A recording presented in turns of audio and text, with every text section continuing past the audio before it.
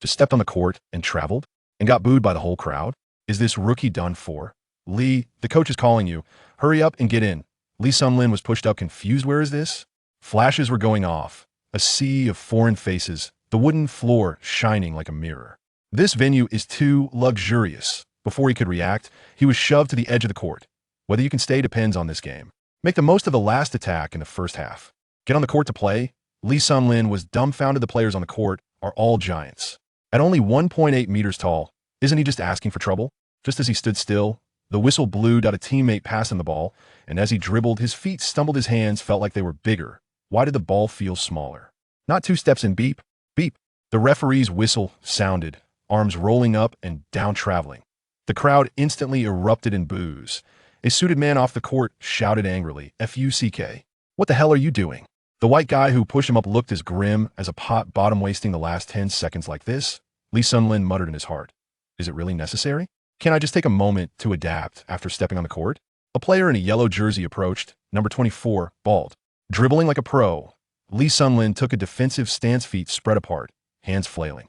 A standard amateur posture. Number 24 looked at his movements, paused for a moment, smirked, and showed a face full of disdain. Lee Sung-lin was fired up. Who does he look down on? On the neighborhood basketball court, he was the Steel King. Who exactly is this number 24? Why does he look so familiar? Can Lee Sung-lin really defend against him? With this state, can he really stay? In the last attack of the first half, does he still have a chance? Steal one from him. Lee Sung-lin was brewing a surge of energy, hands interfering even more vigorously. Number 24 signaled his teammates to spread out. Onthe showdown. The suited man on the sidelines was furious. What is he doing? The tactic is to double team. This rookie is too arrogant. But Lee Sung-lin didn't care. He had never backed down on the neighborhood court. Number 24 dribbled between his legs, changing rhythm. That Lee Sung-lin was convinced he was going to drive left, shifted his weight to the left, and reached for the ball. Number 24 made a crossover dribble. The ball went to the right. Oh no, it's the right. Lee Sung-lin hurriedly shifted his weight. But number 24 flashed a smile, dribbled the ball back to his left with a bounce, and suddenly burst through. Lee Sung-lin's mind couldn't keep up. His body spun like a top. His crossover step wasn't stable, and he fell hard on the floor, hitting his head. Number 24 completely ignored him, driving to the free throw line, jumping up against the defense for a fadeaway.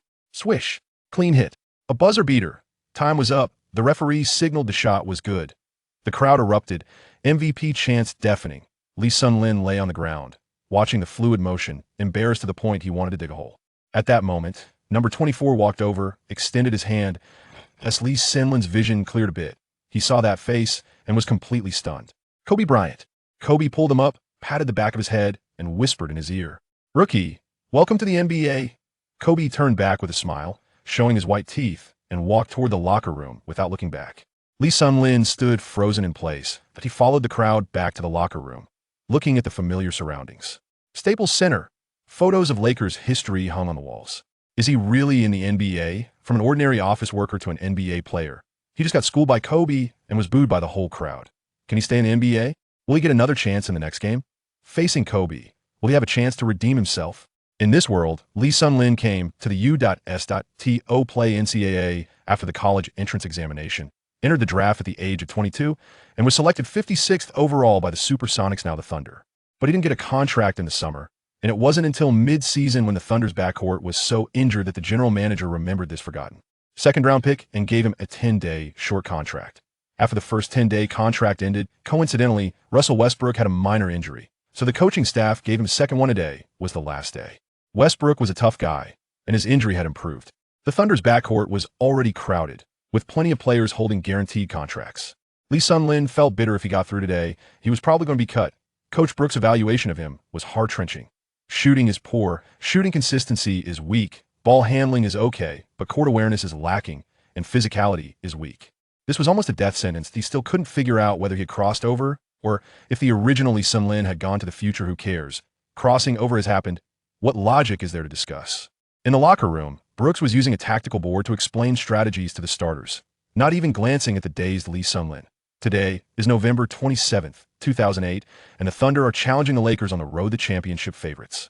Trailing by 11 points at halftime, he just stepped on the court and traveled, then got faked out by Kobe for a buzzer beater.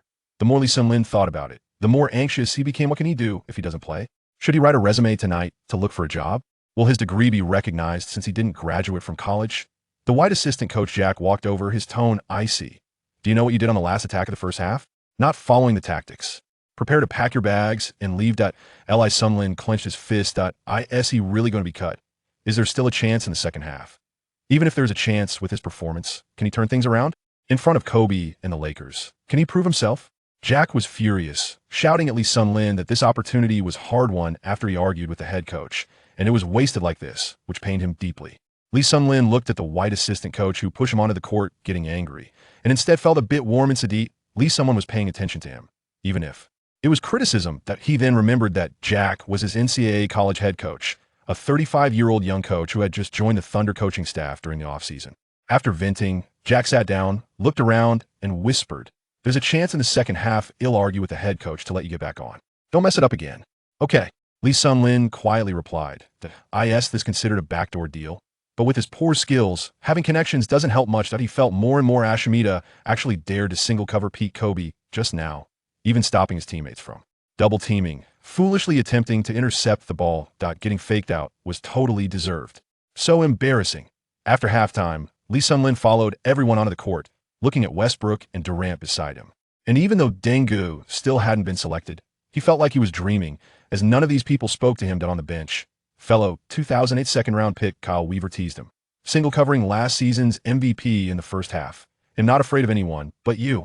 You'll definitely be famous tomorrow. Don't mention it. Are you going to try too?" Lee Sun-lin retorted, "I won't get faked out," Weaver replied with a laugh. But inwardly, he was having second thoughts. She knew his own limitations. The bench was also hierarchical. Old man Joe Smith sat close to the front, as he was a high-level substitute. Lee Sun-lin scanned the bench and saw Westbrook sitting out due to injury, the future MVP. A triple-double machine, still a novice, but a core player that the Thunder were focusing on developing. Then he looked at himself, a temp worker who might be unemployed tomorrow. Did I end the second half? Could Jack really help him earn playing time? Even if he got on the court, could he perform well? Against the Lakers, against Kobe, would he still have a chance to prove himself? Next up was Mohamed Sena, the legacy left by the Supersonics to the Thunder, selected 10th overall in 2006. A guy who had nothing to do with Lee Sun-lin, someone he didn't know. Lee Sun-lin looked at the Thunder's bench, speechless. No scoring, no defense. Even ESPN rated them as the worst bench in the league. No wonder their record was still at the bottom this year. Then he looked at the starters, the still green Durant, the future man who would brag about bathing in Scarlett's bathwater. Now a brick machine. Kobe made a three-pointer he shot from the same spot and missed. Gasol scored inside, and he missed again. The Lakers starting lineup was even more exaggerated. Kobe, Gasol, Bynum, Odom, Fisher, with Ariza and Luke Walton on the bench. Definitely championship caliber. The champions of 0809 and 0910.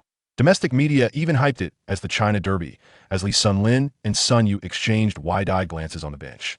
After the third quarter, the score was 65-93, trailing by nearly 30 points. Brooks waved his hand, warming up all the substitutes, preparing for the fourth quarter's garbage time. Jack ran over and said, "Get ready, you're going in soon, try to get a few assists." Lee Sun-lin was sweating nervously going in again. With his level, head definitely be cut tomorrow. Unemployed the day after crossing over.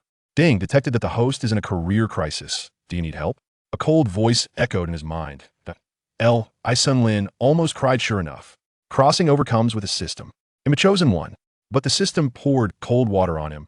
"Please do not insult the chosen one. This system is just temporarily residing." Lee Sun-lin was furious. "You brought me to this godforsaken place and I'm going to be unemployed on the street tomorrow? And you say I'm insulting?" The system was momentarily stumped, and after a long pause, it weakly responded in the voice of his first love. "What do you want me to do?" Lee Sun-lin felt a chill. This system was too cheeky. What help would it provide? Would it give Lee Sun-lin Kobe's skills instantly? Or Durant's scoring ability? In the fourth quarter's garbage time, would Lee Sun-lin seize the opportunity? With the system, could he avoid the fate of being cut? First, you are not allowed to read my memories. Okay. Second, change your voice back. Sure. Third, make me a superstar and blow up Kobe. No way. The system coldly replied. Kobe is at his peak. No one on this planet can defend against him. Then what's the use of this broken system? Lee Sun-lin was anxious. The fourth quarter just started, and the Thunder were down 65-100, trailing by 35 points. Brooks was furious, making 5 substitutions, and Jack signaled Lee Sun-lin time to go in. What should I do? Lee Sun-lin urged the system. Gift new player package. SS Star lottery card, Peak State card, random skill card, Sun Lin ran to the scorer's table, and a live streaming host excitedly typed, Lee Sun Lin is taking off his pants. He's about to go on the court. Sun Yu is taking off his pants too. The comments exploded. Can't wait to see Sun Yu blow him up. You two should come back and play in the CBA. Quick, do the lottery. Lee Sun Lin shouted anxiously. The wheel spun with 12 super guards. Kobe, Harden, Paul, Curry, Westbrook. Start. Stop. The pointer landed on James Harden. Do you want to extract Harden's abilities? Of course. Hurry. Lee Sun Lin had already stepped on the court. You want to use the peak state card? With Harden's peak abilities activated, what kind of performance could Lee Sun Lin deliver? Would he crush Sun Yu? Could he get assists and prove himself? Would this garbage time turn into a stage for a comeback? At this moment, the lineup for the Thunder consists of Lee Sun Lin, Kyle Weaver, Johan Pedro, Joe Smith, and Chris Wilcox, with the primary offensive focus directed towards Joe Smith, allowing him to engage in one-on-one plays. Remarkably, even Westbrook is not on the court. It seems the Thunder are truly resigned to this outcome. Clearly, having influential figures at the top has its advantages. Otherwise, Westbrook would undoubtedly have been compelled to finish the game. Nevertheless, as a rookie, he must adhere to the coach's directives regarding personnel adjustments. On the other hand, the Lakers, playing on their home turf, have deployed a mix of starters and substitutes, including Trevor Ariza, Jordan Farmar, Sun Yu, Lamar Odom, and Pau Gasol. The random skill card has been exhausted. Please proceed with the draw, came the announcement. Draw it and use it immediately. Don't dawdle, Lee Sun Lin remarked with impatience. Pedro had already passed the ball as soon as Lee Sun Lin received it. He dribbled with his left hand, casually tapping the ball against the floor while glancing up at the scoreboard and the time, 65-100, with 9 minutes and 56 seconds remaining. He received a skill card for divine interception, which he promptly utilized. Lee Sun Lin had no time to inquire about the skills of this card. The competition had already commenced. Lee Sun Lin dribbled the ball with his left hand, leisurely making his way across half court, his pace languid and unhurried. How is it that he dribbles with his left hand? It feels markedly different. All the members of the Thunder team suddenly realized that this newcomer had undergone a subtle transformation. Lee Sun Lin is currently soaring to new heights. His peak performance resembles that of a legendary player, showcasing an impressive array of scoring techniques. The moment fans see him with the ball, joy radiates throughout the arena. Just before the end of the first half, the scene unfolded before everyone's eyes, and the venue was instantly filled with a chorus of boos. Lee Sun Lin remained indifferent to the surrounding jeers, jesting whether he was truly the same person as in the first half. The ignorant audience. Lee Sun Lin advanced with the ball, crossing the half-court line and arriving at the arc's pinnacle. Aware of his Chinese heritage, the Lakers dispatched Sun Yu to closely guard him, catering to the preferences of their Chinese fanbase. My apologies, great sage, but you're about to be sacrificed. Lee Sun Lin seemed poised to unleash his prowess upon the great sage. Sun Yu, with unwavering focus, kept his eyes fixed on Lee Sun Lin. Standing at 2.05 meters, he boasted an impressive wingspan for a guard, making defense his forte. Meanwhile, Lee Sun Lin gestured to his teammates, signaling their movement, with Sun Yu as his vigilant adversary. The broadcaster from Live Bar typed live updates, revealing that the original strategy involved Lee Sun Lin lofting the ball to the post player Joe Smith, who was positioned to take on a one-on-one matchup. However, who was Lee Sun Lin at this moment? The embodiment of peak performance. He was determined to take matters into his own hands. At the arc's apex, Lee Sun Lin stood poised at the three-point line, signaling for his opponents to create space. With a series of deft dribbles beneath his legs, Jack felt a wave of exasperation. He had all but given up on Lee Sun Lin. Nevertheless, there was an odd rhythm to his dribbling that piqued curiosity. His teammates, intrigued, spread out to witness his performance, while the starting players below kept their eyes glued to the unfolding match. Lee Sun Lin continuously executed feints, while Sun Yu kept his eyes fixed on Lee Sun Lin's hands. Having never encountered this compatriot before, he was uncertain of his scoring techniques. Would he drive to the left or the right? Lee Sun Lin executed a series of 2 consecutive dribbles, employing a deceptive maneuver that caused Sun Yu to lose his balance. With a signature step-back reminiscent of a certain prominent player, he swiftly positioned himself just beyond the three-point line, perfectly avoiding stepping out of bounds. At that moment, he found himself unopposed. Rising effortlessly, he unleashed a left-handed shot. The arc soaring high. With a satisfying swish, the three-pointer found its mark. The score stood at 68-100.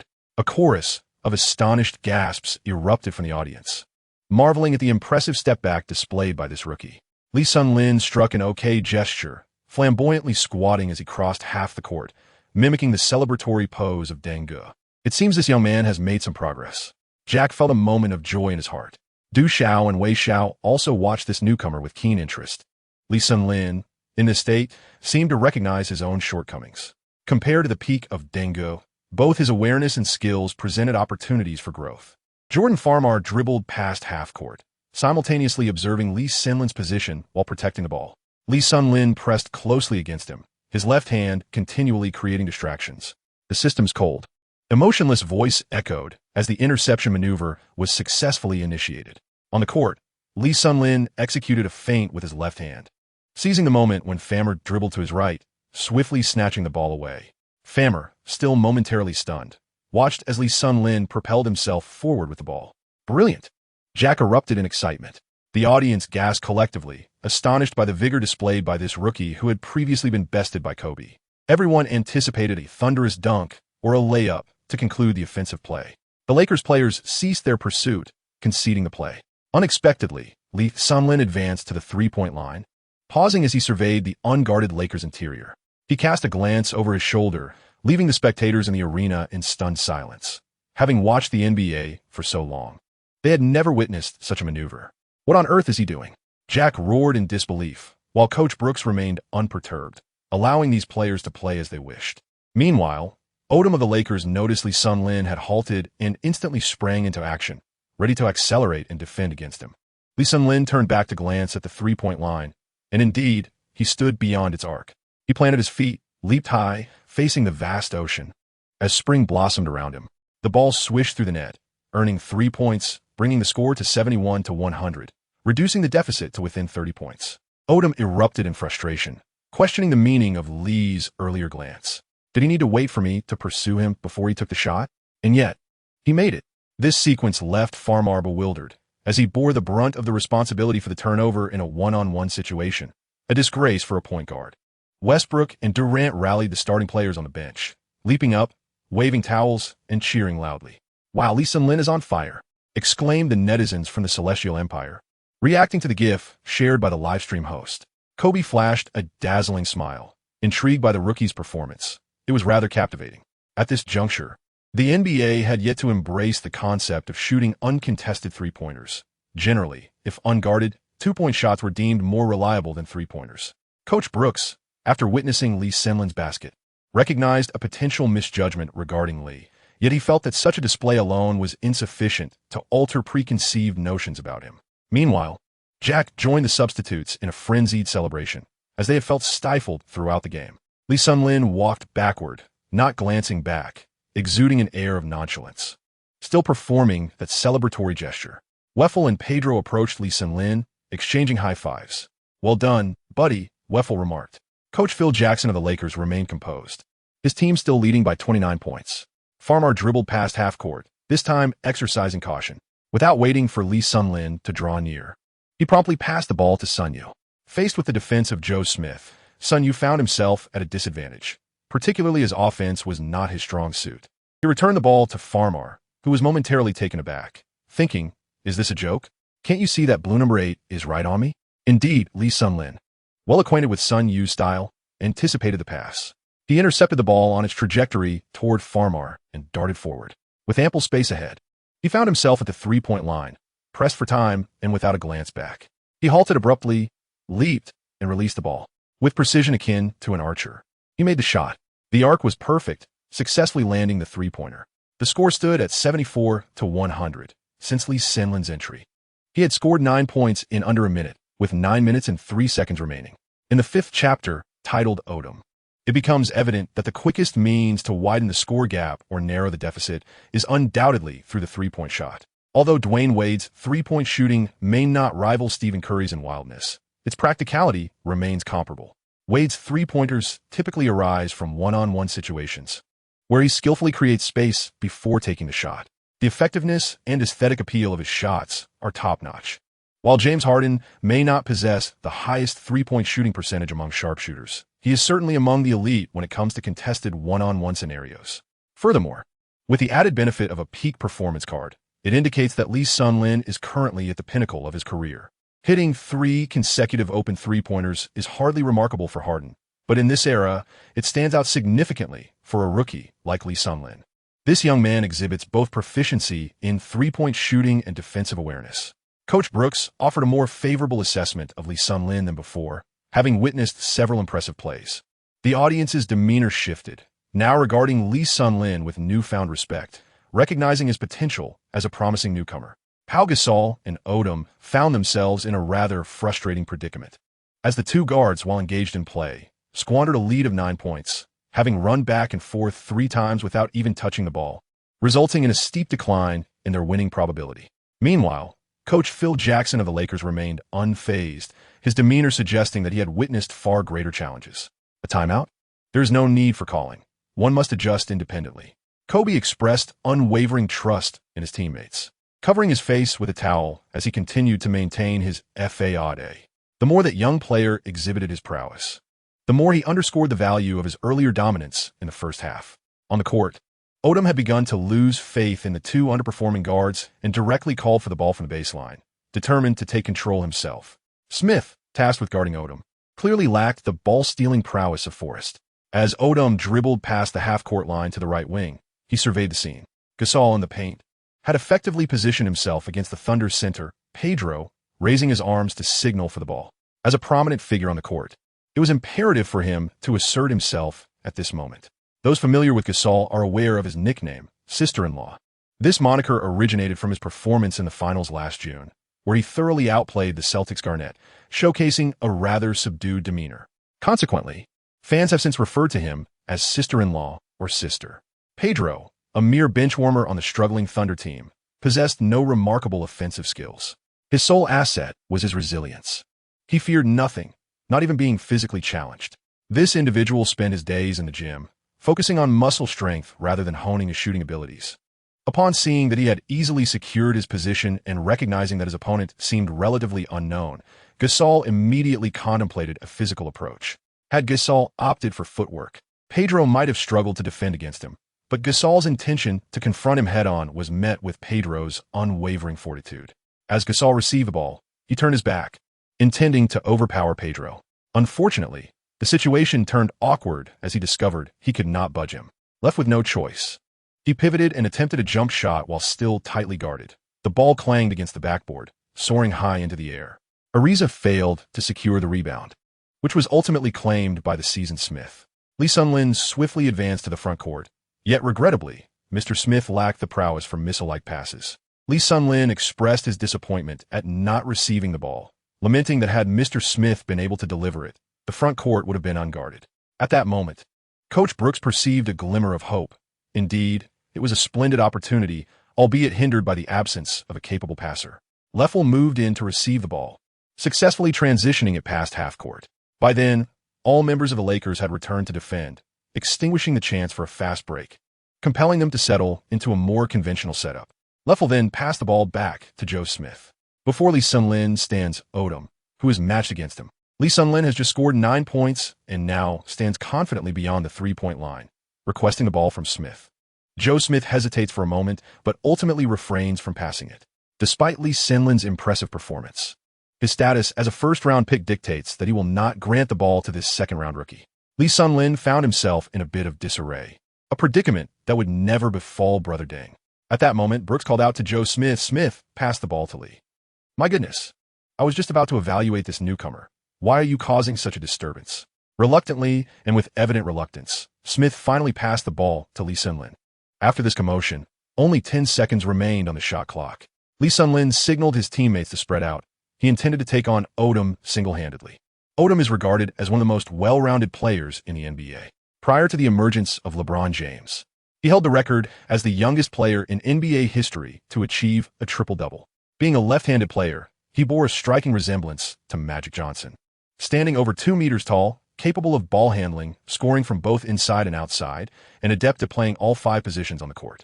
Consequently, upon entering the NBA, he was dubbed the left-handed magician. He himself admitted that he lacked a strong desire to attack while playing. This aspect of his personality allowed Odom to excel as an outstanding second-in-command, yet it hindered him from becoming a team leader. Nonetheless, his abilities are undeniably remarkable.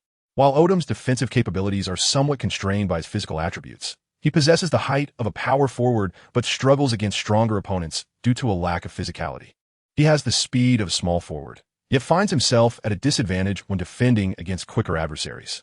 His unique playing style, which is neither distinctly that of a 3 nor a 4, renders Odom somewhat awkward in defense. Thus, in addition to enhancing his strength and speed, he must rely on his skills to compensate for these inherent limitations. Odom now regards the rookie Lee Sun-lin with disdain, remarking, "Kid, watch how I shut you down. You're nothing but trash." Odom certainly has a sharp tongue. Lee Sun-lin retorted directly, "You green-hatted fellow, make sure to keep an eye on your wife at home." Just as Odom was about to respond, he noticed Lee Sun-lin making a move and quickly reached out to intervene. Lee Sun-lin has now become the pinnacle embodiment of Harden, the foremost shooting guard in the league since Kobe. Would he fear you? Lee Sun-lin stood beyond the three-point line, holding the ball with both hands, arms naturally relaxed. Odom reached out his hand, and thus, tragedy struck. Lee Sun-lin instinctively hooked Odom's outstretched arm between his hands, then sprang up before collapsing backward. The referee's whistle blew at the opportune moment, calling a foul on Odom for an infraction beyond the three-point line, resulting in 3 free throws.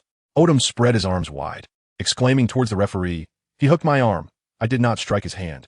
The crowd erupted into a chorus of boos, expressing their discontent with Lee Sun-lin's tactics to draw a foul. Odom unleashed a few more choice words, yet the referee remained unwavering, promptly issuing a technical foul. The boos grew even louder. It must be noted that NBA referees are notoriously steadfast in their decisions, and in this case, the three-point foul was indisputable. After receiving the technical foul, Odom exhibited a marked change in demeanor. In Chapter 6, job security was preserved. Kobe rose to his feet. Zen Master Jackson also ceased his nonchalance, standing at the sideline, urging Farmar to hasten across half-court and call a timeout. Lee Sun-lin successfully made 4 free throws, bringing the score to 78-100. Within a span of just over a minute, Lee Sun-lin scored 13 points in quick succession. As Farmar dribbled past half-court, he signaled for a timeout to the referee before Lee Sun-lin could arrive, exclaiming timeout vocally. Upon hearing the referee's whistle, Farmar hurriedly wiped the sweat from his brow. Lee Sun-lin exerted immense pressure on his opponent, as if he could sever their connection with the ball at any moment. Even when Kobe defended against him, the pressure was not as overwhelming. The Zen Master expressed dissatisfaction with the performance of the 2 guards on the court, as he expected the lineup to maintain competitiveness at all times. However, the backcourt combination of Farmar and Sun Yu evidently fell short of his expectations. Sun Daxing felt helpless, unable to comprehend how Lee Sun-lin had transformed into such a formidable force, rendering him completely incapable of resistance. "Kobe, Kobe, we need Kobe." The fans in the Lakers arena chanted in unison during a timeout, eager for strategic guidance. In the previous season, Kobe averaged an impressive 28, 3 points, 6, 3 rebounds, and 4 assists, leading the team to the finals and triumphing in the MVP race against Paul. Undoubtedly, Kobe stood as the preeminent player in the league. Although the Lakers maintained a 22-point lead, the momentum had been stifled by a rookie from the Thunder, an unforgivable lapse for a team aspiring for the championship. At this moment, all Lakers fans placed their hopes upon their MVP. It is worth noting that regardless of how dazzling the rookie's future performances may be, the image of Kobe dazzlingly outmaneuvering Lee Sun-lin in the first half would be eternally captured by the cameras. The fans yearned for Kobe to step onto the court and teach this arrogant rookie a lesson. Upon hearing the chants, the Zen Master glanced at Kobe to inquire whether he would enter the game. Kobe swiftly removed his pants, signaling his readiness to play, igniting his competitive spirit against the rookie. The fans erupted in excitement at Kobe's gesture. Meanwhile, Coach Brooks was also devising strategies, and, for once, he offered Lee Sun-lin a rare smile, saying, "Everyone is doing well. Lee, splendid work." Coach Brooks was quite satisfied with the current lineup and did not intend to make substitutions. He recognized the need to reassess the performance of his bench players, acknowledging a deviation in his previous evaluations. Upon hearing Brooks' commendation, Lee Sun-lin felt the tension in his heart dissipate. At that moment, assistant coach Jack, standing nearby, gave him a thumbs up. Although Jack was astounded by Lee Sun-lin's remarkable display of talent, he felt even more delighted. For now, he had ample justification to persuade the coaching staff to retain this promising Prot G. The more exceptional the performance of this promising student, the stronger his own coaching prowess would be perceived.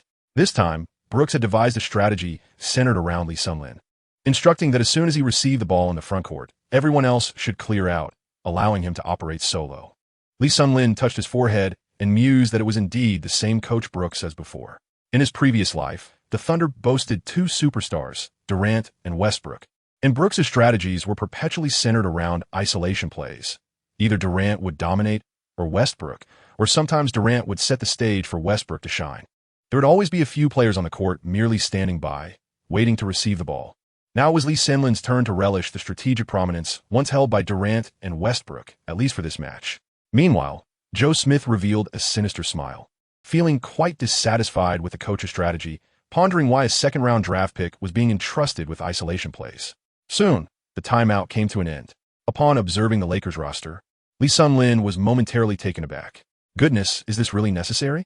You are formidable contenders for the championship, leading by over 20 points, while our lineup pales in comparison. How can you carry on like this? Lee Sun-lin glanced back at the four unfortunate perennial substitutes trailing behind him. The Lakers' starting lineup was undeniably formidable, featuring Kobe, Fisher, Ariza, Gasol, and Bynum. Coach Brooks' expression shifted noticeably. This Zen master was becoming increasingly audacious with age, seemingly oblivious to the fact that he was up against a team of long-standing reserves. You're impressive, fielding a starting five, he thought. The Zen master, however, felt a sense of helplessness. After all, the opposing substitutes were exceptionally fierce. When Kobe spoke, commanding the starters to take the court, it was a decisive moment. Observing Brooks' ashen countenance, the Zen master grew concerned that Brooks might refuse to shake his hand post-game, subsequently airing grievances to the media about his lack of decorum. The entrance of the Lakers starters immediately proved effective, yielding instant results. Kobe, leveraging Bynum's screen, deftly maneuvered past the defender LaFleur and unleashed a three-pointer with a flawless arc swish. The Nets' hopes were dashed as the score widened to 78-103. The Staples Center erupted in fervor. With a precisely executed three-pointer, Kobe quashed the Thunder's hard-earned momentum. Lee Sun-lin advanced the ball past the halfway line. Utilizing Pedro's robust physique, he shielded himself from the defense of Kobe, breaking through to enter the paint. Approaching the 3-second area, he faced the formidable defenses of Gasol and Bynum, maneuvering adeptly to secure a challenging 2 points. The score tightened to 80-103. In the ensuing minutes of the game, the Lakers flourished both inside and outside the arc, with Kobe, Gasol, and Bynum consistently racking up points. While Lee Sun-lin faced relentless double teams on the defensive end, Lee Sun-lin found each point he scored to be a hard-fought endeavor, even missing several shots. Faced with the formidable starting lineup of the resplendent Lakers, even the peak performance player, Dengue, was unable to close the gap in the score. Throughout the match, the Thunder continuously adjusted their starting lineup. Yet it was not until the final minute of the game, when the outcome was already determined, that Lee Sun-lin was substituted. As he exited the court, a wave of applause erupted from the Staples Center, acknowledging the remarkable newcomer whose performance had undeniably captivated the local fans. On the sidelines, Durant watched with envy. Despite being the Thunder's star player, he had never experienced such adoration on an away game. Soon, with the referee's whistle signaling the end, the game concluded with a score of 98-123, marking a 25-point defeat for the Thunder at the Staples Center. Despite the loss, rookie Lee Sun-lin shattered multiple records, scoring 25 points in the fourth quarter, a personal career high, and breaking the rookie single-quarter scoring record for both the Supersonics and the Thunder. After the game, Durant and Westbrook stared in astonishment at the newcomer, exclaiming, "Damn, he can really shoot. Where's he been all this time?" For Coach Brooks, although the game ended in defeat, he remained optimistic, impressed by the resilience demonstrated by the bench, particularly the outstanding performance of rookie Lee Sun-lin, who showed great promise for development. As they made their way back to the locker room, Westbrook and Durant, for the first time, greeted Lee Sun-lin and exchanged a few words. Despite his impressive showing, Lee Sun-lin was not yet deemed worthy by Coach Brooks to attend the press conference. There, Zen Master and Kobe sat upright on the stage, facing a throng of reporters from Los Angeles. "Kobe, how would you assess the Chinese boys' performance in the fourth quarter?" Kobe, in high spirits, reflected on the spectacular play that had outmaneuvered Lee Sun-lin, noting that the rookie's subsequent eruption of scoring had added value to his own performance. When he entered the game in the fourth quarter, he immediately halted the Lakers' decline and secured the final victory. Thus, Kobe's mood was buoyant. "This rookie is quite impressive. He possesses commendable scoring ability, though his defense requires enhancement." "You know what I mean," he replied with a smile. The assembled reporters chuckled, recognizing that regardless of the rookie's brilliance that night, the memorable shot he had taken before halftime would linger in their minds. Chapter 7, Rated C. Lee Sun-lin returned to the locker room, relishing the sensation of showering at the Staples Center, an experience he had never encountered before. The thought brought a smile to his face. As a bench warmer, the outcome of the game was beyond his control, thus he remained unburdened by the shadow of defeat. One must possess a sense of self-awareness when occupying the role of a substitute. As he scrubbed away the sweat, humming a tune, he took pleasure in cleansing his body. While showering, Lee Sun-lin contemplated the nature of the system, realizing that in his eagerness to acquire its abilities, he had scarcely explored its functionalities. Lee Sun-lin silently murmured a phrase, prompting the system to materialize. Instantly, a three-dimensional projection sprang forth upon his retina. It was remarkably vivid, quite impressive indeed. "Hey system, come forth and elucidate your functions." A chilling voice responded, "First, please don your attire." Lee Sun-lin is indeed still bare-bodied. Goodness, it seems this system is still feminine. Lee Sun-lin muttered to himself as he hurriedly dried his body with a towel, using a larger towel to cover his crucial areas. Nearby, each teammate occupied their own shower stalls, still rinsing off. "All right, I'm dressed now. Is that sufficient?" he asked. You rogue," came a playful retort. The system seemed somewhat displeased with his casual demeanor. "Hurry up, don't waste time," Lee Sun-lin said impatiently, noting how remarkably intelligent the system's setup was. After a moment of silence, the system responded, "I have already explained my origins. As for my specific functions, you may explore them yourself by focusing your consciousness on the relevant system icons. For instance, the first humanoid icon represents your personal attributes. The second star-shaped icon displays your list of achievements. The third, shaped like a moon, leads to the mission hall, where you can freely select tasks and earn rewards upon completion. The fourth, resembling a sun, is the system store, which will become accessible once your attributes reach level B, offering various superstar cards and items. Lastly, the fifth backpack icon serves as the storage point for items possessed by the temporary host." As Lee Sun-lin listened intently to the system's explanation, a myriad of questions arose in his mind. What, he pondered, is the icon on the far right that represents a lottery draw? The lottery button allows one to utilize experience points for a chance to win prizes, which will be adjusted according to the capabilities of the temporary host. The system replied in a rather impersonal tone. What does that mean?" Lee Sun-lin inquired further. "Temporary host, please access your personal attributes panel," the system instructed. Lee Sun-lin endeavored to focus his attention on the first icon, and in an instant, the system hull transformed into his personal three-dimensional projection. "Is this truly me? So handsome?" Upon his return, Lee Sun-lin had not gazed into a mirror, and this marked the first occasion he beheld his entire form. Hearing Lee Sun-lin's self-admiration, the system coldly remarked, "This can be considered the sole merit of a temporary host." Lee Sun-lin remained unfazed by the system's mockery, directing his gaze to the right, where the attributes of the 3D player model were displayed.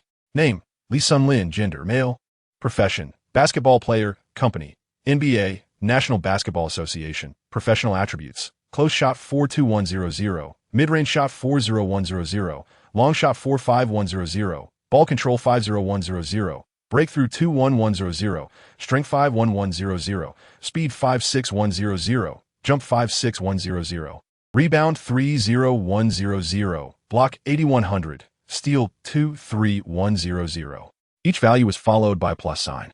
Overall rating, C. What do the preceding values signify?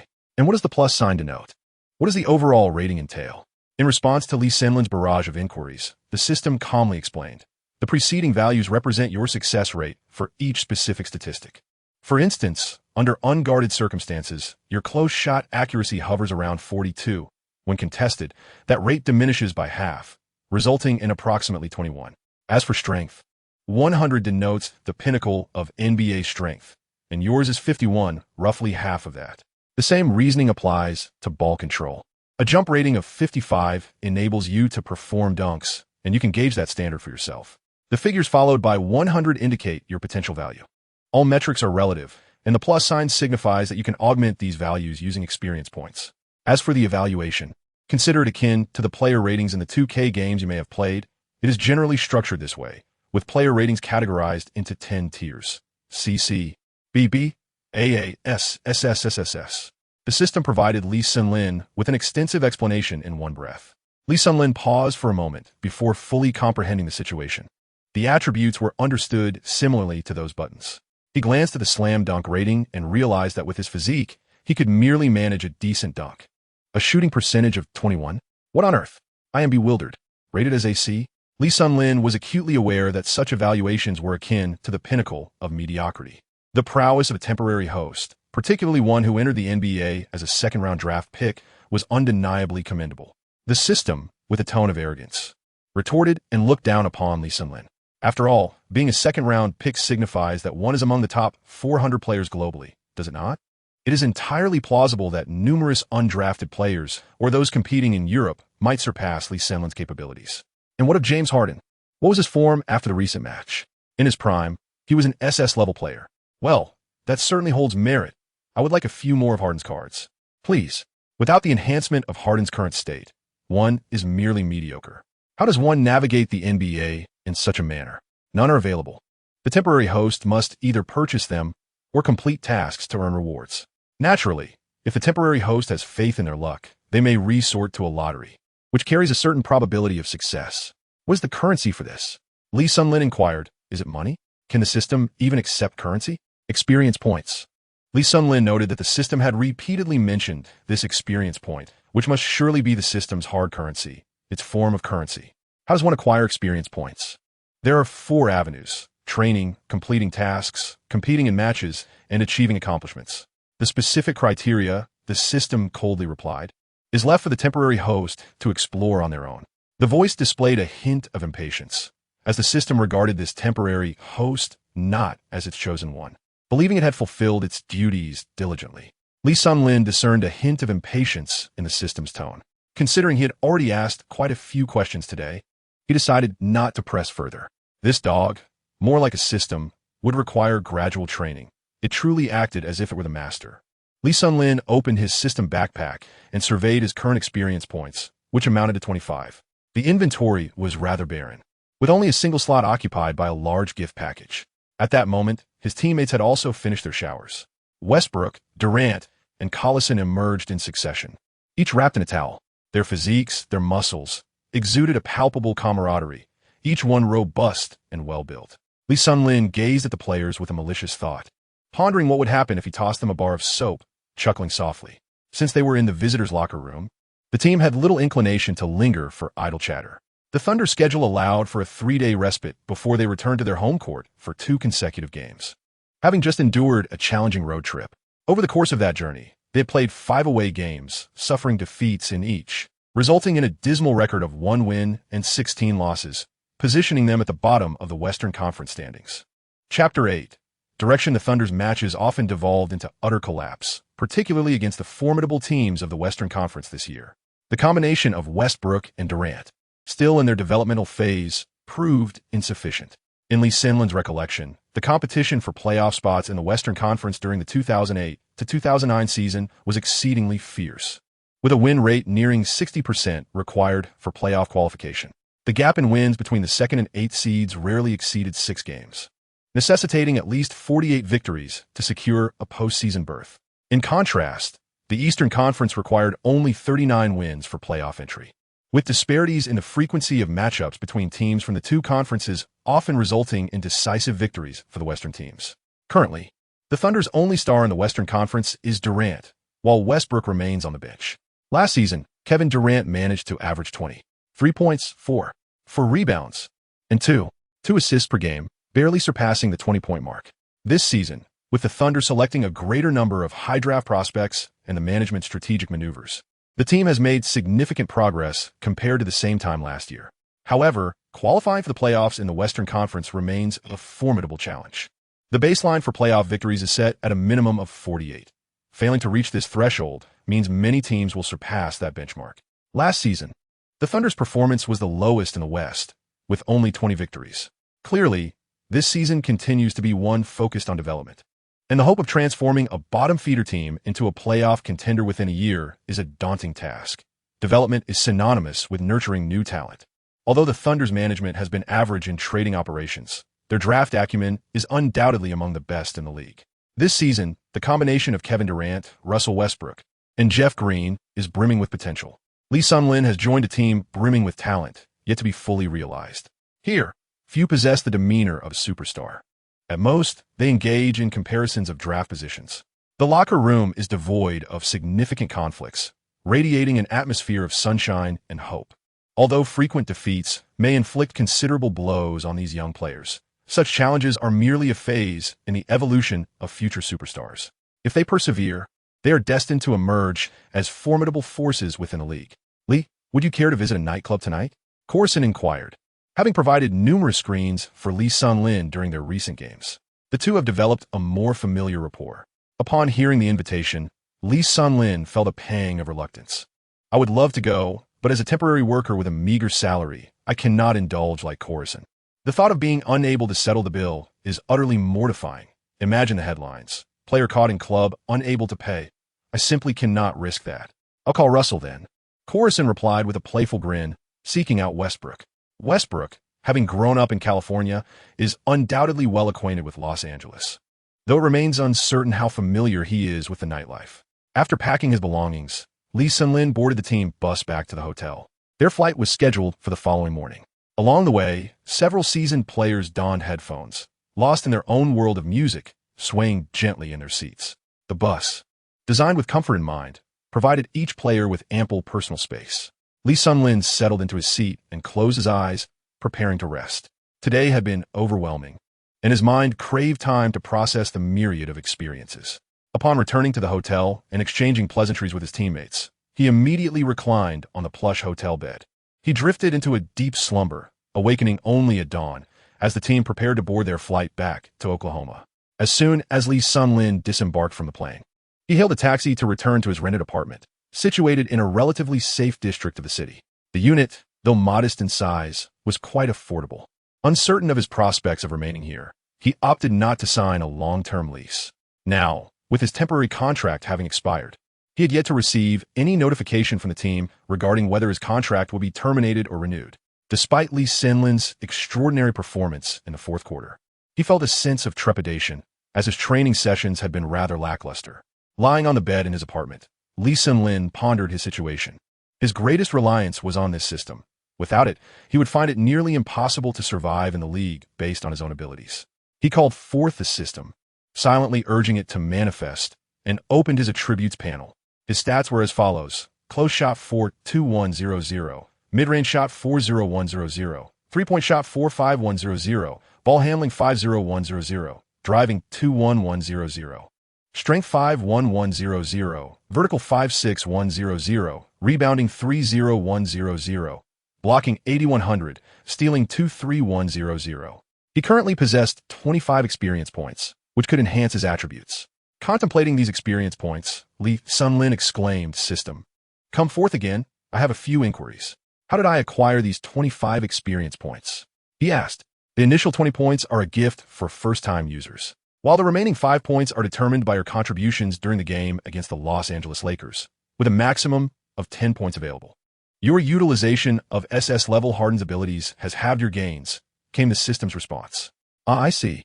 Do you have any recommendations on where I should allocate these experience points? Lee Sun-Lin inquired. As a temporary host playing as a guard, you have experience with 2K.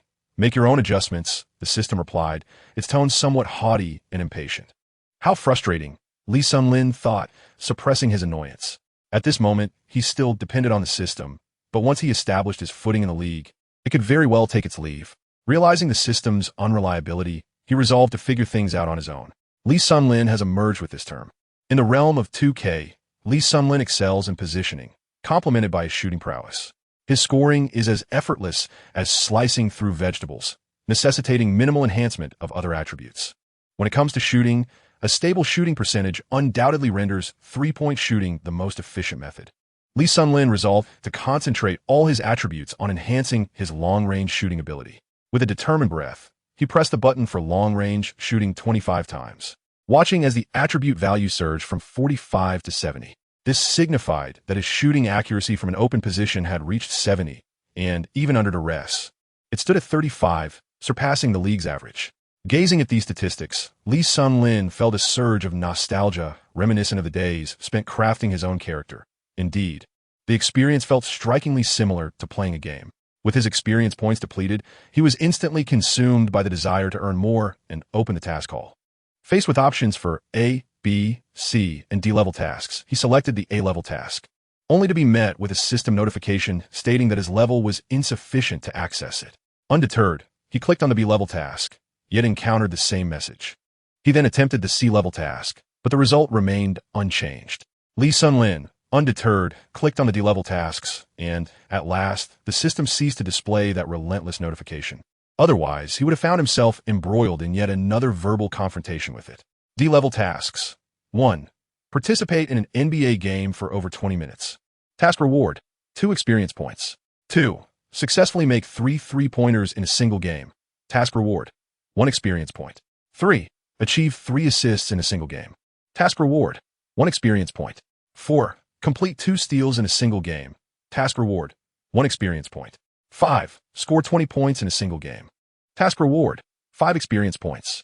6. Secure 10 rebounds in a single game. Task reward, 5 experience points. The tasks were numerous, with increasing difficulty as one progressed. Yet they all pertained to individual games. Most seemed relatively straightforward to accomplish. At least, Lee Sun-lin believed it would not pose much of a challenge if he utilized his custom character. After a moment of contemplation regarding which task to undertake first, he decided to accept the first 4. As for the task of scoring 20 points, Lee Sun-lin felt that without a player of Harden's caliber, it would remain unattainable. 10 rebounds? That was nothing short of a jest, given his attributes. Lee Sun-lin recalled that he seemed to have a grand gift package yet to be opened, and he immediately shifted his focus to find it. System, reveal the contents of this gift package. He called out into the air. What nuisance? Oh, this? You'll find out once you open it. The system responded, a hint of arrogance in its tone. This is a random skill package, dropped during your last match against Kobe. There's a chance to acquire his exclusive skills upon opening it. Exclusive skills? What does that entail? Wait, are you telling me that skill packages can drop during one-on-one matches? Is this akin to loot drops in monster battles? Just open it and see for yourself. The odds of you obtaining an keepable exclusive skill are quite slim. Faced with the system's haughty demeanor, Lee Sun-lin felt exasperated. The service attitude was far from commendable. Just as he was about to click on the exclusive skill package, his phone rang. Coach Jack. He closed the system panel, preparing to answer the call. Hello, Coach. Congratulations. You've made it. The Thunder have decided to offer you a 1-year guaranteed contract. Coach Jack exclaimed joyfully. His exuberance was palpable. Lee Sun-lin's performance the previous night had impressed Brooks, who had chosen to grant him another opportunity. Scoring 25 points in a single quarter was not a feat every player could achieve, especially against the Lakers. Thank you so much, Coach. Lee Sun-lin is now filled with exhilaration. He no longer has to live in fear. With the contract secured, he has established a fundamental foothold in the United States, freeing himself from a nomadic existence he once endured. Reflecting on his past experiences, Lee Sun-lin truly comprehends the value of an NBA contract. Lee, I'm looking forward to your treat. He chuckles. By the way, please stop by the office before training tomorrow. Sure, I will. Lee Sun-lin is profoundly grateful to Coach Jack. Without his advocacy, Lee Sun-lin would not have had the opportunity to secure 2 temporary contracts, especially in the competitive realm of the NBA, where countless aspirants vie for such positions. Fans often only witness the glamour of superstars, but for marginal players, the NBA can be an exceedingly harsh environment.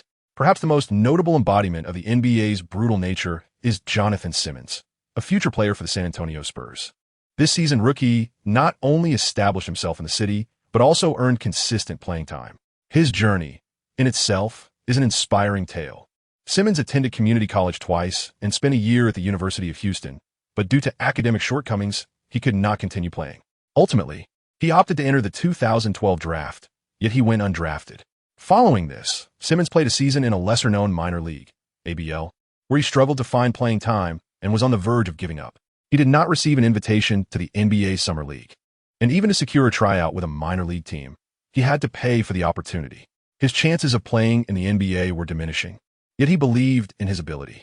He decided to give it another shot by returning to the Austin Spurs for another year, ultimately catching the eye of the Spurs. Without the talent of elite superstars, establishing oneself in the NBA is exceptionally challenging. Chapter 9. A resolute heart faced with this hard-won opportunity. Lee Sun-lin felt a surge of happiness. Once an ordinary white-collar worker, he had now secured an NBA contract, transforming into a professional player. The reality of it all felt surreal. System, do you need to eat? If so, allow me to treat you, Lee Sun-lin jestingly inquired, feeling unusually cheerful, yet lacking someone to share his joy with. After 3 years of striving in America, devoid of money and career prospects, despite his tall and handsome appearance. Lee Sun-lin had hesitated to pursue a romantic relationship, enveloped in solitude. "What do you think?" he asked the system, which remained coldly indifferent. "And where does your energy come from?" "Solar energy." "When will you seek your destined partner?" Lee Sun-lin asked, a hint of worry in his voice. "Once you achieve SSS rank." "Why is that?" "The system will not deceive the host, even if temporarily." With this reassurance, Lee Sun-lin felt a weight lifted, as he had previously feared the system might abandon him at any moment. "All right," he chuckled. Having been interrupted by Coach Jack, he was eager to resume his package opening activity. "System, are you there? Let us witness this miraculous moment together," he called out exuberantly. The system emitted a faint grunt in response. Lee Sun-lin gazed at the gift package, momentarily bewildered. How does one open it? There was no button to be found. Wiping the sweat from his forehead, he felt a twinge of embarrassment. Despite the absence of others, he focused intently on the package, striving to avoid distraction, silently repeating the command to open it. The system responded in its cold, mechanical tone. As anticipated, under the system's guidance, the gift package erupted in a dazzling display of vibrant colors. So bright, Lee Sun-lin instinctively shielded his eyes, though it proved futile. Observing Lee Sun-lin's exaggerated gestures, the system muttered, "Childish." Lee Sun-lin feigned ignorance as the light ceased to shine. A red card had taken the place of the original gift. Resting in the same compartment as before, Lee Sun-lin focused his attention on the crimson card, and at that moment, without the need for a system explanation, the card autonomously revealed its function. The backward jump shot LV1, Kobe's exclusive skill card. Equipping this skill card enhances the shooting accuracy by a remarkable 5% when utilizing a backward posture, disregarding any interference. Consider yourself fortunate. It is indeed a purple upgradable skill, the system remarked. It certainly appeared impressive. Lee Sun-lin currently possesses a long-range shooting skill rated at 70 points. An increase of 5 would elevate his open shot accuracy to 75. However, imagining a 3-point fadeaway is quite a beautiful sight. Ignoring interference, his shooting percentage, which would typically languish at 35 under duress, suddenly surges to 40. This undoubtedly marks him as a quality shooter in the NBA. The system, having just mentioned the color purple, piqued curiosity. What does purple signify? This time, the system appeared somewhat patient, explaining, "Purple cards signify skills that can be upgraded, representing top-tier abilities. Blue cards denote non-upgradable stars, functioning as one-time use cards, while green cards represent single-use skills." So that is how it is. Lee Sun-lin gained a deeper understanding of the system's card functionality, noting the intricate design of its settings. Does that mean I will receive skill packs every time I engage in one-on-one matches with Kobe? As long as you face off against players classified as S rank or higher. Engaging in a single offensive and defensive confrontation grants you a 10% chance of acquiring the exclusive skills of your opponent. Once you obtain a skill, it will not drop again. Are exclusive skills only available to S and SS rank stars? Indeed, S rank stars possess only one exclusive skill, while those of SS rank have two. So, I will have access to them once I reach S rank, correct? Yes, that is correct. I am filled with anticipation. The temporary host must first learn to be grounded. Without dreams, what distinguishes a person from salted fish? Lee Sun-lin quipped at the system, echoing Stephen Chow's words. The journey to becoming an NBA superstar remains long and arduous, so the temporary host must endeavor earnestly. Observing Lee Sun-lin's spirited demeanor, the system refrained from discouraging him. "Thank you. Sometimes, you are not as irksome as you seem," Lee Sun-lin remarked. "By the way, how do I equip this skill card?" Please open the attributes panel. Do you see the 3 empty slots next to your character? Each slot can accommodate one skill card. Simply focus on the slot and silently recite the name of the skill card. Following the system's instructions, Lee Sun-lin successfully transferred the skill cards from the inventory to the equipment slots adjacent to his attributes, revealing 3 vacant spaces, each of which allowed for the equipping of a skill card. Upon reviewing his projection data, it had transformed to 75, 100. Well then, it appeared there was little left to do for now. He awaited the contract signing scheduled for the morrow, and the thought of it filled him with joy. Opening his computer, Lee Sun-lin intended to browse the internet for the latest news, habitually logging into QQ. Even after more than 3 years abroad, the habit of using QQ, cultivated during high school, remained unchanged. At that time, mobile phones had yet to become highly sophisticated. Lee Sun-lin's device was still a Nokia 6120, and the availability of applications was exceedingly scarce. Lee Sinlin's mind was preoccupied with the prospect of possibly developing some investment app in the future. The internet speed was not particularly fast. At least when compared to the speed he had at home in his previous life, it was utterly inferior. The web page slowly loaded, and Lee Sinlin instinctively navigated to a domestic portal website. At this moment, Weibo had yet to be born, as it would only be developed by Sina the following year. Lee Sinlin could only browse domestic news on the portal website. At this moment, the NBA section of the portal was predominantly occupied by headlines featuring Yao Ming and Yi Jianlian, or reports on the Lakers and Celtics. In a remote corner, Lee Sinlin stumbled upon an article about himself. It seemed that the Chinese media, with its focus on prominent figures like Yao Ming and Yi Jianlian, was not inclined to devote much attention to him, a mere temporary player, resulting in only sporadic mentions. Suddenly, the sound of a notification chimed on his phone. "Hey, buddy. Welcome officially to the Thunder," came a message from Westbrook. "Balkuma, Lee, Duranal Sutaksta. Congratulations on signing the contract," added Collison. One by one, Lee Sinlin received congratulatory messages from many of his new teammates on the Thunder, except for Joe Smith. Lee Sinlin responded with a simple thank you. Yet he did not dwell on it, for there were still many days ahead. After perusing the portal website, Lee Sinlin delved into the NBA section of Hoopu, where the analyses regarding him were remarkably insightful. It was evident that seasoned basketball enthusiasts had taken note of Lee Sinlin. Numerous individuals left comments beneath his feature article. "Wow, this is impressive. Scoring 25 points in a single quarter. Could it possibly be a rookie record?" Initially, after watching the first half, I assumed he was just another mediocre player. However, by the end of the game, I realized I had been mistaken.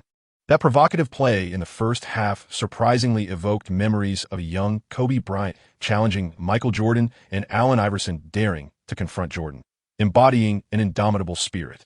This comment was inspired by Lee Sinlin's performance in the fourth quarter. Upon reading it, Lee Sinlin felt a bit awkward, as he genuinely did not recognize that he was up against Kobe. Otherwise, his impulsive actions would not have been so foolish. Nevertheless, this play, coupled with Lee Sinlin's explosive performance in the fourth quarter, seemed to have a commendable impact, leading most to perceive him as a defiant newcomer, unyielding to the opponent's fame. Much like Iverson's challenge against Jordan. Of course, without his fourth quarter display, such behavior would undoubtedly have been deemed foolish. Suddenly, a notification flashed in QQ, and a message from the third-year class group emerged. Class monitor Zhang Lan shared an old group photo of the class, stating, "Esteemed heroes and illustrious individuals. I stumbled upon our collective photo while browsing through my phone, and it brought back fond memories. It has been far too long since we last gathered. When shall we reunite?" Previously, Lee Sinlin School was considered a provincial key institution, and most of the students in his class were still in their senior year of university. Lee Sinlin, along with a select few, opted to study abroad, while the majority chose to remain in the country to continue their university education. As they approached their senior year, they faced decisions of either pursuing further studies or preparing for employment, with the prospect of waiting until the new year looming ahead. The physical education teacher from high school, Lao Gao, remarked on this reality. Indeed, his desk mate, Zhang Bin, concurred. "Well, those of us staying in the country should be fine, but I wonder if those few abroad will be able to return," said Li Feng, the class monitor's desk mate. This included several classmates, among them Lee Sinlin, who had chosen to study overseas. The bonds formed during their high school years were genuinely strong and pure. Lee Sinlin began to type. "Well, perhaps not. It is likely that he will be at work during the new year, as the NBA does not observe the spring festival holiday. Only a select few close classmates are aware of his pursuit of a professional basketball career. The majority remain oblivious, merely knowing that he has traveled to America. Let's see how things unfold. I too wish to return. The Belle of Princeton University by Feifei has come back. Feifei, I miss you. A hug, please." The class monitor, Zhang Lan, directly requested a hug in the group chat. Instantly, the topic veered off course. Bai Feifei did not respond. Lee Sinlin seems to have somewhat vague recollections of the events that transpired during his high school years. His feelings toward his classmates no longer resonate with the same depth as they once did. The topics within the group chat emerged one after another. Yet after a brief glance, Lee Sinlin found himself lacking any significant interest and subsequently decided to exit the QQ group. Lee Sinlin closed his laptop and reclined, reflecting on the extraordinary experiences of this recent period. The apartment, modest in size, comprised a single bedroom and a living room. Before Lee Sinlin's journey through time, his predecessor had endured a rather frugal existence. Lee Sinlin's bank account now holds merely $3,000 to $4,000. Had he not remained with the Thunder, he would likely have had to relinquish his dream of basketball. However, having ventured here with the aid of the system, he is determined not only to fulfill the aspirations of 2 lifetimes, but also to ascend to the ranks of superstars in the NBA. In his previous life, after his 3rd year of high school, Lee Sun-lin chose not to study abroad, abandoning his dream of playing in the NBA. He resigned himself to reality, adhering to his parents' wishes by staying in the country, attending university, and becoming an office worker. In contrast, this version of himself boldly pursues his dreams, enduring countless rejections and denials, experiencing immense hardships. The merging of 2 lives signifies a fresh beginning, and now everything starts anew. Lee Sun-lin's aspiration to become a supernova slowly solidified. Chapter 10. The Signing of the Contract. Part 1. Lee Sun-lin steadfastly upheld his original intentions, and upon witnessing his earnest demeanor, it appeared that the system was also somewhat touched. Lee Sun-lin's actions bear a striking resemblance to the intentions of his creator. When the host resonates with the designer, the alignment with the system significantly enhances. The system has begun to contemplate whether it should continue its opposition to Lee Sun-lin, as he mirrors the earnest demeanor of the designer in his youth, a reflection of the disheartened creator's original aspiration for the system. At 8 in the morning, Lee Sun-lin departed from his apartment, leisurely jogging to the Ford Center arena, a habit he had diligently cultivated. This also served as a warm-up before training, as the distance from his apartment to the Ford Center was not considerable, allowing him to arrive in just 15 minutes. Lee Sun-lin jogged along the sidewalk leading to the Ford Center in Oklahoma City. The city's morning was relatively tranquil. Only a smattering of vehicles graced the streets, and pedestrians were few and far between.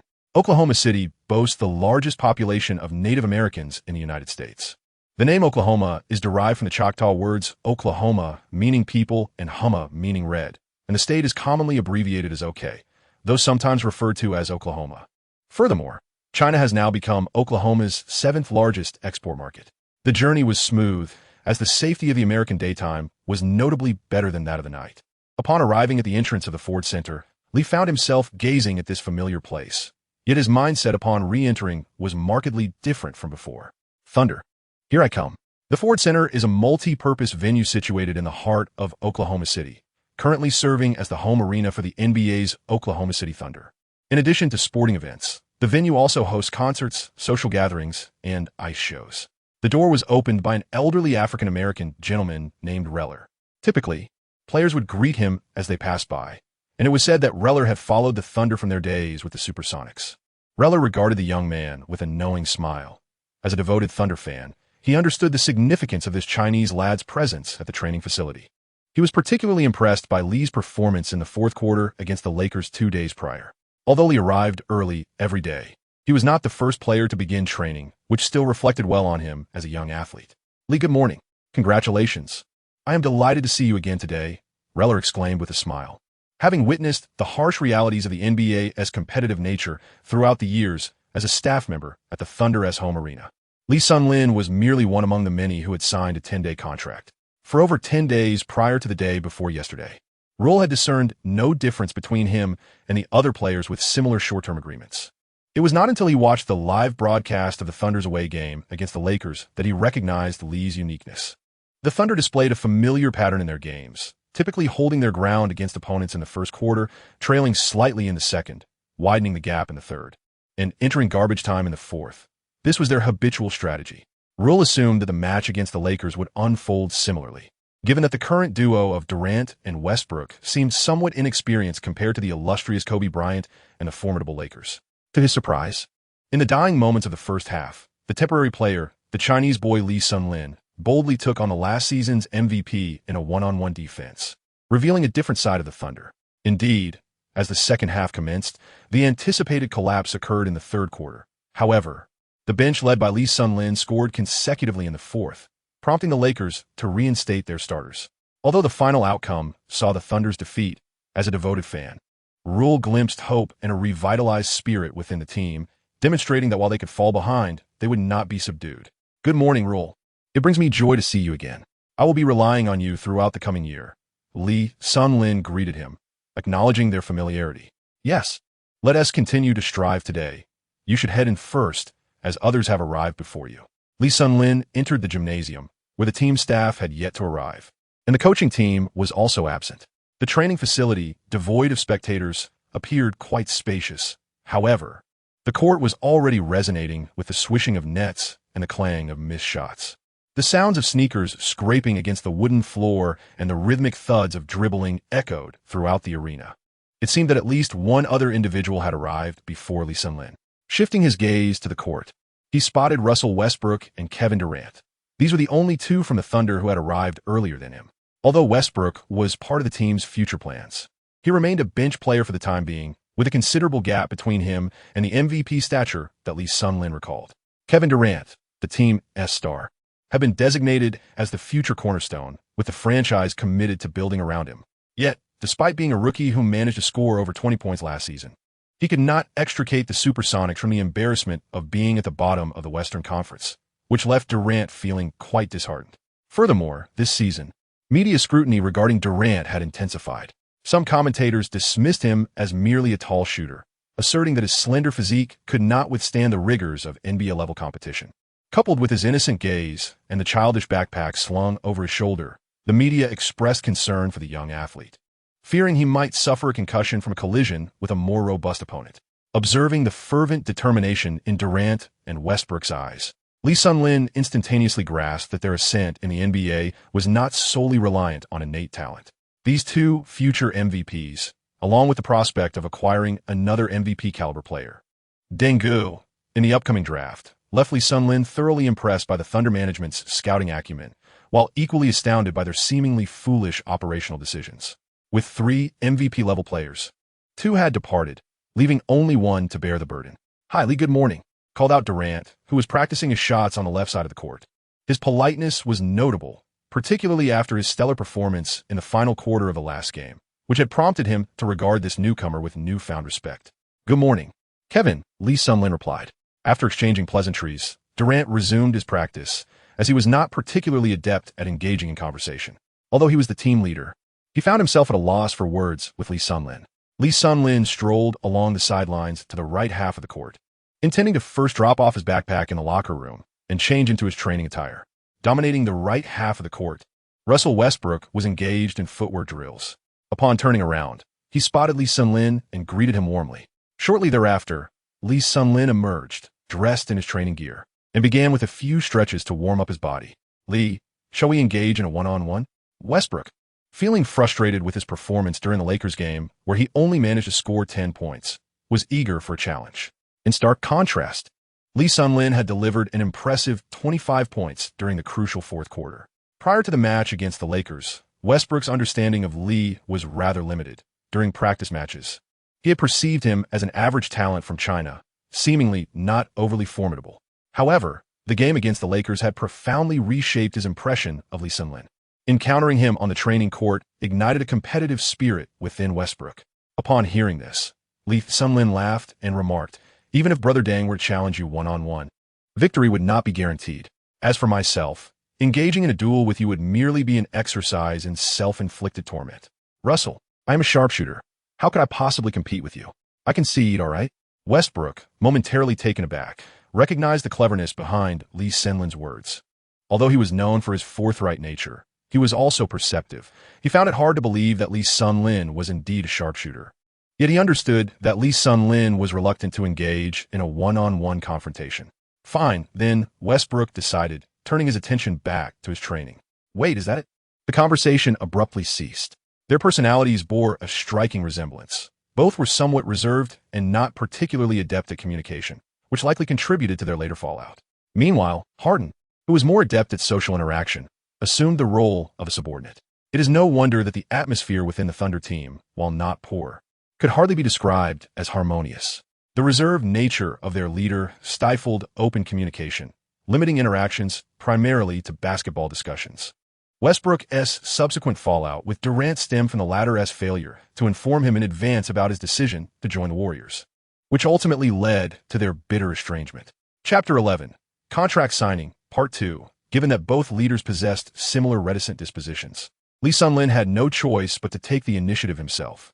Lee Sun-lin retrieved a basketball from the adjacent training cart and approached Westbrook, who was practicing his footwork. "Russell, I may not stand a chance against you in one-on-one, But how about we compete in three-point shooting? Lee Senlin's long-range shooting prowess was formidable, easily outmatching Westbrook. Westbrook, observing Lee Senlin's cheerful demeanor, was reminded of his own moments of glory when he sank consecutive three-pointers during games, igniting his competitive spirit. Known for his relentless determination, Westbrook never shied away from a challenge. He believed in proving himself through sheer effort, refusing to acknowledge defeat. Thus, regardless of the opponent's strength, he would never retreat. Although he was aware of his inconsistency from beyond the arc, the mere prospect of measuring his skills against Lee Senlin's enticed him into the challenge. Indeed, Westbrook was unwavering in his resolve. "How shall we compete?" he inquired, taking a ball and positioning himself beyond the three-point line. "Let's each attempt 10 three-pointers and see who scores the most," Lee Senlin replied with composure. "All right," Westbrook agreed. They had not set any stakes. This was simply a friendly exchange between two athletes. Lee Senlin calmly held the ball, feeling the exhilarating thrill of enhanced long-range shooting. Now, boasting a remarkable attribute score of 75. His shooting accuracy from an open position hovered around 75, standing at a 45-degree angle beyond the three-point arc. He dribbled twice to find his rhythm. Satisfied, he planted his feet, leaned back, and lifted the ball, cradled in his palm. With a flick of his wrist, his shooting form was impeccable, the touch gentle, and the arc notably high. As he released the ball, a sense of confidence surged within him. But alas, it struck the rim with a resounding clang. Well, it seemed he had yet to find his groove. Westbrook, silent, retrieved the ball and tossed it back to Lee Senlin, urging him to try again. This time, fortune smiled upon him, from the same spot, with the same form. He shot, and the ball swished through the net. Once the rhythm was established, he proceeded to make 3 consecutive shots. Changing position, he continued effortlessly, soon completing 10 three-point attempts with a commendable score of 8 successful shots. Westbrook wiped the sweat from his brow, astonished by the rookie's prowess. While it was common for shooters to maintain an accuracy rate above 70 during practice, Westbrook knew he could not replicate that level, and he was beginning to believe Lee Senlin's claim of being a shooter. Curiously, he pondered how he had displayed such formidable one-on-one skills against the Lakers. Westbrook attempted a shot himself, managing only 5 out of 10, a mediocre performance. "All right, I concede. You are indeed a shooter," he chuckled. "For now on, do pass me the ball more often. I could use some assists. But if you miss an open shot, I'll be sure to give you a good kick. If you can't make it from an open position, that's on me. If I can't reach you for a pass, that's on you. Lee, I've noticed Coach Brooks holds you in high regard. You should be entering the rotation soon." "That depends on the coach's strategy," Lee replied. "Huh. As long as you can perform like you did against the Lakers in every game, you'll have no issues," Westbrook remarked. "Russell, that's a tall order. If I could perform consistently like that, I'd be the number 1 pick in this year's draft." Lee Senlin replied that he currently does not possess the hardened card, so it is best not to raise their expectations too high just yet. Lee Senlin is merely a substitute among substitutes, arguably the 14th or 15th player on the roster. Although he is on the verge of signing a contract, if his performance falters in the upcoming games, he remains at risk of being cut, a fate he wishes to avoid as he does not aspire to be a mere passerby in the NBA. At this moment, he noticed Durant, who was training alone, and called out, KD, come here." Both of them possess a somewhat reserved demeanor, prompting Lee Senlin to take the initiative in fostering communication. Durant glanced at the two of them, hesitated for a moment, but ultimately approached. Presently, Durant is somewhat shy in social interactions and exhibits a hint of introversion. After all, he is still young, that innocent boy who once harbored fantasies about Black Widow. "KD, we are competing in three-point shooting. Would you like to join us? Let us witness the fruits of your shooting practice." Lee Senlin expressed his keen desire to witness the current level of Durant's prowess. Dwyane did not decline the opportunity. As he observed Durant acclimating to the feel of the ball, Lee Senlin pondered the extent of KD's current capabilities. "System, may I inquire about the evaluations and attributes of others?" "Evaluations are permissible, yet attributes are not. Simply inform me of whom you wish to investigate, and I shall provide the results," the system replied, showing an unexpected willingness to assist Lee Senlin. Lee Senlin was taken aback by the system's remarkable cooperation this time. He decided to investigate Durant. Regardless, Lee Senlin chose not to dwell on the system's attitude. An S-level rating? How astonishingly high. As the 2nd overall pick in the NBA draft, Kevin Durant commenced his career with an already elevated standing, achieving an A rating upon entering the league. After enduring the trials of the previous season and gradually acclimating to the rhythm of the NBA, he successfully ascended to an S-level rating. Here I am, languishing at a mere C rating. Clearly, the disparity in talent is evident. Lisanlin genuinely ambia durans in natajifts. Durant had already begun shooting three-pointers, sinking 3 consecutive shots effortlessly, though the fourth attempt veered off target. Changing positions, he swiftly netted another 3 in a row. After another positional shift, he missed one, only to rebound with yet another 3 consecutive makes. In total, he achieved an impressive 8 out of 10 shots. KD, you are truly remarkable, no less than Lee. Westbrook praised, and Lee has told me he is a sharpshooter. Lee Sun-Lin was equally astonished. Kevin Durant's shooting prowess was undeniably remarkable. Watching on television had not prepared him for the sheer impact felt upon witnessing it firsthand on the training court.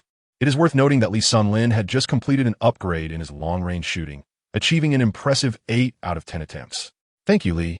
Your scoring ability is commendable, yet I cannot envision the Lakers allowing anyone to score 25 points in a single quarter. Durant remained modest. Yet now both of these esteemed figures seem to believe that Lee Sun-Lin possessed exceptional scoring talent. Lee Sun-Lin must first give them a precautionary reminder to prevent them from harboring excessively high expectations. Haha, KD, I am a shooter, proficient in creating open shots and then taking the shot. Lee Sun-Lin spoke with a hint of embarrassment, for in the past 20 days, he had failed to demonstrate any semblance of a shooter's potential. Yet, what could he do? He pondered, what options do I have? I, too, am in a state of despair.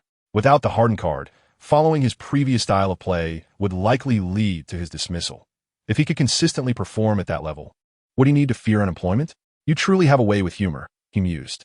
Clearly, Durant did not believe that Lee Sun-Lin was a sharpshooter. The one-on-one skills he exhibited that day were certainly on par with his own.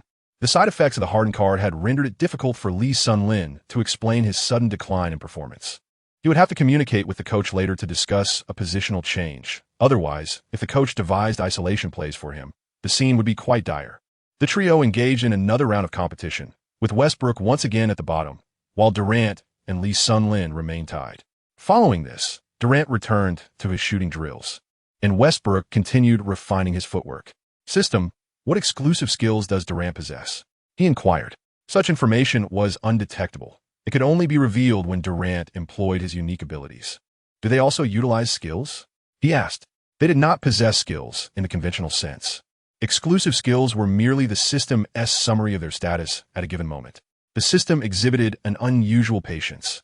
As Lee Sun-Lin posed several questions without eliciting even a trace of impatience in response. Now, let us assess Westbrook's current level. Lee Sun-Lin speculated that Westbrook should not be significantly stronger than himself.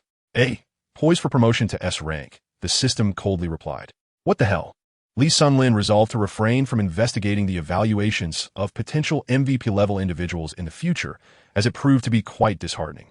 Even the bench player Westbrook exhibited such remarkable prowess, while Lee Sun-Lin, older than both of them, found himself significantly inferior in ranking. He concluded that it would be wiser to diligently start from the ground up, rather than engage in futile inquiries. At that moment, the players and staff of the Thunder team began to arrive one by one. Lee, could you come to my office? Called Sam Presti, the general manager of the Thunder, with a smile directed at Lee Sun-Lin. Upon hearing this voice, Lee Sun-Lin felt a stir in his heart. At last, the time had come to sign the contract. In the summer of 2007, Sam Presti arrived in Seattle, assuming the role of general manager of the Supersonics, and embarked on a transformative journey for the team. He traded away core players Ray Allen and Rashard Lewis, and during the draft, he secured the future cornerstone of the franchise, Kevin Durant. The role of a general manager is critical to the success of a team. For instance, consider the negative example of current league general manager Isaiah Thomas, whose inaction in the Big Apple has led to New York annually fielding a championship-caliber roster while pursuing a top draft pick. In contrast, R.C. Buford of the Spurs has brought 4 championships to the team over the past decade, 3 of which were achieved during his tenure as general manager. Sam Presti, the Thunder's general manager, is indeed a protege of Buford. In June 2007, he took office, earning the trust of Thunder owner Clay Bennett, thus becoming the 11th general manager in the team's history. To Lee Sun-Lin, Presti's voice was undoubtedly like a divine melody, more enchanting than that of any alluring siren. Since Lee Sun-Lin lacked an agent, all negotiations regarding his player contract would need to be conducted directly with him. Chapter 12. The signing of the contract. Part 2. Lee Sun-lin finds himself somewhat perplexed by certain regulations of the NBA in this era. For instance, despite being selected by the Oklahoma City Thunder, he is only offered a 10-day contract rather than the more typical non-guaranteed contract often extended to second-round draft picks. According to the memories from his past life, teams were only permitted to sign players to 10-day contracts after January 6th of each season. Yet, in this current reality, he has entered into such an agreement in early November. It appears that some aspects of the NBA's signing rules have diverged from those in his previous life, prompting the need for a professional agent. Otherwise, applying the regulations from his past could lead to significant disadvantages. Although the general structure of the signing rules remains consistent across both lifetimes, the nuances differ, particularly concerning contracts, warranting a more cautious approach. Lee Sun-lin followed General Manager Sam Presti into his office. The two took their seats opposite each other at the desk. Sam Presti spoke first. Lee, considering your remarkable performance during both training and games over the past 20 days, Coach Brooks and I are quite optimistic about your future. Therefore, we have decided to sign you, and we hope you can assist the Thunder in the upcoming matches. Well, Coach Brooks has provided me with substantial support during this period, and I'm truly grateful for his guidance. Here is a guaranteed contract worth $800,000 for 1 year. Would you be willing to accept it? If you perform well, the contract value will increase upon renewal next year. The Thunder is currently quite frugal. After all, they're the team that let go of Harden over $5 million, which indicates their financial approach. An annual salary of $800,000 fully guaranteed, with Oklahoma's tax rate being relatively moderate in the United States, leaves me with approximately $520,000 after accounting for various deductions. That seems acceptable to me. All right, may I request an advance on a portion of my salary? Lee Sun-lin has relinquished his intentions of negotiating a salary increase, realizing that even if there were an increment, it would be minimal. Lacking an agent, he is not well-versed in the art of salary negotiations. Recently, he has been experiencing financial constraints and now finds himself in need of relocating and acquiring a vehicle for transportation.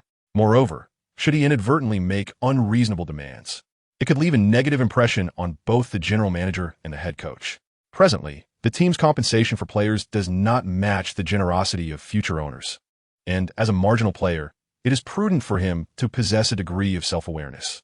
Although players like Mike Conley may eventually secure contracts worth $30 million annually, in the current era, even Kobe Bryant would struggle to attain such a salary. What he truly requires at this moment is playing time on the court, as this will enable him to fulfill his objectives, gain experience points, and subsequently enhance his abilities. With improved skills, lucrative contracts will naturally follow. As for seeking an agent, at this juncture, he must simply wait and see.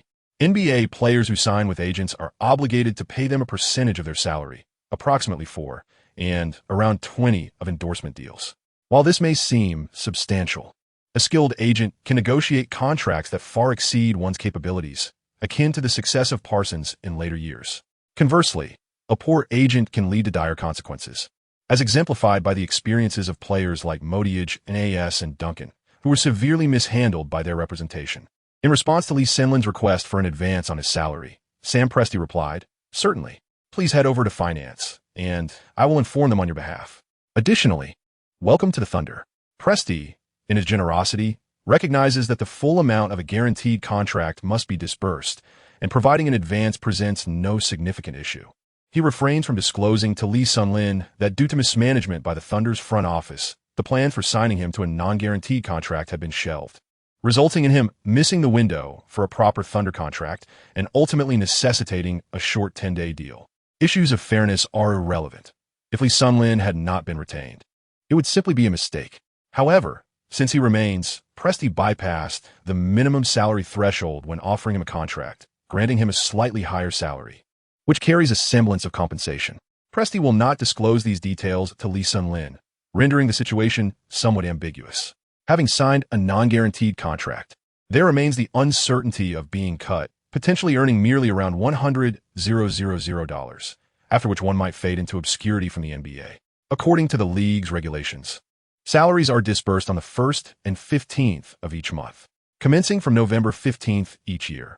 Players who sign contracts under the latest collective bargaining agreement are presumed to receive 24 installments over the course of a year, should a player's salary exceed the league minimum. They may negotiate with the team to receive their annual salary in 12 installments over 6 months or in 36 installments over 18 months. However, penalties may be incurred for absenting from training, receiving technical fouls, being ejected from games, or refusing to join the development league, with more severe consequences being suspension. For each game suspended, including preseason, regular season, and playoffs, an athlete will forfeit 1/11/10 of their total annual salary. These fines and the revenue from suspensions are directed towards charitable endeavors through the league and the players' union, in addition to the standard salary disbursement methods. NBA players have various ways to receive their earnings. For instance, Kobe Bryant, as recalled by Lee Sun-lin, withdrew nearly $20 million from the Lakers account in 2013, which amounted to 80% of his previous contract and represents the maximum percentage a player can receive in advance according to NBA regulations.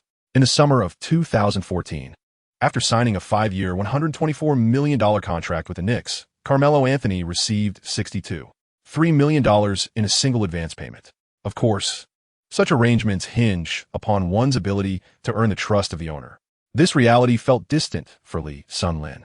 Shortly thereafter, Presti opened the door and retrieved the freshly printed contract from his assistant. Presenting the document to Lee Sun-lin, he examined it. The contract was entirely in English.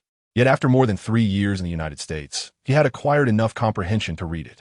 After reviewing it twice and finding no discrepancies, he solemnly affixed his signature to both copies of the contract. "Lee, this is your first professional contract. Come, let's take a photo together." Following this, Presti summoned his assistant from the doorway. The two shook hands, and a photograph holding the contract was captured for posterity. This image was swiftly uploaded to the official website, serving as an informal announcement, devoid of a press conference, executed with simplicity. With the formal signing of the contract and the official announcement on the website, local media began to report on the occasion. "Welcome to the Oklahoma City Thunder, our new member, guard Lee Sun-lin from China." Beneath the bold headline, a detailed introduction of Lee Sun-lin unfolded, articulating his performance on the day of the game against the Lakers. Before long, domestic sports media had also begun to unearth related information. Lee Sun-lin has become the 4th Chinese player currently competing in the NBA. Who is he? Scoring 25 points in a single quarter secured his contract. The Chinese guard, who was once faked out by Kobe, has signed with the Oklahoma City Thunder. Both netizens and media outlets have begun to unveil a stream of reports, with news emerging one after another. Domestic media have also started to pay attention to Lee Sun-lin, with several prominent sports outlets dispatching reporters to Oklahoma City, especially now that Lee Sun-lin is officially an NBA contract player. The moment Lee Sun-lin's contract was signed, a notification chimed in the system. However, he was so immersed in the joy of signing that he hardly noticed it. After finalizing the contract, Lee Sun-lin first went to the finance department to collect approximately 1/3 of his salary, amounting to $170,000. Chapter 13, Team Training. With $170,000 in his account, Lee Sun-lin's already good mood improved significantly. As he made his way from the office to the training facility, he smiled at every Thunder staff member he passed. As a former underachieving white-collar worker, this was his first experience with such a large sum of money. The average annual income of the middle class in America is around $50,000.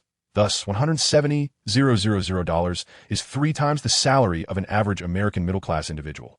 In his previous life, Lee Sun-lin's annual income was merely 100,000 yuan, equivalent to less than $20,000. Now, he holds the financial equivalent of 6 years of hard work from his past life, which brings him immense joy.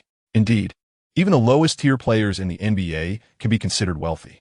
Lee Sun-lin, with an air of youthful innocence, sang nursery rhymes as he made his way back to the training facility, where the Thunder team members were already immersed in their rigorous training regimen.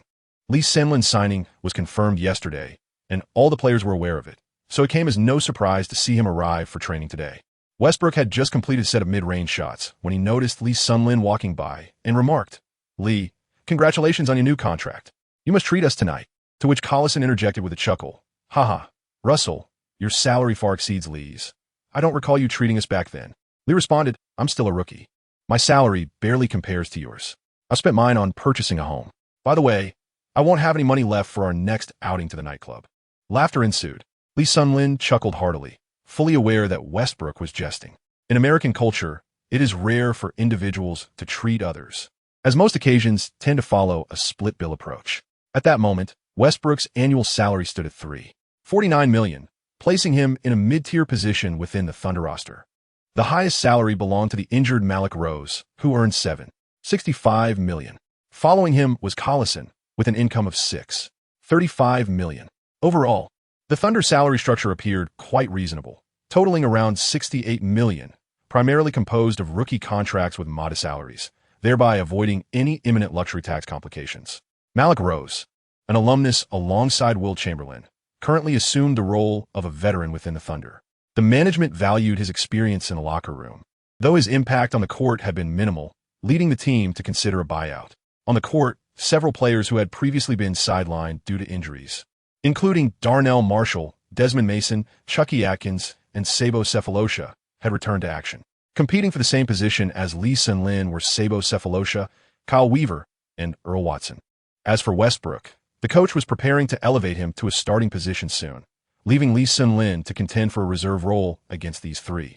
As the Thunder lacked depth in their backcourt, Sabo Cephalosha was selected as the 13th overall pick in the first round of the 2006 draft by the Philadelphia 76ers, later traded to the Thunder, making him the first Swiss player to compete in the NBA. Standing at 6 feet 7 inches, he averaged 8.5 points per game. Earl Watson, a rookie chosen by the Supersonics in 2001, contributed an average of 6 points, while Kyle Weaver averaged 5 points. It must be noted that the Thunder placed little emphasis on their guard positions, in stark contrast to the abundance of forwards on the team. Kevin Durant, for instance, was averaging an impressive 25 points this season, while Jeff Green contributed 16.5 points per game, alongside a plethora of forwards on the bench. The team's scoring heavily relied on their forwards, a strategy that aligned with head coach Brooks' simplistic tactical approach. Nonetheless, Brooks exhibited remarkable skill in developing rookies, as evidenced by Durant's rapid improvement under his guidance.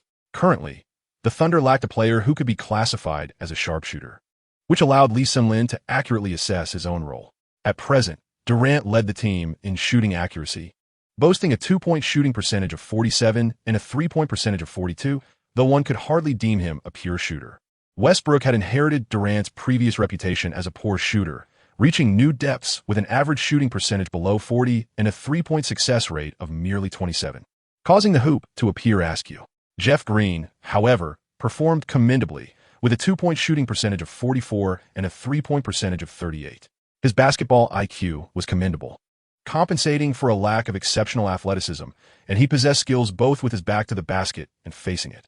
Green demonstrated solid physicality and displayed the offensive finesse of a power forward, coupled with commendable perimeter defense capabilities. His passing vision is clear, and his shooting ability is average. However, he is a versatile hybrid forward capable of ball handling or low-post play. His lateral defense is commendable, yet his shooting remains inconsistent, lacking a signature skill. His aggressiveness fluctuates, and he struggles to defend against power forwards. These three players currently rank as the top scorers for the Thunder, with two of them occupying the forward positions. The competitors of Lee Sun-Lin are not particularly formidable, a situation further exacerbated by the inherent weaknesses of the Thunder's backcourt. The most formidable player on the perimeter, Westbrook, finds himself adrift on the journey of life, which is one of the reasons why Brooks decided to enlist Lee Sun-Lin. Presently, the Thunder's lineup resembles a disjointed ensemble. There is no distinctive strength in the paint, fast breaks are non-existent, and the backcourt lacks potency. This accumulation of issues has hindered the Thunder's performance. The coaching staff of the Thunder comprises 4 members: head coach Brooks, offensive coach Jack, responsible for devising offensive strategies, defensive coach Smack, tasked with formulating defensive tactics, and strength coach Stokes, who oversees physical training. After greeting Coach Brooks, Lee Sun-Lin proceeded to seek out Jack, who was responsible for the offensive strategies of the Thunder team. Lee Sun-Lin first needed to discuss his tactical arrangements, for it would be ill-advised to thrust himself into a one-on-one scenario. While players like Westbrook and Durant possess the capability to engage in such maneuvers, he does not share the same fortune. Reflecting on his attributes, he felt disheartened. Rating himself a C. "Lee, congratulations on signing the contract," Jack remarked as Lee Sun-Lin approached him. "Thank you. Without your support, Coach Jack, I would not have been able to secure my place," Lee replied. "Is there something you wish to discuss, Lee?"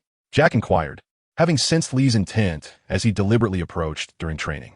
"Coach, I would like to inquire about my tactical role," Lee said. "Rest assured, even if you had not come to me, I would have reached out to you. Coach Brooks is preparing to incorporate you into the rotation for the upcoming match. As the sixth man, he has devised a specific strategy for your ball handling plays. Jack responded, his delight evident. The tailored strategy indicated an elevation in Lee Sunlin's status in Coach Brooks' eyes. Oh no, he thought. It was clear that the obsessed Coach Brooks had set his sights on him. Coach, the truth is, my role is primarily that of shooter. I am not particularly fond of ball handling. Lee's voice diminished as he spoke. There was no concealing his technical characteristics from Jack, who had coached him for 3 years. What? Lee, you cannot be serious. A shooter? Your shooting has always been rather inconsistent. How could you consider yourself a shooter? Jack was taken aback by Lee's claim, as he had not displayed any semblance of shooting potential during their time together. Coach, recently, I believe I have discovered my shooting rhythm and technique. My accuracy has significantly improved. You know, my current talent does not support ball handling, and if I were to engage in that, it would adversely affect the team as cohesion. Lee Sunlin wiped the sweat from his forehead and struggled to explain himself to Coach Jack. Jack still bore a skeptical expression, for it was indeed a formidable challenge to alter the impression Lee had forged in his mind over the past 3 years. You performed admirably during the game against the Lakers, especially in ball handling and offense. Coach, that day I truly felt in my element. Did you not notice that nearly all my shots were three-pointers? Lee continued to argue his case. Jack pondered this, recalling that Lee's successful shots had predominantly been from beyond the arc, with only a few being successful layups. Very well. How do you intend to prove that you're a sharpshooter? It will be quite difficult for me to persuade Coach Brooks otherwise. That is simple. Allow me to demonstrate my shooting skills on the court. You will see my shooting percentage for yourself. Jack observed that Lee did not appear to be jesting and was prepared to witness the proof he claimed to possess. The two made their way to the court, asking the players who were training to step aside. Jack was eager to see whether Lee had indeed found his shooting touch. Lee, Jack, what are you two up to? Coach Brooks approached, having noticed the unusual activity. Chapter 14. Sharpshooter Lee Sunlin. Coach Brooks came over while the other players continued their training, each focused on their individual training regimens. It was crucial for everyone to make the most of the precious mid-season training time, as each player needed to address the deficiencies revealed during games.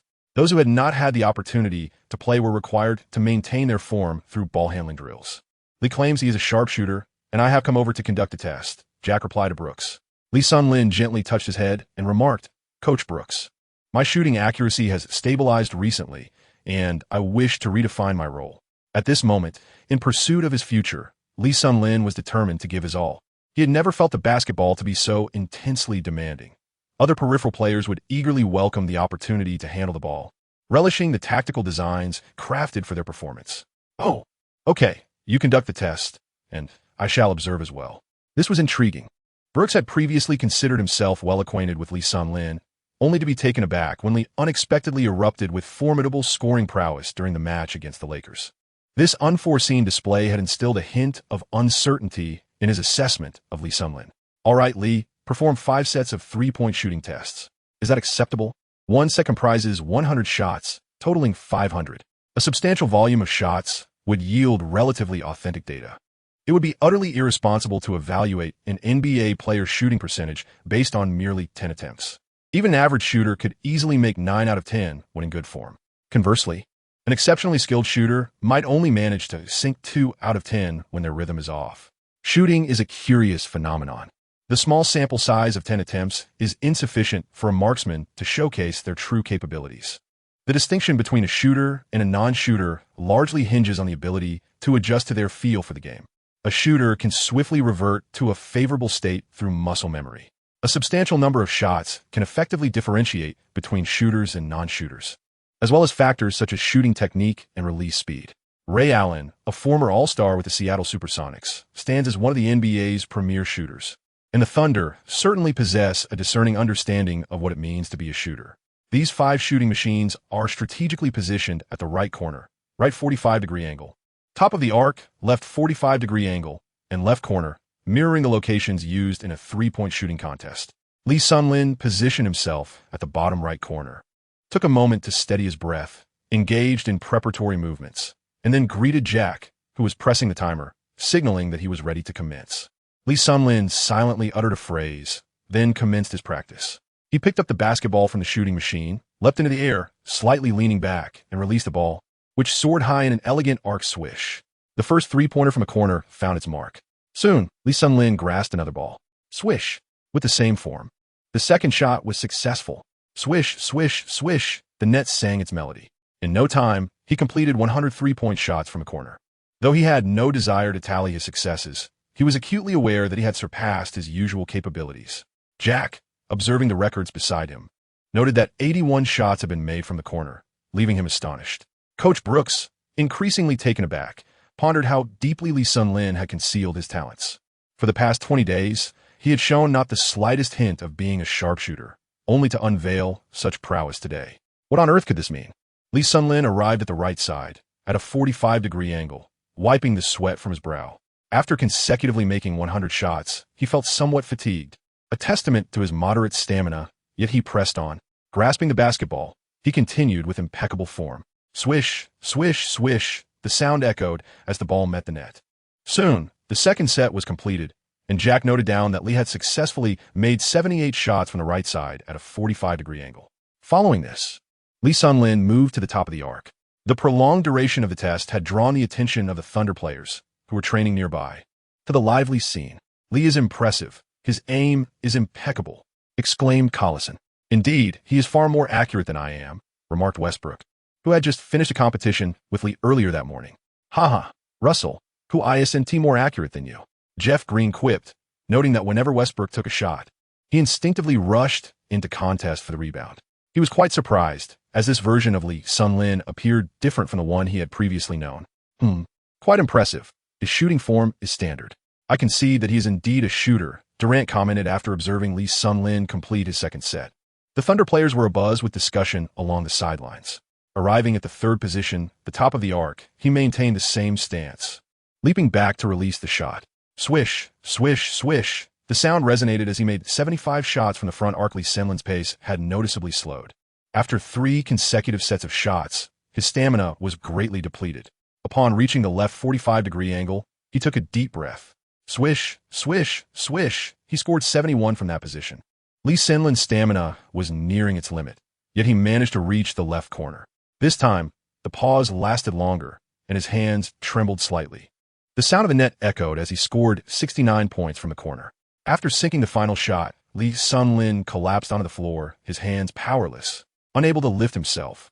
At that moment, Jack and Brooks gazed at the records in astonishment. His three-point shooting percentage stood at an impressive 374, with an overall accuracy of 74.5. What caliber is this? Ray Allen, known for his extraordinary shooting, had a three-point shooting percentage of approximately 80 under similar conditions.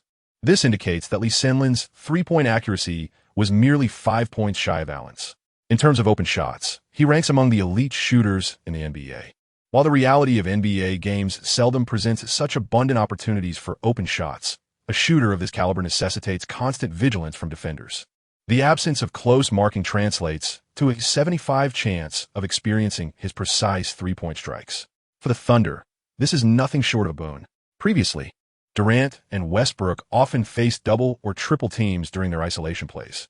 Now, with Lee Sun-lin on the court, he could at least draw the attention of one defender, alleviating some of the defensive pressure on the dynamic duo.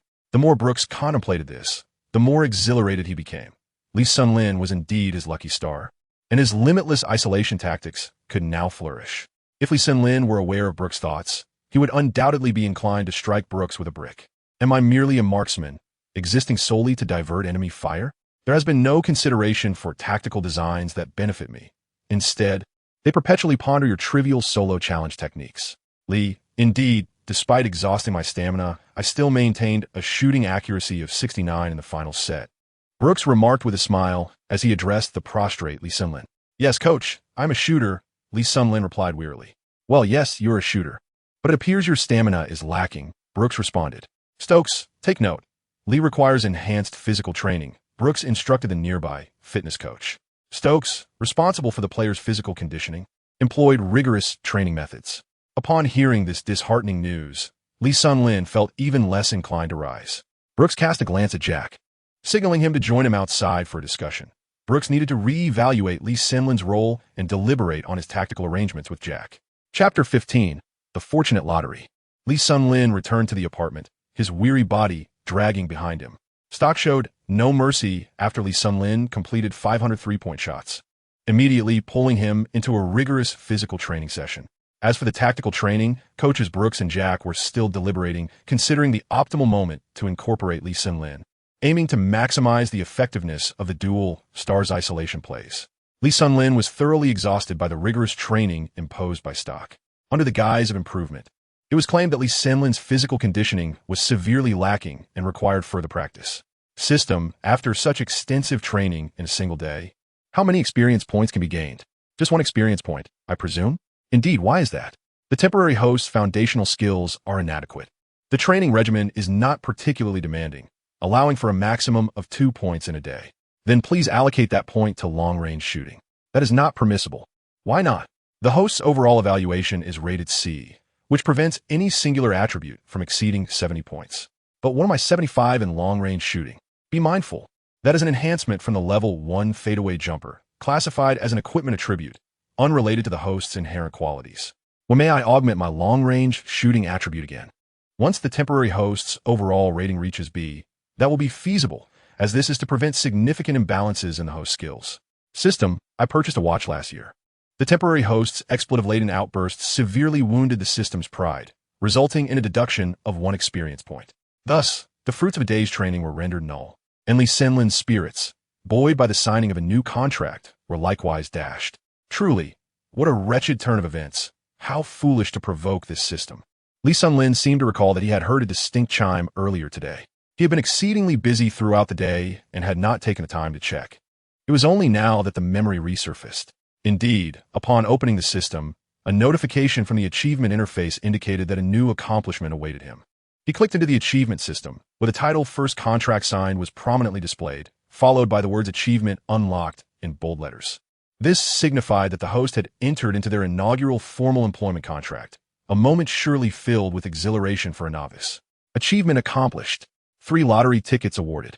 Thank you, system, for the delightful surprise. Lee Sun-lin has learned his lesson and is now filled with gratitude towards the system, no longer engaging in reckless confrontations. He chuckles softly. A cold, unyielding voice responds, seemingly unimpressed. He refrains from uttering any curses against the system. 3 lottery tickets lie in his possession. It seems like quite a substantial amount. He decides to draw them slowly, feeling optimistic today. His fortune should be favorable as well. Lee Sun-lin decided to draw a card and take a look. He opened the lottery interface and utilized his lottery card. A grand spinning wheel emerged before him, entirely different from the interface where he had previously drawn the hardened card. This wheel was divided into 120 segments. More than half of these segments bore the phrase "Thank you for your patronage," while the other half were so densely packed that he could not discern the prizes, regardless of how intently he focused. He could only differentiate the colors of the segments. The segments dedicated to "Thank you for your patronage" were predominantly white, totaling 60 segments. A quarter of the wheel was green, comprising 30 segments, while 20 segments were blue, and 10 segments were purple. Gazing at the myriad of segments, Lee Sun-lin, adhering to the principle that rarity correlates with value, concluded that the prizes behind the purple segments were the most coveted, followed by blue, and then green, with "Thank you for your patronage" being just that, merely an expression of gratitude. Having clarified his reasoning, Lee Sun-lin resolved to embark on his second lottery draw, as the first had been bestowed upon Deng Ge. He activated the lottery card. Lee Sun-lin focused his attention on the lottery ticket, a seasoned participant in the game. The ticket automatically rolled into the lottery wheel, which then spun wildly. 1 circle, 2 circles, 3 circles. For circles, Lee Sun-lin had lost count of how many revolutions it had made, and it continued to whirl. Why does it not stop? Surely, this system isn't attempting to cheat me as well. Just utter stop, and it will cease. The mechanical voice of the system echoed once more. Stop. Indeed, at the soft utterance of Lee Sun-lin, the wheel gradually decelerated. Slower and slower it went, as the pointer slowly shifted. Do not thank you for your patronage, he thought. Alas, things did not unfold as he had hoped. Lee Sun-lin's second lottery in life yielded a token of gratitude. The feeling of despair deepened for Lee Sun-lin as the system confiscated his experience points once again.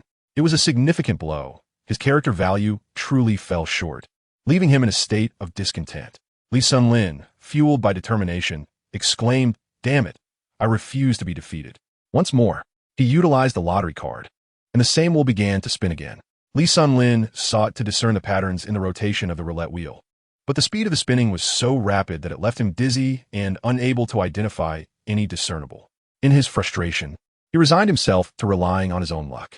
With a feeble shout, he called out, "Stop!" and the pointer gradually came to a halt, resting upon the green square.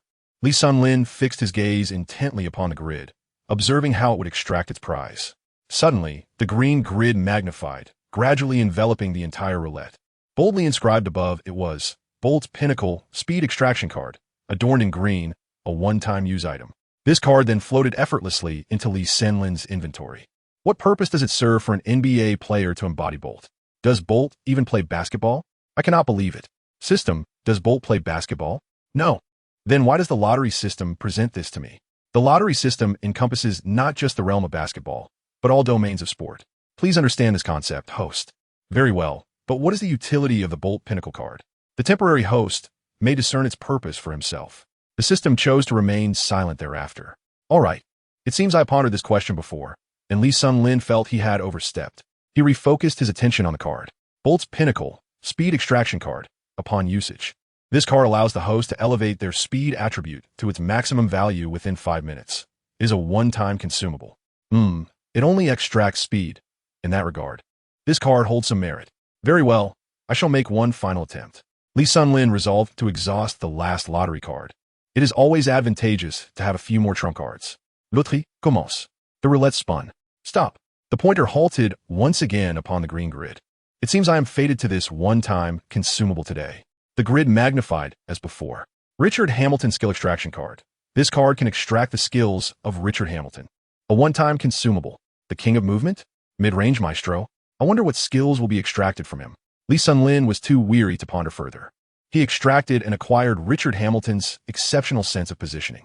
How remarkable! Lee Sun-lin comprehended the invaluable essence of positional awareness, which holds immeasurable significance for his current self.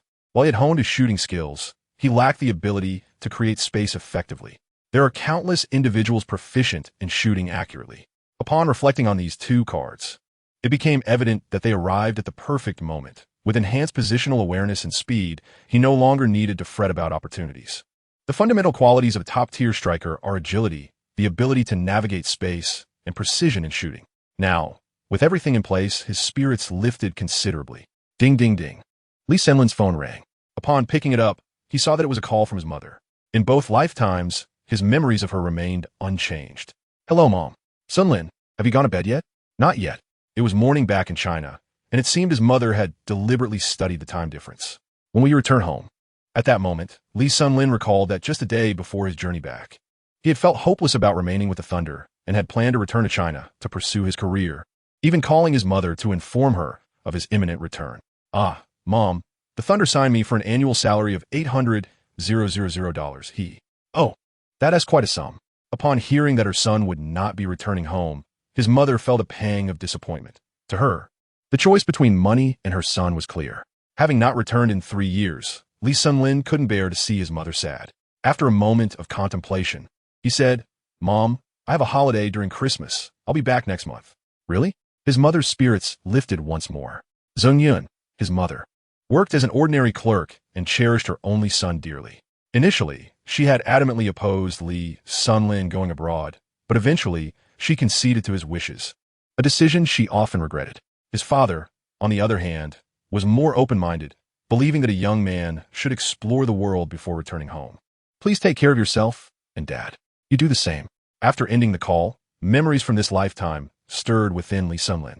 For the sake of his basketball dream, he had not seen his parents for 3 years. Tears began to flow involuntarily. Lee Sun-lin felt no sorrow, yet he touched the tears at the corner of his eyes and proclaimed, In this lifetime, I shall take good care of our parents, and we shall realize our dreams together. Chapter 16, The Opening Ceremony. The respite passed in the blink of an eye. On November 29, 2008, the Thunder faced the challenge of the Memphis Grizzlies at the Ford Center. The Grizzlies boasted a record of 4 wins and 12 losses, while the Thunder struggled with a dismal 1 win and 16 losses. Though slightly superior, the Grizzlies were hardly in a better position. Last year, their performance earned them the 3rd overall draft pick, which they used to select O.J. Mayo from the University of Southern California. Both teams could truly be regarded as kindred spirits in misfortune. O.J. Mayo, the prized rookie, had firmly secured a starting position with the Grizzlies. In the previous 16 games, he averaged 18 points, 1 assist and 2 rebounds, ranking second among rookies, trailing only behind Derrick Rose. His current prowess even eclipsed that of Russell Westbrook. However, Lee Sun-lin was aware that Mayo exemplified the archetype of a rookie whose peak was fleeting, destined to decline thereafter. Presently, the Grizzlies' star player was Rudy Gay, primarily due to his tenure with the team. Nonetheless, his statistics did not significantly outshine those of O.J. Mayo. Rudy Gay consistently regarded himself as the leader, while O.J. Mayo, upon arrival, expressed his dissent, leading to a rivalry between the two. Lee Sun-lin finds it utterly baffling that the Grizzlies, a lackluster team, are vying for leadership. In his perspective, O.J. Mayo, a troubled figure marked by substance abuse and altercations, and Rudy Gay, a player defined by his muscular statistics, are equally matched in mediocrity. Gay possesses remarkable talent, astonishing vertical leap, and exceptional athleticism, allowing him to score effortlessly during transitions with his so-called unguardable jump shot. However, the dilemma lies in Gay's inability to convert these gifts into practical efficiency. He is a one-dimensional scorer prone to aimless dribbling and isolation plays, shying away from physical contact, which results in limited opportunities to penetrate the basket. Conversely, O.J. Mayo is characterized as a sharpshooting guard, adept at executing jump shots from beyond the arc, particularly skilled at utilizing screens to create shooting opportunities. While his ball handling is commendable, he lacks the explosive power necessary for consistent breakthroughs. Although he can assume the role of a point guard, his defensive capabilities are wanting. He is too short to defend shooting guards effectively and too slow against point guards, although he can manage to guard larger point guards. Both possess impressive physical attributes and commendable basketball IQ, yet their emotional intelligence appears lacking. Furthermore, both exhibit a strong affinity for mid-range jump shots, albeit with a notable deficiency in accuracy, relying heavily on volume to accumulate points. Lee Sun-lin gazed at Marc Gasol's sturdy physique and mused, "This is the future leader of your team. What is there to contest?" The star player of the Grizzlies, along with the prospective captain of the team, was not the focal point of Lee Sun-lin's attention. As he was not a starter, but merely a newly inducted bench player in the Thunder's rotation, he remained indifferent. Lee Sun-lin directed his gaze towards his opponent, one of the notorious trash brothers of the future Raptors, the currently unheralded Kyle Lowry. This was indeed his direct matchup. Lowry, a first-round draft pick in 2006, had already endured 2 seasons in the league, securing a starting position last season, which this year was claimed from him by Mike Conley. Despite his role on the bench, Lowry consistently averaged 7.6 points per game. His skill set is characterized by strength and exceptional driving ability. Observing the robust musculature of the little cannon, Lee Sun-lin touched his chest, uncertain of his capacity to withstand the challenge. System, assess Kyle Lowry's level. B, on the verge of promotion to A. Fortunately, the early-stage Lowry was not overwhelmingly formidable. Had it been the Lowry of his Raptors era, it would have been a futile endeavor, certainly resulting in utter defeat. Lowry has long been recognized for his tenacious bulldog persona. Despite his shorter stature, he never shies away from physical confrontations. He embodies an aggressive bulldog point guard, known for his precise shooting, adeptness at drawing fouls, and solid passing skills. At that moment, Kyle Lowry cast a glance towards the warming-up Lee Sun-lin, who coincidentally turned to meet his gaze, their eyes colliding across the court. Lee Sun-lin gazed at the diminutive powerhouse, finding it quite endearing, which perhaps foreshadowed its subsequent embodiment of the team name, Raptors. However, every time the Raptors faced LeBron James, they reverted to their more innocuous persona, the Cuties. The backcourt duo of Lowry and DeRozan, often hailed as a formidable pair, transformed into a lackluster combination during the playoffs. Consequently, Lowry's status as a consistently elite player waned over time, as his abilities and innate talent paled in comparison to those of his counterpart in the lackluster duo. Furthermore, the Memphis Grizzlies boasted more than one backup guard. Among them was Greg Buckner, a veteran who entered the league as a second-round draft pick in 1998. Averaging a mere 2 points per game, even Lee Sun-lin dismissed him as a worthy adversary, for he possessed neither the talent nor the prowess, merely occupying space on the court as a veteran presence. At this juncture, domestically, the rise of Lee Sun-lin was remarkably sudden. And given that this match was a contest between struggling teams, domestic television media opted not to broadcast it live. Even Cena, which holds the online broadcasting rights, chose not to air the game. The only coverage came from Jibwa 8 and Hupu, providing text commentary. Returning to the arena, This marked Lee Hsien-Lin's debut in the ceremonial lineup as an official player of the Thunder. Consequently, he appeared quite anxious. However, this time, he was liberated from many of his previous concerns and apprehensions, as he was now a guaranteed contract player. Despite the Thunder's dismal performance, the arena was filled to capacity. The high attendance at the Thunder's home games is partly due to the absence of other major league teams in Oklahoma City, making NBA games one of the few entertainment options available to the city's residents. As the game was about to commence, accompanied by the exhilarating rhythms from the DJ and the alluring choreography of the Thunder cheerleaders, the players of the Thunder made their entrance one by one. Lee Hsien-Lin was placed in the third position, a spot typically reserved for the leader, which in this case was naturally allocated to Durant. The first position was held by LaFleur, followed by Atkinson in the second. And now, in the third position, let's extend a warm welcome to the handsome Lee Hsien-Lin from China. The Thunder's DJ announced with great enthusiasm, as a management had specifically requested him to introduce the newcomer.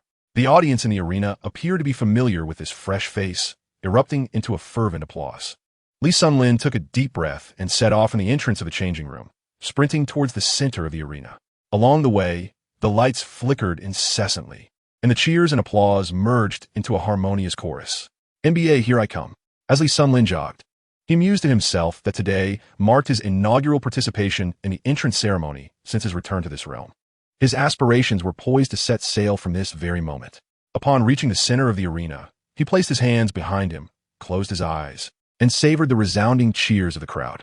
Shortly thereafter, the entrance ceremony concluded, and Lee Hsien-Lin returned to the bench. With Russell Westbrook's injury fully healed, it was only natural for him to reclaim his starting position. The Thunder starting lineup featured Kevin Durant, Russell Westbrook, Jeff Green, Damian Wilkins, and Chris Wilcox. The Grizzlies starting five comprised O.J. Mayo, Rudy Gay, Marc Gasol, Mike Conley, and Daryl Arthur. On the bench, Nick Collison sat to Lee Hsien-Lin's right, while Earl Watson occupied the left. LaFleur had fallen out of the rotation, relegated to a corner seat. To be candid, Watson possessed a distinctive appearance. When he drew near to Lee Hsien-Lin, it accentuated Lee Hsien-Lin's handsome visage. Thus, Lee Hsien-Lin enjoyed Watson's company. With the referee's whistle, the game officially commenced. System: assess Rudy Gay's overall evaluation. A succinct response of A emerged from the system. Indeed, as the current leader of the Grizzlies, he possessed considerable talent, though still inferior to our S-tier player, Durant. System: why is Westbrook also rated when their statistics differ so markedly? The comprehensive evaluation primarily gauges physical aptitude. Westbrook, still a rookie, was in an adaptation period. Once he acclimated, his ascension to S-tier status would be inevitable, surpassing Rudy Gay's statistics in no time. Damn! Another blow to the ego. Clearly an S-tier.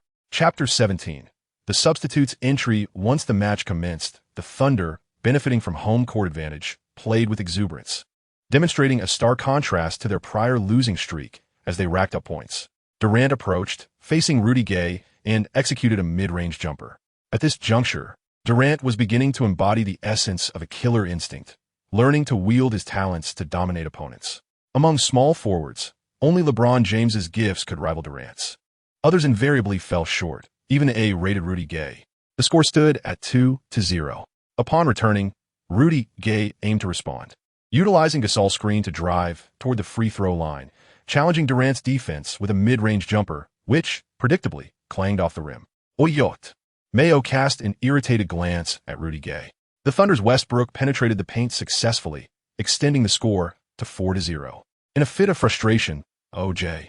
Mayo retaliated with a mid-range jumper, returning the favor of a miss to Rudy Gay, and after shooting, he too glanced at Rudy Gay.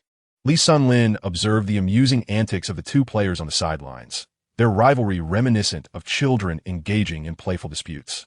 The pace of the game was brisk, and it was a rare occurrence for the Thunder to establish a 10-point lead with just 1 minute and 30 seconds remaining in the first quarter. Seated on the bench, Lee Hsien-Lin relished the intensity of the NBA match unfolding before him. The experience of watching live was profoundly different from viewing it on television. The duo of Durant and Westbrook exhibited a superiority far surpassing that of the estranged brothers on the court, dominating the play and eliciting waves of applause from the enthusiastic crowd. At present, the score stood at 24-14, with the Thunder firmly in the lead by 10 points. Coach Brooks gestured decisively, signaling the substitutions of Durant, Jeff Green, and Wilcox. Lee Hsien-Lin Watson. and Coruscant have taken the court. Led by Westbrook, 2 forwards have been substituted for 2 guards and a center, forming an unconventional 3-guard lineup. On the Grizzlies side, they have just completed 1 rotation. Now, as the substitutes have just departed, the starters have returned to the game. Lee Senlin's anticipated showdown with the formidable Lowry did not materialize. With Westbrook firmly in control of the ball and Watson being shorter than Lee Senlin, he found himself reluctantly thrust into the role of a small forward. Confronted by Rudy Gay, Lee Senlin felt a profound sense of despair. Once a guard who had faced off against Kobe, he now found himself matched up against a player whose height, strength, and innate talent far surpassed his own.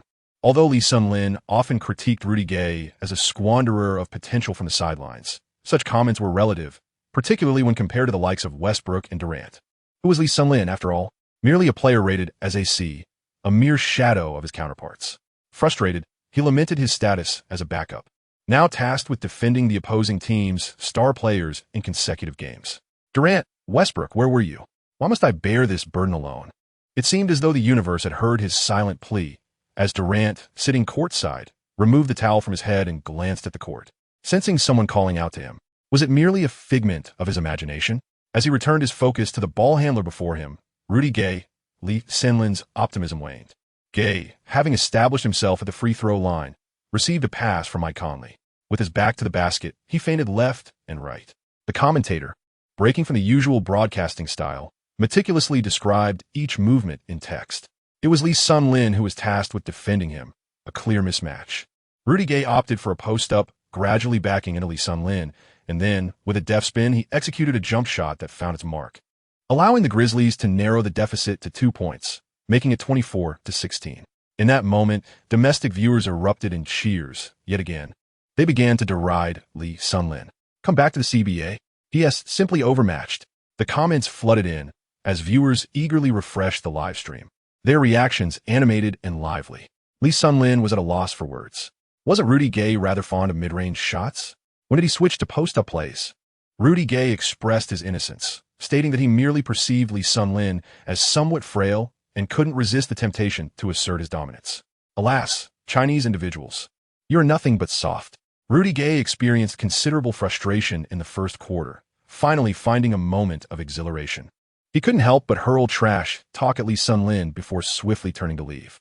Don't run away. If you don't, you might as well accept a technical foul for your actions. Lee Senlin lamented, if you have the capability, why not seek out Yao Ming? It's quite amusing that a full-fledged all-star would engage in a rivalry with a mere fringe player like myself. He cast a pitiful glance at Russell Westbrook, pleading, Westbrook, you must step up. My little brother is being bullied. At that moment, Westbrook had yet to embrace the mentality of a leader, feeling somewhat indifferent, simply perceiving that a teammate was being mistreated, which left him slightly displeased. Lee Senlin needs to enhance his strength training. Coach Brooks instructed the conditioning coach. If Lee Senlin were aware of Brooks' machinations, he would undoubtedly resort to undermining him from behind. How can I be expected to guard the small forward without being at a disadvantage in strength? The Chief is unreliable, so Lee Senlin has no choice but to take matters into his own hands. He approaches Westbrook and says, Russell, in a moment, I'll position myself in the 2 corners. You drive in and draw Rudy Gay away, then pass to me when I'm open. Westbrook, holding the ball, replies, all right, just make sure you run well. Although Westbrook has yet to fully embody the role of a leader, he recognizes Lee Senlin's struggle and understands the importance of helping him regain his footing. Otherwise, their camaraderie may truly come to an end. Lee Senlin spoke to the system, stating, utilize Hamilton's positioning awareness. As soon as he finished speaking, a wealth of experience regarding movement and positioning flooded his mind, making it seem that evading defense was not as formidable a challenge as he had previously imagined. Westbrook, in possession of the ball, advanced across the half-court, casting a glance at Lee Senlin's position. Lee Senlin's current speed is merely 56, which pales in comparison to Rudy Gay. It is, therefore, utterly implausible to rely on speed to outpace Rudy Gay. Lee Senlin is still reluctant to utilize Bolt's speed, for it is known that Bolt only has 5 minutes, and there remains merely a minute in the first quarter. To expend it would be a sheer waste. Although he may not possess the same velocity as his opponents, it does not imply that he is incapable of finding open space. As a novice, Lee Senlin encounters certain challenges in this regard. However, for someone endowed with Hamilton's acumen for positioning, it becomes manageable. Furthermore, Rudy Gay's defensive commitment is questionable. and he is unlikely to exert himself in closely marking this rookie. It is essential to recognize who Hamilton is, the so-called indefatigable mid-range sharpshooter. No one in the NBA dares to assert that their movement is superior to Hamilton's. Indeed, he is that formidable. Of course, the application of Hamilton's movement skills to Lee Sun-lin would only yield a fraction of its original potency, perhaps at best resembling an aged version of Hamilton. This is simply due to his lackluster speed attributes. Nevertheless, this diminished version of Hamilton's prowess is more than sufficient for Lee Sun-lin. Lee Sun-lin positioned himself adeptly in the left corner, signaling to Westbrook that he was ready. He then exchanged a nod with Korver, indicating his need for assistance in delaying Rudy Gay. Westbrook, demonstrating his prowess, swiftly maneuvered past Conley, advancing toward the free throw line with deliberate intent. Drawing Rudy Gay's attention as he approached, Gay hesitated, contemplating whether to double-team, and in that fleeting moment of indecision, Lee Sun-lin sprang into action, executing a wide arc toward the right corner. Gay, a step too late, found himself trailing behind and encountered Korver's solid presence along the way. In no time, Lee Sun-lin reached the right corner, creating a vast expanse of open space. Observing his movement, Westbrook delivered a powerful, bullet-like pass. As the ball reached him, Lee Sun-lin mentally chastised Westbrook for the excessive force, nearly failing to secure the catch. He confirmed his footing was beyond the three-point line, relieved to avoid any blunders that would arise from stepping out of bounds, given his mid-range shooting rating of only 45. With a graceful lean back, he readied himself, drawing the bow and knocking the arrow. Facing the sea, he felt the warmth of spring's embrace. Lee Sun-lin secured the first blood of the match, scoring a splendid three-pointer. The score stood at 27-16. What a remarkable play. Coach Brooks below could not help but smile. Executing the game plan is indeed a source of immense satisfaction for any coach. The audience erupted in exhilaration, their cheers growing louder. This is the essence of home advantage. When a beautiful shot is made, the crowd's applause boosts one's confidence. "Well done, Lee," exclaimed Westbrook, visibly pleased as Lee Sun-lin assisted him once more. "Russell, your passing is quite commendable," he chuckled as the two exchanged a friendly high-five in celebration before turning back to the game. After all, the match was far from over. Rudy Gay's expression darkened instantly. The slap in the face came swiftly. Chapter 18, I am, in fact. An actor Rudy Gay did not anticipate that after just one round against the rookie, he would be swiftly countered. O.J. Mayo cast a glance his way. His eyes filled with mirth, as if he were relishing his misfortune. Having left his defensive assignment wide open was quite the blunder, as if questioning how he could falter so. Head coach Mark Yaffaroni's demeanor also soured. The performance of his two primary scorers, Rudy Gay and O.J. Mayo, was far from satisfactory, frequently missing shots and lacking focus in defense. How would they proceed from here? This play was entirely a result of Rudy Gay's inattentiveness on defense, as a simple off-ball screen maneuver left him utterly outpaced. Lee Sun-lin scarcely employed Hamilton's positioning techniques. Instead, he adeptly utilized Hamilton's experience to ascertain the most opportune moment to initiate his movements. This young man is quite impressive. His three-point shooting is remarkably accurate. Netizens have also praised Lee Sun-lin, noting that the swiftness of this guard's first step is astounding. He breezes past in a mere stride. One can only imagine the psychological burden experienced by the Grizzlies starting point guard, who has also received commendations akin to those for Westbrook. His movement in executing the three-point shot is indeed exceptional.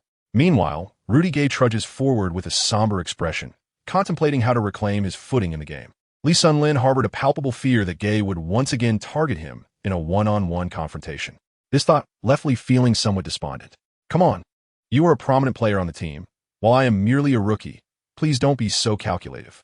In this world, it often appears that the more one fears something, the more likely it is to materialize. Sure enough, Gay was approaching once more, completely disregarding Lee Sun-lin's forlorn gaze. He plopped down beside him, colliding with such force that it left Lee gasping in pain. He wanted to call for assistance, yet found himself unable to voice it. Consequently, Gay effortlessly maneuvered into position, rendering Lee an easy target in defense. However, this time, Coach Brooks finally noticed Lee's plight. Collison, move in for the double team." Coach Brooks shouted toward Collison. The lumbering giant finally snapped into action. "Can't handle it? Rookie, you really ought to work on your strength," Rudy Gay remarked nonchalantly. Lee Sun-lin cast a glare of animosity at Guy, still catching his breath from the collision. "You muscle-bound brute, I'm not you." Fortunately, Corson approached. and Lee Sun-lin instantly felt a wave of relief. Guy refrained from forcing a shot and instead passed the ball to Conley, who received it on the perimeter. Lee Sun-lin hurried to follow, leaving Guy to Coruscant. Unperturbed by Lee Sun-lin's misstep, Coruscant raised an eyebrow, signaling to Lee Sun-lin, "Rookie, take notes. Watch how I handle him." Conley assessed Lee Sun-lin's defensive stance and opted not to shoot, instead lobbing the ball to the interior for Guy. With his back against Coruscant, Guy noticed that Coruscant was white and prepared to play aggressively. Upon receiving the ball, Guy aimed to confront Coruscant with the same intensity he had shown Lee Sun-lin. He used his back muscles to push against Coruscant, and it seemed his elbow brushed against Coruscant's chest, though it was ambiguous. Coruscant let out a cry, tinged with melancholy, as his massive frame recoiled, clutching his chest before falling backward. The referee raised his arm emphatically, signaling an offensive foul. Westbrook, Lee Sun-lin, and others immediately converged on Guy, exclaiming, "How dare he?" Coruscant even sacrificed himself. "We must rally now." Unbeknownst to Westbrook, Coruscant had intentionally drawn the offensive foul. Seeing Coruscant on the ground, he leaped up, charging at Guy, while the audience erupted in boos directed at Rudy Gay, creating an electrifying atmosphere. The three referees quickly formed a huddle to deliberate whether Rudy Gay had indeed used his elbow. Otherwise, how could Coruscant have fallen so dramatically? Observing Coruscant, Rudy Gay began to question whether he had inadvertently elbowed him. Meanwhile, Lee Sun-lin, who stood by, witnessed Coruscant's fall and revealed a smile as enigmatic as the Mona Lisa. Watching Coruscant's masterful maneuver, Lee Sun-lin, the novice, felt he had gleaned much wisdom.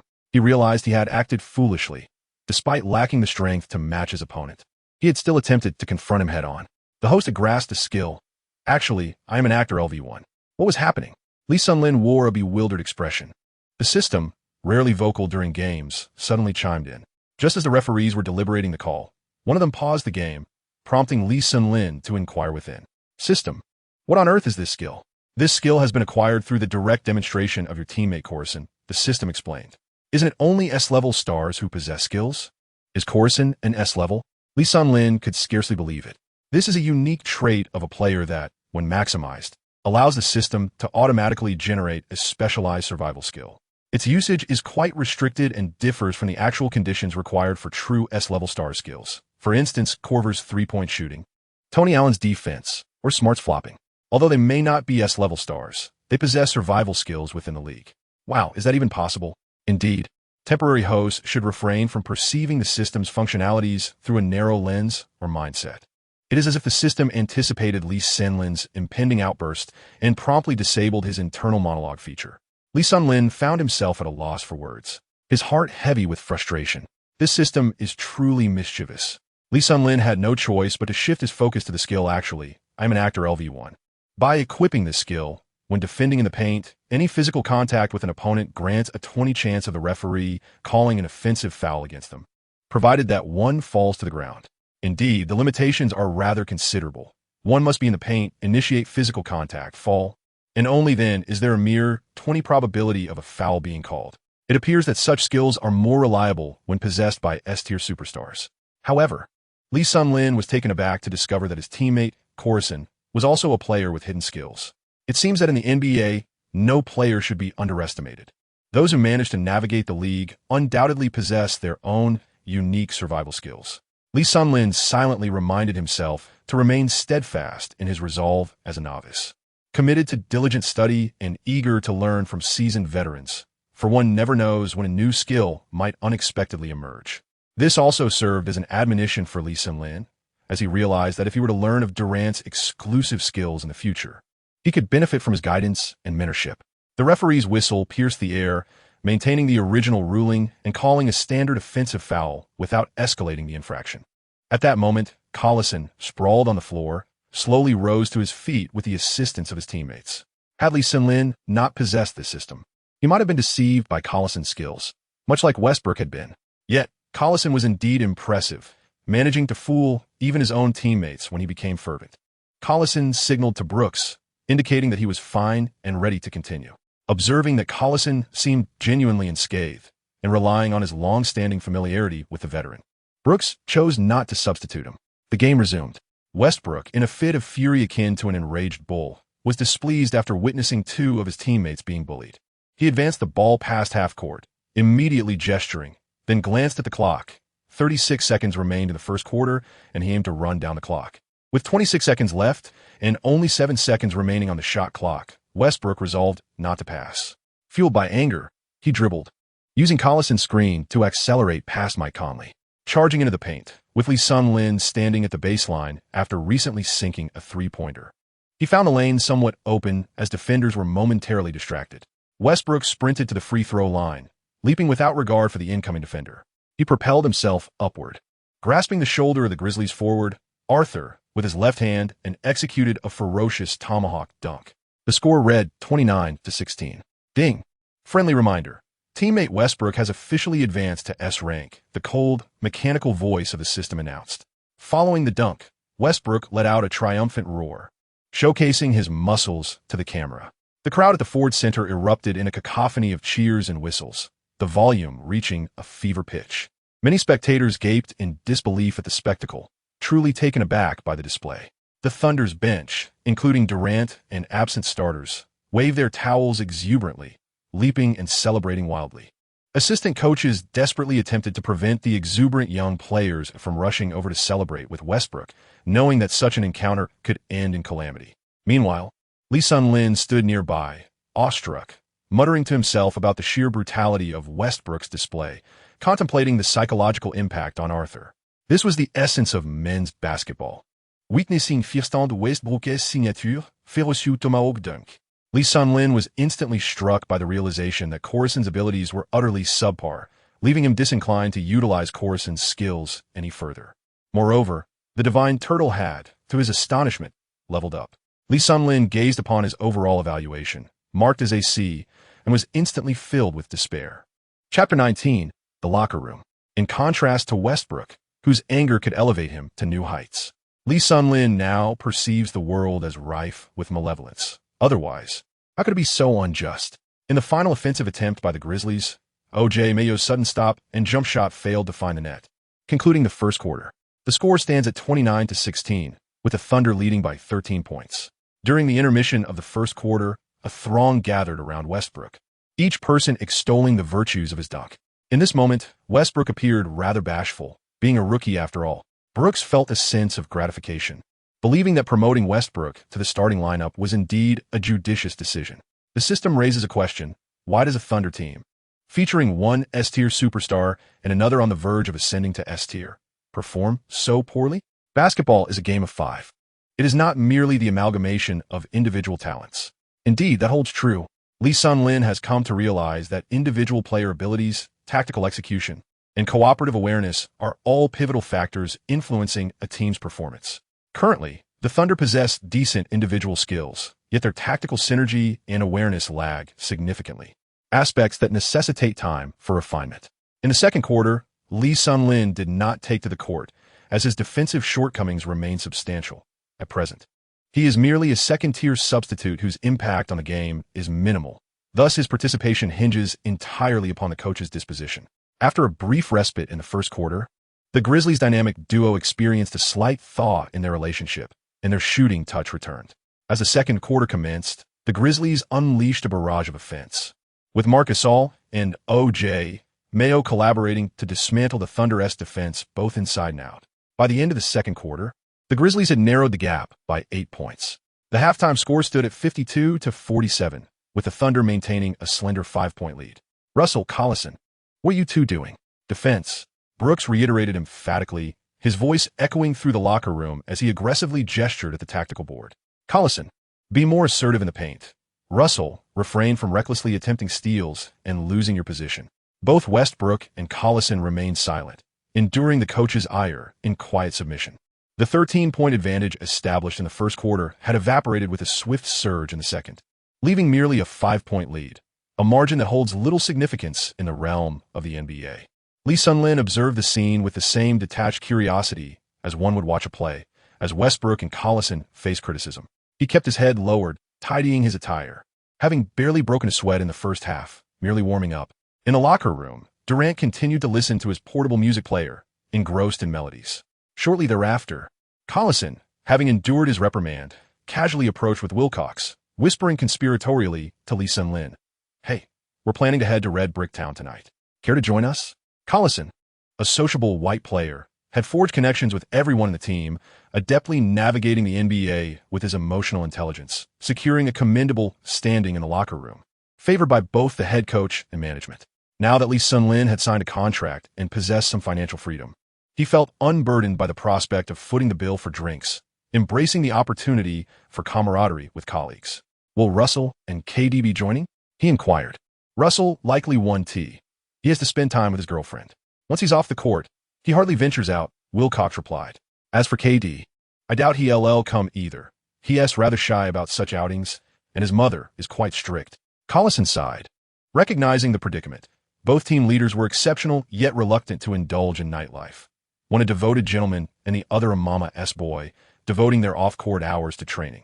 This placed considerable pressure on the bench players, who, despite lacking their innate talent, felt compelled to keep pace with their relentless dedication. At times, the nightlife became a source of distress rather than enjoyment. Lee Sun-lin was acutely aware of the delicate atmosphere within the Thunder team, as the personalities of the players varied significantly. Ironically, both of the prominent figures were newcomers to the league, while the seasoned veterans lacked the charisma to unify the group. Well, it's fine. Once the game concludes, I shall arrange a meeting with the two of them.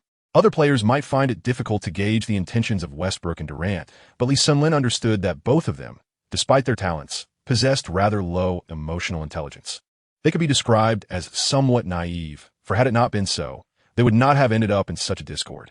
Both yearned for a harmonious team environment and victory, yet they were at a loss regarding how to navigate their relationships with their teammates, resulting in a rather lackluster locker room atmosphere.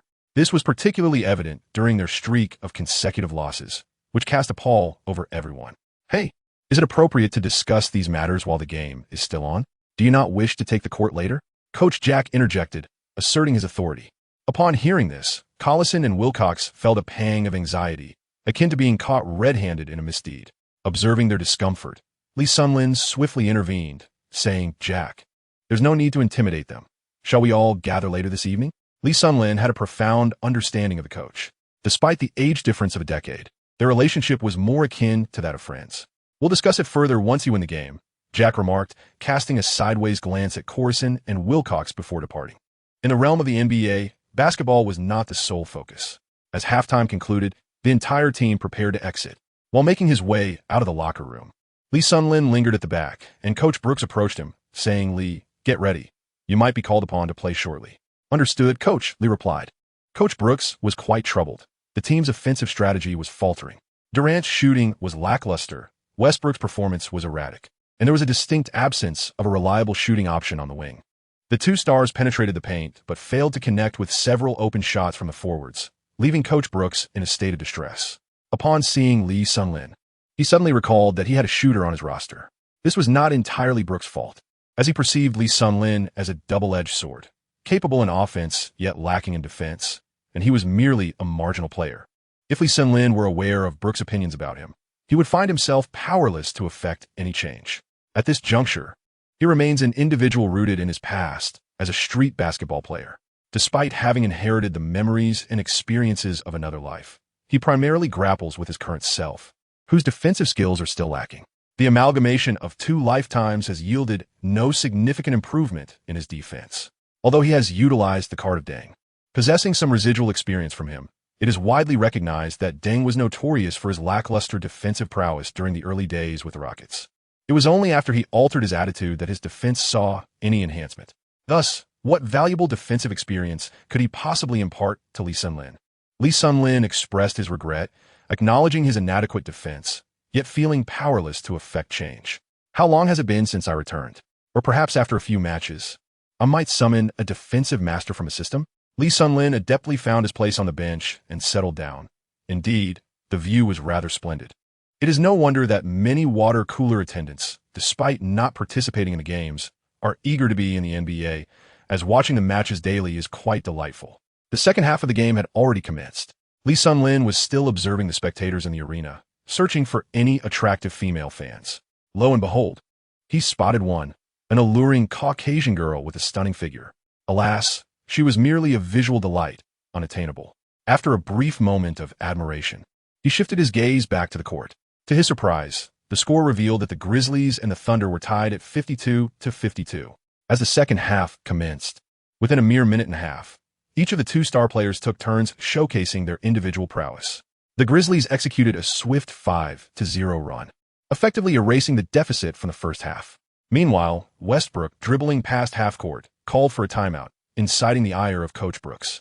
He unleashed a torrent of criticism upon the starters, subjecting them to ridicule and collective rebuke, leaving both Westbrook and Durant visibly perturbed. At the beginning of the second half, the duo had hoped to leverage their individual talents to effect change for the team.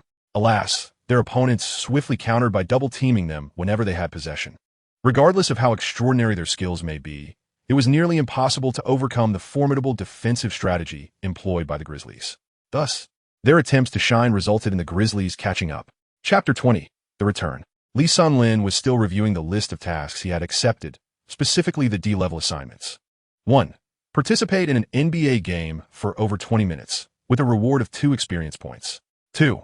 Successfully make 3 3-point shots in a single game, with a reward of 1 experience point. 3. Achieve 3 assists in a single game, with a reward of 1 experience point. 4. Complete 2 steals in a single game, with a reward of 1 experience point. The first task seemed almost impossible to accomplish, while the second one might be within reach if he got an opportunity to play. As for the third task, he was astounded by how challenging it was to secure 3 assists in 2K. The fourth task, alas, was daunting as well. However, it appeared that the prerequisite for completing any of these tasks was to actually be on the court. Now, the situation was that the first half had concluded, and the second half had commenced, yet he had only played for a little over a minute. Who knew if he would be granted another opportunity? Given the intensity of the match, the chances seemed slim. "Lily, the coach is calling for you." A strong hand gripped his shoulder. At that moment, Russell Westbrook's face came into view, accompanied by his robust voice. "Huh?" Lee Sun-Lin was still contemplating the system tasks, somewhat at a loss. Westbrook observed this sluggish individual and wondered if perhaps he had exerted too much force with his right hand, glancing down at it. Had he stunned this fellow? After executing a dunk, he felt an increase in power. He would need to be cautious next time not to injure this seemingly fragile teammate.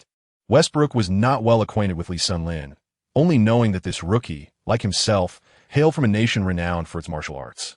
It was said that Chinese kung fu could allow one to take on several opponents. He wondered if Lee possessed such skills. Perhaps he would inquire after the game. "Lee, move into position and create space for KD and Russell. Once your defender commits to double-teaming them, they will pass the ball to you. You just need to unleash that precise 3-point shot and pierce through their defense," Brooks instructed, visibly frustrated. The advantage built in the first half had evaporated in an instant, as the strategy devised for Durant and Russell fell apart due to the absence of a reliable shooter, allowing the Grizzlies to counter effectively. "Did you hear that? KD, Russell." "Okay," Durant responded first, feeling quite vexed. Did he truly have to play alongside teammates who seemed inept? The defense had been entirely drawn away, leaving him wide open, yet the shot still failed to land. Brooks should have had this rookie take a few shots earlier. Durant felt a twinge of dissatisfaction towards both his teammates and coach, though he kept such thoughts to himself. "Yes, Coach Brooks." Lee Sun-Lin, heedless of Corlison's envious gaze and Joe Smith's discontented snort, readied himself to take the court alongside the two veterans. His current attributes dictated that he could not engage in overly intricate tasks. Thus, he resolved to focus on fulfilling his own responsibilities. Beep. The timeout has concluded. Lee Sun-Lin dons the number 8 jersey and re-enters the field. His return is not merely during garbage time. Anticipation surrounds his performance. The live broadcaster and netizens of the Celestial Empire have long awaited this moment. Lee Sun-Lin's gaze swept resolutely across the entire arena. During the time he had on the court, it was imperative for him to achieve immediate results. Otherwise, the likelihood of being substituted out loomed large. Failing to score within 1 or 2 rounds would undoubtedly lead him back to square one. Utilizing Bolt's speed, he aimed to extract every opportunity. Lee Sun-Lin decisively revealed his hand. A glance at the current speed attribute showed it was at maximum capacity. Jeff Green passed the ball to Westbrook. Westbrook surveyed his teammates' positioning, contemplating the strategy. Protecting the ball at the arc, he noticed Durant requesting the ball beside him and passed it over. The Thunder players skillfully dispersed, creating space for Durant to engage in a one-on-one confrontation with Gay. Lee Sun-Lin continuously darted between the right corner and the arc's pinnacle. He conveyed a tactical gesture to Durant from the corner, signaling him to refrain from shooting and to observe his own positioning. Mike Conley, tasked with guarding Lee, found himself utterly fatigued, pondering how this player-esque speed had transformed so dramatically. He had not exhibited such agility in the first half, and now it seemed he could elude Conley at any moment. Alarmed, Conley mentally shouted a warning as he witnessed Thunder's number 8 swiftly darting towards Gay. Was he intending to set a screen for Durant? If the screen was executed effectively, Durant could exploit a mismatch against Conley, leading to significant trouble. Conley immediately accelerated in pursuit. However, as soon as Lee sensed Conley's weight shifting, he executed a sudden reverse run, retreating back to the right corner. Conley, overwhelmed by Lee's speed, struggled to adjust his balance and was quickly outmaneuvered, finding himself a step behind. An opening emerged. Durant, who had been vigilantly tracking Lee's movements, noticed this gap and promptly delivered a precise pass over Gay. Although Durant was unaware of how Lee had eluded Conley's defense, he remained resolute. Placing his trust in his teammate once more, Lee Sun-Lin swiftly evaded Mike Conley, positioning himself in the corner. As the ball arrived, he seized it, rising effortlessly for a fading three-pointer from the corner. With a fluidity that showcased impeccable coordination, he executed the shot with precision. The score stands at 55-52. After scoring, Lee Sun-Lin shook his hands and gazed at the bewildered Conley, silently acknowledging that the future $30 million man had just been outmaneuvered by Hamilton's positioning skills, which rivaled Bolt's speed, a loss that was not unwarranted. Splendid. Brooks and Jack exchanged a high five, exclaiming their approval. The perfect positioning and timely ball distribution had manifested the tactical effectiveness their coaching staff had yearned to witness.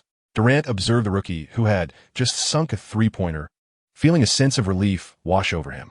He approached Lee Sun-Lin, gave him a playful pat on the backside, and remarked, "Well done. That was a beautiful pass." Lee Sun-Lin responded, "Indeed, if Durant chooses not to pass, there is little he can do.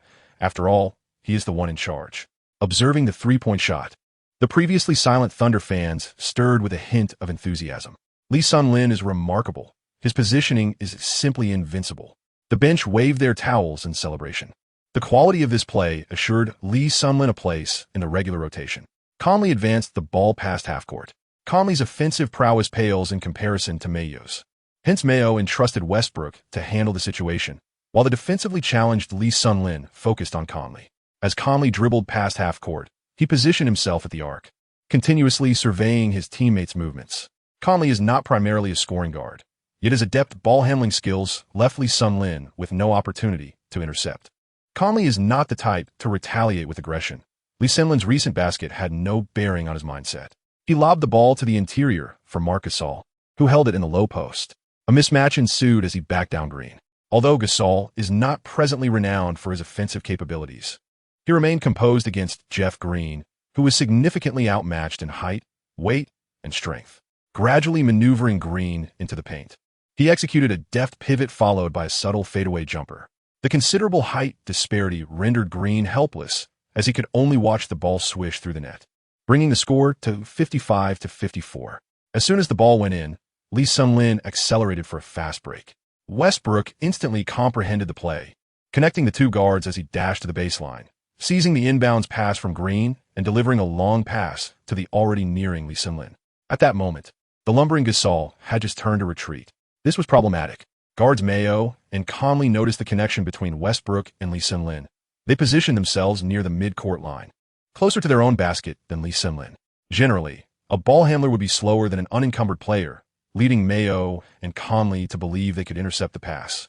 Unfortunately, Lee Sun-Lin was at full speed, his legs brimming with power, covering the distance from his free throw line to the midcourt line with ease. While Conley and Mayo were not lacking in speed, they were at a disadvantage due to their delayed start. Thus, one must question, is there any human on this planet capable of outrunning a fully accelerated Bolt? Watching as he effortlessly surpassed the number 8 jersey, the two guards, typically confident in their speed, felt disheartened. For the first time, Mayo and Conley sensed their helplessness, their sluggishness. Conley was particularly frustrated, despite being closer to his own basket. He could not keep up. Lee Sun-Lin effortlessly surpassed Conley and Mayo, accelerating relentlessly until he reached the unoccupied front court. "Dunk it! Dunk it!" The crowd erupted, cheering fervently. Lee Sun-Lin yearned to soar, yet upon reflecting on his leaping ability, he prudently decided to forego such aspirations. Approaching the basket, he executed a delicate layup. The ball slipped from his grasp, falling just a tad short. Alas, the velocity was too swift, and the insufficient height of his layup resulted in the ball being thwarted by the rim. In that fleeting moment, The audience at the Ford Center fell into a hushed silence, captivated by the folly of the situation. Lee Sun-lin observed as the basketball ricocheted away, feeling somewhat awkward as he hurried to retrieve it. He dribbled into the 3-second area, came to a halt, and aimed for the backboard. A rather inept elementary school player on the court executed a bank shot, and the ball swished through the net. The score stood at 57-54. This opportunity for Lee Sun-lin to secure an offensive rebound arose because the Grizzlies' Conley and Mayo had abandoned their pursuit. Witnessing this sequence of events, Westbrook was nearly doubled over with laughter, clutching his stomach.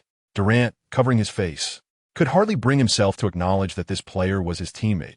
Was he truly a professional athlete? The audience erupted in amusement, completely charmed by this Chinese boy. On the bench, Collison and Levert were locked in a fit of giggles, utterly losing composure. It was remarkable how a simple layup could be transformed into such a spectacle.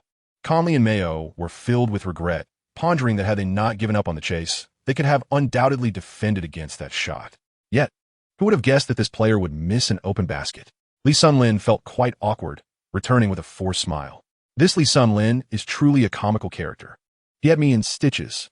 His layup off the backboard reminded me vividly of the elderly gentleman in my neighborhood attempting the same. His quirky demeanor is endearing to me. The online community was abuzz with chatter. Brooks looked at Jack in exasperation and remarked, "Jack, is this fellow's fundamental skills what you taught him?" Jack promptly distanced himself from the situation, responding, "No, not me." This moment nearly tarnished Jack's illustrious reputation. In Chapter 21, it was Lee Sun-lin's time to shine. The entire coaching staff was quite pleased with his performance. After being subbed in, he scored 5 consecutive points, an open 3-pointer from a well-timed position, followed by a swift 2-pointer capitalizing on the opponent's lapse in defense. He truly embodied the style that the Thunder aspired to play. Setting aside that rather amateurish missed layup, Lee Sun-lin's time on the court warranted a score of 90.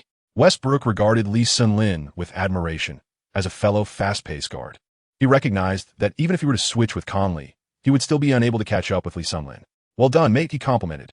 Jeff Green, having shaken off the previous shadows cast by Gasol, felt he had regained his footing, even though Lee Sun-lin's fast break had little to do with him. "Make sure to rack up a few assists for me," Lee Sun-lin suggested to Jeff Green. "Huh, if you can pass it to me, I'll gladly assist," he replied. Lee Sun-lin is presently preoccupied with his tasks, none of which he has accomplished as of yet. Oh, had he known that he would have such an open opportunity for a sudden stop and fadeaway 3-pointer, it would have been a tremendous waste. Were his thoughts to be known by Brooks, he would undoubtedly face harsh criticism, missing an open layup, yet attempting a desperate fadeaway 3. Conley, however, remained unfazed, skillfully advancing past half-court, which only heightened Lee Sun-lin's anxiety to fulfill his steal mission. Conley passed the ball to Mayo. The Grizzlies do not rely heavily on isolation plays, especially when their 2 strongest players are matched against Westbrook and Durant. Mayo signaled for Gasol to come up for a screen. Gasol obediently positioned himself to block Westbrook, prompting a switch where Jeff Green found himself matched up against Mayo. As Gasol was momentarily hindered by Westbrook, he remained beyond the 3-point line, leaving Mayo unable to exploit a mismatch. Consequently, Mayo opted to take matters into his own hands. But faced with the superior height and wingspan of Jeff Green, his chances diminished significantly. He maneuvered back and forth in place, struggling to shake off Green's defense. Observing this, Westbrook quickly moved in to double-team. Mayo stumbled, failing to release the ball in time, and was intercepted by Westbrook, who seized the opportunity to snatch the ball away. Lee Sun-lin anticipated Westbrook's impending double-team and was ready to make his move. Indeed, the ball was intercepted. Without hesitation, Westbrook secured the ball and passed it directly to Lee Sun-lin, who was primed for a fast break. Having witnessed Lee Sun-lin's remarkable speed, Westbrook had complete faith in him during these swift transitions. In the backcourt, only Conley remained, while Gay and Durant were still engaged in positioning themselves in the paint, oblivious to the fact that the ball had been stolen. Despite his full-speed efforts, Lee Sun-lin's ball-handling skills, remnants of his past, remain intact. After all, he was once a point guard. Consequently, his relentless acceleration is not hindered by dribbling errors. Conley, in a state of helplessness, struggles to keep pace, as the pressure from this number 8 is overwhelmingly intense. Any misstep on his part invites a counterattack, compounded by the sheer desperation of Lee's speed. Once again, he finds himself outmaneuvered. Gay, bewildered, turns back to request the ball, only to witness Lee Sun-lin effortlessly surpassing Conley once more. Can anyone elucidate this spectacle? Dwyane, With a sympathetic gaze, observes his opponent desperately vying for position. Gay is truly at a disadvantage, having been boxed out. Regrettably, his teammate mishandles the ball, a situation that would frustrate anyone in his position. Lee Sun-Lin faced the desolate front court of the Grizzlies yet again, opting not to take a layup this time. For the sake of the mission, for the sake of gaining experience points, he persevered, just as the audience anticipated a routine layup to conclude this offensive play. Lee Sun-Lin sprinted beyond the three-point line, abruptly coming to a halt. Goodness, he nearly overshot his stride. The exhilaration of such speed was truly delightful. He came to a sudden stop, poised himself, leapt into the air, and executed a backward three-point shot. Lee Sun-Lin has become indifferent to his shooting posture. This time, he executed a leaning, Curry-style shot reminiscent of a schoolboy-esque technique. "Substitute Lee Sun-Lin," he called out. Witnessing this action, Brooks could no longer contain his frustration. The team had just begun to perform admirably, only to falter again, and he felt it necessary to address the flamboyant tendencies of the younger players. Before he could finish his thought, the audience collectively gasped. In an era where such fast-break three-pointers were yet to be commonplace, Lee Sun-Lin stood at the forefront of the game. The ball lingered in the air, tracing a high arc, and after reaching its zenith, it leisurely rolled into the hoop. Swish! The three-pointer struck true. Amidst the astonished gasps of the crowd, Lee Sun-Lin added another 3 points, bringing the score to 60-54, prompting the Grizzlies to call a timeout. The audience erupted into enthusiastic applause. Following the basket, Lee Sun-Lin modestly flashed 3 fingers, kissed them, and twirled them upward, his signature celebration. With his mission of hitting 3 three-pointers accomplished, he turned and sprinted back to his half of the court, colliding chest-to-chest with Westbrook in a spirited gesture. Upon his return, he was met with raucous cheers from his teammates, all captivated by his unwavering confidence in his shooting prowess. In less than 2 minutes on the court, Lee Sun-Lin had scored 8 points. Brooks, should he still substitute him? Jack, observing the somewhat embarrassed Brooks, quietly inquired, "That is quite a blow to your authority." The embarrassment was fleeting, mere seconds in duration. After all, who could blame him for reacting before confirming the shot's success? It is not unusual for players to exhibit such exuberance. When a player is in rhythm, confidence surges, and they feel capable of scoring from any position. In such instances, they often do score, leaving others powerless to intervene. Brooks found himself at a loss, caught off guard. Just as he suggested a substitution, the shot went in, another three-pointer. Brooks felt a pang of regret. Perhaps he had acted prematurely and vowed to observe the next play before making any calls. Not substituting him would prevent the audience from becoming displeased. Seeking a graceful exit, Brooks felt his face flush. "When have you ever considered the audience in your tactical decisions?" Jack muttered, yet he refrained from undermining Brooks, recognizing him as his superior. "From this day forth, I shall be a fan of Lee Sun-Lin," he declared, as the player's 8 consecutive points had effectively halted the Grizzlies' momentum. The first guard from China, truly impressive. With Lee Sun-Lin's three-pointer, the viewers on a live stream erupted in excitement. Well, had they ever experienced such joy from a Chinese guard? The tide of sentiment shifted dramatically as they sang his praises. During the timeout, the Thunder players gathered around their coach. "Lee, that was splendid," Brooks exclaimed, giving a thumbs up, quickly forgetting his earlier intention to substitute him. Westbrook proactively handed Lee Sun-Lin a towel, acknowledging the key role he had played in the team's lead. Lee Sun-Lin took the towel, wiped the sweat from his forehead, and exhaled deeply. The speed of Bolt was truly remarkable, yet the physical exertion was exceedingly taxing. Although his total time on the field barely exceeded 5 minutes, Lee Sun-Lin experienced an overwhelming sensation of exhaustion. At first, Lee Sun-Lin pondered whether the system had indeed cut short the time for extracting Bolt's speed. Otherwise, how could it be limited to a mere 5 minutes? Now he truly comprehends that utilizing Bolt's speed, even 5 minutes, is the utmost limit. Exceeding that by even a single minute would leave him cramping and forced to leave the court. Very well, let us continue to play this way.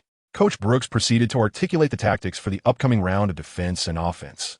The timeout was officially set for 20 seconds, yet in reality, it stretched to a minute and a half.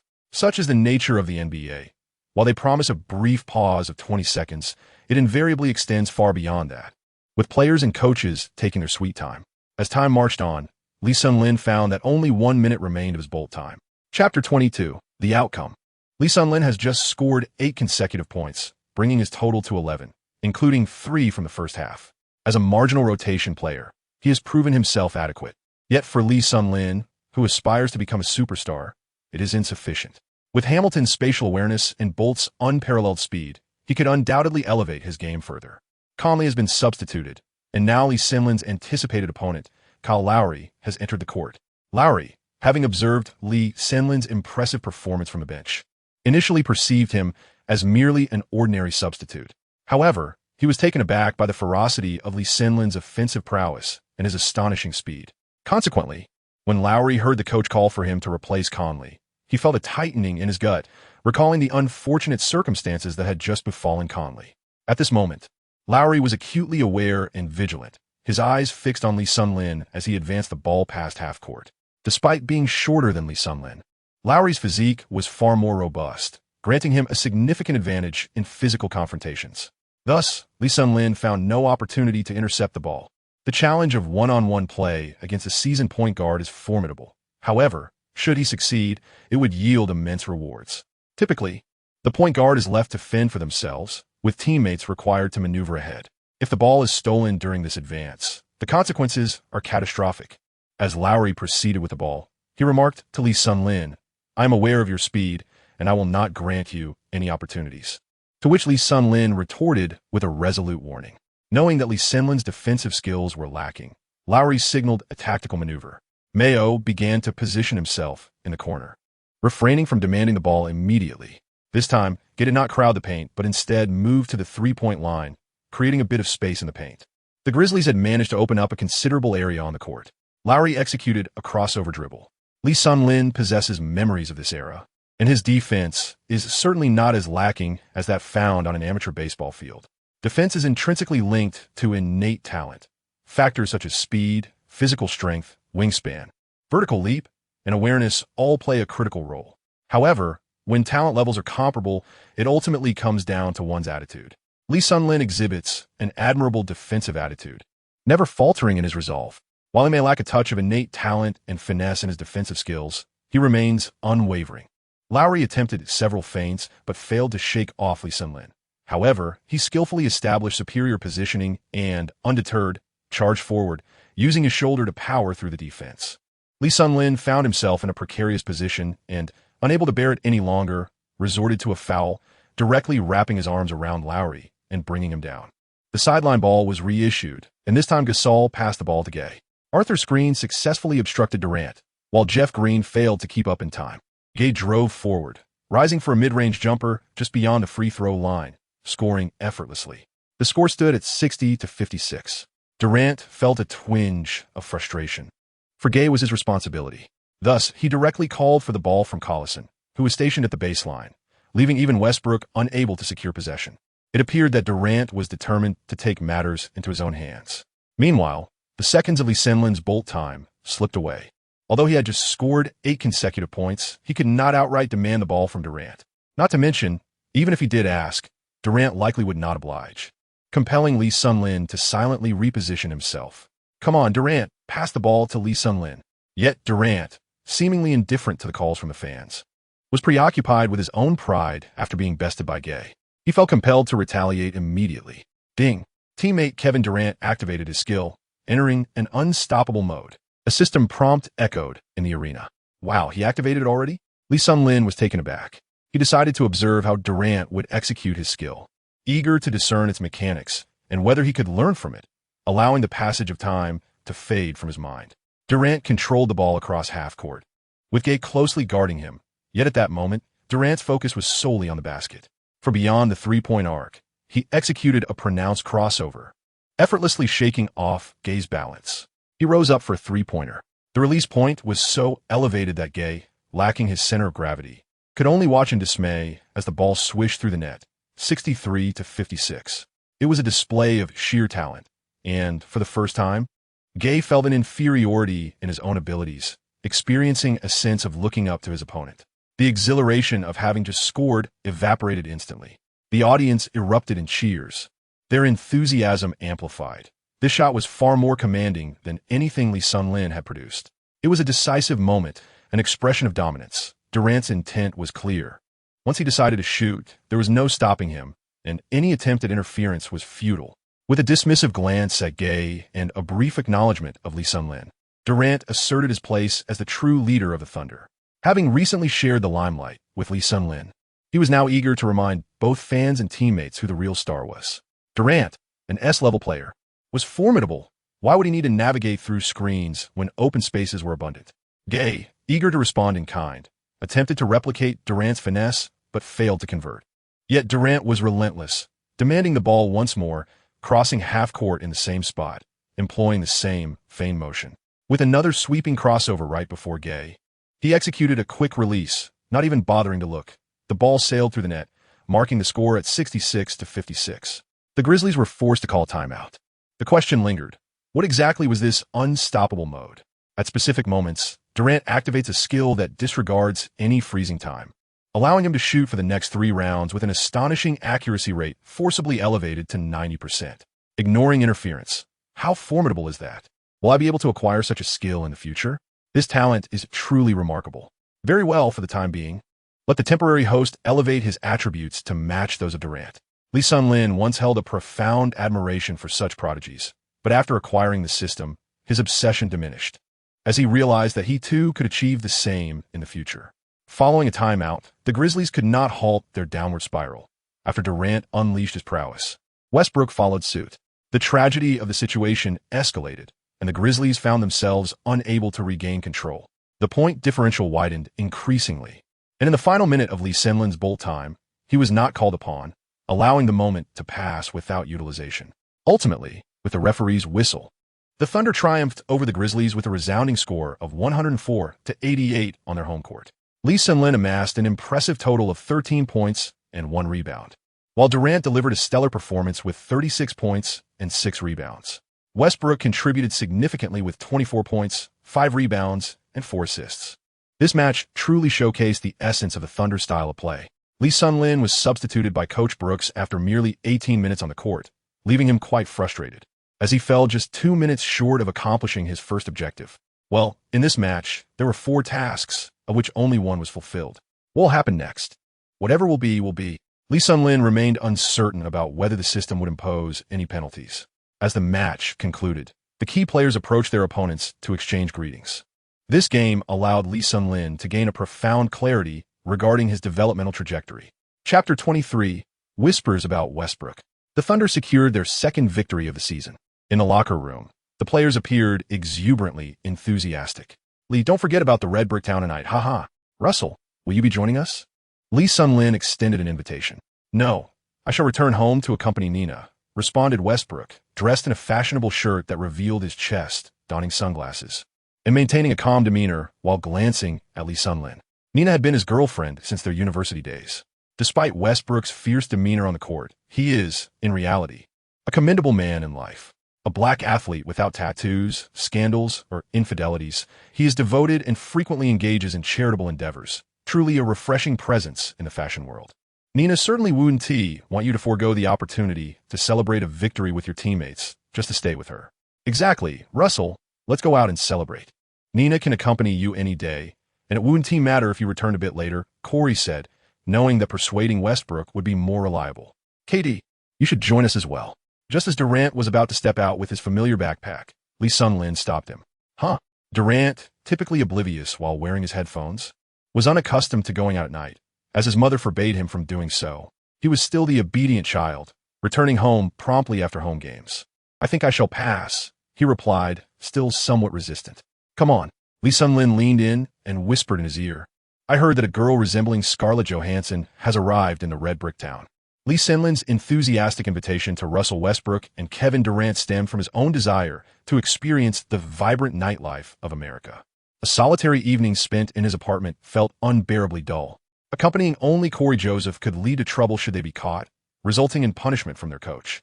However, if Durant and Westbrook joined him, the coach would be powerless to intervene. In the coach's eyes, Durant and Westbrook were the epitome of good behavior and virtuous men. Should the coach discover them out enjoying the night, he would surely assume they were fostering team camaraderie and celebrating a victory, rather than indulging in any unsavory intentions akin to Corey's. Durant himself felt a stirring curiosity about the nightlife in the Red Brick Town. Under his mother's strict supervision, he had seldom ventured out throughout his upbringing. Initially hesitant, his resolve solidified upon hearing Lee Sun-lin mention a stunning beauty resembling Scarlett Johansson. We must go, Russell. You should join us as well, Durant declared with unwavering determination, simultaneously encouraging Westbrook to partake. Yet, he found himself puzzled by how Lee Sun-lin had come to know of his secret admiration for Scarlett Johansson. Was it mere coincidence? His affection for the Black Widow remained a deeply buried sentiment within him. You have not escaped my grasp after all. Lee Sun-lin revealed his trump card, and the ever-compliant Durant fell for it instantly. At this moment, Durant had yet to utter that famous phrase about bathing water. All right, I shall make a call to Nina. Witnessing the excitement among the crowd, Westbrook felt it inappropriate to disrupt the atmosphere. Having grown up in Los Angeles, he was no stranger to nightlife. Yet he held little interest in such venues. Westbrook, Durant, Lee Sun-lin, Corliss, and Wilcox eagerly drove off together. Lee, do you practice martial arts? I've heard that you Chinese use kung fu in fights. I am quite fond of Bruce Lee and your Chinese martial arts, Westbrook inquired of Lee Sun-lin, who sat beside him while steering with one hand. Lee Sun-lin has yet to purchase a car and must rely on Westbrook's vehicle for now. While I may not be adept at that, we do have a newly released drama series dedicated to the art of basketball, which is quite excellent. Lee Sun-lin playfully teased Westbrook, saying, wow, really? Kung Fu can also be applied to basketball? That's cool. What is it called? Basketball Fire. Lee Sun-lin Chocolate, Michievosli. Preparing to play a prank on Westbrook.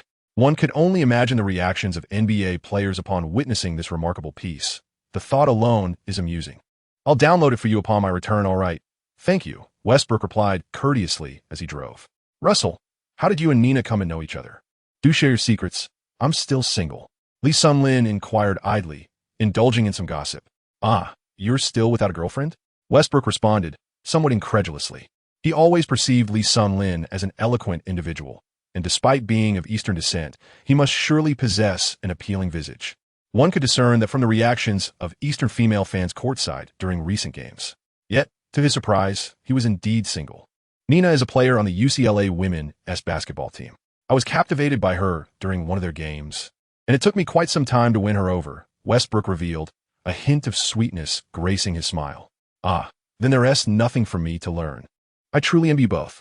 It seems that what you have is genuine love, Lee Sun-lin remarked, as they still had a distance to cover before reaching their destination. Lee Sun-lin's curiosity continued to flare. Russell, if you ever have the chance to average a triple-double for the season, would you consider padding your stats? Why not? That's an extraordinary achievement, something that could secure a spot in the Hall of Fame, my friend, Westbrook replied earnestly, casting a discerning glance at Lee Sun-lin. However, he couldn't quite grasp why Lee Sun-lin posed such a question. But wouldn't others accuse you of stat padding? Would that not bother you? Let them say what they will. It's a testament to my skill. Achieving a triple-double is no easy feat, Westbrook retorted, glancing back at Lee Sun-lin, bemused by his teammates' peculiar inquiries. Well, fair enough. Westbrook's candor was refreshing. He spoke of stat padding with unabashed confidence. Yet, his unyielding desire to win endeared him greatly to his teammates. He played his own game, indifferent to others' opinions, all the while possessing that fierce, piercing gaze. Lee Sun-lin then began to discuss other matters, gradually becoming acquainted with Westbrook, who was known for his straightforwardness, always expressing his thoughts candidly. Before long, the lively caravan of people arrived at Bricktown. Unlike the bustling, never-sleeping cities of New York and Los Angeles, Oklahoma City is truly a town that falls silent at night. After 9 p.m., one can scarcely find an open restaurant. Nevertheless, there are still some delightful spots to linger, such as this Bricktown. Situated on the eastern side of the downtown area, it serves as Oklahoma City's largest, if not its sole, entertainment hub, where Thunder players often unwind post-game, accompanied by fans and cheerleaders alike. To Lee Sun-lin's slight dismay, the nightclub Corey mentioned turned out to be the Mickey Mantle Steakhouse within Bricktown. Yet, observing the familiar expressions of Westbrook and the others, it seemed they were already well aware of this fact. After all, they had likely explored other more entertaining venues long ago. These individuals were millionaires, not lacking in funds, merely seeking enjoyment. Chapter 24, Bricktown. By late November, the nights in Oklahoma City had grown rather chilly, a slight chill palpable as one walked the streets. However, this did not deter a group of spirited young individuals from yearning for the excitement of nightlife. The group parked at the entrance of the steakhouse and entered together. As basketball players, their towering heights were quite conspicuous, especially Durant and Collison, who appeared almost like giants in the presence of ordinary people. Charlie, the owner of the steakhouse, spotted the group from a distance, recognizing them as the Thunder players, KD, Russell, and the Chinese lad. Charlie, adorned with a bushy beard and a robust physique, donned a shirt that seemed perpetually on the verge of bursting at the seams due to his ample frame. An avid fan of the Thunder, he had operated a steakhouse in Oklahoma City for many years. The moment the Thunder relocated, he swiftly became a season ticket holder. Although the establishment was ostensibly a steakhouse, it offered a diverse array of dishes, including fried chicken, beer, and various snacks. The spacious venue featured a central stage where live performers and models were regularly invited to entertain. Above the stage hung a large screen dedicated to broadcasting Thunder games, catering to patrons who relished the camaraderie of drinking, conversing, and enjoying the sport. In a city like Oklahoma, where entertainment options were scarce, such offerings were invaluable. Moreover, the proximity to the Ford Center transformed the steakhouse into a vibrant gathering place for the city's youth, players, fans, and cheerleaders. Charlie frequently encountered the likes of Collison, who often approached solitary beauties with less than noble intentions. However, he had yet to see Durant or Westbrook in his establishment. Following the Thunder's victory earlier that day, the atmosphere was electric, with fans still lingering in excitement. As Thunder players streamed into the hall, the steakhouse erupted with exuberance. After all, they were the city's only professional team and its star players. Fans flocked to request photographs, and after Durant and Westbrook graciously obliged the majority, Charlie stepped in to shield them from the enthusiastic crowd. "Ladies and gentlemen, it is now their private time. Please grant them a moment of space," he announced to the patrons. In America, the fervor for celebrity was not as overwhelming, and once the owner intervened, requests for photos and autographs generally ceased. Durant and Westbrook adeptly navigated the throngs of admirers, having anticipated such encounters as public figures accustomed to similar situations without feeling perturbed. Once free from the fans, Durant inquired, "Lee, where's that lovely lady?" As he scanned the room. "Haha, we'll spot her later, Kevin. It's too crowded to find her now," came the reply. Lee Sun-Lin felt utterly disheartened. Was this truly the nightlife of Oklahoma City? Such disappointment. Faced with Durant's inquiries, he merely chuckled and chose to ignore them. Who could possibly know where that enchanting lady might be? Perhaps she had chosen not to grace the venue with her presence today. Only Durant seemed to linger on thoughts of Scarlett Johansson. "Ah, today we are here to celebrate. Charlie, please arrange for us a more spacious table," Corey-san chimed in. Unbeknownst to him, the conversation between Lee Sun-Lin and Durant had led to Durant's change of heart in attending. Clearly, it was time for him to divert Durant's attention elsewhere. This is the advantage of possessing high emotional intelligence. One can deftly read the room. Soon, Charlie, the proprietor, skillfully assigned seats to the group, designating a VIP section, for indeed, these gentlemen were of considerable stature. "Charlie, is there any entertainment planned for tonight?" Corey-san inquired sagely, a mischievous grin playing on his lips. "Ah, we have a pole dancer tonight, though I had to spend quite a sum to bring her in from Dallas," Charlie replied, reciprocating with a sly smile. As the owner, he was well aware of his patrons' preferences and prioritized their desires. Otherwise, this steakhouse would not have flourished as it had. Corey-san, the eldest and most seasoned of the group, recognized Charlie's expression and instantly adopted a knowing demeanor. Upon hearing about the pole dancer, Durant's eyes sparkled with intrigue. After all, at merely 21 years of age, he had yet to experience such entertainment, and he promptly forgot about his earlier quest to locate Lee Sun-Lin's mentioned beauty. Lee Sun-Lin sat in a corner, feeling dejected. He and Westbrook were drinking together, and the atmosphere was stifling. "Hola, dancing. Is this the extent of your aspirations?" Lee Sun-Lin expressed a complete lack of interest, clearly differing in aesthetic appreciation from the Americans. For instance, while Durant admires Scarlett Johansson, Lee Sun-Lin feels no particular attraction. He even finds the Kardashian that Dengue favors rather frightening. Her breasts, height, and figure seem to cater solely to the taste of those Americans. Lee Sun-Lin harbors a particular fondness for Eastern beauties, such as Chiu Shujin, Liu Yifei, Yang Mi, and Dili Riba, though he acknowledges that there are a few commendable figures from Korea as well. Having witnessed the bustling atmosphere of Guangzhou, where throngs of people populate every corner, arriving in Oklahoma City and experiencing the solitude of walking several hundred meters without encountering another soul is indeed rather tedious. "Russell, do you ever steal rebound from your teammates?" In his boredom, Lee Sun-Lin once again engages Russell Westbrook, probing him with trivial questions. As a city dweller hailing from Los Angeles, Westbrook naturally finds little appeal in the entertainment options offered by Oklahoma City, a sentiment that only excites rookies like Durant. Thus, he begrudgingly accompanies Lee Sun-Lin in consuming beer. Upon hearing yet another question of this nature from Lee Sun-Lin, Westbrook feels a twinge of curiosity but responds earnestly. It depends. If grabbing that rebound allows me to initiate a fast break, then I would go for it. Haha, hopefully I'll be stealing your rebounds and you onthe mine. Ha, not all. I'll position myself to block for you, Lee Sun-Lin retorts, embodying the typical bravado associated with him as a guard. Although his efforts to snag rebounds seem futile, upon hearing Lee Sun-Lin's reply, Westbrook casts a disdainful glance in his direction, remarking, Lee, with your physique, who do you think you can block? Who could you possibly impede? The slight is palpable. Westbrook then glances at Lee Sun-Lin's chest, almost suggesting that his pectorals lack sufficient development. Come on, let's drink. From now on, I won't be blocking for you. You can grab your own rebounds. After Lee Sun-Lin finished speaking, he filled the glass and urged Westbrook to drink. Come on, who is afraid of whom? Westbrook had never shied away from competition, and he certainly wouldn't back down from drinking. The new recruit, Durant, followed the seasoned veteran Collison as they emerged contentedly from the front row of the pole dancing performance. The show had concluded to an enthusiastic reception, and the owner, Charlie, wore a broad smile. It was as if Dwyane had discovered a new realm, his suppressed nature beginning to unfurl. Time rewound slightly. Today, Joe Smith had also come to the steakhouse with friends, lamenting the dreariness of life in Oklahoma City. As a newly acquired player this summer, Smith felt he had not garnered the respect of the Thunder organization. Despite being a former #1 draft pick, he could overlook the absence of a starting position, given that the Thunder had promised to focus on nurturing new talent upon recruiting him. Smith was indifferent to this, as being a mentor to the younger generation was not without its merits. After all, his own era had passed.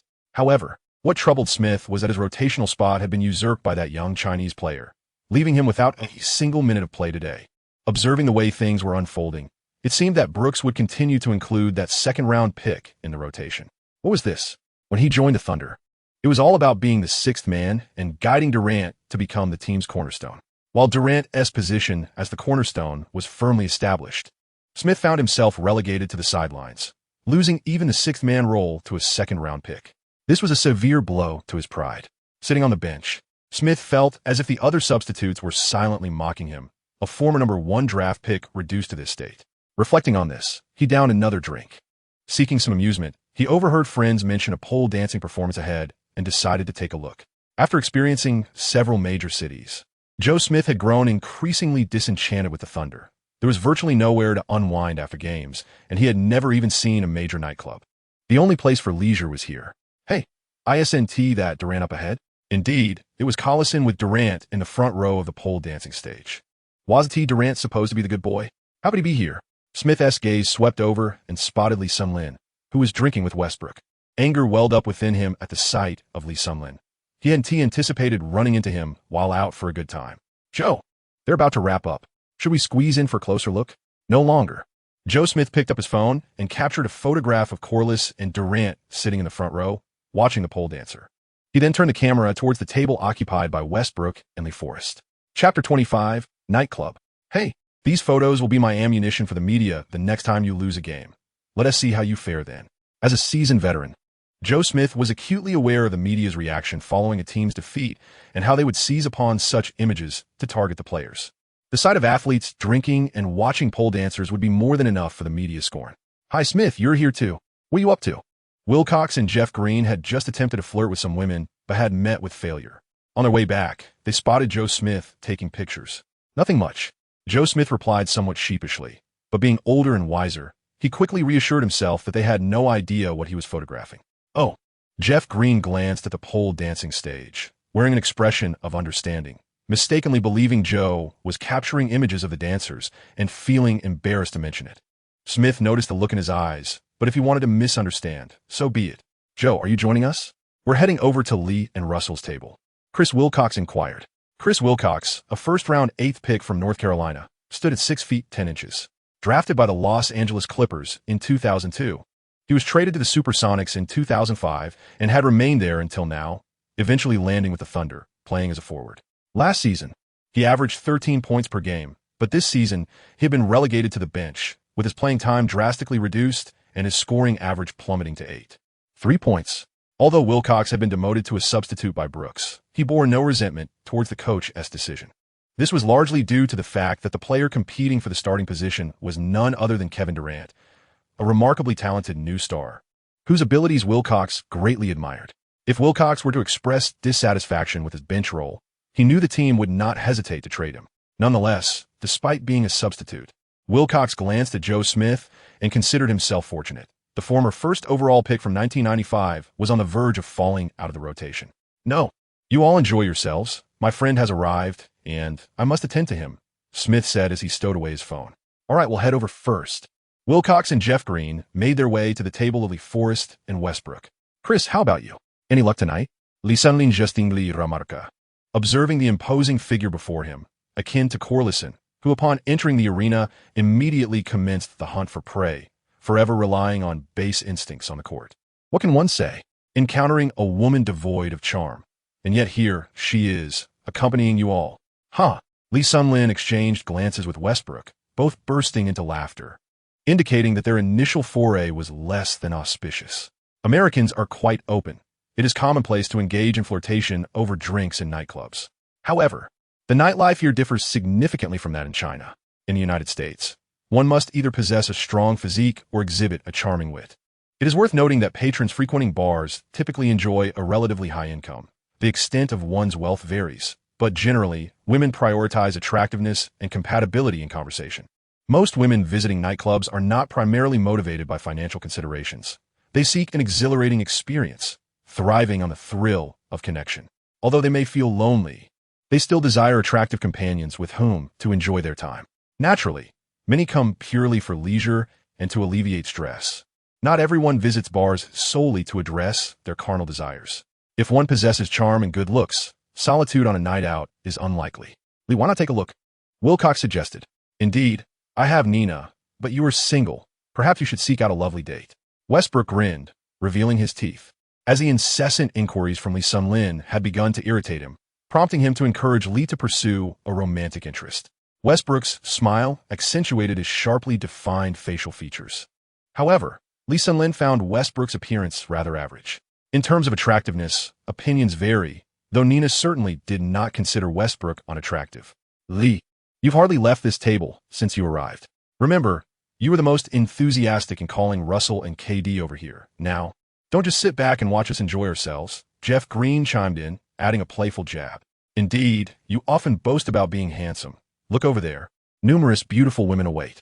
Care to take a glance? Wilcox urged, gesturing toward the table diagonally across from theirs. Lee Sunlin found himself cornered by the trio, feeling rather embarrassed about not participating. He pondered how to navigate the situation, his gaze following Wilcox's finger. To his dismay, he beheld a group of strikingly attractive women, their physiques undeniably alluring.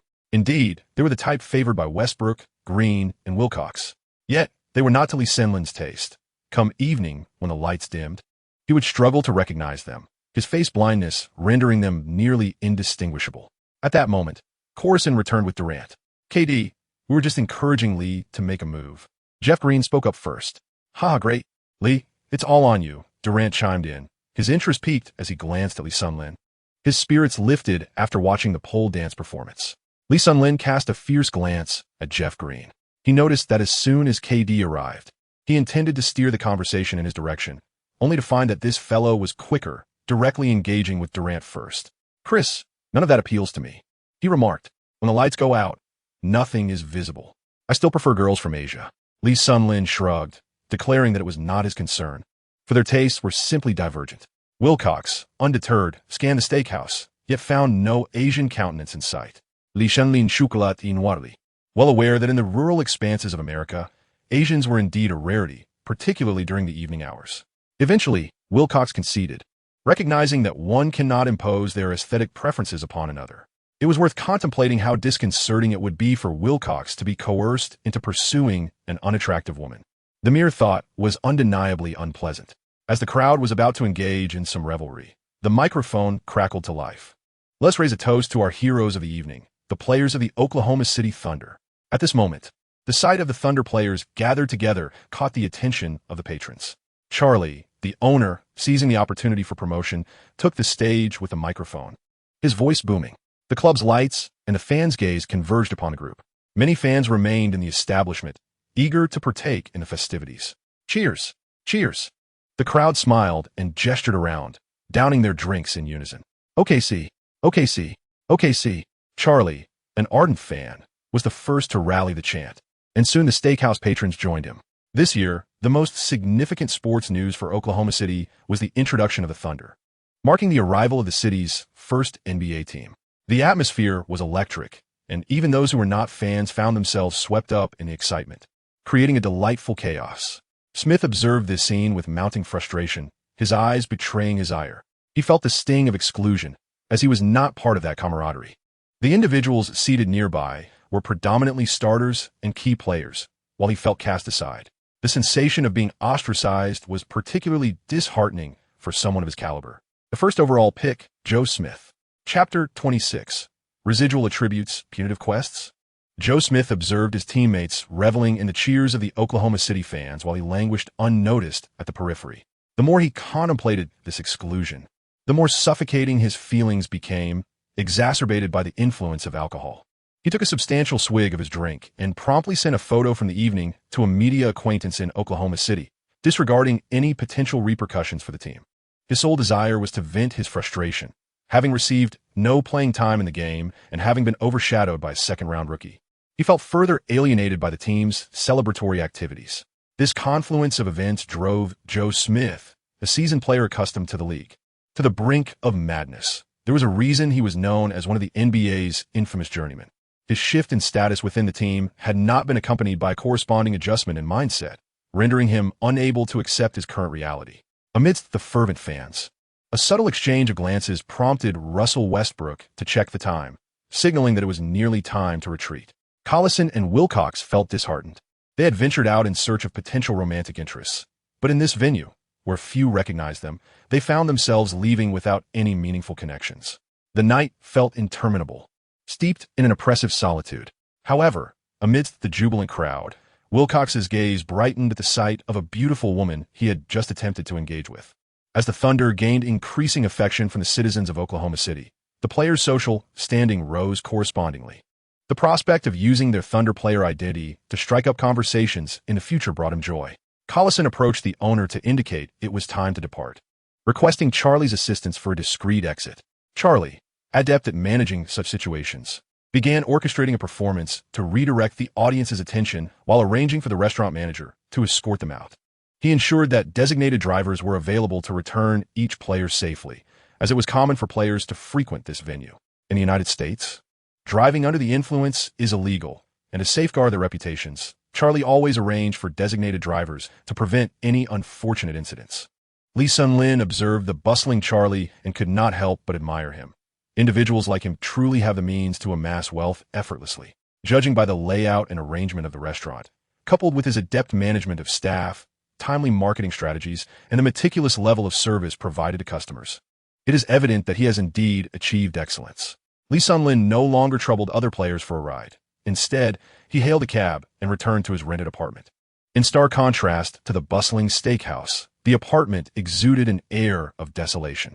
Upon his return, Lee Sun-Lin first took a shower and then lay on his bed, resting on his stomach, feeling somewhat fatigued after a day filled with activity. System, please reveal today's rewards. The system responded. The host has earned 6 experience points for today's match evaluation. Completing the task of making 3 3-point shots has yielded an additional experience point. Observing the experience points tally, which now stood at 7, he mused that participating in matches was indeed the most straightforward method to accumulate experience. Hey, system, I have 3 unfinished tasks. Is that an issue? Given the system's propensity for withholding penalties, Lee Sun-Lin felt it prudent to inquire further to avoid any unforeseen consequences. The system replied, yes. The host must subsequently complete a penalty task. Failure to do so will result in a deduction of double the task rewards. Wow, that's harsh. He realized that he had failed to complete the tasks of appearing for 20 minutes, recording 3 assists, and making 2 steals, which collectively offered a reward of 4 experience points. Should he fail the penalty task, he would face a deduction of 8 points. Lee Sun-Lin gazed at the 7 experience points he had painstakingly earned. Alas, should he fail the punitive task, they would plummet into the negative. A friendly reminder from the system prompted the host to examine his speed attribute. Following the system's guidance, Lee Sun-Lin opened the attribute panel, and to his astonishment, the speed attribute had surged to an impressive 66, 100, a notable increase of 10 points since the previous day. What could this mean? System?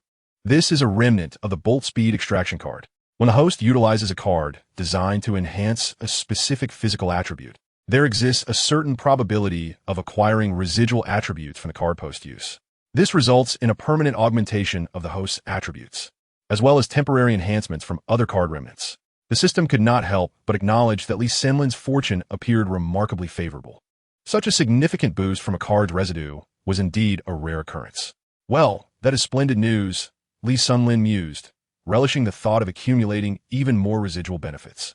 Lee Sin-lin opened the attributes panel to once again review his statistics. Name, Lee Sin-lin, gender, male, age, 22 years, height, 194 centimeters, weight, 86 kilograms, profession, basketball player. Organization, NBA, National Basketball Association, salary, $800,000 USD per annum. Professional attributes, close shot 42100, mid-range shot 40100, long-range shot 75, 100, ball control 50100, drive 21100, strength 51100, speed 66100, jump 56100, rebound 30100, block 8100, steal 23100. Overall evaluation, C. The system seems to have refined his personal information slightly, adding details such as height, weight, and age, and indeed the speed attribute has been accurately enhanced. Gazing at his attributes, he recognized that this was the key to boosting his prowess. Lee Sin-lin was now contemplating how to expedite the enhancement of his skills.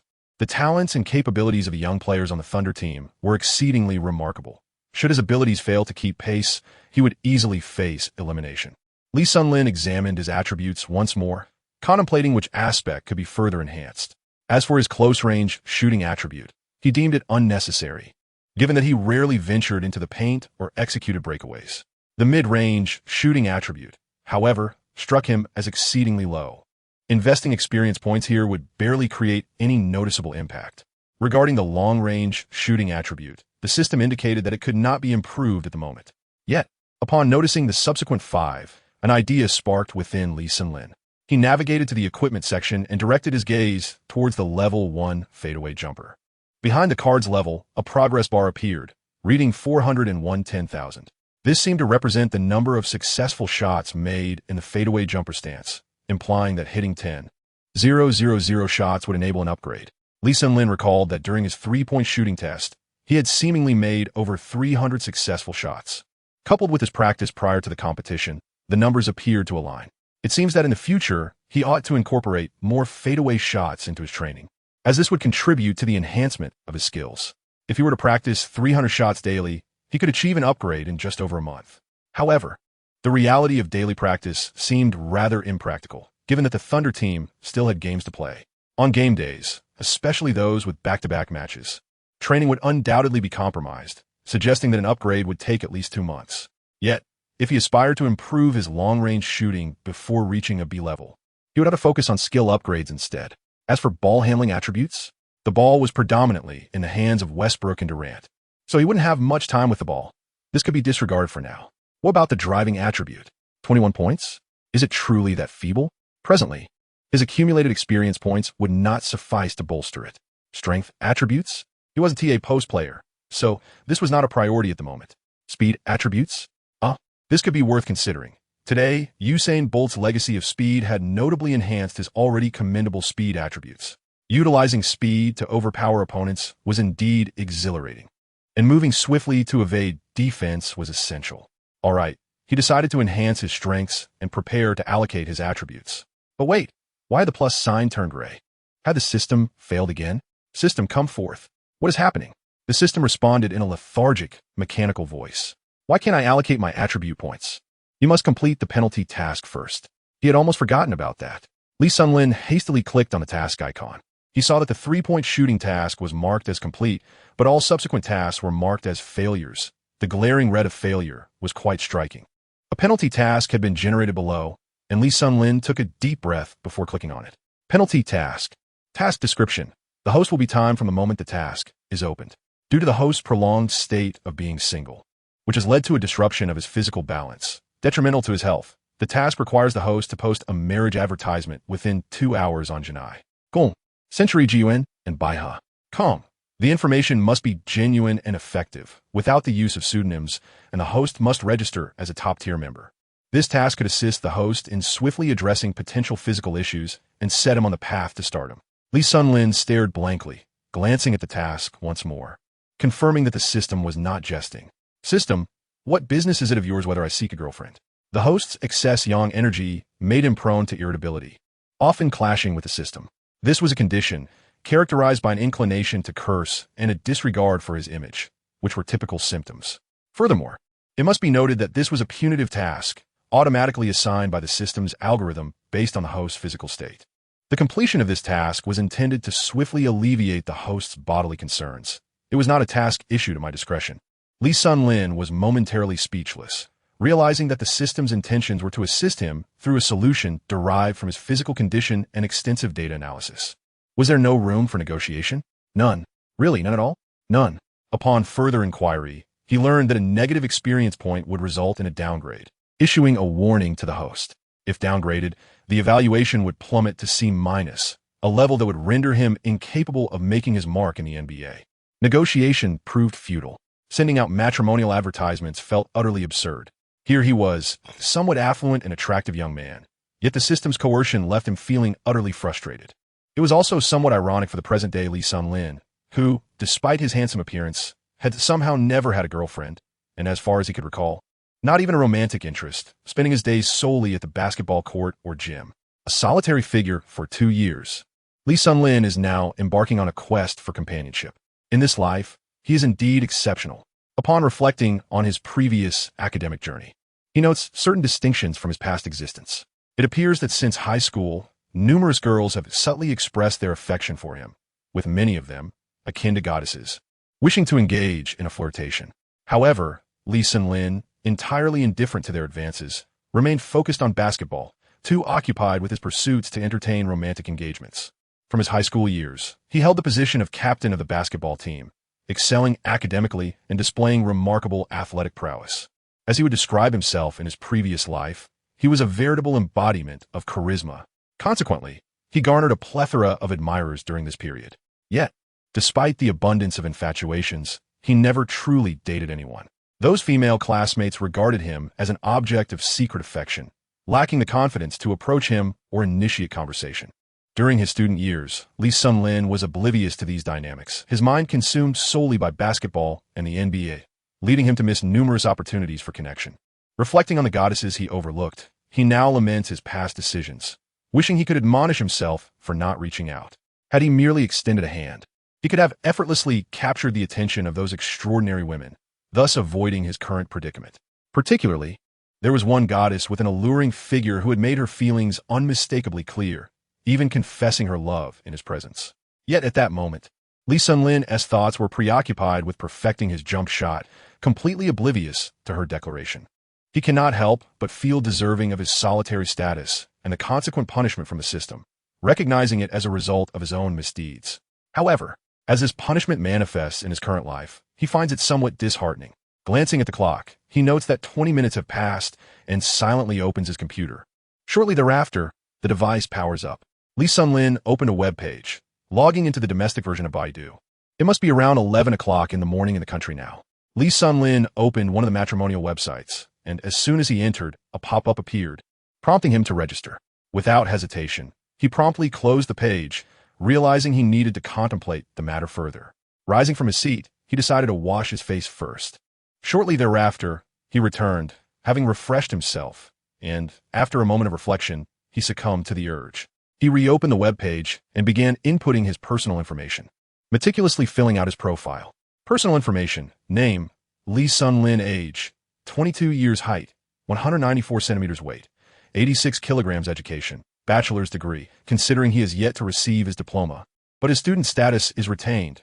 Occupation: NBA player, salary, $800,000 USD annually. He completed each section with diligence, fearing that any dishonesty might lead to the system deeming his endeavor a failure.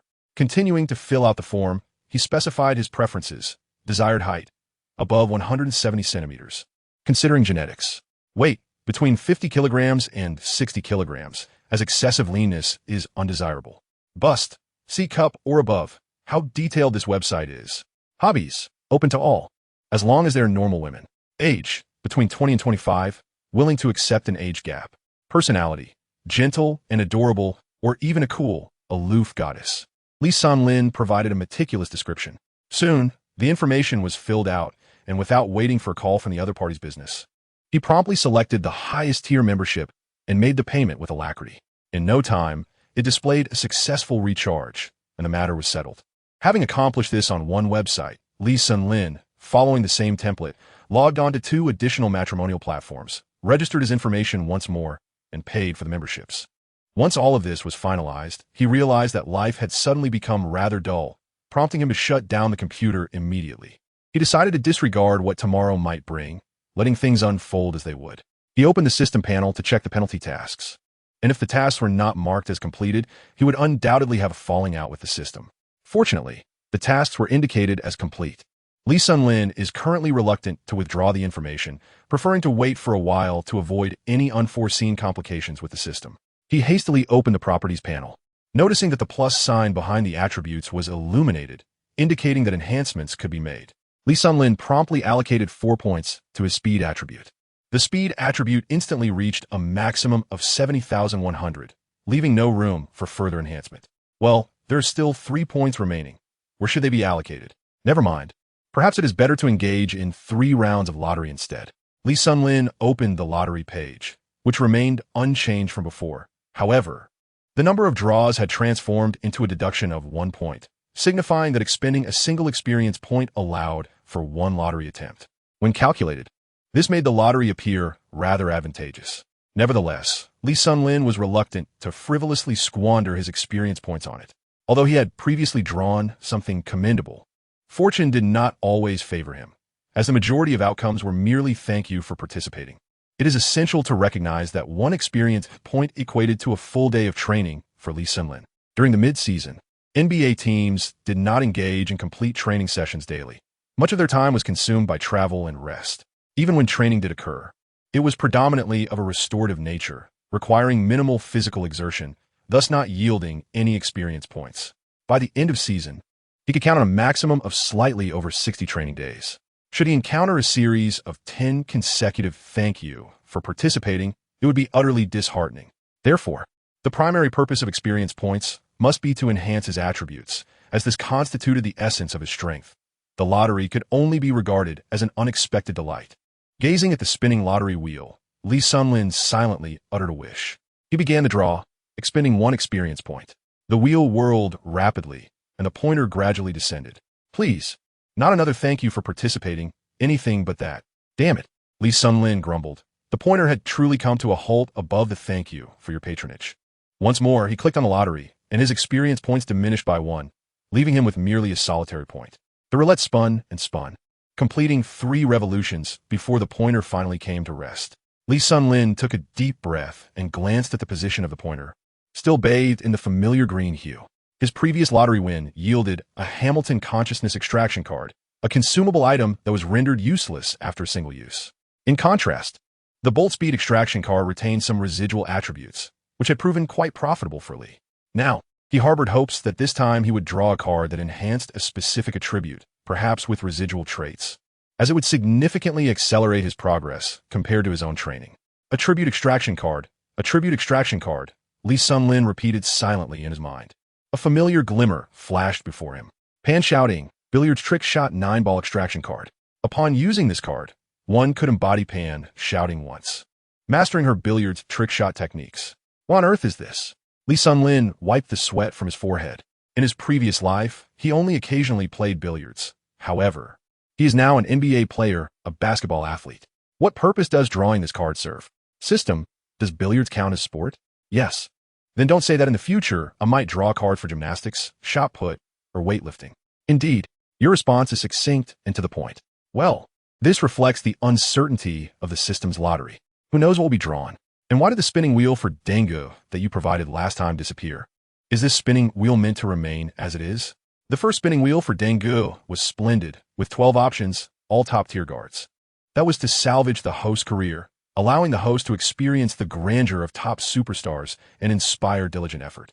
Will there be another opportunity to draw such a wheel? I had thought it was a regular feature, not a novice benefit. How perplexing.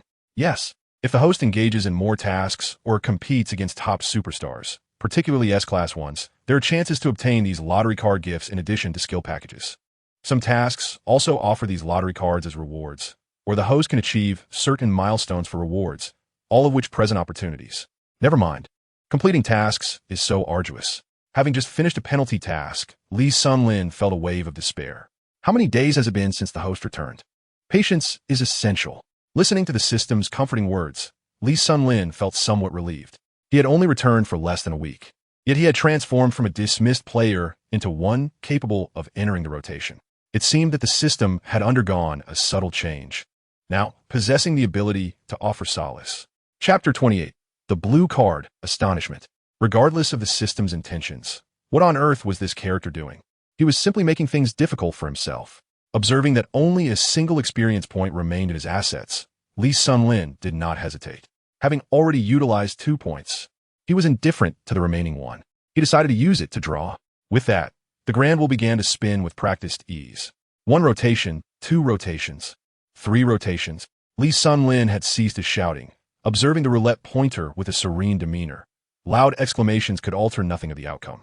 The pointer gradually settled upon the blue square, at which moment Lee Sun-Lin's tranquility shattered, a smile gracing his face. This wretched system had finally shown him mercy. The blue card, radiating a brilliance slightly surpassing that of the green card, effortlessly returned to Lee Sun-Lin's inventory. Lee Sun-Lin eagerly directed his attention to the inventory. The blue card quietly resided there, unassuming. Lee Sun-Lin shifted his attention to the card, gazing intently at its contents, utterly astonished. A 2016 edition Stephen Curry Peak card. Are you kidding me? Was Curry even a blue card back in 2016? Lee Sun-Lin quickly glanced at the introduction below. The 2016 edition of the Peak card featuring Stephen Curry. Introduction.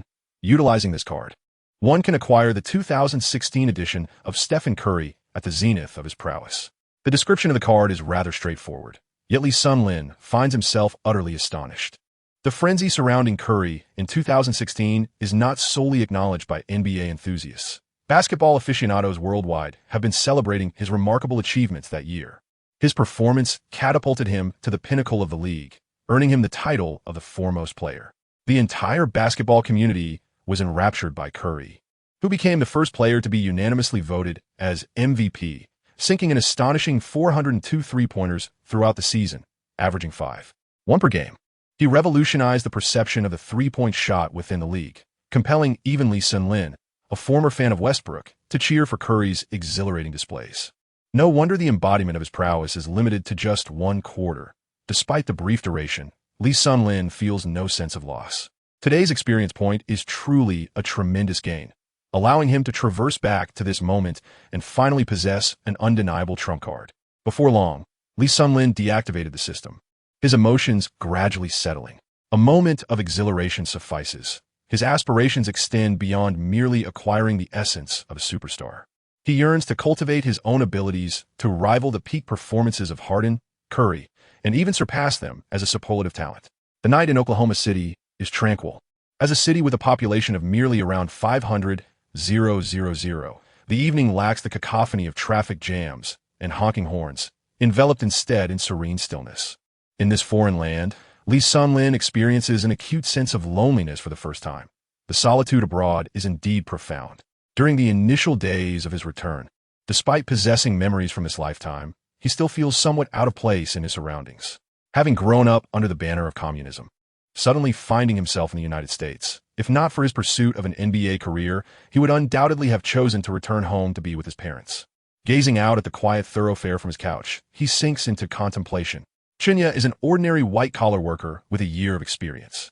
1 year ago, having recently graduated with a degree in business administration from Shenzhen University, she opted to forego further studies to alleviate her family's financial burdens and resolutely entered the workforce through campus recruitment at a matchmaking website.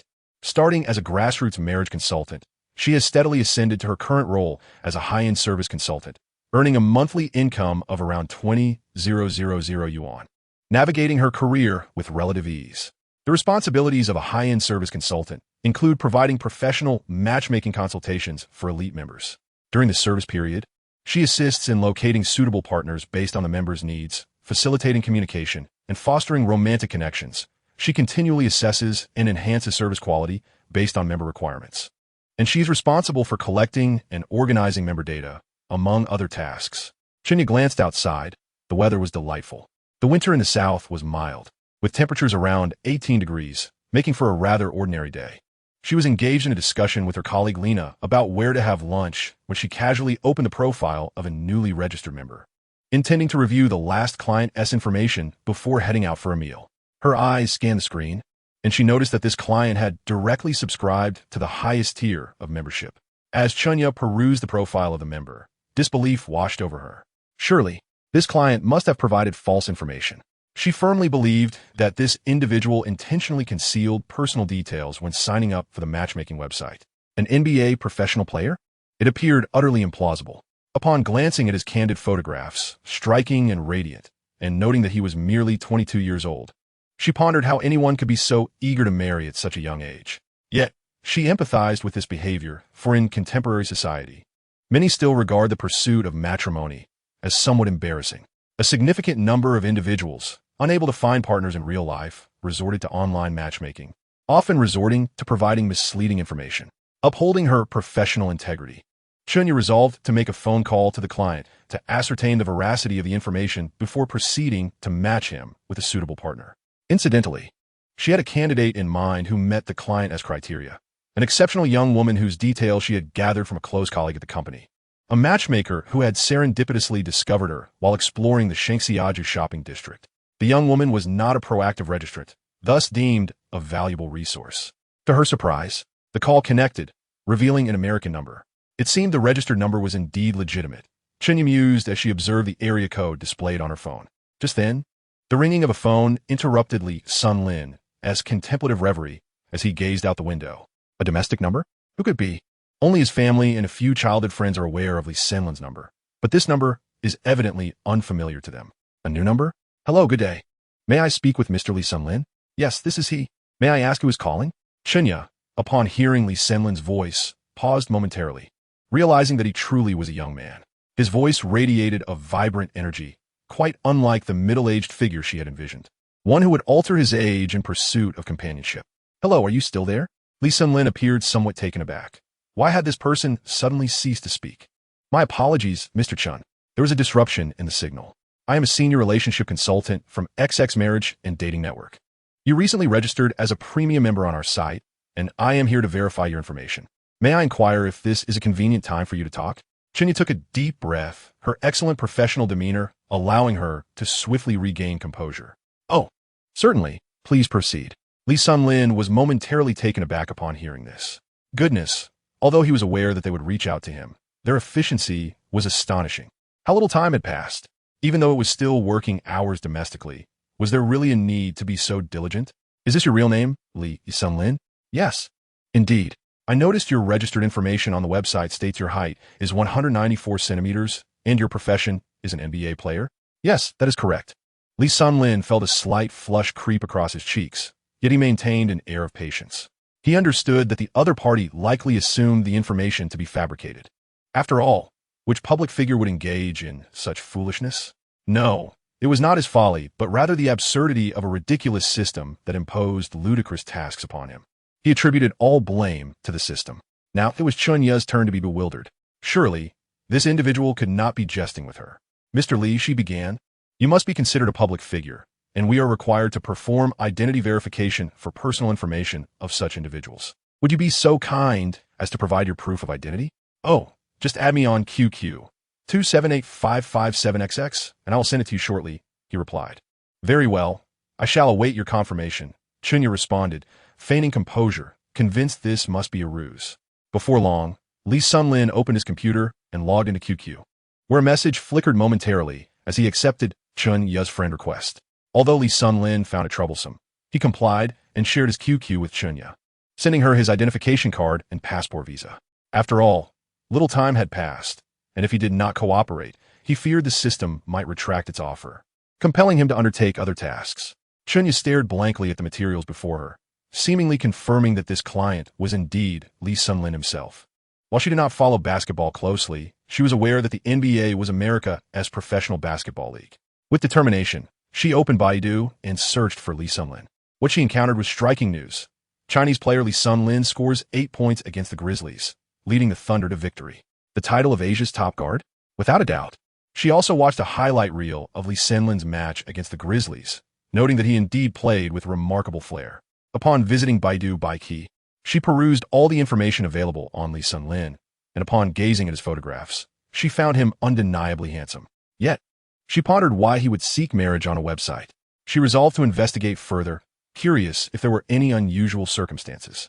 Taking a deep breath, this was entirely different from her previous clients. Lee Sunlin's profile exemplified the quintessential dream man for most women. In China, he epitomized the archetypal affluent and handsome type, with an annual salary of 800,000 USD, equivalent to almost 5 million renminbi per year, not including future endorsements. Chunya speculated that if Lee Sunlin were to pursue her, she might not withstand his charm for more than a week.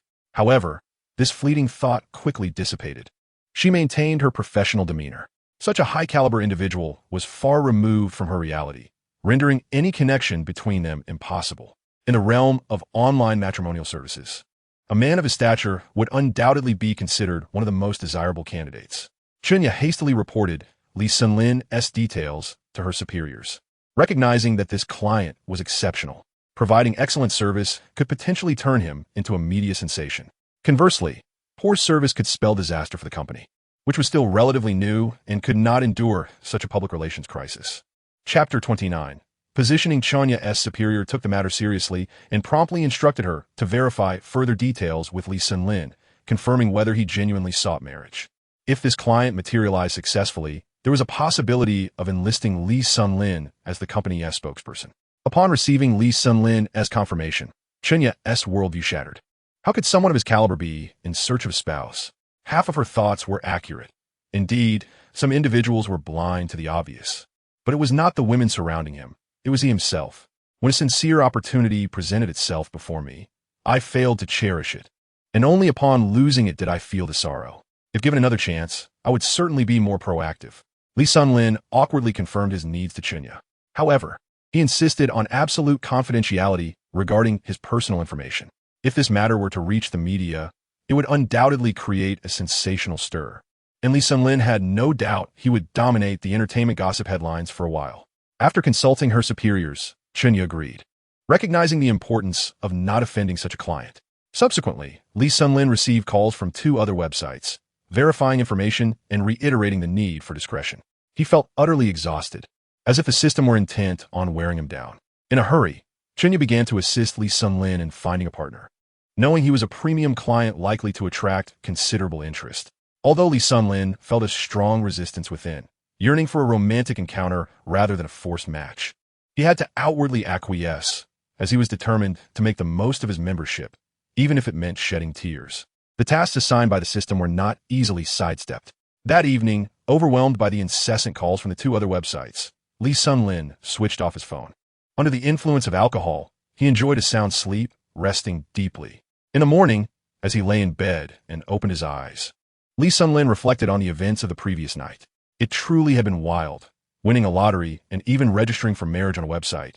Perhaps he had indulged a bit too much. Shaking his head, he decided to move on. Rising, he went to freshen up and prepared a simple breakfast of toast and a fried egg. In the years that Lee Sunlin has spent abroad, he has become adept at preparing his own meals. His breakfasts are relatively simple. Americans, in truth, do not place much emphasis on food. Their culinary concept revolves around which hamburger is the tastiest. In comparison to hamburgers, Lee Sunlin yearns for the flavors of his homeland. When juxtaposed with the 8 major cuisines, he finds little interest in the American hamburger. Venturing outside, he jogs to the Ford Center. Being a city that values agriculture, Oklahoma City boasts relatively pleasant air, and the run has thoroughly dispelled the effects of last night's indulgence in alcohol. Good morning, Reller. Lee Sunlin greets the elderly gentleman. Morning, Lee. You played splendidly last night. Reller responds cheerfully as he opens the door for Lee Sunlin. The victory in last night's game came at a critical moment, effectively reversing the team's streak of defeats.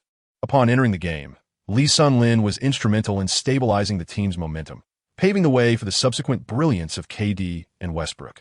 The elder Reller smiles as he watches the figure dash into the arena, filled with hope for the future of the Thunder. Although they currently sit at the bottom of the Western Conference, Reller perceives an indomitable spirit among these young players and a fervent desire for victory. This year, the roster is not solely reliant on Durant's talent. The newly drafted rookies, including Russell and Lee, symbolize the team's promising future. Lee Sun-Lin jogged into the gym, as he did every day. Upon his arrival, he found KD and Westbrook already engaged in their training regimen. After exchanging greetings with the two, Lee Sun-Lin made his way to the locker room, located his personal locker, set down his bag, and changed into his training attire before stepping back outside. The Thunder had no game scheduled for today, as they would continue their battle against the Charlotte Bobcats tomorrow night at the Ford Center. Thus, Lee Sun-Lin had a full day to dedicate to rigorous training. Lee Sun-Lin is currently positioned as a shooter, and thus his training regimen adheres to the standards expected of a shooter. This encompasses positioning, shooting, and strength. Renowned NBA shooters such as Ray Allen, J.J. Redick, and later Klay Thompson serve as the templates for him.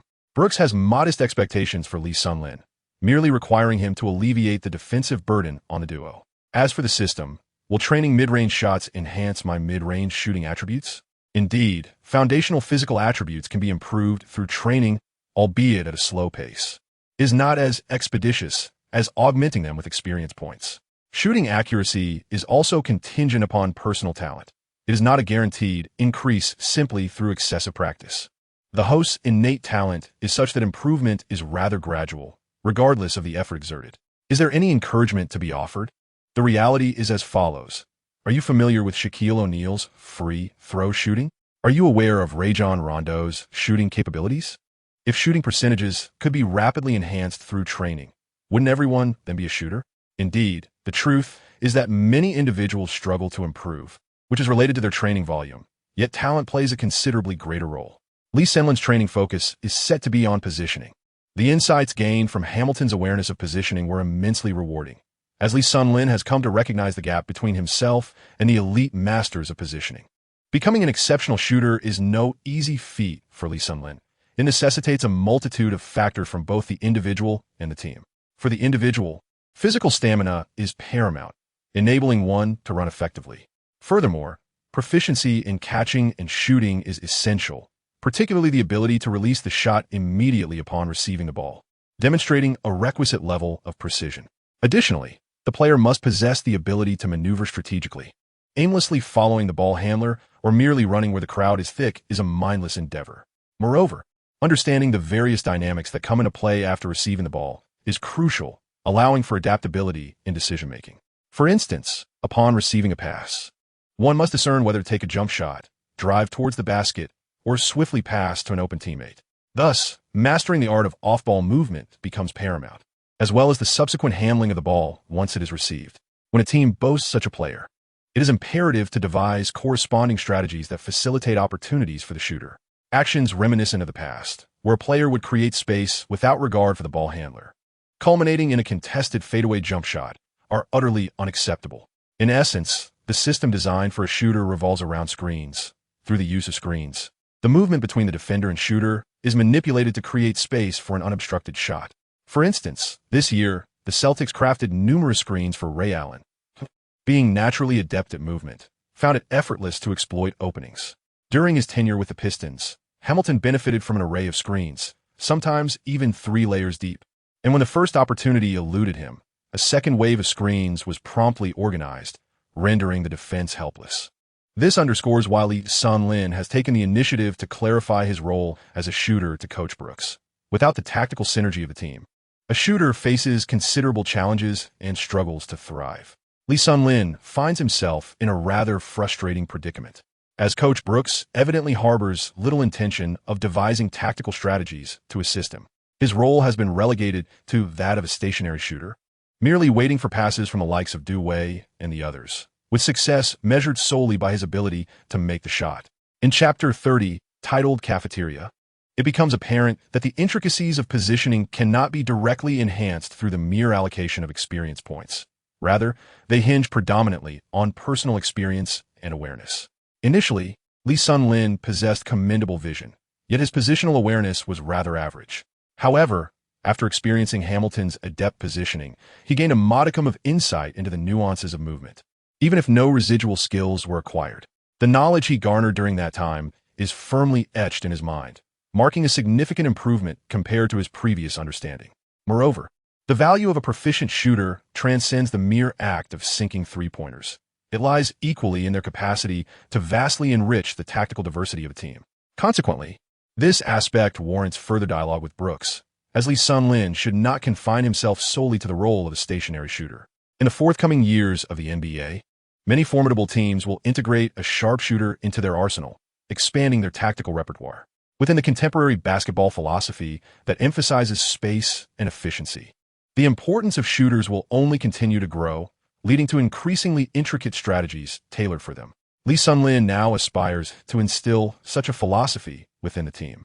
However, Brooks remains fixated on his isolation tactics, at most incorporating a few screens, which is quite frustrating. Lee Sun-Lin's awareness of positioning is rather average, a fact that can be attributed to the role he previously played.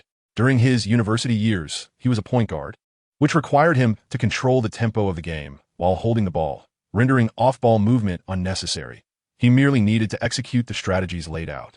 Transitioning to the role of a shooter now necessitates a greater reliance on movement without the ball. His prior experience as a point guard has limited utility, as the styles of play involving ball possession and off-ball movement are fundamentally distinct. Lee Sun-Lin has already contemplated his future development trajectory. Initially, he aims to emulate the shooting styles of players like J.J. Redick and Klay Thompson. Subsequently, he plans to enhance his dribbling and penetration skills, thereby improving his offensive capabilities while in possession of the ball. Without the ability to handle the ball effectively, it is nearly impossible to assume a leadership role within an NBA team. This is exemplified by Klay Thompson. Despite being regarded as a top-tier shooter and an all-star in a few years, is not perceived as capable of leading a team, primarily due to the inherent dependence of shooters on the team's overall system. Lee Sun-Lin's aspiration is to ascend to the status of a superstar. Naturally, success cannot merely be defined by functional players. One must possess an inherent system rather than existing solely in reliance upon external frameworks. Lee Sun-Lin prepared to practice several sets of shots, aiming to enhance his proficiency in the fadeaway. The exercise of positioning necessitated cooperation with a trainer, as practicing alone would not yield effective results. Noticing Durant also engaged in shooting practice, a thought sparked in Lee Sun-Lin's mind. System, if I challenge Durant to a one-on-one, is there a chance he might drop a skill pack? Can you provoke Durant to utilize his skills against me? The system's tone was laced with disdain. Are you underestimating me? Lee Sun-Lin thought, feeling a twinge of uncertainty. Indeed, approaching Durant for individual practice would be akin to inviting hardship upon himself. Enough of this nonsense. One should possess a sense of self-awareness, the system advised. Very well, Lee Sun-Lin conceded. What about Westbrook? He inquired, unwilling to relent. Currently, Westbrook is weaker than Durant, and the system has only just assessed him to possess S-level prowess. Is there a distinction? The system retorted in the same dismissive tone.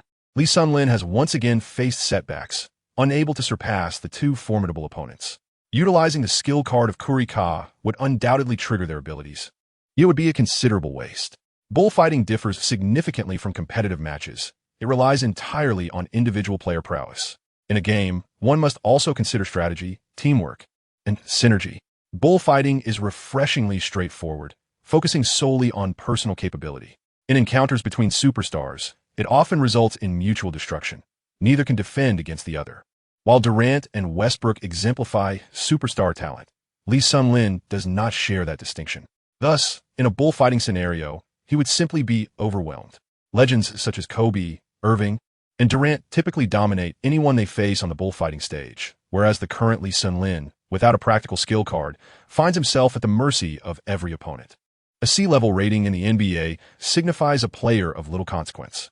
However, there is a silver lining. His shooting skills have developed, and his speed rating of 70 now reflects an improvement, allowing him to hold his own against elite guards.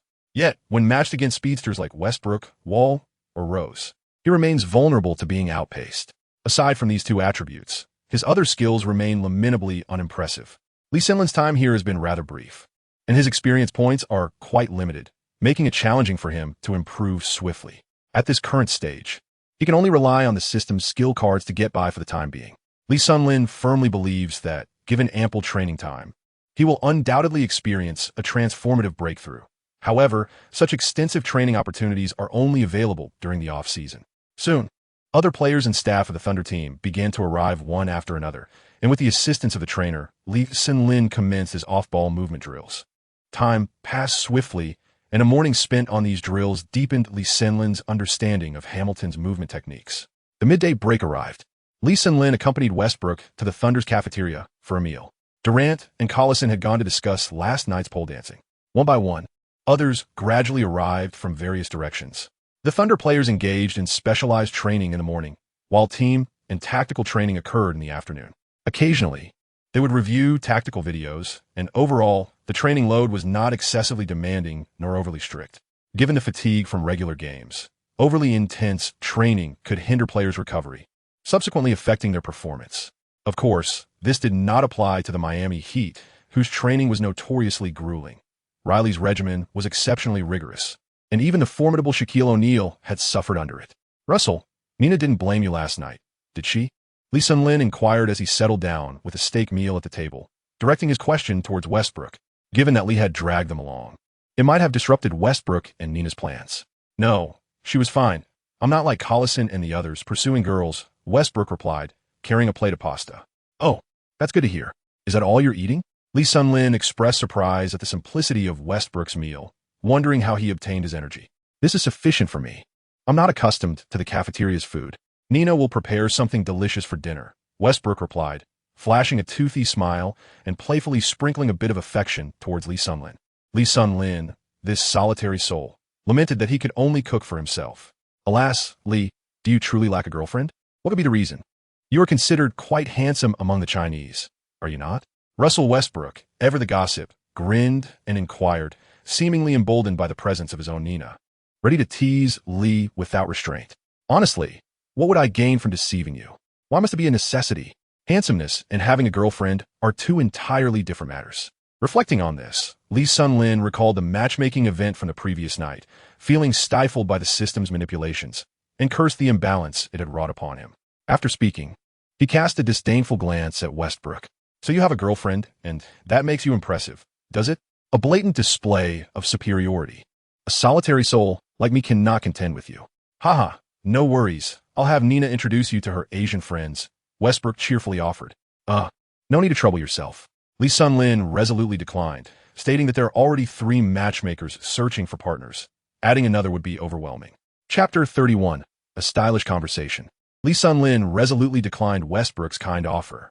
Now, burdened with his own troubles, he was at a loss for how to conclude his predicament.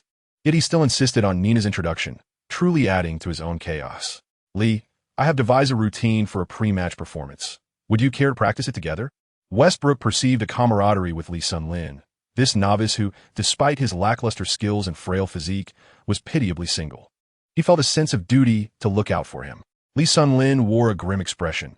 Indeed, people of African descent possessed an innate ability to dance. Their rhythm inherent and effortless, a stark contrast to his own clumsy attempts as an individual of Asian descent. "I am not skilled in the art of dance. You may practice on your own. However, I must commend your attire. Where did you procure such fine garments?" Lee Sun-lin once again declined Russell Westbrook's invitation to the opening dance. When asked about his attire, he candidly expressed that he regarded Westbrook as a true fashion icon and aspired to emulate his style. The moment clothing was mentioned, Westbrook momentarily set aside thoughts of the dance, his excitement palpable. A kindred spirit, his eyes sparkled with enthusiasm as he prepared to enlighten Lee Sun-lin about his fashion sensibilities, believing that a shift in wardrobe might expedite Lee's quest for a girlfriend. After Westbrook had elaborated on the evolution of fashion, he was poised to discuss the allure of clothing combinations for women when a voice from behind interrupted him. It was Russell, accompanied by Kevin Durant, who settled beside them with their respective lunches at the generously spacious table.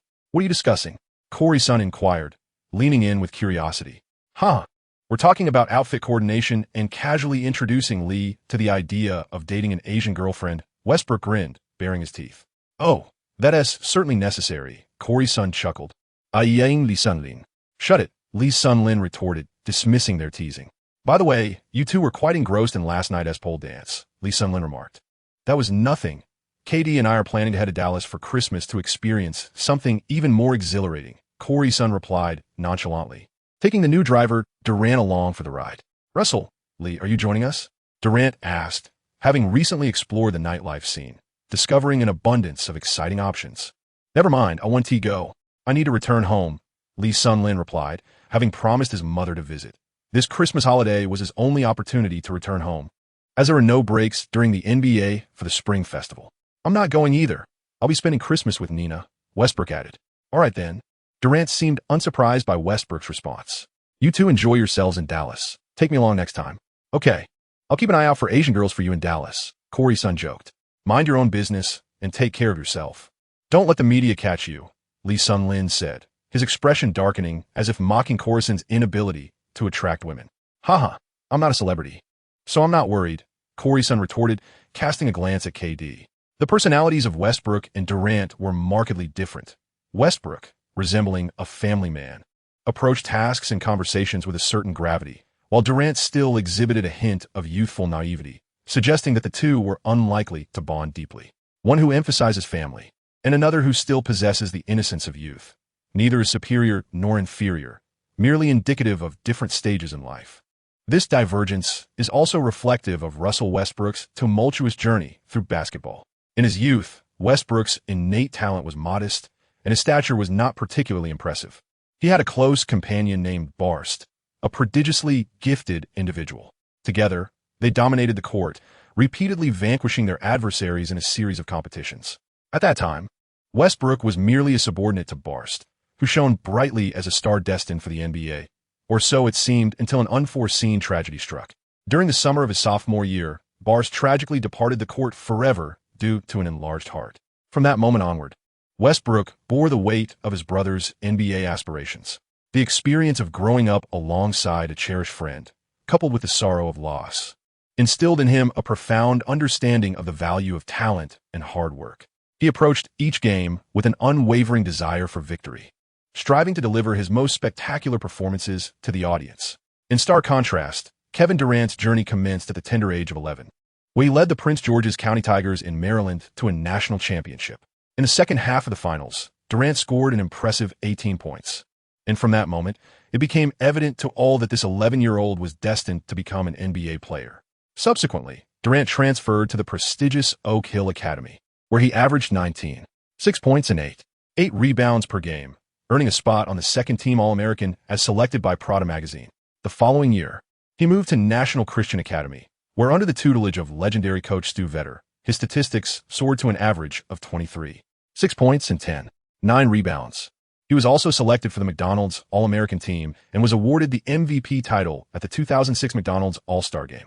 By high school, Durant had no rivals. He could freely express his prowess on the court among his peers. Their basketball journeys reveal the stark contrast. Westbrook rose from the bench, whereas Durant was never relegated to such a position. From the inception of his basketball career, accolades for Durant's talent poured in, and his performances on the court left spectators in awe. It is inevitable that their personalities differ significantly. At times, even Lee's son Lin perceives a generational gap in their conversations. Soon, the four of them shifted away from the topic, recognizing the futility of forcing a connection. Lee, what is there to enjoy in China? The ever-curious Durant inquired. With Collison and Westbrook sharing his intrigue, their eyes fixed on Lee's son Lin, for China remained a land of unfamiliarity to them. Well, as for entertainment, I'm not well-versed in the nightclubs, having never visited one myself, Lee's son Lin pondered momentarily. But I can certainly share some other enjoyable aspects. In the nightclub, Lee's son Lin was unaware, but Dwyane could certainly be recommended to Coruscant for him to experience. Well, let us discuss it, as the training time has yet to commence. Nike has also suggested that I visit China next summer, citing the potential of the Chinese market, Durant remarked. Westbrook nodded in agreement, contemplating the idea of inquiring with Lee's son Lin about the situation there before deciding whether to venture over in the summer. Coruscant gazed at Lee's son Lin with the demeanor of one eager for a tale. All right. It seems that American athletes are rather lacking in their knowledge of world history and geography. China boasts a population of 1.3 billion and spans an area of 9.6 million square kilometers, slightly larger than the United States, with a history that extends over 5,000 years. OMG. Before long, they were rendered speechless. Those who had always believed that America was superior in all aspects were evidently taken aback. Goodness, Where did your knowledge of history and geography disappear to? Each of you is a university student. Lee Sunlin gazed disdainfully at the few underachievers, pondering how they could possibly communicate. Du Xiao's expression darkened in an instant. While they excelled in basketball, their academic performance was truly abysmal, though Westbrook's grades were commendable. China boasts a plethora of fascinating attractions, such as the Great Wall and the Terracotta Army, remnants from over 2 millennia ago, which are quite captivating. When you visit China next summer, simply reach out to me, and I shall guide you on an exciting adventure. Lee Sunlin was too disinclined to explain to them that the Great Wall had undergone repairs during the Ming Dynasty. Being abroad, one occasionally must indulge in a bit of boasting. Chapter 32, Tactical Arrangements. Well then, I shall seek you out in China next summer and enlist you as my guide. By the way, what delectable hamburgers does China offer? Durant continued to inquire. Westbrook and Coruscant also regarded him with curious expressions, all three eager to discover what culinary delights awaited them in China. A bunch of unsophisticated souls, only aware of hamburgers. The American perspective on cuisine starkly contrasts with that of the Chinese, a point that truly defies any attempt at critique. Lee Sunlin silently scorned the three Americans in his heart, yet maintained a cheerful demeanor as he remarked, China boasts 8 culinary traditions, each with hundreds, if not thousands, of delectable dishes, far too numerous to count. However, the most delightful of all is instant noodles, commonly referred to as pao mian. Most Americans are unfamiliar with instant noodles, and Lee Sunlin clearly took advantage of these three individuals' lack of knowledge. Excuse me, how do you pronounce that? Westbrook inquired, having not clearly understood Lee Sunlin's Chinese pronunciation. Repeat after me, pao mian. When you visit China, the host will ask what you would like to eat, and you simply tell them you want pao mian. This is undoubtedly the most popular and best-selling delicacy in China. Lee Sunlin earnestly instructed the three Americans on how to pronounce these two characters. Noodles, the trio struggled to articulate. All right, Lee, the next time I visit China, I shall indulge in noodles, Durant expressed with delight, having mastered a phrase in Chinese. In the future, when Chinese fans inquired about his favorite Chinese delicacy, he could graciously reply that he enjoys noodles. Well, once you have experienced it, you may consult your agents to arrange for you to serve as a spokesperson.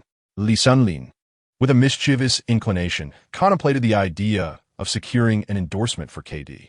Imagine a black Durant savoring instant noodles on television. Lee Sunlin believed the scene would be quite amusing. Oh, splendid. At the mere mention of an endorsement, Durant's eyes sparkled with excitement. Being on a rookie contract, he was eager to embrace any endorsement opportunity, yet aside from Nike, he had not been able to secure any other deals. Thus, he found Lee Sunlin's suggestion quite beneficial. This young man was quite astute. What about me? Inquired Westbrook, who also sought endorsements. It was well known throughout the NBA just how significant the Chinese market had become for the Rockets, thanks to Yao Ming. Nearly every commercial contract the Rockets pursued in China was successful, and Rockets players were treated like superstars upon their arrival in the country, much to the envy of other teams. Nowadays, Chinese players in the NBA are highly coveted. Even the Lakers have taken to nurturing a mascot, Sun Wukong. Moreover, Lee Sunlin from the Thunder is also of Chinese descent. Russell, focus on becoming an all-star first. Surely, endorsement contracts will follow. Lee Sunlin felt somewhat awkward teasing Westbrook, as their familiarity was profound. After all, he relied on Westbrook for passes during games. Westbrook let out a sigh, contemplating how the all-star game seemed a distant dream. I'll take a nap during the lunch break, stated Collison, indicating his need for rest. As the conversation unfolded, the group finished their lunch. Well, Russell, KD, what about you? Durant replied, I'm going to review some footage of the Bobcats. Westbrook added, I need to practice my mid-range shots. All right, you all go ahead. I shall rest as well, Lee Sunlin remarked, admiring the two prodigies. With your dedication, the future of the Thunder rests in your capable hands. Reflecting on his past work life, he recalled that a midday nap was essential. Thus, he decided to indulge in a brief slumber. Lee Sunlin has yet to fully embrace the concept of diligent training. His playful demeanor remains quite pronounced. Although he has entered the NBA, he still approaches the game with a workmanlike attitude. Lee, you will be playing as the 6th man in tomorrow night's game. Once on the court, mimic your previous performance against the Grizzlies by moving along the two corners to create space for Russell and KD, Brooks explained, laying out the strategy for Lee Sunlin. Additionally, your primary focus will be to guard the Bobcats' DJ Augustine. In the afternoon, Brooks meticulously outlined the tactics. Although he was perplexed by the noticeable decline in Lee Sunlin's ball-handling prowess compared to his game against the Lakers. Nevertheless, He recognized that Lee's three-point shooting remained reliable, much more so than that of other substitutes, thus deeming him an essential asset off the bench. Russell, be aggressive in penetrating the paint. Their interior defenders, Okafor and Sean May, lack sufficient height and rim protection. Moreover, once you secure the ball, initiate a quick counterattack as their overall pace is somewhat sluggish. He instructed. Both Westbrook and Lee Sun-lin acknowledged the directive in unison.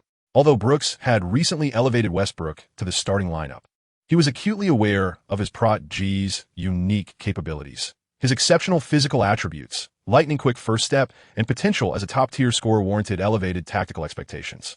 Lee Augustine is quite formidable, Durant remarked with a friendly smile towards Lee Sun-lin. Oh, I'm not very familiar with this player, Lee responded, revealing his ignorance about the rookie who, like him, was also a newcomer to the league. He knew that both he and KD hailed from the University of Texas, where he had once been KD's subordinate. Perceiving Lee's lack of knowledge about their opponent, Westbrook interjected with familiarity. Oh, really? Where are his strengths? Liinkirat uping duran bul alaburata. You'll see for yourself when you watch the film. Brooks interrupted with some irritation, feeling that the players were not taking him seriously. As he had yet to finish his thoughts, KD, as before, you'll lead the offense. If you face a double team, distribute the ball and seek out open teammates. Ukay, Duran Rablielazili. While he had no trouble with passing, the real concern lay in whether his teammates could capitalize on those opportunities.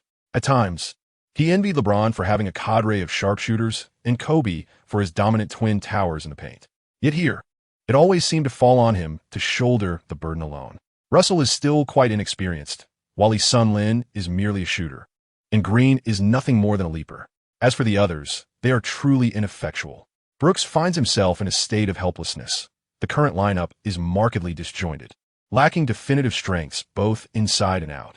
There is a scarcity of experience and cohesion. Although the Charlotte Bobcats have been a struggling team in recent years, they still boast a record superior to that of the Thunder. The situation for the Thunder in the Western Conference appears bleak, having played 18 games. They have secured only 2 victories. While the management has not imposed performance pressure, this predicament tarnishes Brooks's coaching reputation.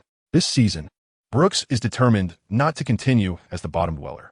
The Bobcats currently hold a record of 6 wins and 13 losses, having achieved 4 more victories than the Thunder.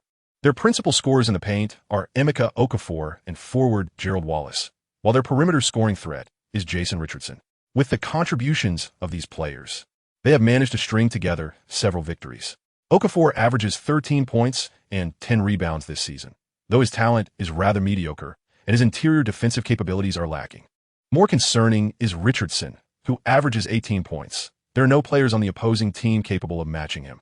Compared to Richardson, Russell appears rather undersized, and Lee Sun-lin's defensive skills leave much to be desired. Brooks finds himself in a quandary. Chapter 33. The peculiar system. With this in mind, Brooks surveyed the other players on the Thunder. LaFleur lacks any distinct attributes and may be cut before the season concludes. Wilkinson exhibits a severe lack of awareness. The issues remain as grave as ever. Joe Smith, the aging former first overall pick, is neither here nor there, unable to keep pace with Richardson's speed. Perhaps it is best to move on. The bench players, noticing the head coach's gaze upon them, anticipated that Brooks would assign them forthcoming tasks. To their surprise, Brooks sighed and turned away, opting not to delegate any responsibilities, indicating that the situation remains unchanged. They would only see the floor when the starters had squandered the game during garbage time.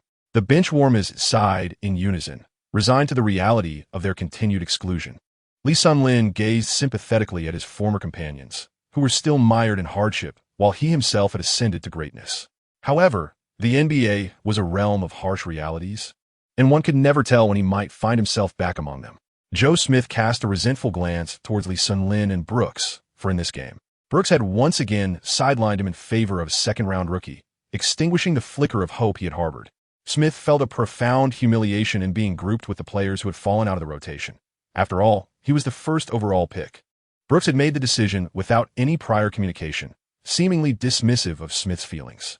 Consequently, Smith's animosity towards Coach Brooks intensified. Do you not wish to nurture new talent? Do you not aspire to elevate them? Just wait. I shall bring about their downfall. At this juncture, the Charlotte Bobcats had yet to be acquired by the legendary Michael Jordan. The team's history was brief, and since its inception, it had toiled each year in pursuit of a playoff berth. This season, the Bobcats boasted no All-Stars, rendering them a weaker contender in the Eastern Conference. Yet, despite being a feeble team, they were determined to secure a victory against the Oklahoma City Thunder, who were even more vulnerable, having finished last in the league the previous year. If a team as dismal as this could not be defeated, whom could the Bobcats hope to conquer? The Bobcats, though weak, would appear formidable against the Thunder. The latter had yet to realize that there were teams in the league even less capable than themselves. After outlining the game strategy, the team engaged in a straightforward tactical drill. Lee Sun-Lin fulfilled his role diligently during the practice match, running his routes and shooting three-pointers. In a 30-minute scrimmage with little resistance, he managed to sink 4 out of 7 three-point attempts. While his performance was merely adequate, Coach Brooks was nonetheless pleased, recognizing Lee Sun-Lin as a competent role player. That evening, upon returning to his apartment, Lee Sun-Lin powered on his computer and browsed domestic news websites. He navigated to the sports section, where headlines still featured Yao Ming and Jilian prominently. The coverage was extensive. The 2008 Rockets were a formidable team with excellent prospects for a top 4 finish in the West. Meanwhile, Jilian, who had been with the Bucks last season, had been traded to the Nets this season, showing signs of decline. Sun Dashung was benefiting from the Lakers' improving record as they pursued the league's top position, leading to a plethora of news articles about him. Finally, in a small corner of the site, Lee Sun-Lin discovered his own news coverage, a welcome improvement from the mere 1 or 2 articles previously. Now he found 3 or 4 pieces dedicated to him. As he surveyed his newfound visibility, a flicker of anger ignited within him. Just wait a while. I shall ensure that everyone goes wild for me. Lee Sun-Lin possesses a profound understanding of his strengths and weaknesses. Currently, he identifies as a shooter. However, he finds himself overly reliant on the system. It appears that without the system, he becomes rather feeble. Nevertheless, this predicament is somewhat inevitable, as he is aware of his inherent lack of talent. Coupled with the brevity of his return and the fact that he has directly remained in the NBA, confronting an exceedingly challenging environment. Currently, Lee Sun-Lin finds himself devoid of better alternatives to extricate himself from the system's grasp. Initially, he can only bridge the gap in physical aptitude between himself and those prodigies through the system, with the hope of eventually liberating himself and truly surpassing them. Occasionally, the system engages in perplexing behaviors that frustrate Lee Sun-Lin. It does not wholeheartedly assist him. Many functionalities are deliberately concealed, and it often concocts excuses to withhold experience points, performing actions that defy common understanding. For instance, the punitive task of seeking a marriage partner left Lee Sun-Lin quite disgruntled. He pondered what kind of punitive task this was. It seemed utterly nonsensical, devoid of any logical premise. This marriage-seeking task appeared to lack a direct correlation to the failure of previous missions, suggesting that it might merely be a pretext created by the system for its own purposes. Lee Sun-Lin's mind was swiftly whirring. Although he had gained admission to university due to his basketball prowess, his intellect was quite sharp. In daily life, he often displayed a humorous side. However, when it came to matters concerning his future, he naturally pondered more deeply. Nevertheless, since the system had issued this matchmaking task, Lee Sun-Lin resolved to go along with it and see what tricks the system had in store. Lee Sun-Lin firmly believes in the principle of equivalent exchange, holding the conviction that there exists no unearned gift. Whatever the system bestows upon him must inevitably elicit a return in some form. Although the nature of this return remains unclear, Lee Sun-Lin is convinced that he possesses something of value that the system regards with caution. Typically, he refrains from summoning the system, which rarely manifests on its own, seemingly preoccupied with its own affairs and not overly attentive to Lee Sun-Lin. As for the matchmaking task, it bears no semblance of punishment. The system is evidently engaged in matters beyond his comprehension. In summary, this system is shrouded in mystery, and Lee Sun-Lin prefers not to overly depend on it, opting instead to rely on his own capabilities. It is imperative that he hones his skills diligently. Moreover, one cannot overlook the stark reality that the physical prowess of individuals of East Asian descent in the realm of basketball is markedly limited. With a population of 1.3 billion in China, it has taken years to witness the emergence of a single Yao Ming. Such disparities in talent cannot be bridged in merely a day or two. Contemplating these thoughts, he accessed the lottery system. Having earned an experience point from today's training, Lee Sun-Lin wasted no time and immediately entered the lottery. At this juncture, the most rapid avenue for enhancing his strength remains through various star player cards. 1 circle, 2 circles, 3 circles. The pointer gradually came to a halt on the green square. It seems at least Sinlin's luck in the lottery has consistently been favorable. Aside from a few thank you for participating messages and a card embodying pan shouting, his endeavors have yielded substantial rewards. He wondered what he might draw this time. Opening the green card, he discovered Tony Allen's choking defense card. This card, when utilized, extracts Tony Allen's choking defense for the duration of a single game. Lee Sun-lin did not exhibit much surprise. With the presence of Curry and Clay, there was no need for an exaggerated reaction. He also had no intention of utilizing this card during the match against the Bobcats, opting instead to reserve it. Chapter 34, The Opening Gambit.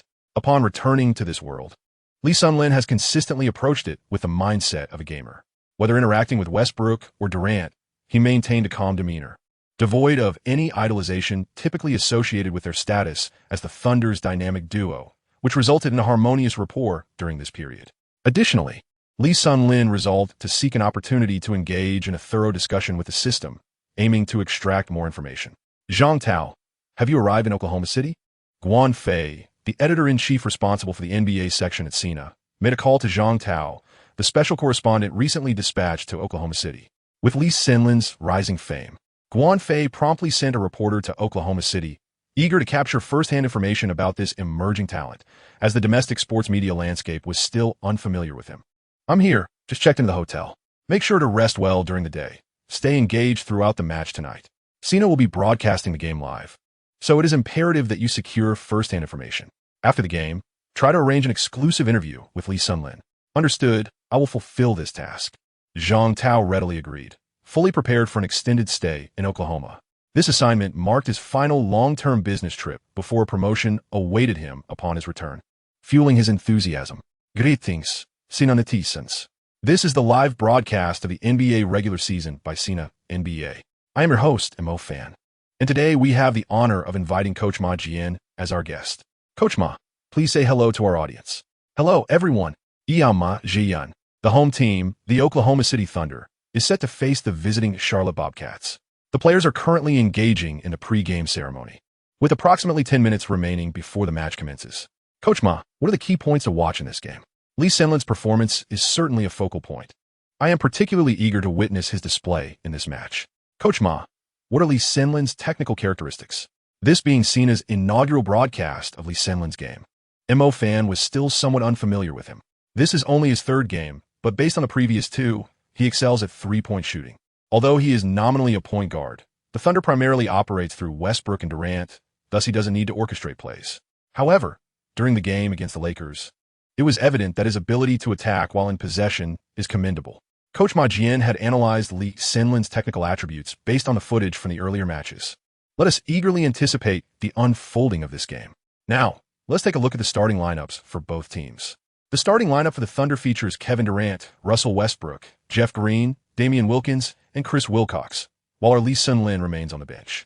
According to sources, Brooks has included Lee Sun-lin in the rotation. Now, let us examine the starting lineup for the Charlotte Bobcats. Emeka Okafor, Gerald Wallace, Jason Richardson, Sean May, and Raymond Felton. The head coach is the Hall of Famer Larry Brown. The Bobcats roster may not be particularly strong in the Eastern Conference, yet they are determined to secure a victory against the Thunder today. Otherwise, with their upcoming schedule, they risk a series of consecutive defeats. Indeed, they are about to head to Texas, facing the formidable Texas Quartet, and a single misstep could lead to 4 straight losses. This year's Texas Quartet is exceptionally strong, each team being playoff caliber. With the introductions complete, let us proceed to the game, which is about to commence. The two teams jump for possession. Emeka Okafor and Wilcox leap for the ball. Okafor directs the ball to Felton. Felton, a stocky player, graduated from North Carolina, though he may not have obtained his diploma. Entering the NBA in 2005, he has been with the Bobcats for 3 years, averaging 14.2 points this season. The Thunder's scouting report indicates that Felton's organizational skills in half-court situations require improvement. He tends to commit too many turnovers and lacks composure during critical moments. He is a scoring-oriented, diminutive point guard, adept at pushing the pace, though his outside shooting remains inconsistent, and his finishing ability is mediocre. He can apply pressure on the ball, but is at a disadvantage due to his height. Felton advances the ball past half-court, confronted by Westbrook's defense. Under the intense gaze of Westbrook, Felton feels the pressure, and Lee Sun-lin casts a sympathetic glance at him, thinking how unfortunate it is that he must face Westbrook. who is a quintessential nemesis for stocky point guards. No matter how strong or impressive Felton may be, he pales in comparison to Westbrook's prowess. Thus, under the scrutiny of the rookie Westbrook, Felton falters. Felton passes the ball to Richardson, who surveys the court while facing Wilkins' defense. Jason Richardson, once a springy wing known for his remarkable leaping ability, now relies on his jump shot following an injury that has diminished his athleticism. With his low post and fast break skills gradually fading, his defense is subpar, lacking lateral quickness, yet he possesses a precise three-point shot and decent driving ability. As a former slam dunk contest champion, Richardson holds high standards regarding the Thunder's players as inferior, considering only Durant to be formidable, while viewing the others as lackluster. Believing his opponents to be inadequate, Richardson neglects to set a screen and instead employs a simple side-to-side dribble, faking his defender before driving past Wilkins on the right side. Wilkins' defensive shortcomings stem from his inability to keep pace. After Richardson evaded Wilkins, he surged towards the paint. Collison rushed in to assist defensively, leaving a significant gap beneath the basket for Okafor. Richardson executed a bounce pass, allowing Okafor to score effortlessly off the backboard, marking the first points of the game. The score stood at 0-2, with the home team taking the lead while the visitors trailed. The Thunder's defense faltered, failing to adequately match up against Richardson, clearly indicating a problem with Wilkins' performance. However, it seems the Thunder lacks a formidable shooting guard as well. Indeed, Lee's defensive prowess is not particularly noteworthy. It remains to be seen how Coach Brooks will adjust. Westbrook received the inbounds pass from Collison, observing the Bobcats' sluggish transition defense, prompting him to initiate a fast break. Yet, Felton, who had been closely shadowing him, anticipated this move. Although Felton had recently shown some hesitation, he resolutely positioned his robust frame in front of Westbrook. Realizing the opportunity had vanished, Westbrook settled for a more structured offensive approach. Crossing half-court, he passed the ball to Durant, who found himself matched against Richardson, the most athletically explosive player on the opposing team. The Thunder players expertly dispersed, creating space for Durant to engage in a one-on-one confrontation. The Bobcats opted not to double-team, and while Durant displayed considerable skill, he was far from the legendary caliber he would later achieve. Currently, Durant remains somewhat inexperienced, and Richardson believes he can handle the one-on-one defense, thus willingly stepping forward. Although Richardson stands shorter than Durant, he matches him in agility and speed. Durant furrows his brow, unable to shake off Richardson despite his continuous feints. Observing this, Collison swiftly approaches to provide a screen. Utilizing Collison's cover, Durant escapes the defense, advancing to the free throw line for a sudden mid-range jumper. The ball strikes the backboard and bounces high.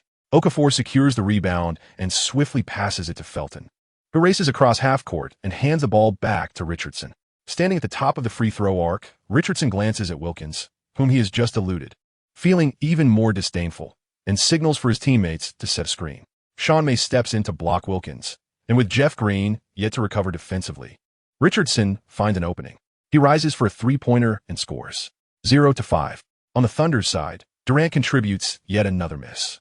Richardson grabs the rebound himself, feeling his rhythm, and without the need for a screen, he disregards Wilkins' interference and, from a diagonal 45-degree angle, launches a pull-up three-pointer. 0-8. The Thunder are abruptly halted at home by the Bobcats' relentless assault. Larry Brown is elated, while the home crowd appears despondent, sensing impending doom. Chapter 35. The Fury of the Turtle Westbrook is currently displeased with Durant, believing he has failed in his role as leader, focusing solely on individual plays without passing, and then missing his shots, which dampens team morale. The Thunder are encountering difficulties. One wonders if they will bring in Lee Sun-Lin for adjustments, someone muses. It seems unlikely, as the time is not yet ripe, and given Lee Sun-Lin's mediocre defense, his immediate impact would be minimal. It is expected that Brooks will soon adjust the defensive matchups. The NBA boasts numerous renowned strategies, such as Zen Master-S triangle offense, the Jazz's pick and roll, San Antonio's low post tactics, and the Hawks' 32 strategy, among others. Despite the abundance of famous strategies, Brooks chooses to employ none. Why is that? Due to their inappropriateness. The Thunder team is overwhelmed with rookies whose capabilities fall short of expectations, and their understanding and execution are severely lacking. Such deficiencies render the implementation of intricate strategies nearly impossible. Renowned tactics heavily rely on the individual prowess and strategic execution of star players, setting a high bar for the system. It is evident that the Thunder do not meet these standards. Brooks can only gradually introduce various tactical combinations in each game. The primary strategy revolves around one-on-one plays between the two stars and fast breaks, while one-on-one tactics can showcase the utmost individual ability of star players. They can also inflict significant harm on the team. A failed isolation play dampens teammates' defensive enthusiasm and can breed distrust and complaints among them. The young Thunder are particularly susceptible to such issues. Observe how Westbrook has grown discontent with Durant. Currently, Durant is hesitant to meet Westbrook's gaze after squandering 8 points. Next, KD, you should guard Richardson. Let Russell handle the offense, controlling the tempo and pushing the pace. As Coach Ma anticipated, Brooks began to adjust the defensive assignments. After a timeout, Brooks outlined the offensive strategy for the first play. He hardly glanced at the bench. It had been only a brief moment, making it improbable to substitute any players now. As the timeout concluded, Brooks's instructions proved ineffective. During a mid-court inbound, Wilcox was promptly intercepted by the lengthy Okafor, resulting in a turnover. Okafor swiftly passed to the fast-breaking Felton, who scored an easy layup. The score stood at 0-10. In the ensuing 3 possessions, the Thunder's offense concluded with errors: 1 traveling violation, 1 illegal screen, and 1 offensive foul. Felton of the Bobcats hit a 3-pointer. Sean May executed a dunk, and Richardson drew a foul on KD, converting both free throws, bringing the score to 0-17. Forrest Lee, sitting on the bench, was left in disbelief. Was this truly the Thunder he knew? It became painfully clear why the Thunder's record was so dismal. The lack of coordination and these elementary mistakes were utterly baffling. Look, Brooks is once again throwing down the tactical board. This is clearly not a coaching issue. The home crowd felt embarrassed, witnessing their team being outplayed by a weaker opponent with a score of 17-0 right from the start, despite their own shortcomings. The Thunder began the game with 5 minutes and no points. Lee Sun-Lin gazed upon the Thunder, a team that could be likened to the peculiar 76ers of the mediocrity realm, and found it utterly unfamiliar. Is this the Thunder graced by the illustrious duo of Durant and Westbrook? Is this the very team that triumphed over the Lakers in the playoffs 2 years hence? Is this the same duo that nearly vanquished the peak Warriors? The fact that the Thunder has secured merely 2 victories since the commencement of the season is not without justification. Lee Sun-Lin has evidently overestimated the current capabilities of both Durant and Westbrook, mistakenly projecting their future potential onto their present performance. Once the audience grasped the situation, their lack of surprise was palpable. Such occurrences have transpired far too frequently. The Thunder have often gone several minutes without scoring this season. In this instance, merely marked the opening 5 minutes of yet another scoreless stretch. Their star, Durant, still resembles a novice, far from achieving true superstardom. As a result, the Thunder find themselves ensnared in a predicament. Someone, evidently inexperienced with the realities of an NBA franchise experiencing such a dismal start, stammered, revealing their status as a rookie just 2 years out of college. Brooks was prepared to substitute, signaling that it was time for Lee Sun-Lin to take the court. Coach Ma, with his professional insight, remarked on the situation, acknowledging the predictable nature of the events unfolding, albeit with the Thunder's performance being particularly formidable this time. Brooks called a timeout for the second time this quarter, gazing at his dejected starters before glancing at the bench. He sighed inwardly, wishing he could swap all 5 players. Yet the remnants of rationality cautioned him that deploying the reserves would signify the end of the game. Surrendering within the first 5 minutes was simply unacceptable. With Durant and Wilcox off the court, Corliss and Lee Sun-Lin entered alongside Russell, urging them to accelerate the pace and transition into fast breaks. While keeping the defensive rotation sharp, the initial 5 minutes offered no opportunity for counterattacks, as the Bobcat shots found their mark with alarming accuracy, leaving Westbrook in a state of frustration. This new lineup boasted a swifter tempo than the starting 5. Although they had lost Durant, Lee Sun-Lin's presence liberated Westbrook. Durant's previous offensive efforts had been subpar, and now it was Westbrook's turn to take charge. His eyes burned with intensity. The first timeout had already left him vexed, and inexplicably, 9 more points had slipped away. Ding! Teammate Westbrook activated his skill, the Wrath of the Turtle. Upon hearing the system's notification, Lee Sun-Lin quickly turned his gaze to Westbrook, who appeared on the brink of an explosive reaction. What benefits does Westbrook's skill confer? During this fury, his scoring, rebounding, and assisting attributes surged by 30%, igniting a relentless drive, solely trusting in his own prowess. Westbrook's shooting accuracy now surpassed 70%. His rebounding ability rivaling that of a center, and his assist would elevate his teammates' shooting percentages by 30.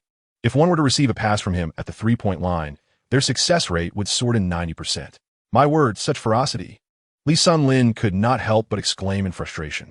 This skill is truly exceptional. However, the duration of its effectiveness remains uncertain. This implies that if he receives a pass from him, his scoring chances will be nearly guaranteed. Yet, judging by Westbrook's demeanor, it seems he is unlikely to pass. The match resumes, and we eagerly anticipate how the Thunder will perform next. With Lee Sun-lin now on the court, Westbrook successfully sinks a shot beyond the three-point arc.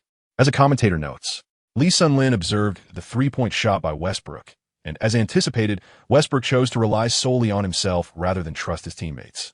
The score was 3-17, and the Thunder managed to halt their downward spiral.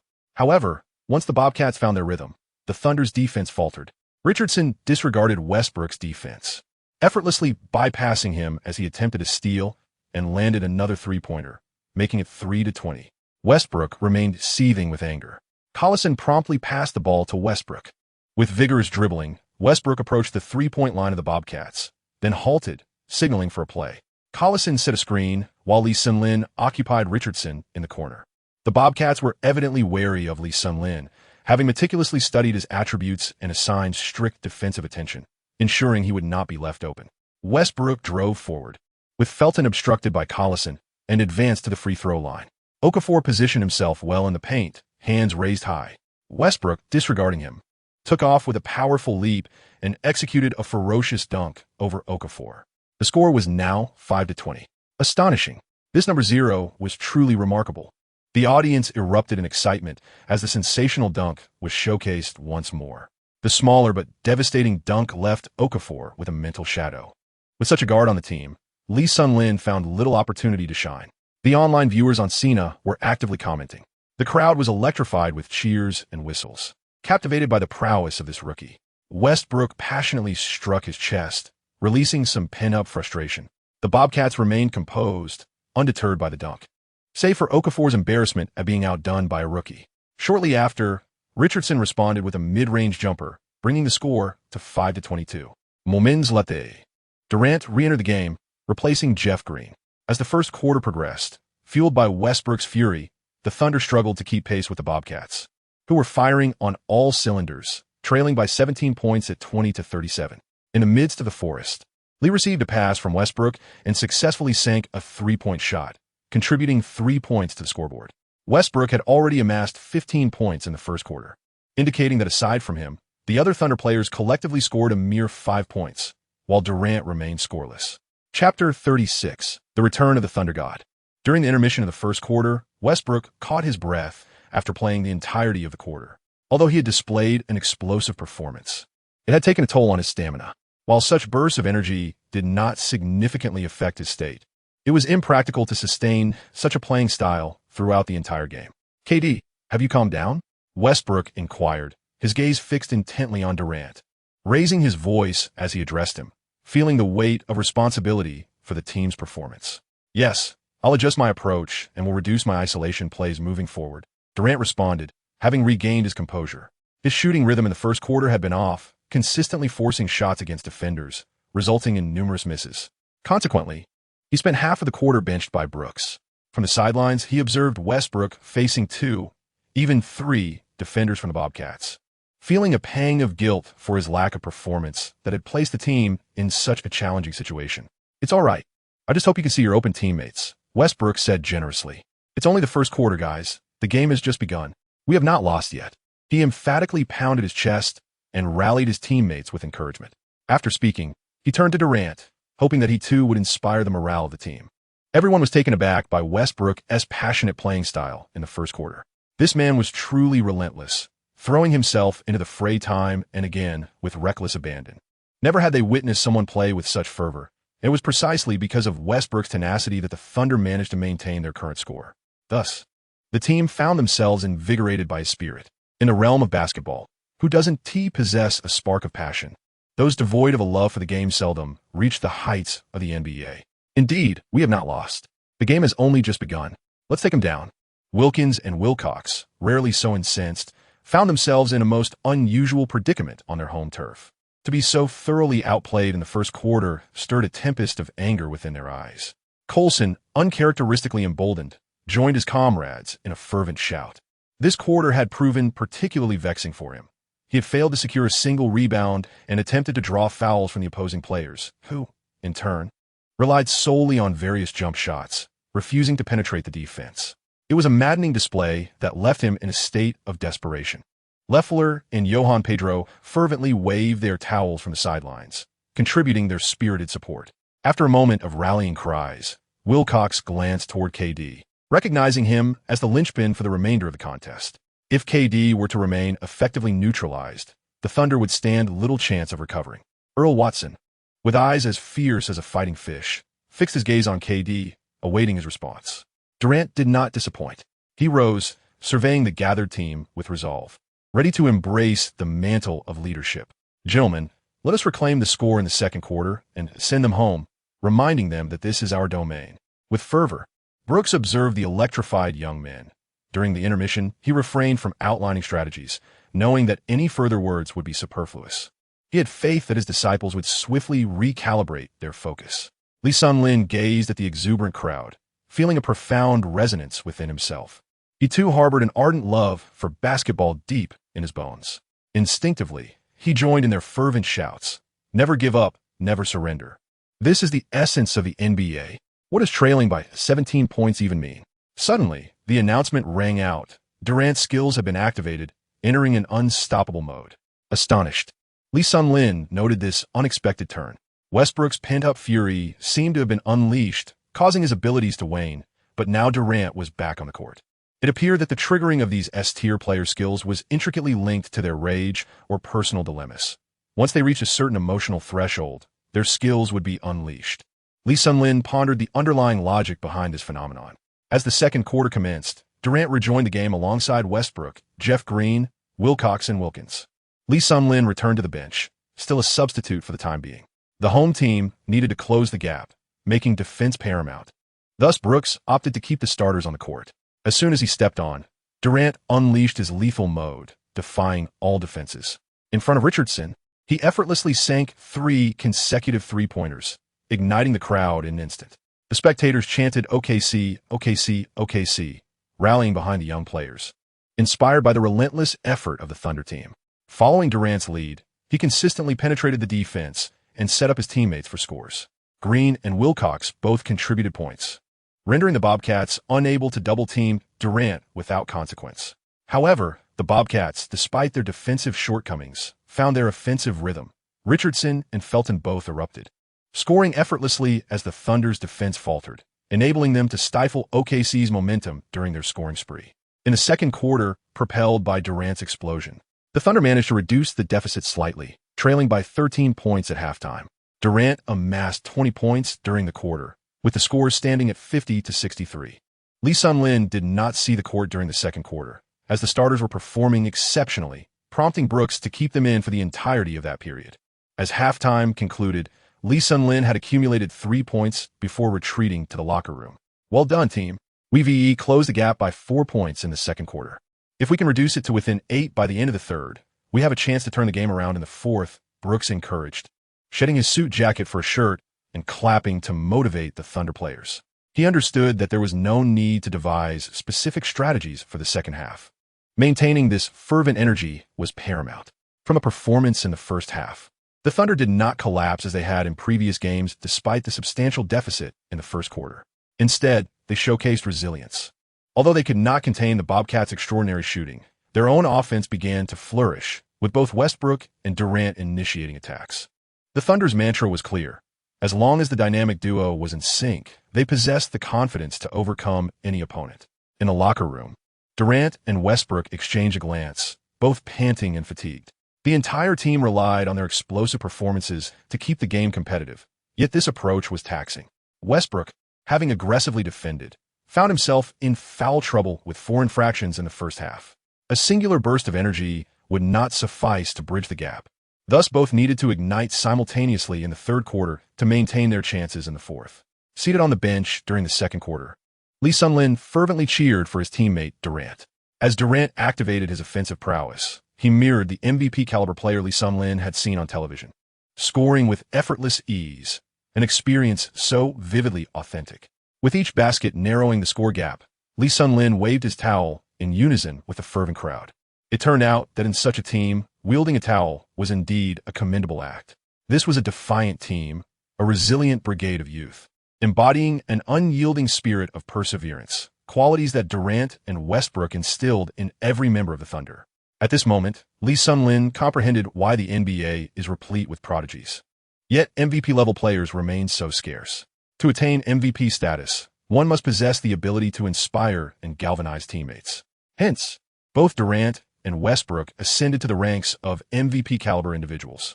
The dynamic duo of the Thunder, through their unwavering tenacity and relentless spirit in every match, distinctly exemplifies the divergence between themselves and other gifted athletes. This distinction is not a matter of personality. It is intrinsically linked to basketball and the pursuit of dreams. Lee Sun-lin gazed at the eyes of Dewey, feeling a profound resonance. Wasn't he at this very sentiment that brought him to America? Chapter 37. In the Thick of Battle. During halftime, the Ford Center was alive with the exuberance of its audience. Coach Ma, do you believe the Thunder can close the gap? It's hard to say. The Thunder's offense seems fine, but their defensive lapses are quite significant. They appear to be giving their all. Their defensive intensity seems high. Why does this happen? It's a matter of experience. Look at Westbrook. He tends to overcommit on defense, and when he fails to intercept, it leaves him vulnerable, leading to a cascade of positional errors. Moreover, the more seasoned Felton has found ways to exploit Westbrook's weaknesses. Observe their positioning. They employ man-to-man defense, and a simple screen from the Bobcats can create an opening. Today's Bobcats are unlike those of the past. Their shooting is fluid, and they display decisiveness whenever an opportunity arises. They shoot and score, making things difficult for the Thunder moving forward. However, the Bobcats cannot maintain such shooting consistency throughout the entire game, and Mo Fan interjected. That is indeed true. Fatigue will set in. Yet, the exertion on Durant and Westbrook is also considerable, particularly Westbrook, who is already facing foul trouble with 4 fouls, putting him in jeopardy. Let's see if Westbrook will take the court again. If he does, the Thunder must be prepared to assume significant risk, Coach Ma analyzed. Lee, you will start the second half to handle the ball. Russell, you need to manage your fouls. Brooks laid out the strategy. Coach, I can endure, Westbrook protested, unwilling to leave the court. He argued with Brooks, as the team found itself trailing. Stepping off the court would surely diminish their offensive strength. How could they hope to close the gap? Lee Sun-lin was somewhat taken aback that the head coach had chosen to send him onto the court. Brooks glanced at Lee Sun-lin, a decision he had pondered long and hard. He was aware that Lee Sun-lin had primarily played as a point guard prior to the last match, and during his time with the Lakers, he had witnessed Lee Sun-lin's prowess with the ball. Although he had been assigned a shooting role in the previous game, his performance had been quite commendable. Had circumstances not changed, he would likely have continued to play off the ball. However, a complication had arisen with the starting point guard position for the Thunder, necessitating the recruitment of a reliable player to fill the gap. This individual had to possess the ability to create opportunities for others. After assessing the bench, it became clear that Lee Sun-lin was the most suitable choice. He could play as a point guard while also posing a threat to the opposition. Russell, take a breather. Let Lee manage the pace. You wouldn't want to miss the fourth quarter due to foul trouble, would you? Brooks continued. But Westbrook began to protest. No buts. I am the coach. You need to sit down, Brooks asserted with an undeniable authority. Westbrook fell silent, shifting his gaze towards Lee Sun-lin. MP, he thought, I still cannot escape the role of point guard. Yet, there was no alternative. The team needed him at this crucial moment. After sitting on the bench for so long in the first half, it was time for him to contribute. Lee Sun-lin hesitated to assume the role of point guard due to his recent return from a different realm, where the notion of playing in the NBA instilled a sense of insecurity regarding his ball-handling abilities. Furthermore, with the Thunder boasting 2 dominant players, the double young, he naturally contemplated a positional change. However, his innate ball-handling skills remained intact. His rhythm while dribbling during fast breaks was commendable. Moreover, the physicality of the NBA was not as daunting as he had envisioned. After a few days of acclimatization, Lee Sun-lin found himself eager to explore his capabilities in controlling the tempo of the game. Having always favored the player CP3 in 2K, he had fashioned his character as a sharpshooter. Those who appreciate CP3 and excel in his style of play undoubtedly possess a keen basketball vision, and Lee Sun-lin exuded such confidence. All right, coach, Lee Sun-lin responded, given that he had consistently played as a point guard during a short contract. The team's acceptance of Brooks' decision was met with little resistance. Durant voiced no objections, having witnessed Lee Sunlin's ball handling during the Lakers game and feeling reassured. With Westbrook on the bench, Lee Sunlin took to the court.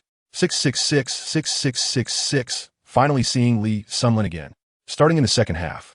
It appears the coach has great faith in him, typed Xiao Ming from the live broadcast. Let us observe the transformations in the Thunder following Lee Sunlin's entrance. A commentator remarked to the camera, "The Chinese player has entered. Augustine, keep an eye on his three-point shooting." Larry Brown also deployed backup point guard DJ Augustine. Don't worry, he will only make a few three-pointers," Augustine replied nonchalantly. Beep. The second half commenced. Jeff Green passed the ball to Lee Sunlin. Although he had been away from the point guard position for quite some time, he quickly reacquainted himself with the ball, feeling a familiar connection. Lee Sunlin's ball handling skills are considered to be of starting caliber among NBA point guards, yet his physicality in terms of confrontation is rather average. His ability to advance the ball while minimizing turnovers stands out as one of his notable attributes. Skillfully dribbling the ball, Lee Sunlin is not inclined to mimic Curry. Rather, he is eager to ascertain the true extent of his capabilities and where he stands in the NBA. "You Chinese, you softy, I will obliterate you," taunted Augustine, persistently hurling trash talk at Lee Sunlin. Lee Sunlin glanced to the right front at KD, contemplating whether, as KD's current subordinate, he should extend a friendly greeting to KD's former aide. However, he decided against it and thought, let it be. After observing KD, he dribbled the ball forward, crossing the half-court line, and then set his sights on DJ Augustine, recalling the Thunder Scouts analysis. Evaluation. DJ Augustine plays with composure and confidence, exhibiting rapid dribbling that can penetrate the opponent's defense and execute attacks effectively. He possesses excellent ball handling skills, particularly in dribbling. A slender and swift point guard, he boasts impressive three-point accuracy, has the ability to draw fouls, and demonstrates decent passing. However, his shortcomings include poor finishing ability, lackluster defensive contributions, and a physique that limits his capacity to leverage his speed advantage. "Am I weak? Just watch how I dominate you, you American softy," Lee Sunlin retorted defiantly. Lee Sunlin skillfully maneuvered the ball, observing the hesitant expression of Augustine, who seemed poised to intercept. In that moment, Lee Sunlin realized that his ball control remained remarkably steady. Unlike before, he refrained from directly seeking out KD. Instead, he confidently positioned himself at the arc, surveying the movements of his teammates. Brooks, witnessing Lee Sunlin's actions, was struck by a revelation. This player exhibited a remarkable composure, far from that of a typical rookie, and his dribbling skills were commendable as well. The Bobcats also employed a 3-2 zone defense. Lee Sunlin stood at the three-point line, passing the ball to the approaching Jeff Green. After receiving the ball, Jeff Green hesitated, failing to find a suitable opportunity, and subsequently returned the ball to Lee Sunlin, who had moved to a position at a 45-degree angle to the right. Lee Sunlin has now gained a profound understanding of his strengths, his exceptional vision, precise shooting, and remarkable speed. With the ball in his left hand, he orchestrates a strategy with his right, signaling Kevin Durant to draw defenders away and indicating for Wilcox to set a screen. After a moment's hesitation, Durant complies, recognizing that the point guard is the brain of the team, and it is not yet the final moments of the game. Moreover, he has always held a favorable impression of Lee Sunlin. Thus, he adheres to his tactical directives, moving aside to divert the attention of the Bobcats' defensive ace, Wallace. Wilcox arrives to set the screen, effectively blocking the frail Augustine, allowing Lee Sunlin to surge toward the free throw line. Given that Lee Sunlin is designated as a shooter for the Bobcats, Okafor, wary of a sudden mid-range jumper, rushes to contest him, while Sean May simultaneously approaches to provide double coverage. Consequently, Jeff Green is left unguarded beneath the basket. Lee Sunlin's breakthrough was never about executing a sudden mid-range jump shot. He is acutely aware of his own limitations in that regard. With a series of deceptive feints, he drew the attention of two Bobcats defenders into the paint. Just before the double team arrived, he deftly passed the ball, executing a bounce pass to Jeff Green, who found himself unguarded in the restricted area. The athletic Green seized the moment, leaping into the air to deliver a powerful dunk. The score now stood at 52-63. Splendid. The young Chinese player is indeed impressive.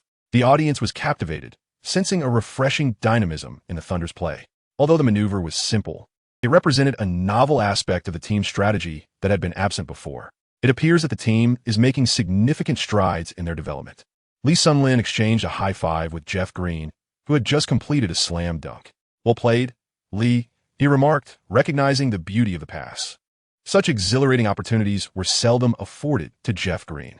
Brooks, beaming with delight, turned to Lee Sun-lin and expressed his satisfaction.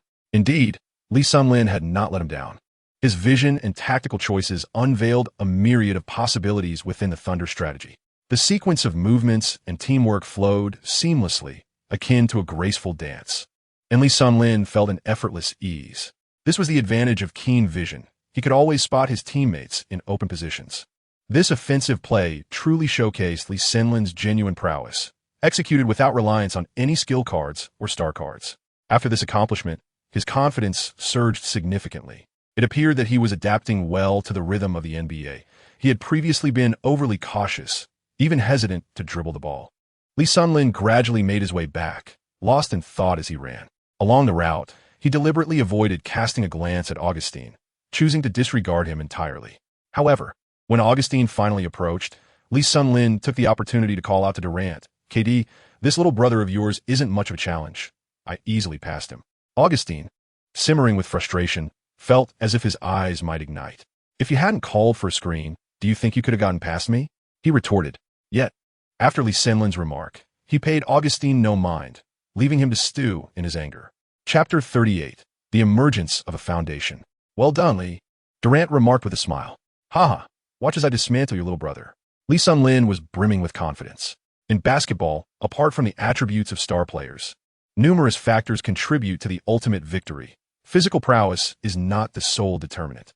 For a point guard, the most crucial aspects are awareness and intellect. Lee Sun-lin believed his court vision was commendable, and with the Bobcats' defense lacking intensity, he found ample room to showcase his abilities.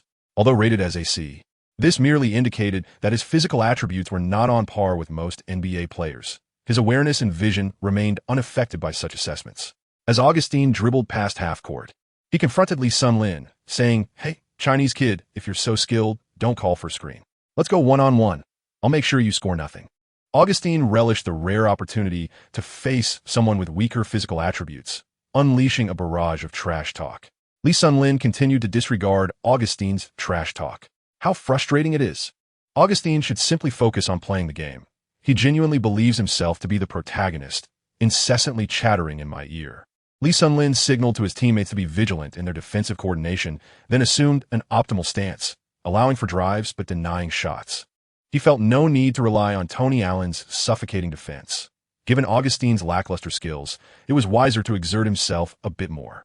His footwork was now no slower than Augustine's, and the latter's predictable style made it relatively manageable for Lee Sun-lin to defend, despite his occasional shortcomings.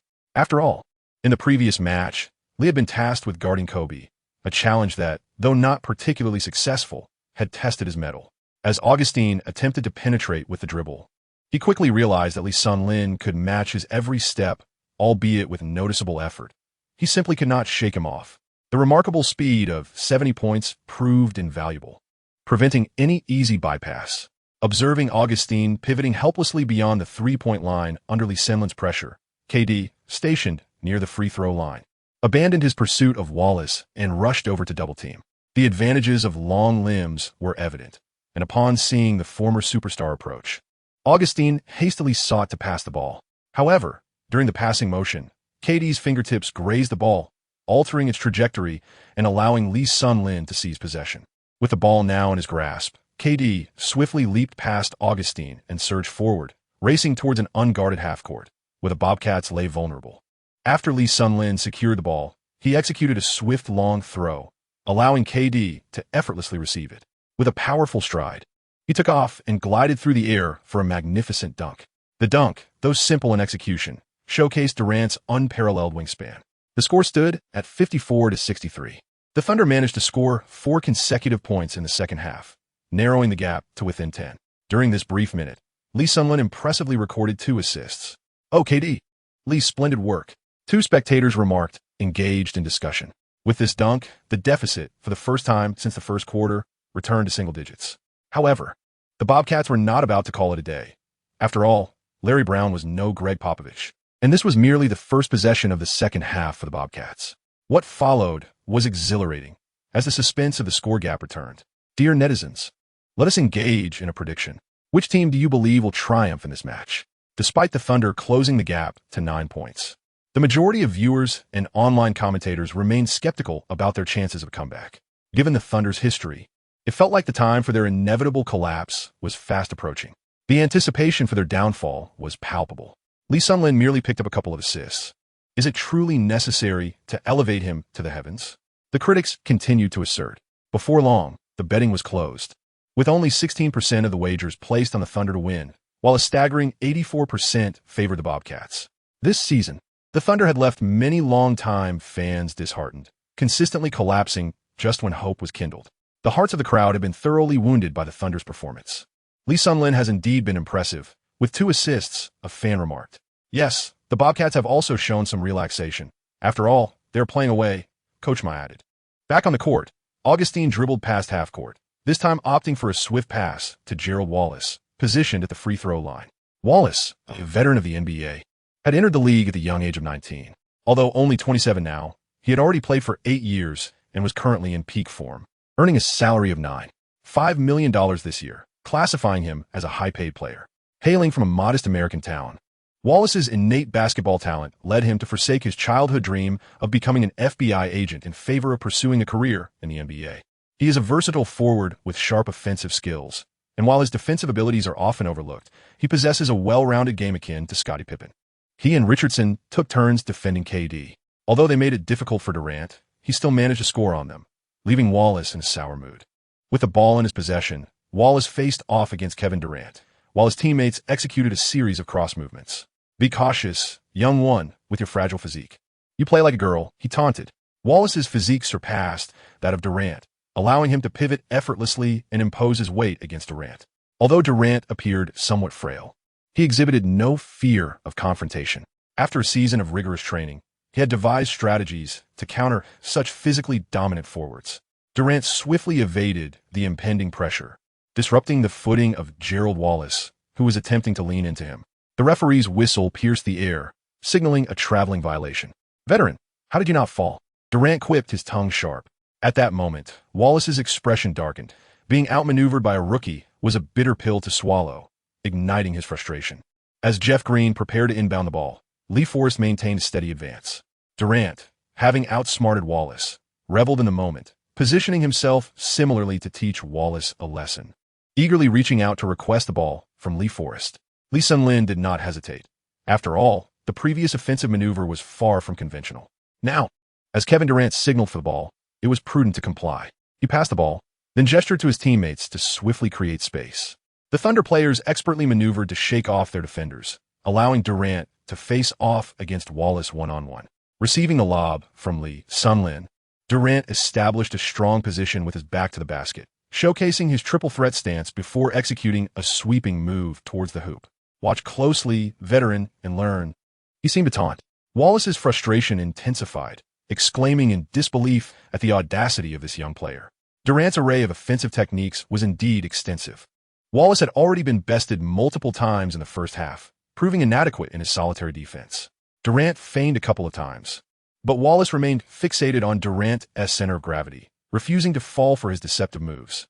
After dribbling a couple of times and observing Wallace's steadfastness, Durant rose for a shot, relying on his height and wingspan, reminiscent of his previous attempts. In the midst of Wallace's growing ire, he watched Durant once again employ this humiliating jump shot. Seizing the moment as Durant leapt, Wallace placed his right foot beneath Durant's landing spot. Leaning forward in a calculated manner, Lee Sun-lin recognized this familiar scene and inwardly lamented the impending danger. This maneuver was reminiscent of Pachulia's infamous tripping of Leonard. The ball swished through the net as the whistle blew. The score stood at 56-63, with the Thunder earning an additional free throw opportunity. However, Durant's left foot landed awkwardly atop Wallace's right foot, resulting in an ankle twist. Clutching his leg, Durant writhed on the floor, and the spectators, witnessing this reckless play, were left concerned about his condition. In a moment of impulsive fervor, Lee Sun-lin rushed forward, disregarding the fact that Wallace was considerably more robust than himself, and pushed him with both hands. Wallace staggered from the force, his anger escalating as he turned to confront the Asian man, ready to retaliate.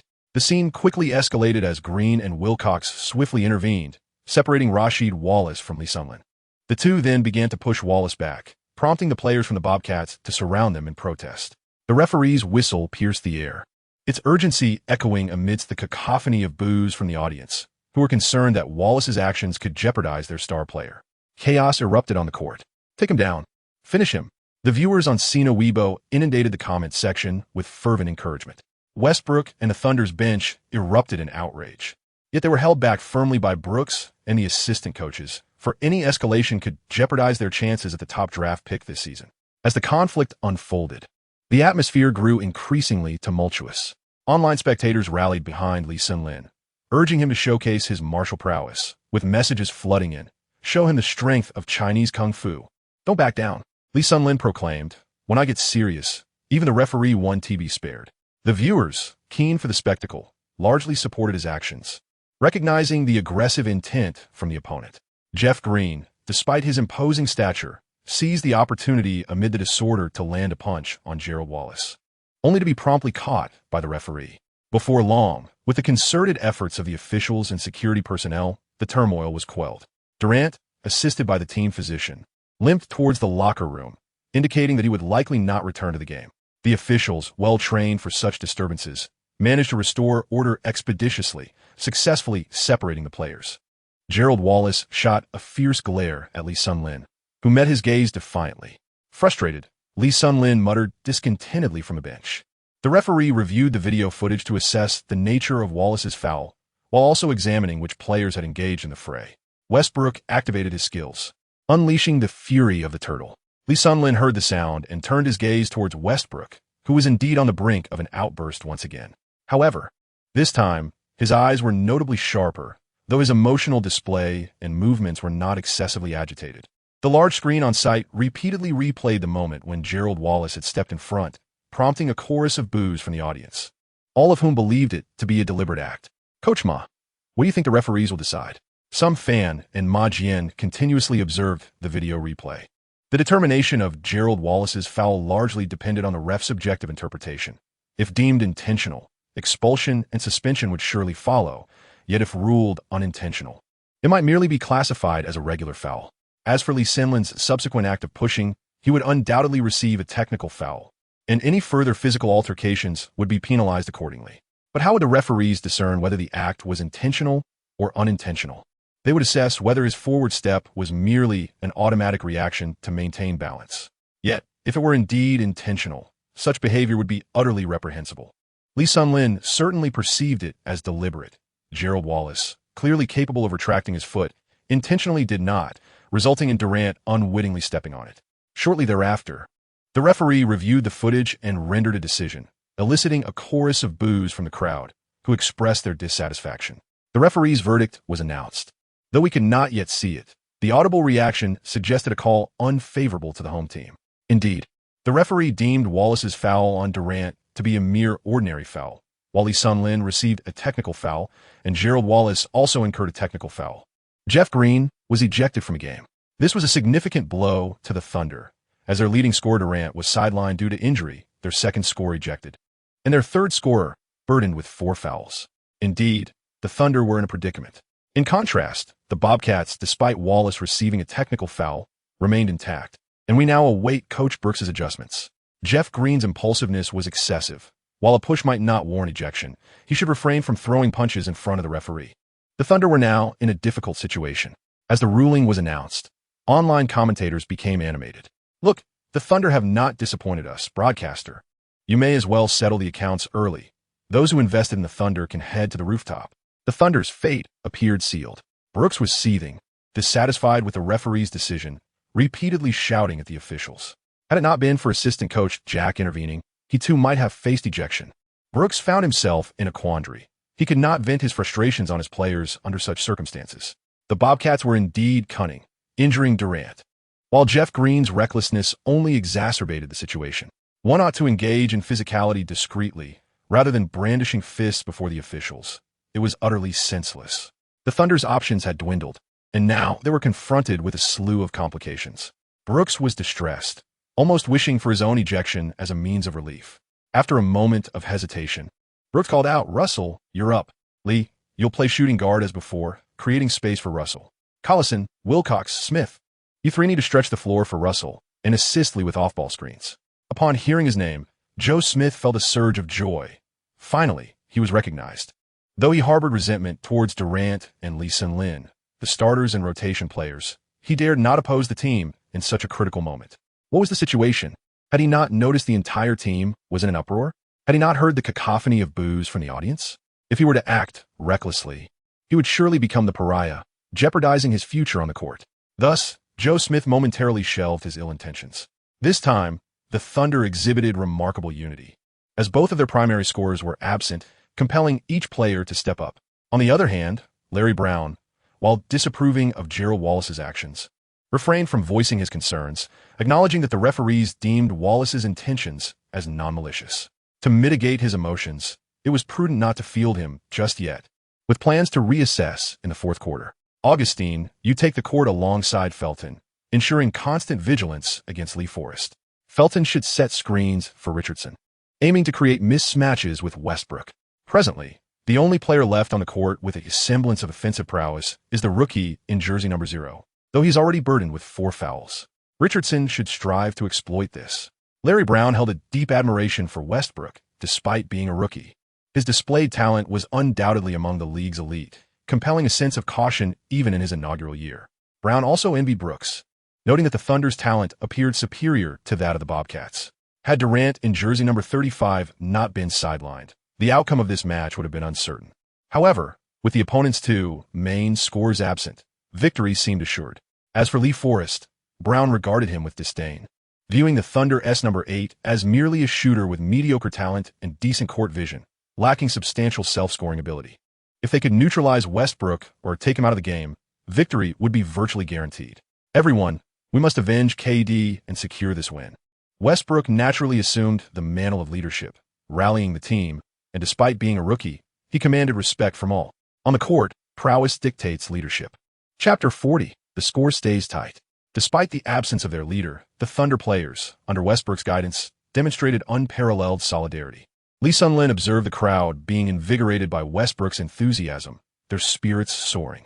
One could not help but admire Westbrook's innate leadership qualities. It is no wonder that discussions surrounding whether Westbrook or Durant was the true star of the Thunder have persisted through the subsequent seasons.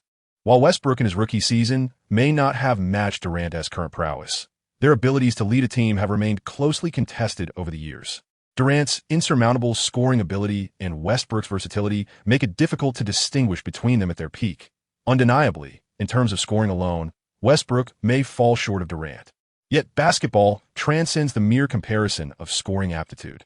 Not long into the third quarter, with 10 minutes and 11 seconds remaining, both teams were penalized for technical fouls, necessitating the execution of free throws. Westbrook successfully converted his technical foul shot, followed by Richardson of the Bobcats, who also made his attempt.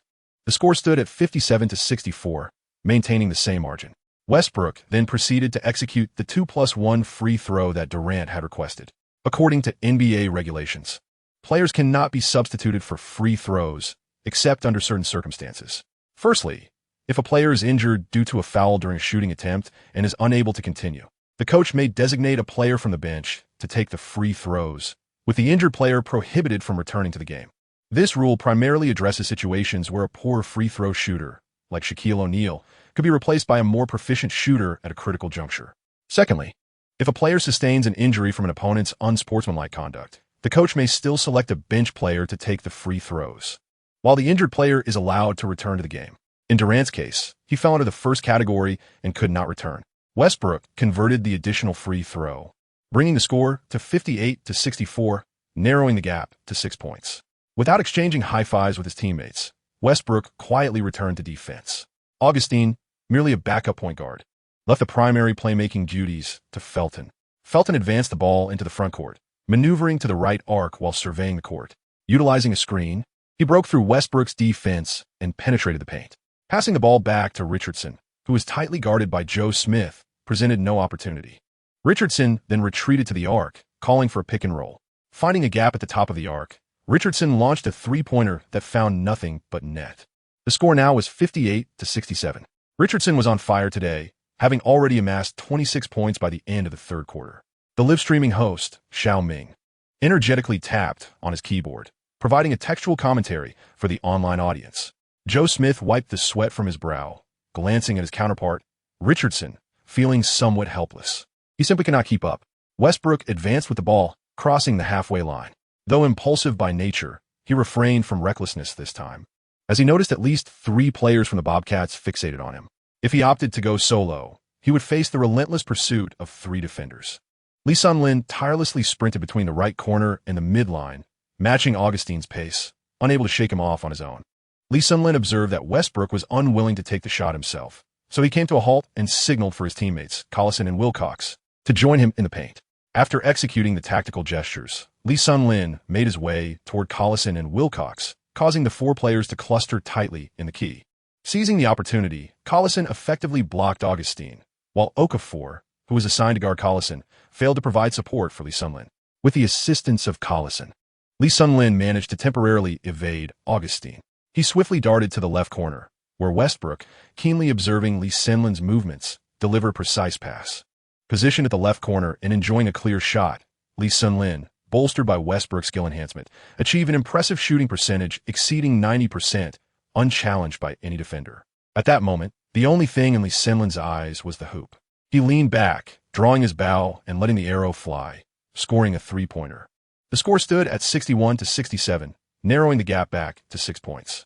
In the subsequent possession, the Bobcats' Okafor was called for an offensive foul by Collison, resulting in a change of possession. Westbrook brought the ball up, orchestrating the play and signaling for Lee Sun-Lin to continue his run. Having realized that Lee Sun-Lin's 3-point shooting was considerably more reliable during the game, at least far more accurate than his own, Lee Sun-Lin gazed at Westbrook in utter disbelief. Goodness, this is not your usual style. With Durant gone, the responsibility now rests on your shoulders. If I have to rely on you, I might just run myself to exhaustion. Lee Sun-Lin reluctantly made his way toward Kelly's son, where 6 individuals were engaged in a scuffle in the paint. Lee Sun-Lin slipped to the left corner once again, executing the same strategy flawlessly. The pass was identical, and so was the 3-pointer. The score stood at 64-67. Lee Sun-Lin scored 6 consecutive points, while Westbrook also delivered 2 assists in quick succession. Lee sprinted back from a baseline and exchanged a high five with Westbrook. Russell possesses a commendable vision on the court, and your positioning is quite commendable as well. The 2 exchanged compliments. Remarkably, Lee Sun-Lin's 6 points have brought the Thunder closer to their opponents. Some fans, who were not previously accustomed to witnessing a Chinese guard perform so impressively in the NBA, shouted enthusiastically. This rookie's 3-point shooting is remarkably precise. He has already made 3 in this game. If this trend continues, there's still much to play for. 2 Thunder fans in the front row, donning Durant jerseys, engaged in lively discussion. Brooks, observing Lee Sun-Lin's consecutive 3-pointers, began contemplating incorporating him into his future roster plans. The Thunder is a team in the midst of a rebuilding phase, meticulously assessing which players to retain, which to release, who to prioritize for development, and which should be traded. These decisions are carefully orchestrated by the coaching staff and management during the offseason. In the third quarter, fueled by Westbrook's explosive performance and playmaking, the Thunder successfully surged ahead by 4 points as the period drew to a close. Lee Sun-Lin felt an unprecedented sense of importance during the third quarter, having scored 10 points with the aid of Westbrook's furious energy. Westbrook himself had amassed 12 points, and the Thunder's gameplay revolved around the 2 of them. Everything seemed to be flowing smoothly, yet an unfortunate turn of events occurred when Westbrook committed his 5th foul during the final offensive play of the quarter. This meant that a single additional foul would result in his expulsion from the game. Although he was understandably displeased with the foul call, Westbrook remained content with his team's performance in the third quarter. Brooks could hardly have imagined that his team would rise to the occasion, overcoming adversity to take the lead. The Mountain Cats were now poised to make their ascent. The Thunder's 2 rookies were demonstrating remarkable prowess, seizing the opportunity in Durant and Green's absence. To everyone's astonishment, the Thunder not only closed the gap but also established a slight 4-point advantage while Durant and Green were on the bench. In Chapter 41, Westbrook took a seat on the sidelines. Throughout the third quarter, the Thunder showcased an impressive momentum, refusing to falter despite the absence of their star players. The departure of these 2 key figures seemingly ignited the competitive spirit within the remaining players. However, it was crucial to note that Westbrook had already accumulated 5 fouls. Richardson, splendid work. Maintain this intensity. Let us take down number 0 in the fourth quarter, Brooks urged. Although the score had shifted in favor of the opposing team, Larry Brown appeared unfazed. The championship coach exuded calmness, recognizing that the Thunder were nearing their breaking point. He surmised that if number 0 were to be sidelined, the Thunder would undoubtedly collapse, as all offensive strategies had been initiated through him. Larry Brown looked at Brooks with growing envy, marveling at the emergence of such a rookie alongside Kevin Durant under his coaching. "Russell, be cautious with your fouls, another one, and you'll have to leave the game," he warned. In contrast to Larry Brown's composed demeanor, Brooks had no time for contemplation. While his team was in the lead, numerous challenges remained, particularly the scarcity of offensive options. Glancing at the scoreboard, he noted the current score, 80-76. In a decisive move, Brooks chose to keep Westbrook on the bench as the fourth quarter commenced. "Lee, I entrust you with the control at the start of the fourth quarter," Brooks said earnestly, hoping for Lee Sun-Lin to recapture the form he displayed during the fourth quarter against the Lakers. Lee Sun-Lin wiped the sweat from his brow, feeling a twinge of unease. It was quite astonishing that in the absence of the veterans, he found himself in a position of leadership within the Thunder team. Truly, when the tiger is away from the mountain, the monkeys claim the throne. In Sichuan, without prominent generals, Liao Hua must take the lead. He turned to glance at his eager companions, who seemed to harbor a sense of envy towards him. Leifer and Joe Pedro were particularly animated. "Leifer, it's your turn," Brooks reluctantly called upon yet another guard from the unconventional rotation. Upon hearing his name echoed by the coach, Leifer sprang to his feet, excitedly shedding his pants in preparation to enter the game, aspiring to ascend in rank like Lee Sun-Lin. Meanwhile, Westbrook returned to the bench, covering his face with a towel, as he needed a moment to recuperate. The exertion of this match had taken its toll on him. With KD absent, all defensive attention from the Bobcats was directed towards him. Although the third quarter had been commendably executed, the preservation of their lead in the fourth quarter rested solely upon his shoulders. Lee Sun-Lin has been on the court for nearly 20 minutes. As the fourth quarter commences, Russell Westbrook takes a break, allowing Lee Sun-Lin to lead the bench unit. We shall observe the dynamics between the Thunder's third unit and the Bobcats' second unit. It is indeed accurate to refer to this as the Thunder's third lineup, which comprises Lee Sun-Lin, Collison, LaFleur, Josh Smith, and Wilcox. Among the starters, only Wilcox remains, with two of the other four players not typically part of the regular rotation. In contrast, the Bobcats field a combination of starters and bench players: Augustine, Sean May, Adam Morrison, Okafor, and Jared Dudley. With Felton, the starting point guard, also taking a breather, Augustine now finds himself matched up against Lee Sun-Lin once more. Lee Sun-Lin dribbled the ball past the halfway line. For the first time, devoid of seasoned players on the court and without the use of star player cards, he felt a twinge of anxiety. "Rookie, why isn't your number 0 on the court? They sent a weakling like you instead," Augustine jeered at Lee Sun-Lin. "Your mouth is truly foul. Did you neglect to brush your teeth this morning?" Lee Sun-Lin regarded this individual with disdain, perceiving their abilities as rather mediocre, while their incessant chatter seemed to stem from an unknown source of misguided learning. Lee Sun-Lin glanced upwards to assess his teammates' positioning. Currently, the Thunder's scoring capability was rather dismal. Only the veteran Smith seemed to hold any significance, while the other players had all spread out, prepared to witness Lee Sun-Lin's solo performance.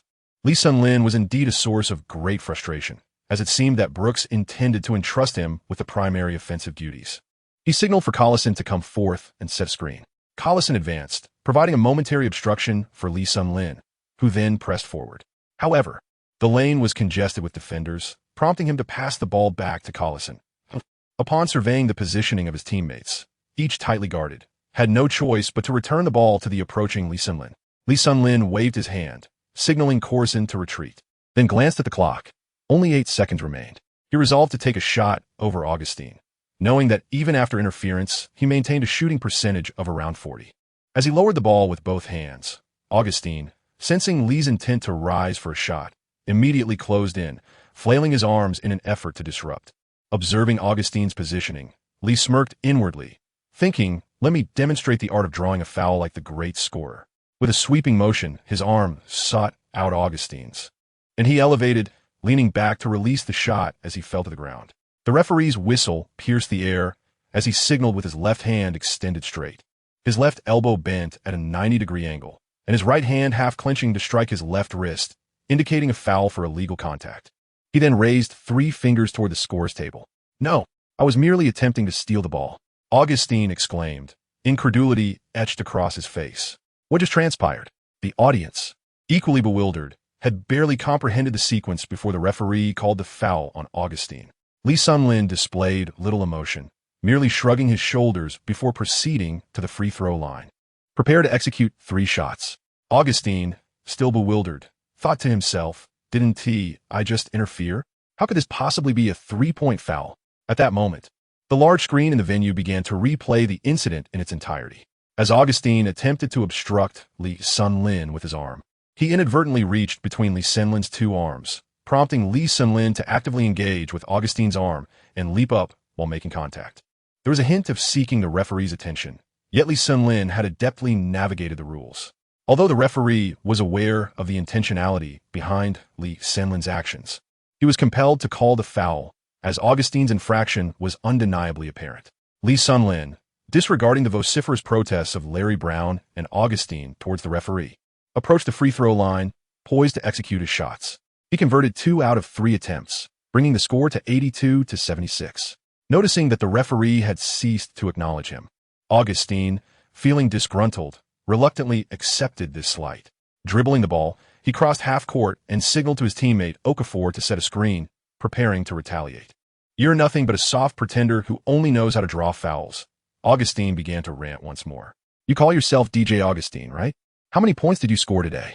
Not even enough to match my smallest tally." Lee Sun-lin retorted with an air of arrogance. Okafor swiftly positioned himself, effectively blocking Lee Sun-lin.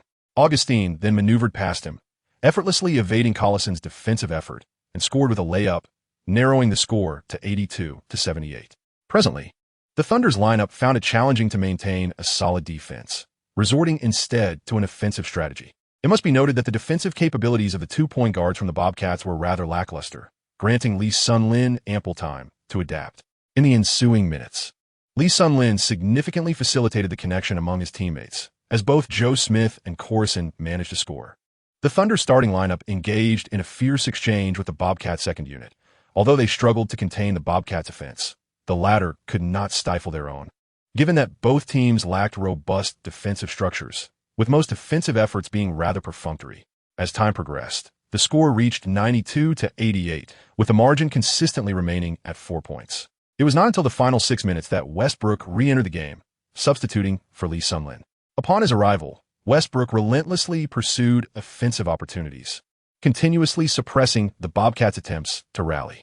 With just 24 seconds remaining, the Thunder maintained a 3-point lead, and Westbrook glanced at the scoreboard, which read 108-105. At this moment, Westbrook held the ball with 6 seconds left on the shot clock. He found a gap, charged into the paint, and, disregarding Okafor, leapt into the air. But this time, Okafor fell in response. The referee decisively called an offensive foul, resulting in Westbrook's 6th foul, leading to Lee Sun-lin's return to the court. Lee knew he had to secure this victory. Reluctantly, Westbrook exited the arena. He had exerted his utmost effort throughout the game, amassing a near triple-double with 40 points, 8 rebounds, and 11 assists. The entire audience rose to bid farewell to the rookie wearing number 0. Regardless of the outcome, he had made it known to the other teams in the league that the Thunder boasted not only a number 35, but also a number 0. Lee Sun-lin bore the expectations of both Durant and Westbrook as he took to the court. Alas, in the final offensive play for the Bobcats, Richardson, under the immense jeers of the crowd and facing Lee Sun-lin, executed a difficult bank shot from beyond the arc, tying the game at 108. The teams were deadlocked at the end of regulation, leading to overtime. Despite the Thunder's dominance in the fourth quarter, they failed to secure victory within the confines of regulation time. With a buzzer-beating 3-pointer, the Ford Center fell into an eerie silence. How could the Thunder possibly triumph in overtime without Durant, Westbrook, and Jeff Green? These 3 were the top scorers for the team. Even the Thunder fans had lost their faith in the overtime period. The Bobcats had performed exceptionally well today. Even the explosive displays from Durant and Westbrook could not clinch the game. With 5 minutes left in overtime, uncertainty loomed. Westbrook, sitting on the sidelines, appeared vacant. He had given his all and could no longer assist his team. As the buzzer beater sank, Durant and Jeff Green, watching from the locker room, slammed their hands on the table in frustration, unwilling to accept the outcome. The mood among the Thunder players was grim, each one dreading the prospect of overtime. In contrast, the Bobcat spirits soared, having rallied from a lead to draw the game at the last moment. Brooks sighed internally. The challenge had intensified, and he doubted that this lineup could secure victory in overtime. Chapter 42. Overtime. Coach Ma, what is your perspective on the outcome of the overtime? asked Mal Fan, addressing the camera. I believe the Charlotte Bobcats have a greater chance of victory in overtime. The Thunder's lineup is indeed lacking significantly. If either Westbrook or Durant were present, it would be a different story. They possess the capability to end the game at any moment. However, the Thunder currently lacks a suitable finisher, Coach Ma replied. What about Lee Sun-Lin? He has already scored 14 points and provided 5 assists in this match. His performance has been commendable, Mal Fan countered. Lee Sun-Lin has commendable passing awareness, yet he lacks the ability to score independently. Have you ever witnessed his drives or ability to take on opponents? Coach Ma pointedly highlighted Lee Sun-Lin's shortcomings. It appears that indeed, I have not. His drives primarily occur when teammates have already cleared the path, Mal Fan concurred. Indeed, a player who can only shoot possesses limited impact. Relying solely on three-point shots cannot seal the game, Coach Ma concluded. Lee Sun-Lin gazed upon the despondent Westbrook and the visibly out-of-sorts Brooks. Durant, who was absent, would undoubtedly share their disdain for losing the match. They had fought valiantly throughout the game, all in pursuit of triumph. Yet, all hope was shattered by Wallace's treacherous maneuver, leaving Durant's condition uncertain and the duration of his potential absence unknown. This thought ignited a sense of indignation within Lee Sun-Lin. Had the opposition not resorted to such insidious tactics, he would have accepted defeat with grace. The sight of Gerald Wallace's nonchalant demeanor, seemingly devoid of remorse for his actions, only fueled Lee Sun-Lin's ire further. Lee Sun-Lin no longer hesitated. He realized it was imperative to make them pay the price. He silently uttered the phrase "Kurika" within his mind. Lee Sun-Lin harbored no concerns regarding suspicions of sudden technological advancements. In the realm of the NBA, a player's explosive performance is quite commonplace. Even if one's techniques exhibit slight variations, utilized only occasionally, skepticism would be minimal, especially considering his inherent talent for shooting. Given his current authentic prowess, victory in overtime seemed unattainable. The effect of Curry's tactics lasted a full quarter, precisely 12 minutes, although overtime spanned merely 5 minutes. That duration was more than sufficient. Lee Sun-Lin could hardly afford to waste the remaining 7 minutes. His sole desire was to triumph in the match, to prevent the Bobcats players from reveling in their moment, and to spare Durant, Westbrook, and Jeff Green the regret of a lost game. For it was not a contest of fairness. As he spoke, Lee Sun-Lin felt an immediate change within him. A surge of strength coursed through his veins as he clenched his fists, evidently empowered by the utilization of the Curry card. This marked his second experience with a star card, the first being with Dengue, which had been an exhilarating sensation, primarily due to the enhancement of his physical prowess and awareness, elevating him to a similar echelon as Dengue.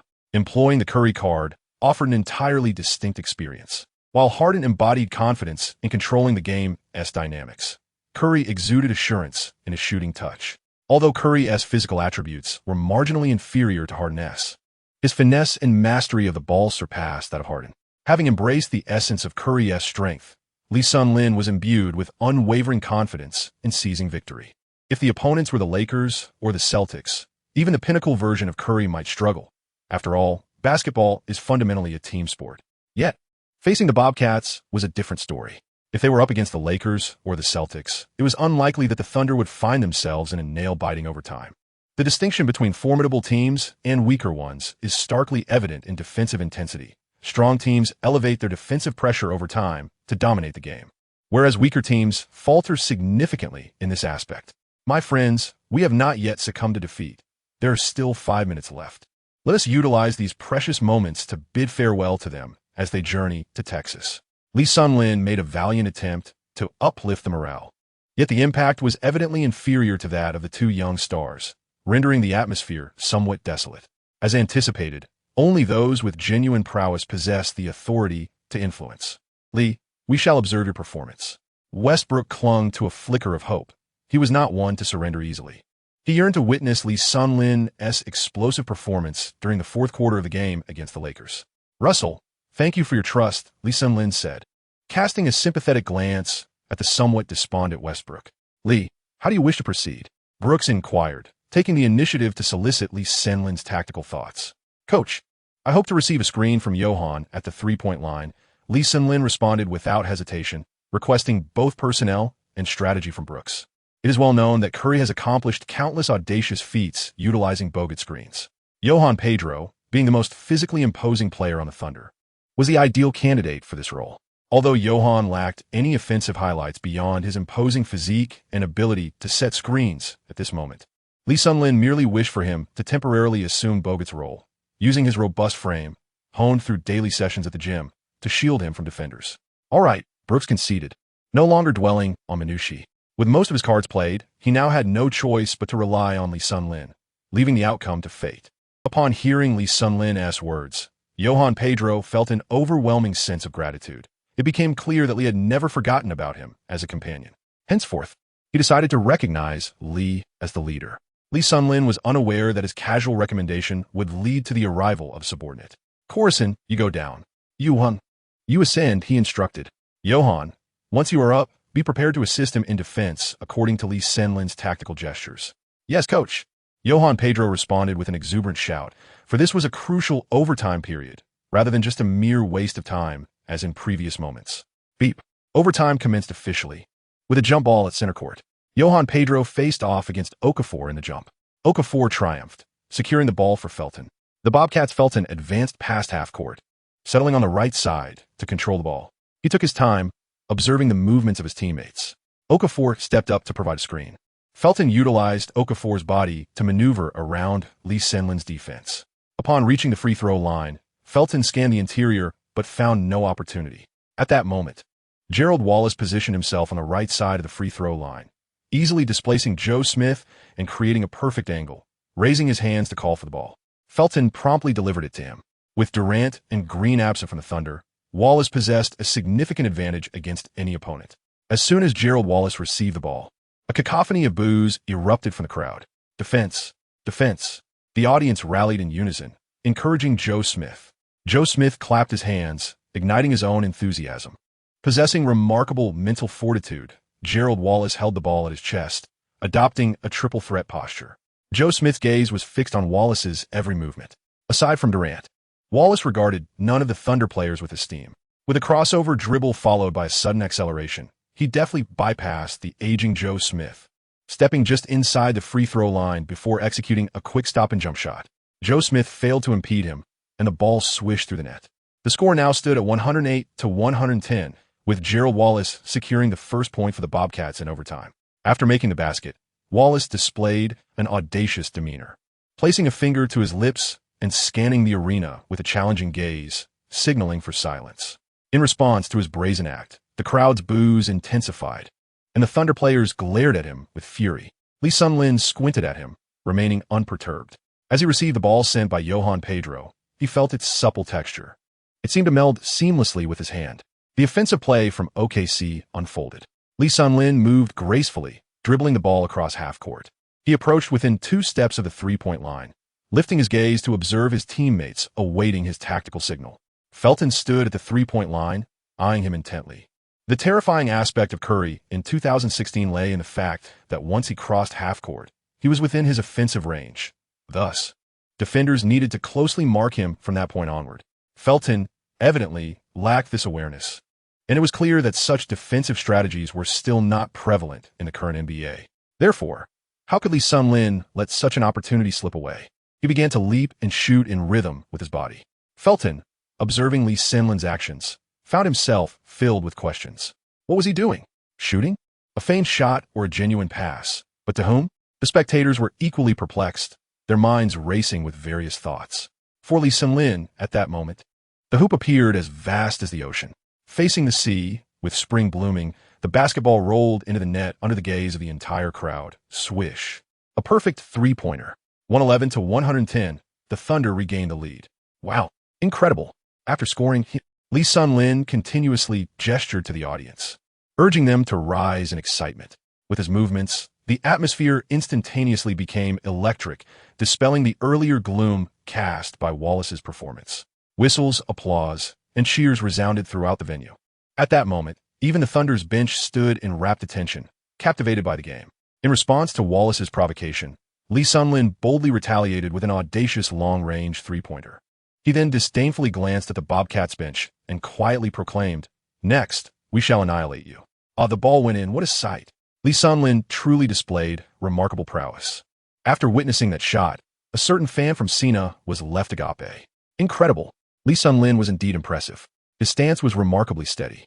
The netizens on live broadcast were equally astonished.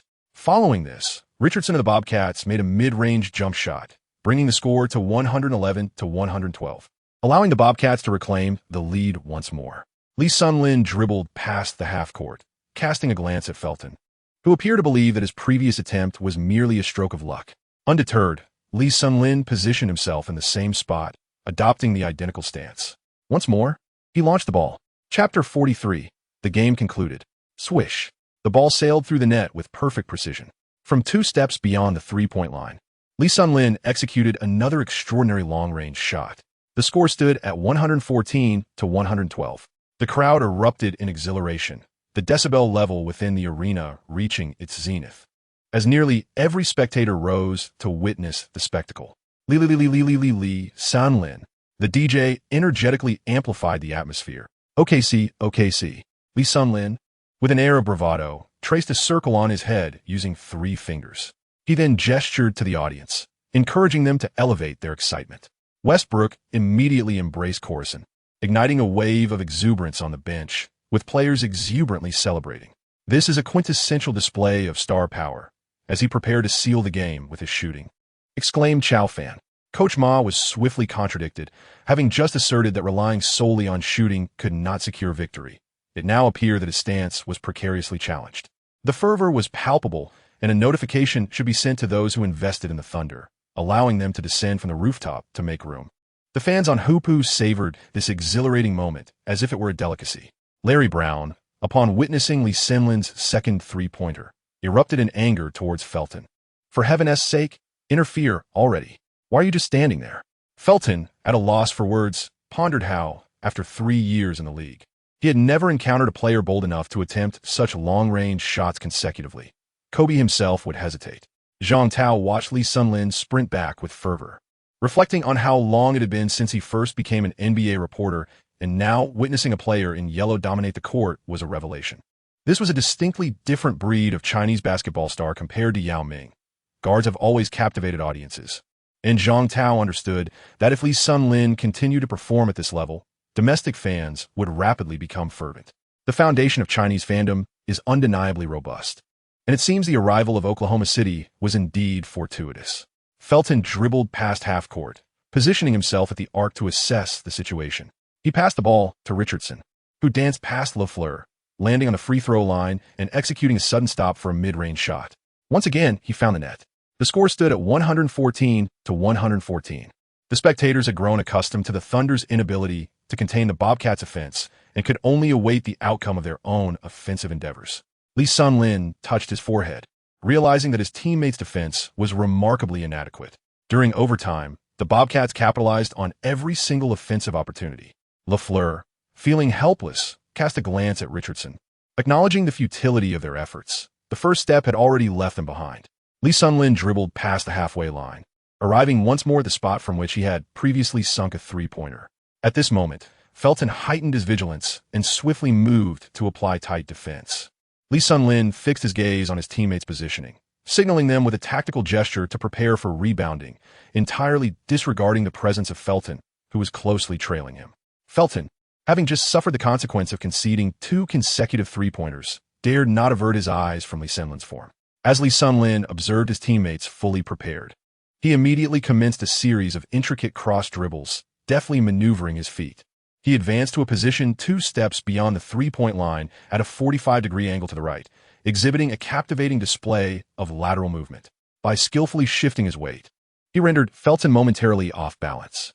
Felton, fixated entirely on Lee Sun-Lin's fluid movements, was consequently more susceptible to being deceived than usual. Lee Sun-Lin observed Felton, who had lost his balance. With determination, he executed a decisive three-point shot. By the time Felton lunged forward, it was already too late. The arc was exquisite, gracefully spinning through the air. The moment the ball left his hands, Lee Sun-Lin knew it was destined to succeed. At this moment, Lee Sun-Lin has also adopted Curry's habits. Immediately after shooting, he swiftly turned around, gesturing a three-pointer to the sky, striking a pose of coolness. Swish! 117 to 114. The basketball, in perfect harmony with Lee Sun-Lin's elevated three-finger salute, effortlessly swished through the net. The audience erupted in excitement. Is this truly our rookie? Many fans were rendered speechless with joy, continuously applauding with both hands. Today, Westbrook and Lee Sun-lin are undeniably the team's delightful surprises. Coach Larry Brown, unable to contain his excitement, called a timeout. Yes, well done, Lee. Before Lee Sun-lin could reach the bench, Westbrook immediately bounded over and engaged in an enthusiastic chest bump with him. Impressiva, Lee. As Lee Sun-lin made his way back to his seat, he exchanged high fives with numerous teammates. In the overtime, he scored 9 consecutive points, prompting the Bobcats to call a timeout. Isn't that a bit excessive? 3 consecutive three-pointers, remarked someone. From this moment, I am a fan. The Thunder finally ceased to disappoint me. Fans were fervently commenting, and Lee Sun-lin's 3 three-pointers garnered him a considerable following. Lee, feel free to showcase your talent. Brooks smiled at him, pleasantly surprised that his freedom to shoot had extended to a second-round draft pick. However, given the proficiency of Lee Sun-lin's shooting, it seemed the audience would protest if he were not allowed to take the shots. Initially, when Lee Sun-lin made his first three-pointer, Brooks had criticized his shooting choice. Yet, with the success of his second and third attempts, Brooks was won over. He recognized that when a player is in the zone, imposing restrictions is inadvisable. As long as he was willing to shoot, he could do so freely. The worst that could happen for the Thunder was losing the game. Soon, the timeout concluded. Beep. Felton was substituted for Augustine. At that moment, Augustine was cautious, refraining from any trash talk.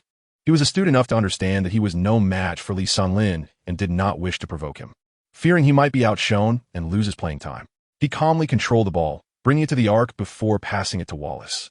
Having witnessed Lee Sun-lin's stellar performance, Gerald Wallace, considering himself a star as well, sought to contribute with a three-pointer and, without hesitation, shot right over Joe Smith. Unfortunately, he lacked Curry's finesse and instead clanged the shot off the rim. The rebound was secured by Johan Pedro.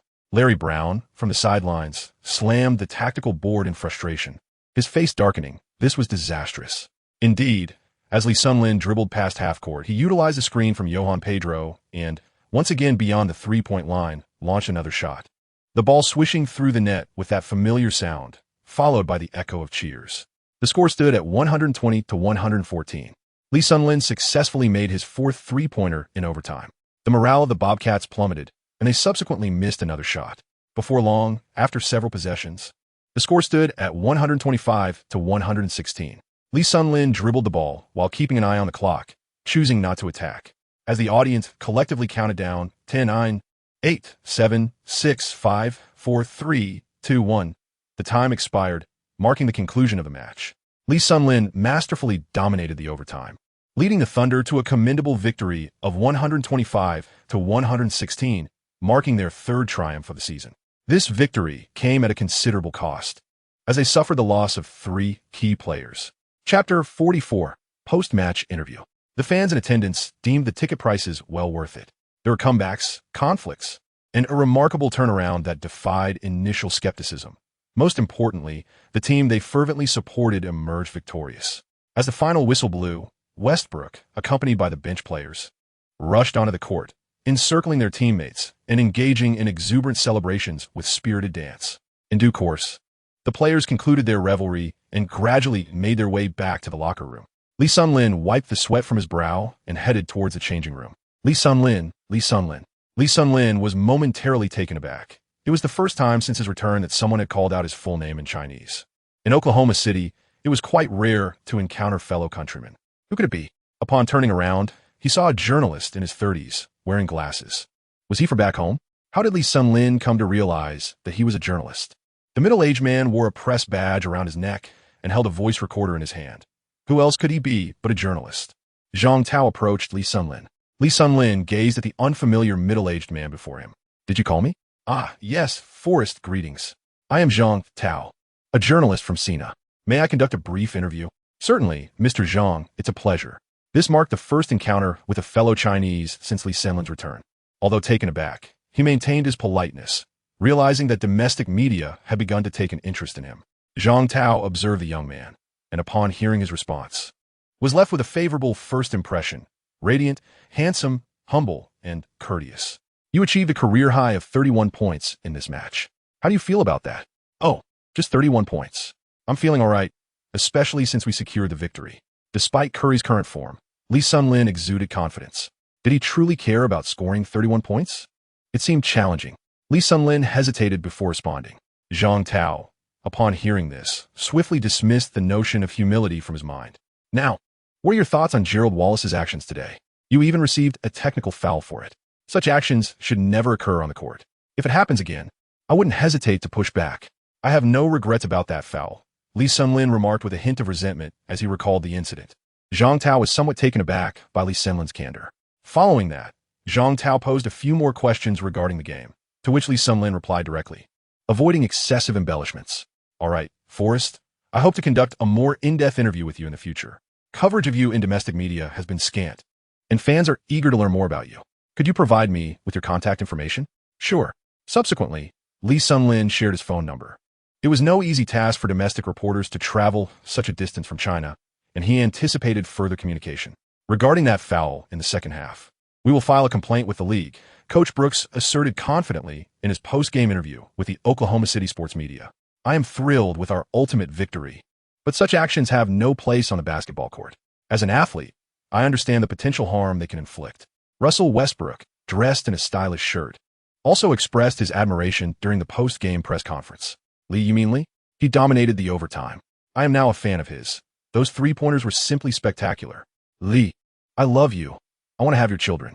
Outside the Ford Center, reporters from Oklahoma City media were conducting random interviews with a group of fervent male and female fans, still enamored with the Thunder. The home crowd was thoroughly captivated by the explosive performance of Lee Sunlin during overtime, marking this game as the most exhilarating spectacle witnessed by Oklahoma City fans this season. It was the inaugural year for the Thunder in Oklahoma City, and the fan base was not particularly strong, especially following a series of disappointing losses that left many basketball enthusiasts disheartened. However, today they witnessed a transformed Thunder. Despite the youthfulness of the team and their frequent losses, the players' performances instilled great hope.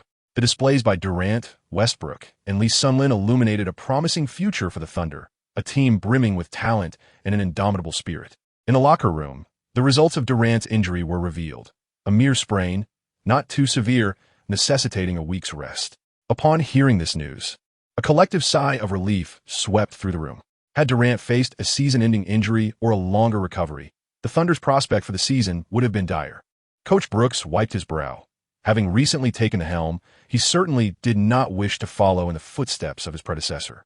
It is essential to note that the Thunder's tactical strategies this season have revolved around Durant, and with his presence, they had just secured their third victory. The thought of competing without him was unfathomable. The current situation in the Western Conference appeared bleak, with slim hopes for the Thunder's playoff aspirations. With a significant overhaul of the management this season and a recent relocation, they certainly did not wish to contend for the top draft pick again. Having just arrived in Oklahoma City, it was imperative to cultivate a robust fan base. A poor record would complicate the team's operational endeavors. Present-day Oklahoma City fans are notably discerning. If the team continues to underperform, ticket sales would plummet. Nevertheless, should more games of this caliber occur, there is no doubt that the citizens of Oklahoma City would fall irrevocably in love with the Thunder. As the live broadcast concluded, fans across the nation swiftly turned to Baidu to search for information on Lee Sunlin. The Baidu Encyclopedia entry provided a detailed account of his journey from college to the draft and his performances in the first two games. It is worth noting how swiftly information circulates in this digital age.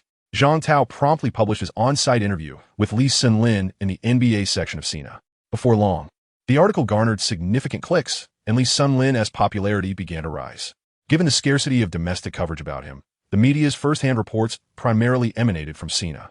In the locker room, following the conclusion of the game, the previously skeptical and less-than-stellar players of the Thunder were thoroughly convinced of Lee Sunlin's worthiness in the rotation.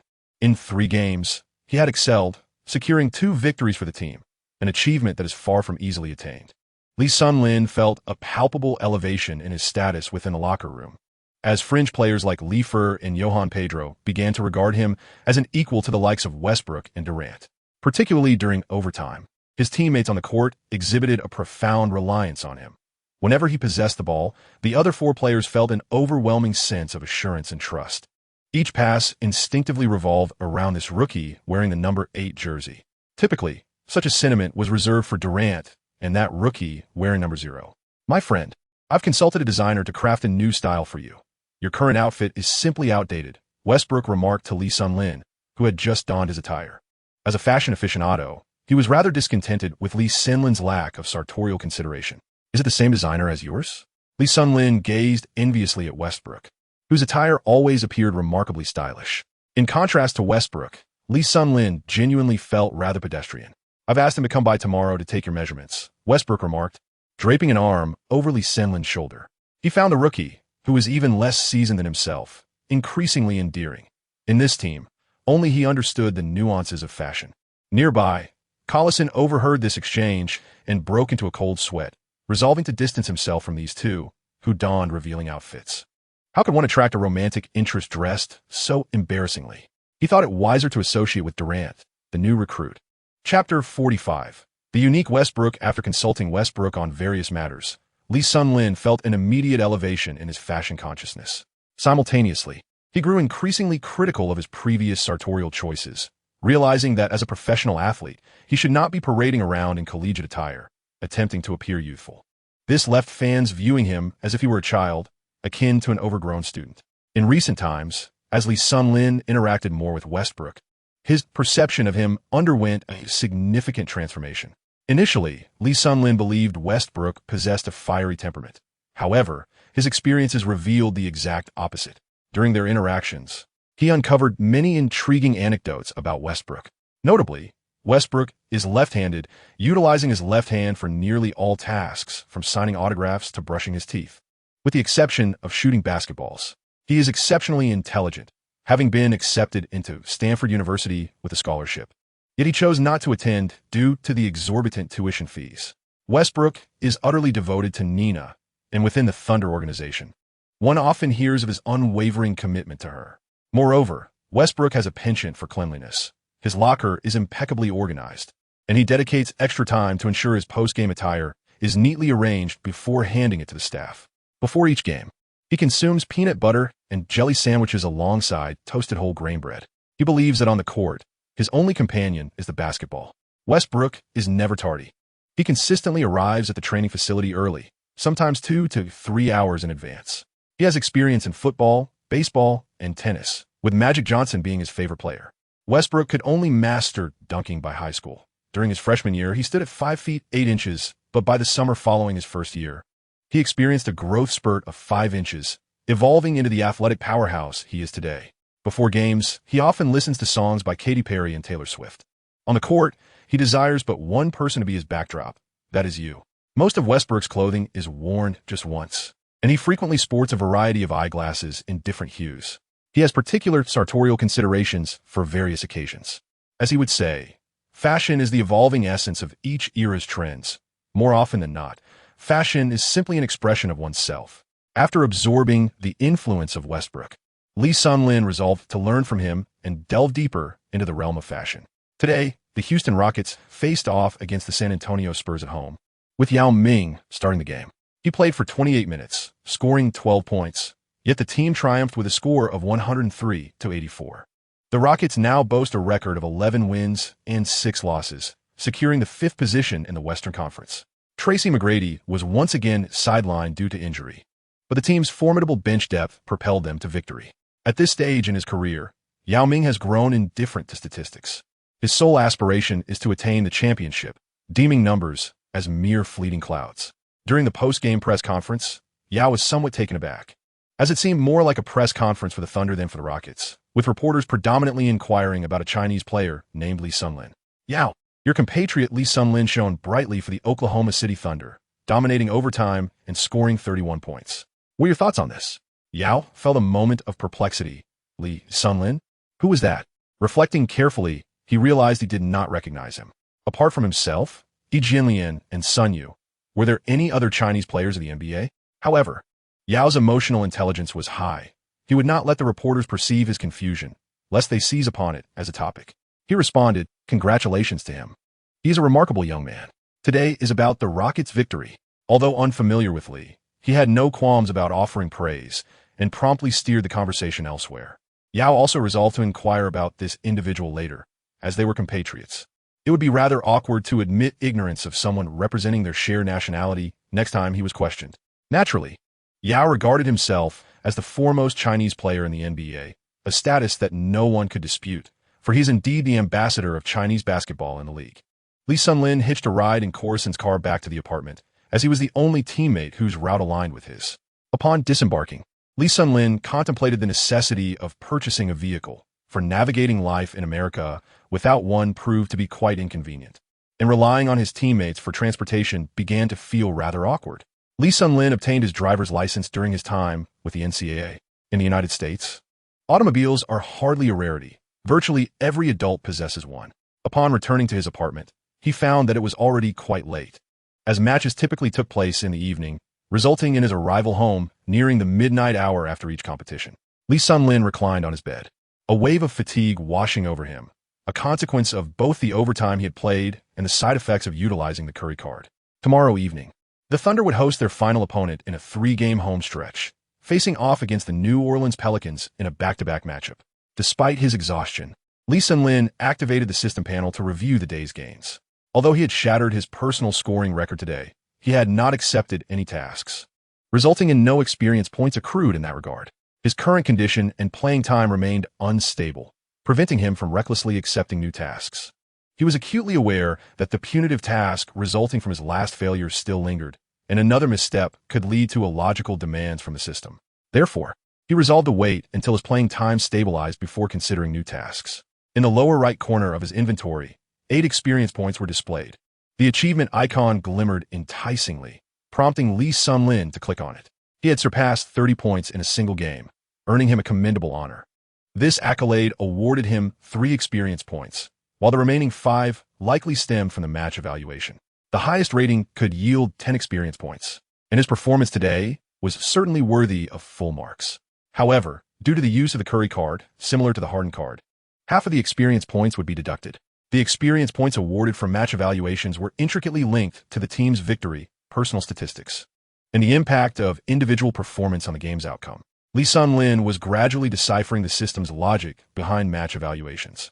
Previously, when he employed the Harden card against the Lakers, his performance clearly warranted full marks, yet the loss prevented him from receiving the highest evaluation. He aspired to one day fully understand this evaluation mechanism, thereby maximizing his experience points during games. Acquiring experience points was no easy feat. Having scored 31 points with a Curry card, he had only gained 8 points. If he were to rely solely on his true abilities, he estimated that he might earn merely 2 or 3 points per game, which would be commendable. Lee Sun-lin remained uncertain about which attribute to enhance. Having fully optimized his speed and long-range shooting, he found it challenging to immediately elevate his other skills. Experiencing the vast disparity in prowess between himself and Curry intensified his desire for improvement. Upon accessing his personal information panel, he noted some alterations in his attributes. Chapter 46 on upgrading. Gazing at his personal attributes panel, he saw the following details. Name, Lee Sun-lin. Gender, male. Age, 22. Height, 194 centimeters. Weight, 86 kilograms. Profession, basketball player. Affiliation, NBA, National Basketball Association. Salary, $800,000 per annum. Professional attributes: close shot, 42, mid-range shot, 40, long shot, 75, 100, ball handling, 55, breakthrough, 21, strength, 51, speed, 70, jumping, 56, rebounding, 30, blocking, 8, stealing, 23, overall rating. See the ball handling attribute momentarily illuminated, revealing that his previous score of 50 had increased to 55. It appeared that a portion of Curry's ball handling prowess had inadvertently transferred to him. A stroke of good fortune, indeed. Observing his overall rating, Lee Sun-lin let out a sigh. Still a mere C. The prospect of upgrading seemed distant, and he pondered when he would advance further. In his last 3 games, he had scored 25 points against the Lakers, 13 against the Grizzlies, and 31 against the Bobcats, averaging an impressive 23 points per game, nearly catching up to Durant. It was likely that he would be deemed the most formidable rookie of the week, considering that Rose was only averaging 16 points. One had to wonder, could a player rated C achieve such statistics without employing the Harden and Curry cards? Others may be oblivious, but Lee Sun-lin is acutely aware of his limitations.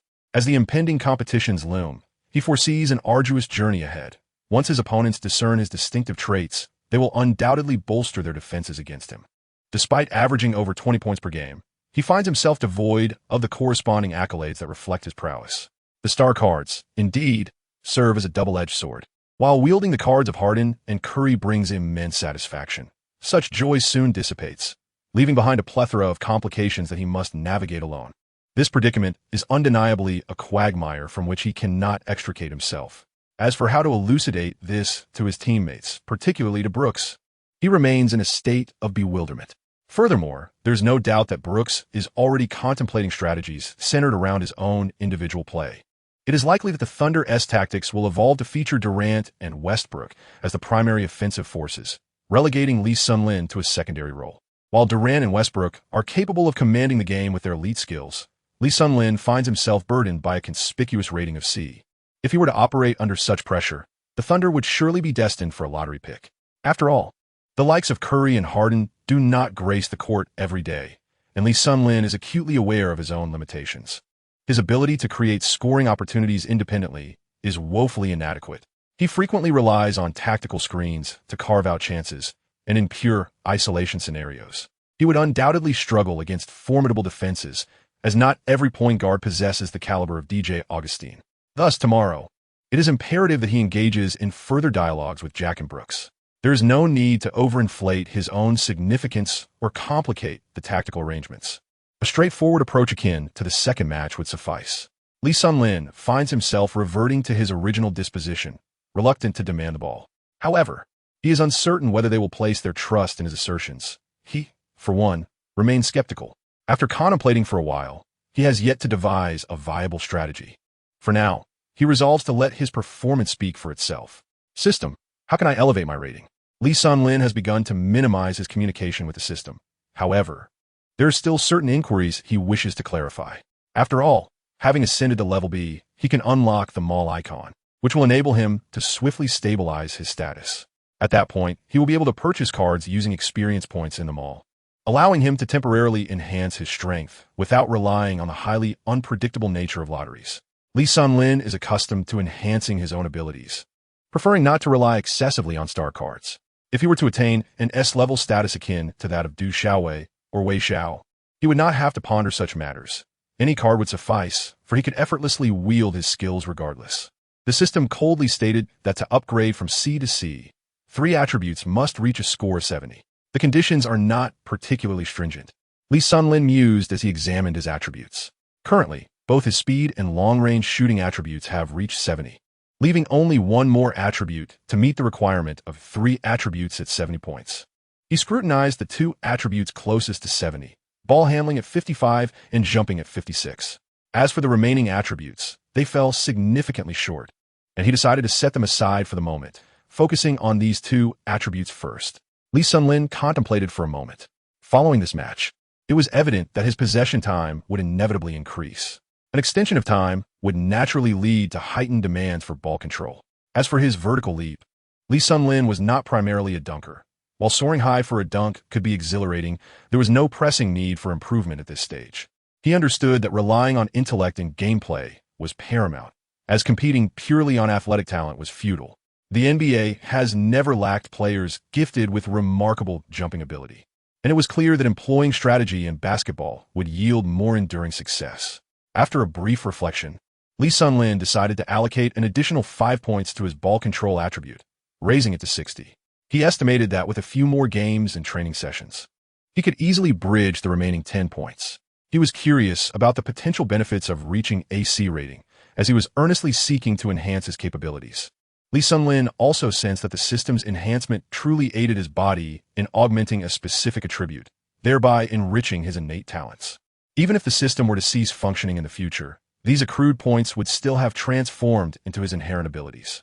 This quantification of personal attributes was fundamentally based on the host's own bodily gifts, with the enhancements merely serving as a means to fortify certain relevant aspects of his physique. This encapsulates Lee Sun-Lin's overall experience with the system. Although the interface resembled that of a game, the augmentation of his physical gifts was indeed tangible and not merely reliant on the system's existence. The system merely expressed his inherent talents in numerical form.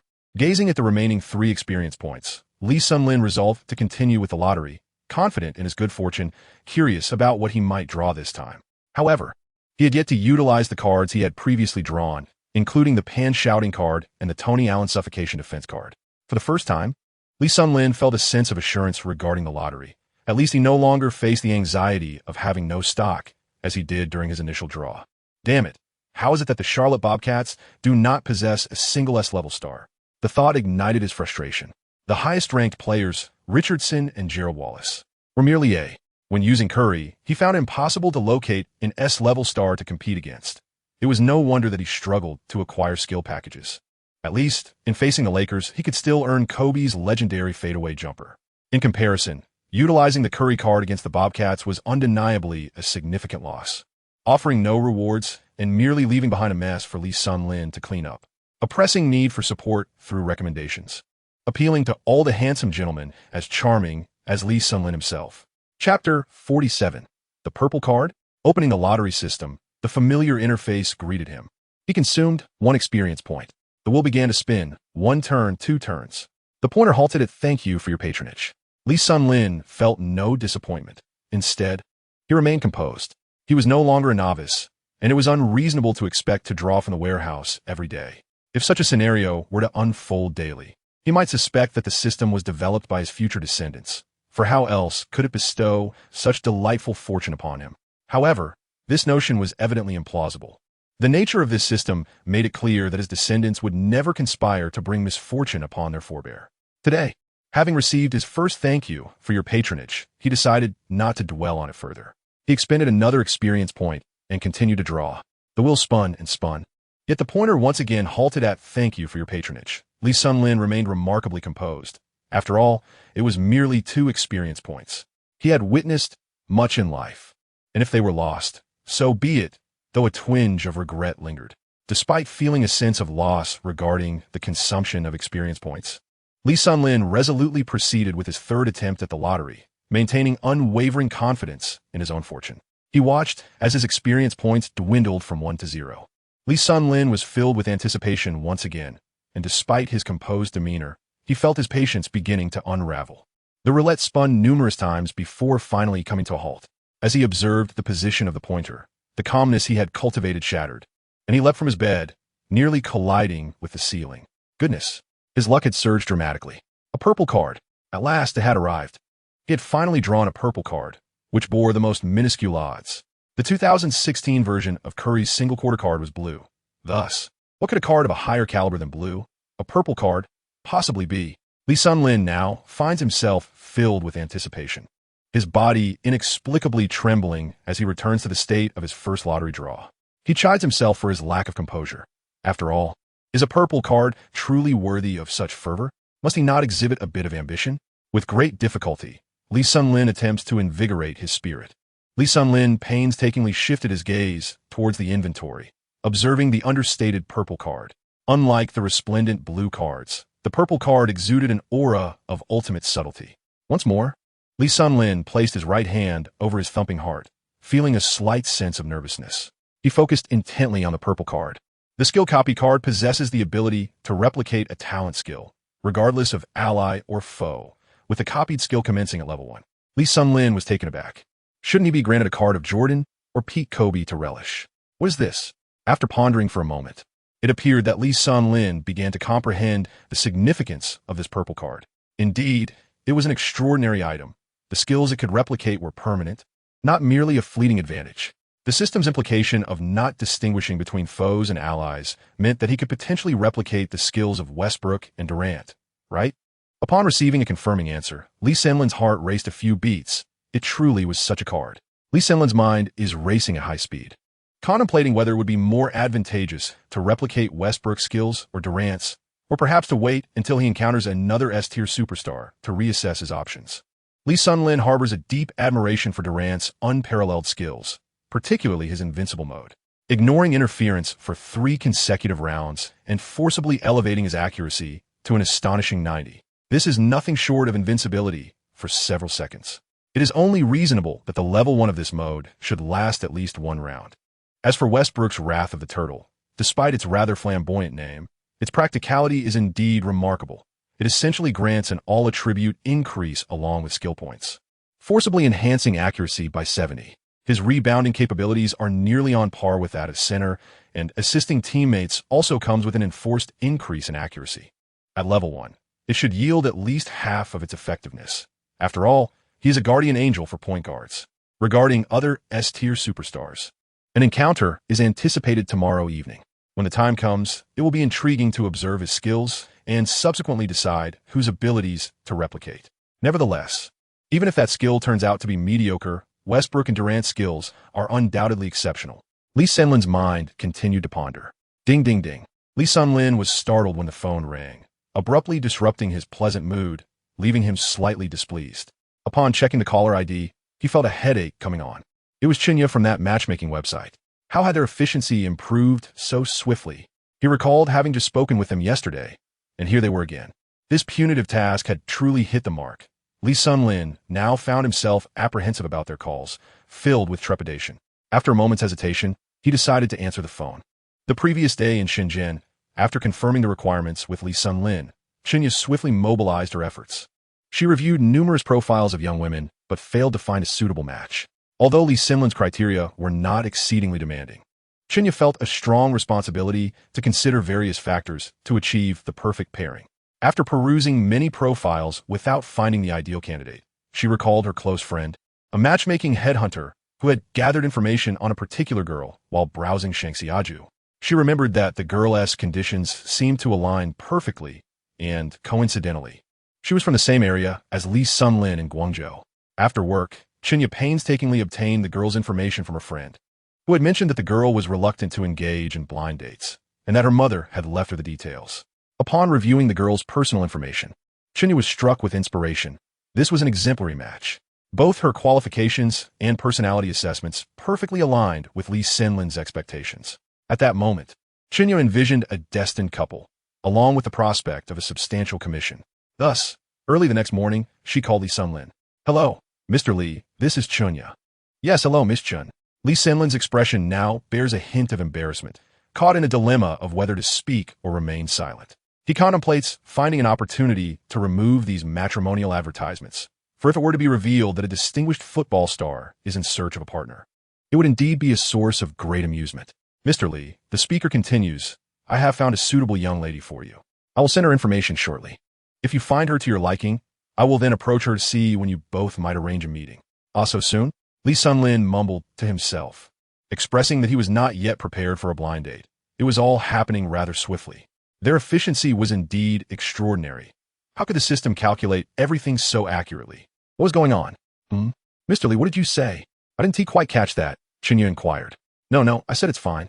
Please send over the information first, Lee Sunlin hurriedly explained. Chunya stifled a giggle, sensing his awkwardness. It seemed even this superstar was not immune to shyness. "All right. You will receive the information on QQ shortly. Please respond once you have received it. By the way, before the meeting, we will keep both parties' names confidential. So I hope you don't mind that the girl's name is not displayed." "Oh, that is perfectly fine." Upon hearing this, Lee Sunlin felt a sense of relief. Confidentiality was indeed a comfort. Before long, he opened his computer, logged into QQ, and saw his avatar flicker. Chinya had sent the information. Lee Sunlin received the document, feeling a tinge of curiosity about the nature of this girl. Lee Sunlin has recently come to the realization that since the system originates from the future, it undoubtedly possesses extensive knowledge. The task it has issued must be pertinent to him, seemingly intended to guide him towards certain actions. Chapter 48, Tactical Arrangements.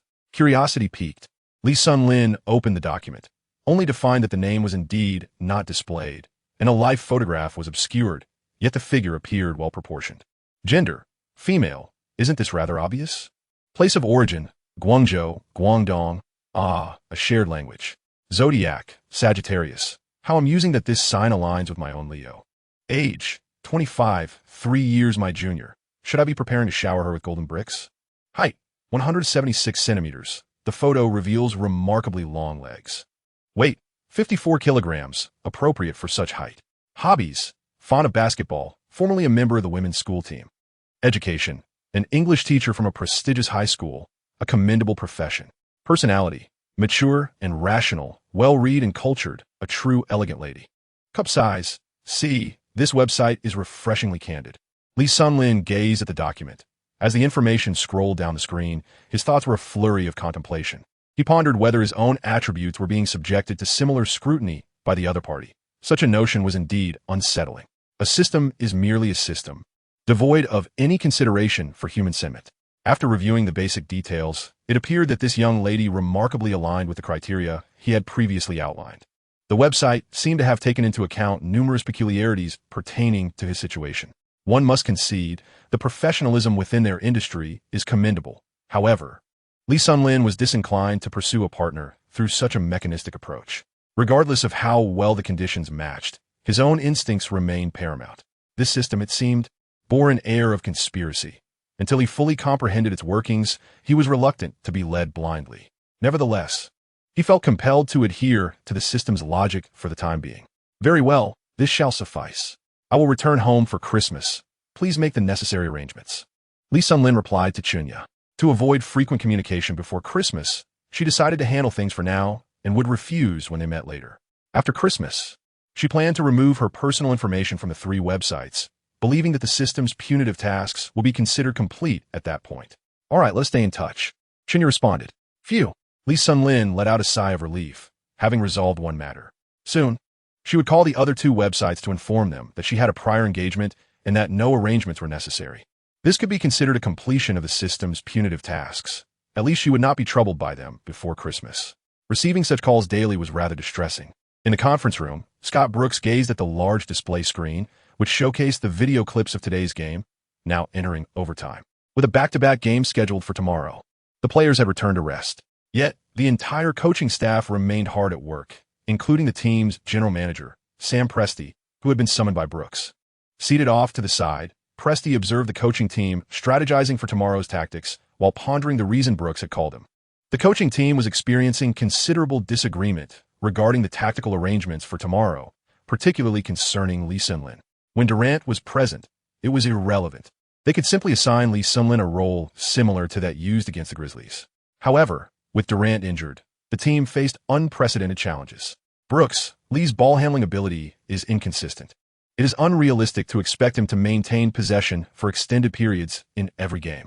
I coached him for 3 years in the NCAA, and he has never displayed such performance as today, Jack argued, well acquainted with Lee Sun-lin's characteristics and skills.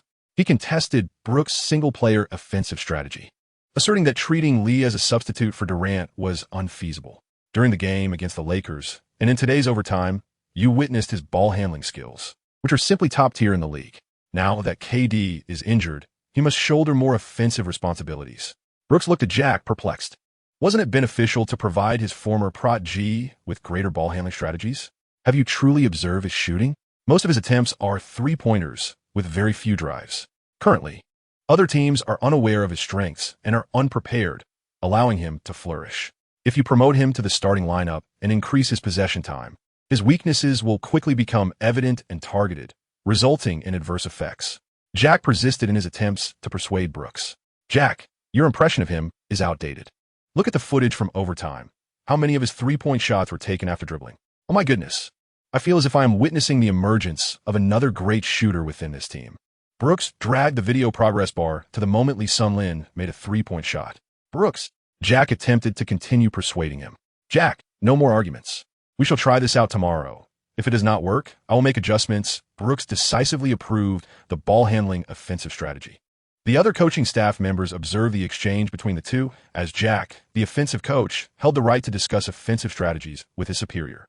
Brooks, do you intend to elevate him to the starting lineup? This may not be feasible. His defensive vulnerabilities are too pronounced, compounded by Westbrook's frequent inclination to attempt steals, which often results in positional loss. Such actions leave our perimeter defense exposed. I share this sentiment with Jack. The currently is not yet suited for a starting role. Should he come off the bench, I can pair him with others who possess stronger defensive skills to cover for him. The assistant defensive coach has also expressed his concerns, noting Westbrook's insufficient defensive experience, which adds to his worries. Brooks furrowed his brow. He had only recently assumed his position, and the coaching staff was not entirely unified, which had led to this predicament. Both assistant coaches opposed promoting Lee Sun-lin to the starting lineup. Now, he could not afford to act unilaterally, for the observations of these two coaches were indeed valid. Very well, he shall remain a bench player, serving as the sixth man to increase his ball-handling opportunities while expediting his defensive development. Westbrook will continue to be the primary starter. Brooks took a step back. Agreed. The assistant coaches concurred. Apart from the special arrangement regarding Lee Sun-lin, everyone else would adhere to the previously established strategy. Presty observed the coaching team's discussions without interjecting, as he held a deep aversion to unprofessional individuals directing professionals. He had faith in the current coaching staff. Shortly thereafter, once Brooks finalized the tactical arrangements, he announced the conclusion of the meeting and the assistant coaches returned to their respective duties. Only Brooks and Presty remained in the conference room. "Brooks, what brings you to me?" Presty inquired, taking the initiative to address his old friend. Brooks had been recruited by Presty from the Denver Nuggets this season, and the two were now colleagues as well as close companions. Before joining the Thunder, Brooks had served as an assistant coach under the esteemed George Karl, his coaching style reflecting Karl's influence. This marked Brooks' inaugural season in a head coaching role. Chapter 49, a dialogue between the two beauties. "Presty, I hope you won't trade Lee during the midseason," Brooks stated, now intent on nurturing Lee Sun-lin as a key player. As a rookie coach, he found it most fitting to develop a few promising young players, particularly when the team's seasoned veterans were somewhat lackluster. Presty regarded Brooks with interest, as this was the first time he had heard such a request from him. At the beginning of the season, the management had reached a consensus with the coaching staff. Apart from Westbrook and Durant, who were deemed untouchable, other players, including Jeff Green, could be placed on the trading block to secure future assets for the team.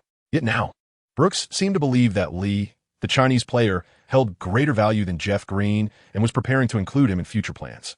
"Rest assured, I greatly admire Daryl Morey, and I too wish to explore the Chinese market. Lee's performance has been commendable. He is worth developing. In terms of market potential, guards are far more appealing than centers," he chuckled. Presty's philosophy in managing the team emphasizes the importance of market development. He often finds himself envious of the Houston Rockets standing in China, where the team enjoys an almost parental status, making sponsorship acquisition remarkably effortless.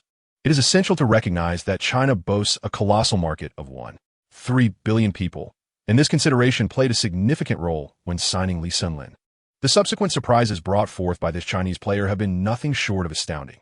In just 3 games, he delivered an all-star caliber performance, leaving many incredulous that he is merely a rookie. Presty holds great expectations for Lee Sun-lin, making it inconceivable to trade such a promising young talent. Following a consensus between the head coach and the general manager, Lee Sun-lin has now become untouchable. As the Thunder's games concluded, domestic media outlets began to unveil an array of news stories, gradually spreading over time. Could he be the Chinese Ray Allen? Lee Sun-lin dominated the overtime, leading the Thunder to triumph over the Bobcats with an impressive 31 points, surpassing Yi Jianlian in just his 3rd game. This Chinese guard has captivated the NBA with his 3-point shooting prowess. Today, I proudly declare myself a fan of Lee Sun-lin. While he could easily rely on his looks, he chooses to forge his own path. A second-round draft pick competing for Rookie of the Year, Lee Sun-lin has fiercely surged into the top 10 of rookie rankings. An assortment of news articles emerged following the Thunder's games, with Lee Sun-lin instantly becoming a rising star in Chinese sports, capturing the media's attention. Basketball enthusiasts have created dedicated fan zones for Lee Sun-lin across various online platforms and forums. His performance today was nothing short of extraordinary. "I have never witnessed such talent." The previous comments were spot on. Those 3-point shots were phenomenal, and if there were a 4-point line, they would surely qualify.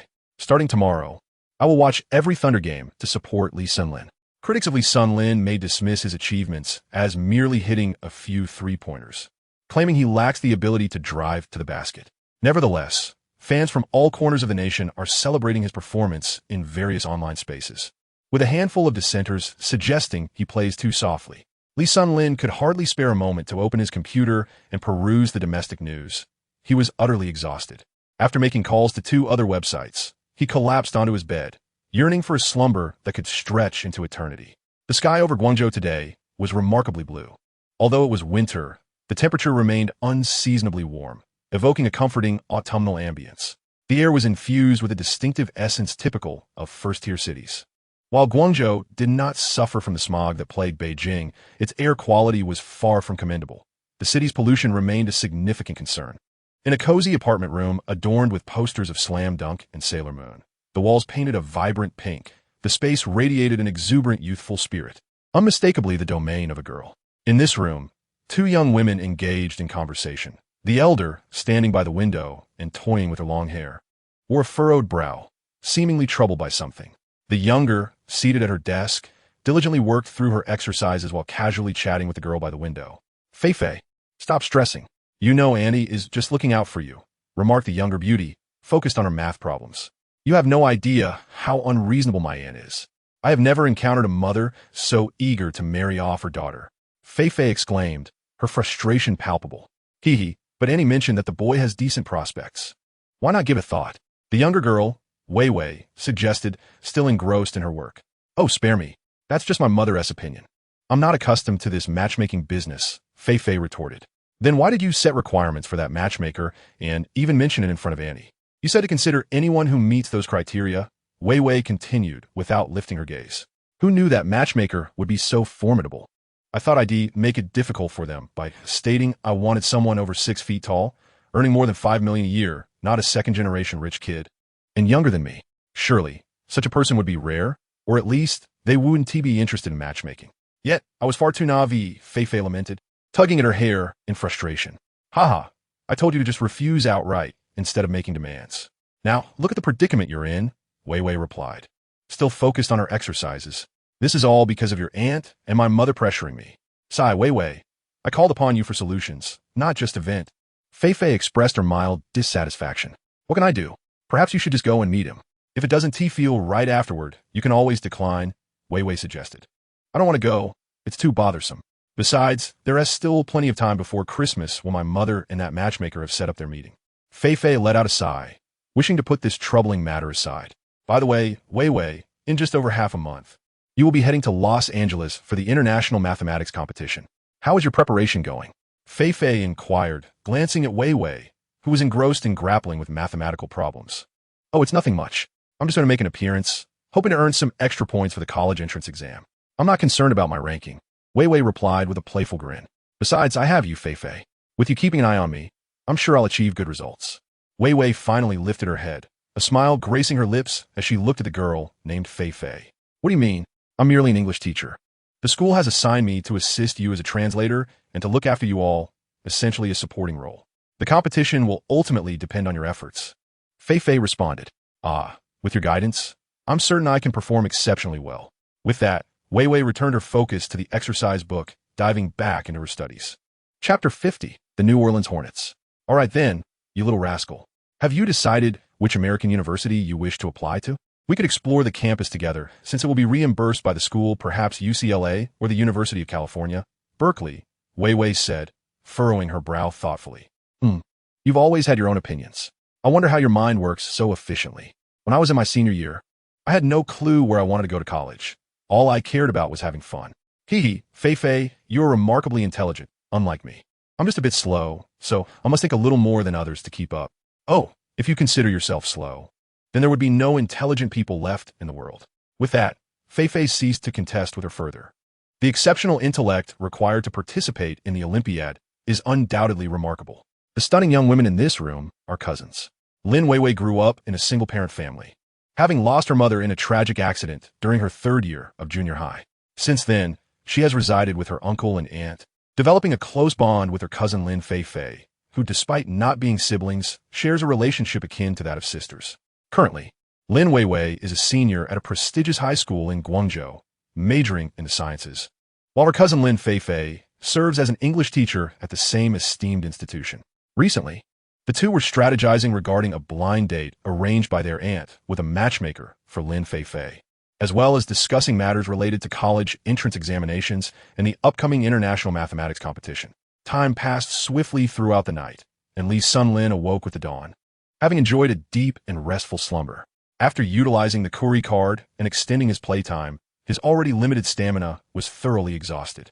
His biological clock prompted him to rise punctually, as Li's son Lin does not indulge in lingering in bed. After freshening up, he began preparing breakfast. Following his meal, he organized his clothing, for after today as competition, he would head directly to Miami, where he was set to challenge the Miami Heat in 2 days. Grasping his neatly packed backpack, Li's son Lin secured the apartment door and jogged to the court, embarking on another busy day as an NBA player. The training facility was devoid of other players, who would arrive later in the afternoon. Thus, Li's son Lin aimed to practice his fadeaway shots in solitude. This evening, his opponents would be the New Orleans Hornets, a team boasting stars such as Chris Paul and David West. The Hornets joined the league in 1988 while still based in Charlotte and relocated to New Orleans in 2002.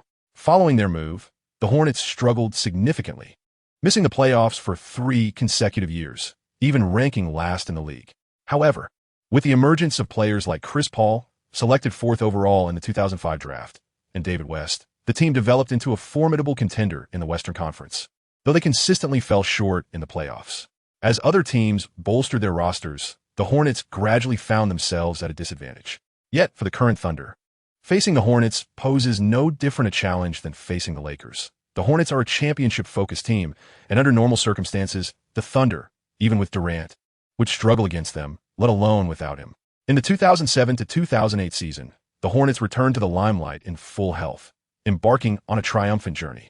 Ultimately, the team concluded the regular season with a remarkable record of 56 wins and 26 losses, securing the 2nd position in the Western Conference. Chris Paul was honored with a selection to the All-NBA First Team, surpassing legends Steve Nash and Jason Kidd to become the league's leader in both assists and steals. During the playoffs, the Hornets triumphed in the first round, defeating the Dallas Mavericks, led by Dirk Nowitzki, with a decisive 4-1 victory, where Chris Paul notably dominated the aging Kidd. However, in the second round, despite taking a 2-0 lead, they were overturned by the San Antonio Spurs, guided by Tim Duncan, concluding their playoff journey with a 4-3 defeat. In the 2008 to 2009 season, James Posey, a key contributor to the reigning champions Boston Celtics, joined the Hornets, further enhancing their strength. Many media outlets regarded them as strong contenders for the championship, fostering heightened expectations for this burgeoning team. The head coach is Byron Scott, who earned the Coach of the Year accolade the previous season. The Hornets currently boast a formidable starting lineup. At center is the defensive powerhouse Tyson Chandler, acquired from the Bulls. At power forward is the skilled David West, known for his post-play and mid-range shooting. The small forward position is held by the former Kings sharpshooter Peja Stojakovic. The shooting guard is the reliable role player Rasul Butler. And at point guard is the rising star Chris Paul. As the afternoon approached, the media area was abuzz with players gathered for interviews. Facing the cameras, Chris Paul remarked, "I've heard the Thunder have 2 impressive rookie point guards. I am eager to compete against them." As the future president of the Players Union, Paul possesses high emotional intelligence and refrains from provoking opponents, respecting even the rookies. Just then, Russell Westbrook entered, sporting an eye-catching yellow, oversized shirt that reached his knees, paired with jeans and red-frame glasses. His entrance instantly captivated the attention of all media personnel, who rushed to surround him in a flurry of excitement. Lee Sun-lin, also present in the media area, gazed at Westbrook with admiration while chatting with Zhang Tao. During the midday break, the designer called by Westbrook took Lee Sun-lin's measurements. Although the measurements were taken, it would be some time before the clothing would be finalized, so Lee Sun-lin still wore his previous attire. Chris Paul, noticing the flamboyant rookie, was struck by the realization that this was indeed Westbrook. "Russell, what are your thoughts on tonight's game?" a reporter from Oklahoma City inquired. "We will win this game," Westbrook confidently replied. Westbrook paid little heed to the media, walking briskly with a solitary focus on returning to the locker room to change into his training attire, eager to seize the time for practice. Meanwhile, Durant, burdened with a backpack and limping on his injured leg, made his way slowly towards the locker room. Unable to participate in the game due to his injury, Durant's spirits were understandably low, and he displayed little patience for the media, dismissively waving his hand at those who approached for an interview. Upon learning of Brooks' tactical arrangements today, Lee Sun-lin was engulfed in despair. The task at hand was to alternate defending Chris Paul with Westbrook. Paul's defensive prowess is undeniably among the elite for point guards. The thought of Paul, a multiple-time all-defensive first-team selection, left Lee Sun-lin feeling apprehensive. He doubted the efficacy of his flopping strategy. Furthermore, Chris Paul is renowned for his exceptional ability to intercept the ball, and Lee Sun-lin was uncertain whether his 60-point ball handling skills could withstand Paul's thievery. The prospect of being outmaneuvered in a one-on-one confrontation would be nothing short of humiliating. As for stealing the ball from Paul, Lee Sun-lin dared not even entertain the thought, as Paul's ball-handling attributes surely exceed 90. Chapter 51. Pre-game warm-up. The media interviews did not consume much time. 2 hours before the game, the Thunder players arrived at the arena, with spectators yet to be allowed entry. The players were engaged in their respective warm-up routines. Lee Sun-lin glanced at the progress bar for his leaning jump shot, which had reached an impressive 6.3010.000. He had trained lightly that morning, cautious not to overexert himself, fearing it might deplete his energy reserves and adversely affect his performance that evening. His yearning for training surpassed that of anyone else. Yet the NBA's schedule left him with no choice. Meanwhile, Russell Westbrook continued to hone his skills in competitive drills, steadily improving his form. His shooting percentage had risen from below 30 at the season's outset to nearly 40, propelling him into the top 3 among rookies. Derrick Rose remained consistently reliable in his first season, currently leading all first-year players in assists with an average of 6.3 per game, while ranking second in scoring at 16.8 points per game. Averaging 37.0 minutes on the court, he also contributed 3.9 rebounds, with a shooting percentage of 47.5 and a free throw percentage of 78.8. Rose's assist tally eclipsed that of Westbrook, showcasing a remarkable level of performance. Lee Sun-Lin has participated in too few competitions, and the officials have yet to place him prominently. If he continues to maintain an average of over 20 points per game, even Rose would have to yield his position. However, is this truly feasible? It appears highly improbable. Lee Sun-Lin tested his shooting touch on the court. Despite possessing a shooting attribute of 75, he intentionally attempted to misfire and ended up missing all 10 shots. It seems that such a shooting percentage requires his full concentration to achieve. This further affirms that his shooting ability is indeed a reflection of his own skill, rather than a mere product of mechanical system operations. Meanwhile, Durant sat nearby, observing his teammates as they trained, headphones on, lost in music. His absence due to injury felt quite unfamiliar, especially since he had almost played the entirety of the previous season. This injury marks one of the rare occurrences in the early stages of his professional career. On the other side of the court, the players from the Hornets were engaged in their warm-up routines. Lee Sun-Lin glanced back at Chris Paul, who is currently at the pinnacle of his career. The previous MVP race nearly dethroned Kobe, showcasing an extraordinary level of excellence. To Lee, Chris Paul embodies a figure of immense stature, akin to a boss. System, please retrieve the evaluation for Chris Paul. SS level? Incredible. Lee Sun-Lin immediately wiped the sweat from his brow. Facing off against C was daunting enough, but against SS? At this moment, Paul undeniably ranked among the top 5 MVP candidates. Since the beginning of this season, Chris Paul had been granted more opportunities for personal offense, solidifying his status as the unequivocal core of the Hornets. Thus far, his average playing time was 38.5 minutes, a career high, and his average scoring of 22.8 points also marked a personal best. Additionally, he was delivering an impressive average of 11 assists and 2.8 steals, leading the entire league in both categories. Contemplating Paul's astonishing form this season, Lee Sun-Lin felt that both he and Westbrook were destined for defeat. Even the newly elevated Westbrook was likely to suffer. Hesitating whether to consult with Westbrook about a potential double team, he was quickly reminded that Paul was currently the league's assist leader. Attempting to double-team him might only exacerbate the Thunder's woes, as it could unleash the entire Hornets roster rather than just one player. It seemed that no matter the strategy, disaster awaited, and after contemplating various schemes to restrain Paul, he ultimately conceded defeat. If they were to be overwhelmed, then so be it. Observing Brooks, it was clear there was no expectation of victory. The world knew that the Thunder stood little chance against the Hornets, especially with Durant sidelined. His gaze shifted to David West, who had relinquished a multi-million-dollar salary to join various powerhouse teams in pursuit of a championship. He was currently honing his mid-range shot. Presently, West averaged 21 points, 8.5 rebounds, and 2.3 assists per game, increasingly resembling Elton Brand. He was gradually evolving into a superpower forward capable of contributing over 20 points and 10 rebounds each game. It is noteworthy that he had alongside him Tyson Chandler, renowned as a rebounding machine. West was famed for his pick-and-roll synergy with Paul, and the Hornets' effectiveness in this tactic was greatly enhanced by West's reliable mid-range shooting. Though lacking in star charisma, Lee Sun-Lin recognized that his strength far surpassed his fame. His notoriety stemmed solely from his position and style of play, which were rather unembellished and failed to captivate a substantial fan base. What was David West's S rating? Alas, to achieve an S rating, one must, never mind. Even without an S, he would still face adversity. Lee Sun-Lin's thoughts were steeped in pessimism.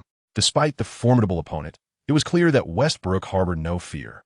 Even with the team's overall strength falling short and their leading scorer injured, surrender was an impossibility. On the court, Westbrook refused to bow to anyone. Regardless of the roster disparities, he would never back down. In the locker room, Westbrook exuded leadership as he delivered a rousing speech, uplifting the players' spirits, and soon, the Thunder squad was filled with fervor. Lee Sun-Lin was also watching Russell Westbrook's speech, gradually beginning to ponder whether he had been harboring too much negativity. Such a mindset could lead him to lose the indomitable spirit that is essential on the court. Even before the match commenced, his emotions could influence his performance. Observing Westbrook's fervor, Lee Sun-lin realized that his statistical performance was not vastly different from Westbrook's current state, yet no one in the team regarded him as a leader. It was an unspoken consensus that in the absence of Durant, Westbrook naturally assumed the role of the leader.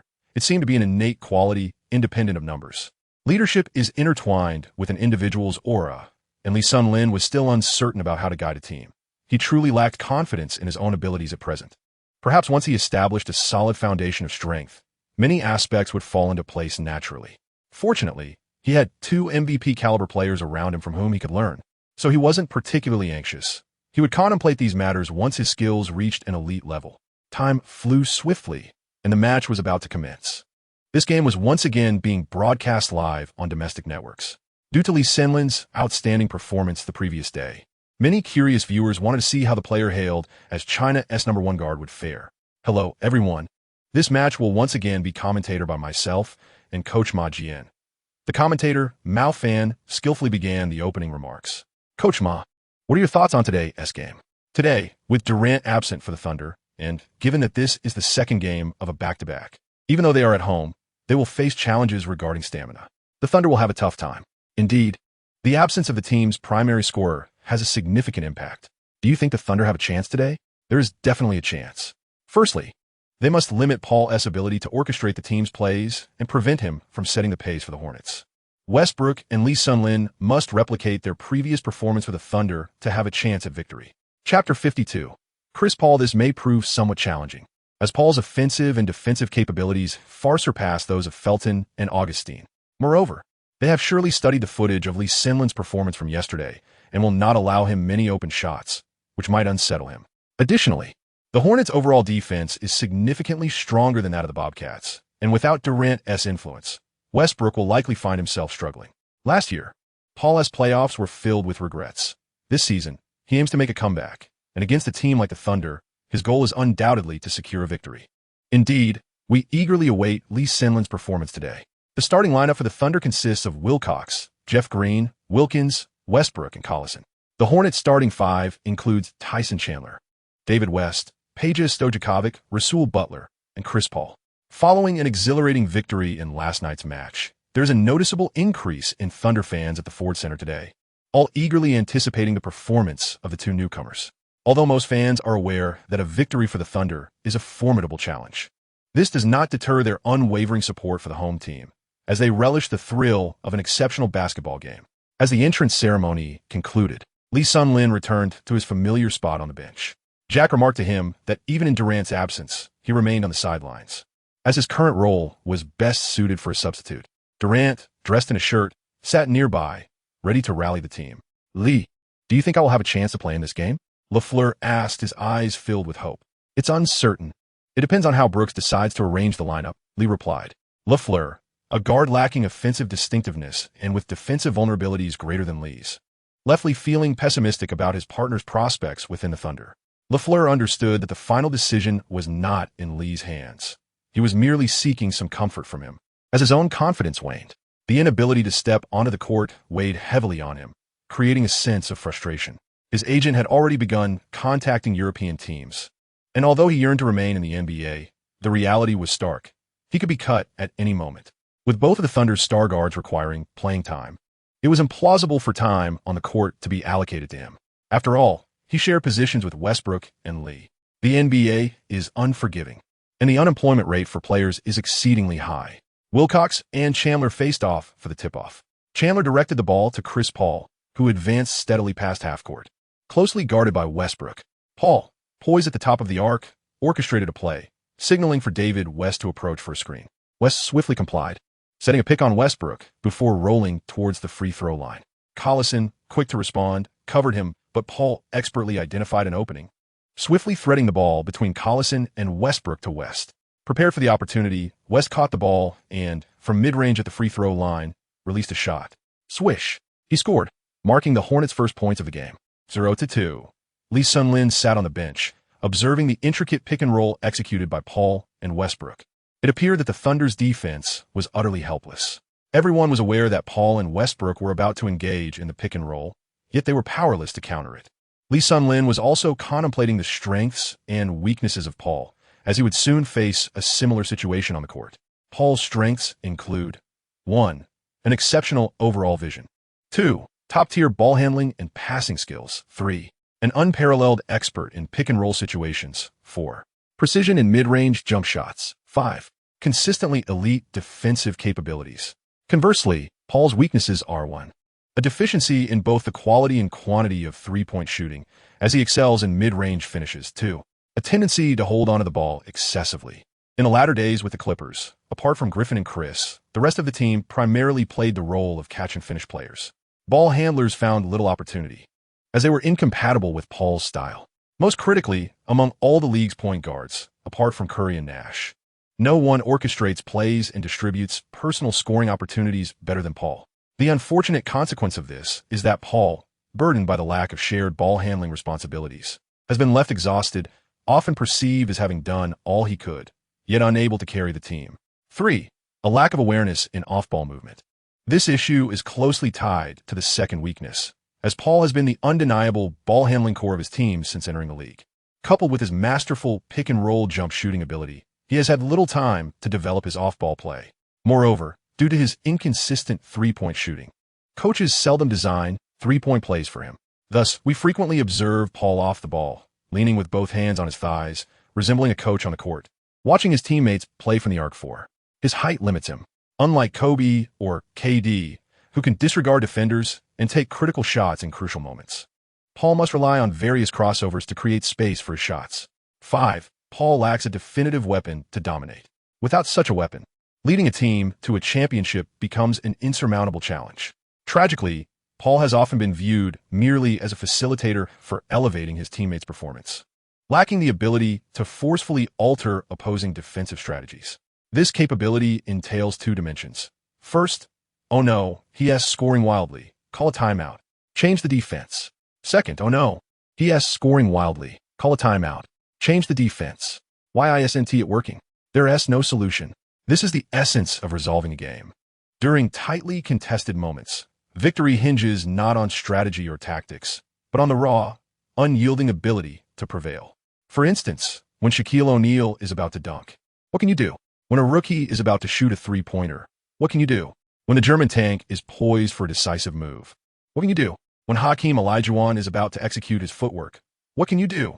When a spinning top is about to take off, and the rookie number 21 is ready to defend, what can you do? As for the greats like Jordan, Kobe, Jabbar, and Chamberlain, there is no need for elaboration. This is the aspect that Paul lacks. His most adept defensive strategy revolves around exploiting mismatches in the paint, employing various rhythm changes to render interior defenses ineffective. However, when faced with proficient perimeter defenders, his offensive capabilities are considerably restricted. Naturally, offensive success also hinges on having competent teammates. When Kobe lacked Shaquille and Gasol, he was compelled to score at all costs. Iverson, despite his extraordinary talent, ultimately fell short, and without Thompson and Green, Curry would likely be perceived merely as an exceptional three-point shooter. Alternatively, take the current Boston trio. Each member is formidable, yet they seem to lack that elusive edge. Nevertheless, with three players, one is bound to rise to the occasion on any given night. Having the tools is one thing, but being able to wield them effectively is another. If that proves difficult, then finding additional support may provide the necessary spark. Does Paul possess such tools? Unfortunately, no. While he is well-rounded and showcases impressive scoring ability with remarkable sequences, he lacks that visceral sense of, oh my, he has the ball. What should we do? Double team? Leave him be and stifle the others?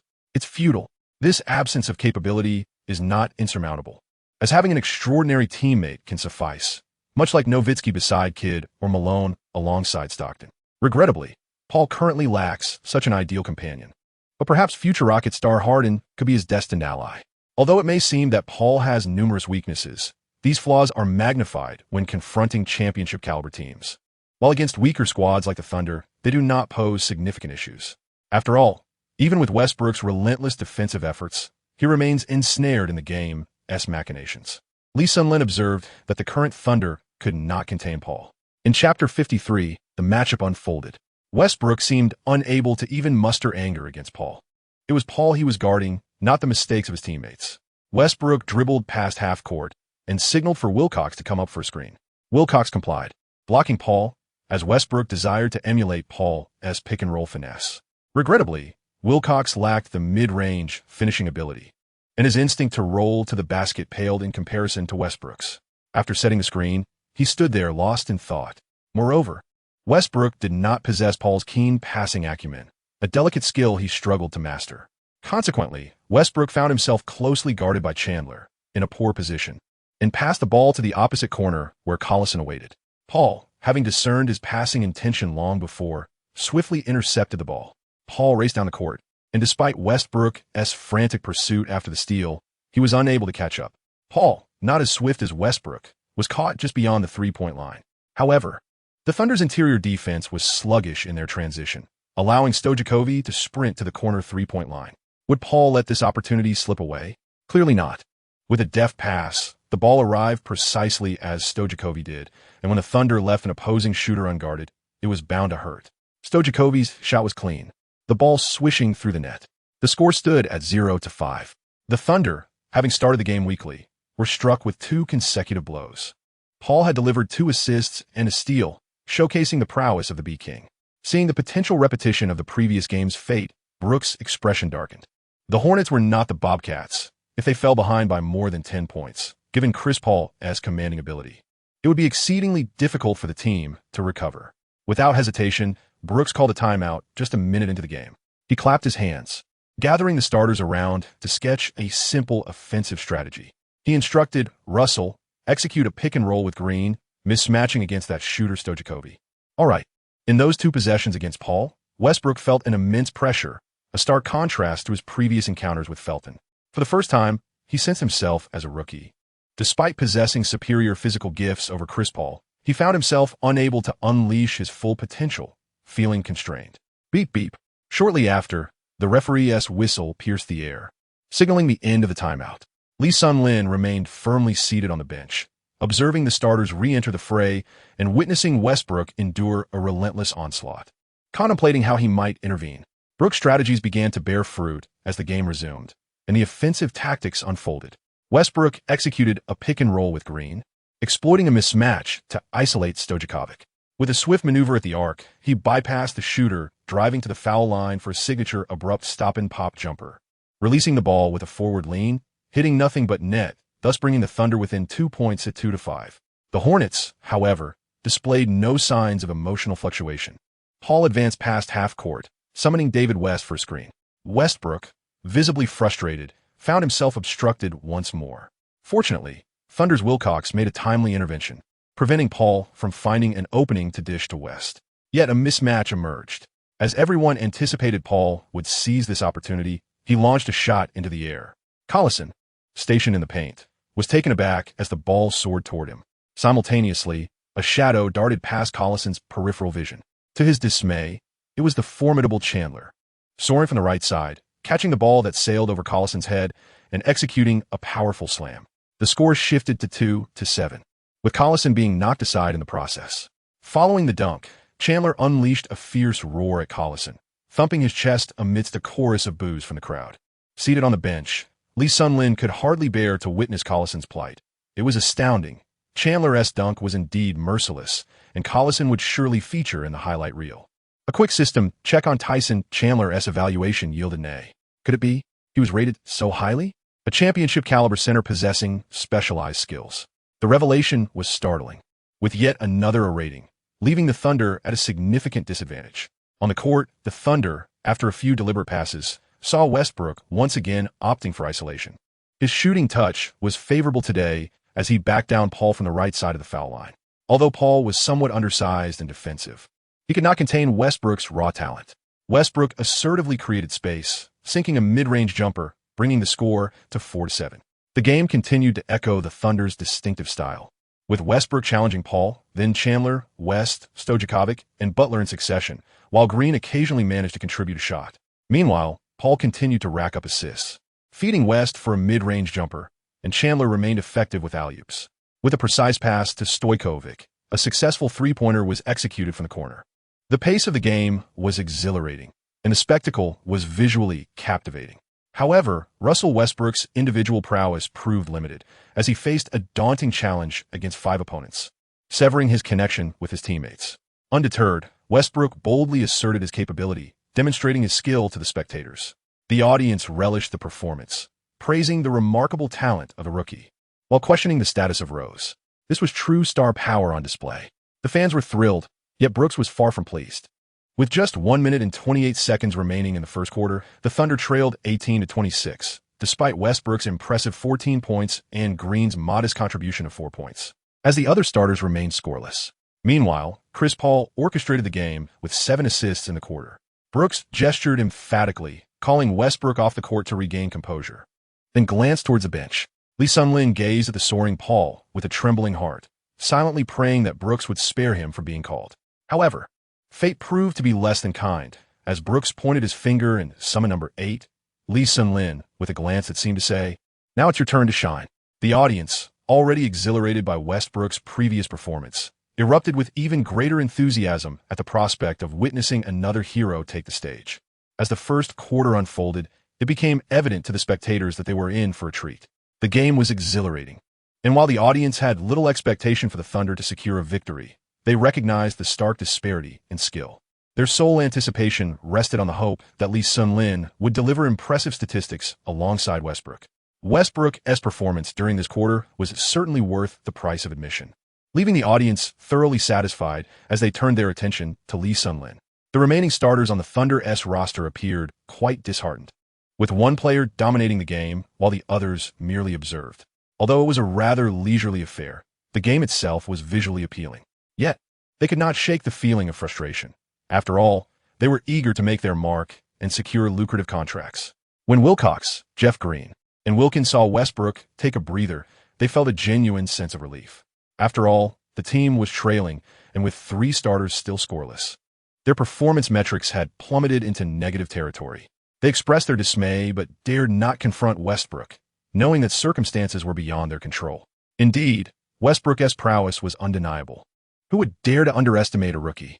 They found themselves feeling like small, intimidated figures, utterly at the mercy of Westbrook's dominance, yet somehow relishing the experience.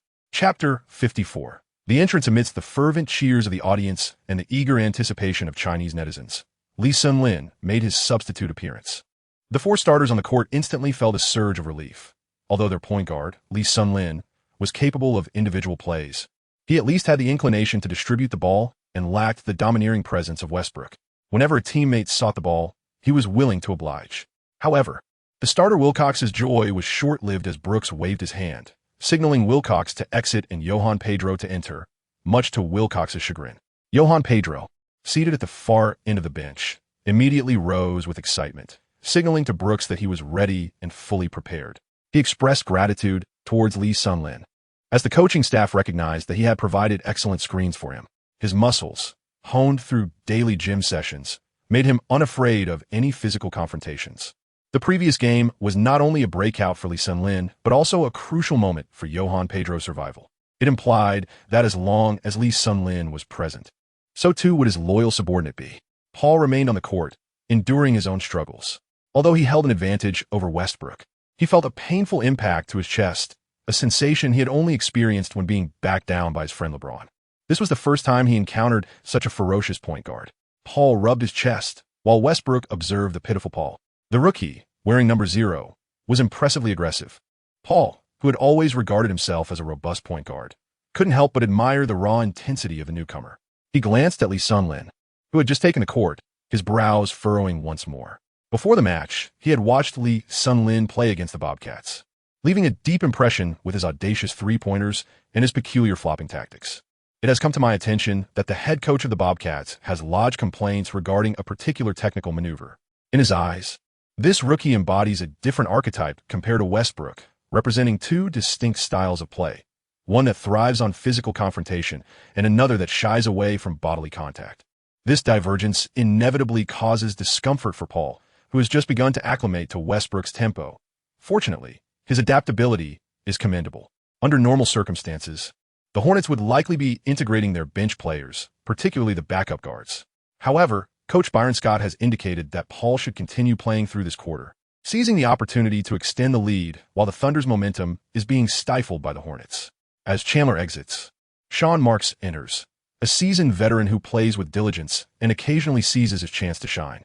David West steps down, making way for James Posey, who, during his inaugural season with the Celtics, played a pivotal role in securing the coveted championship title. This summer, the New Orleans Hornets extended a 4-year, $25 million contract to lure the new generation's Mr. June, James Posey. Nevertheless, the Hornets' capabilities are not yet sufficient to make a significant impact in the fiercely competitive playoffs or the finals, thus leaving little room for Posey to showcase his talents on the grand stage. However, as a top-tier role player at this moment, he should have no difficulty asserting dominance over the inexperienced Thunder players. Upon observing the situation, Lee Sun-Lin realized that the opposing team had substituted their starting player for a top-tier defensive powerhouse. The challenge had escalated. He would rather face West than contend with James Posey. When discussing the league's finest defensive role players, names like Bruce Bowen, Raja Bell, Ruben Patterson, and Sean Marion come to mind, yet none can overshadow James Posey. While Posey may lack the reckless tenacity of Bowen, his seasoned experience and astute judgment allow him to effectively guard power forwards who exceed him in height by 3 inches, posing a significant threat to offensive players. He is a versatile defender capable of covering positions 1 through 4. It seemed he was eager to take on Lee Sun-Lin one-on-one, but appeared to be thwarted by Paul's intervention. Lee Sun-Lin's expression turned ashen. The repercussions of Curry's influence were undeniably profound. The aftermath of his exhilarating play had manifested, and he would now invariably face one of the most formidable defenders. Durant, please return swiftly. We need you to draw the defensive attention. Lee Sun-Lin's mindset is truly on the verge of collapse. Today marks his inaugural back-to-back game. His performance has been rather mediocre, compounded by the absence of both Curry and Harden. All that remains is a seemingly useless, suffocating defense card featuring Tony Allen. Is he truly destined to be overwhelmed? Such thoughts are rather disheartening. However, when Lee Sun-Lin's gaze fell upon Paul once more, a spark ignited within him. Being overwhelmed seems inevitable. Yet perhaps he can salvage some benefits from this encounter with Paul. After all, defeating a boss can yield significant rewards, and Paul is no ordinary opponent. He is a SS rank boss. With this in mind, Lee Sun-Lin musters his spirits, determined to engage with Paul a few times in hopes of acquiring a grand prize. SS stars are rare treasures, and once Durant returns, the opportunity to face him may no longer present itself. Beep beep. The match is about to resume shortly.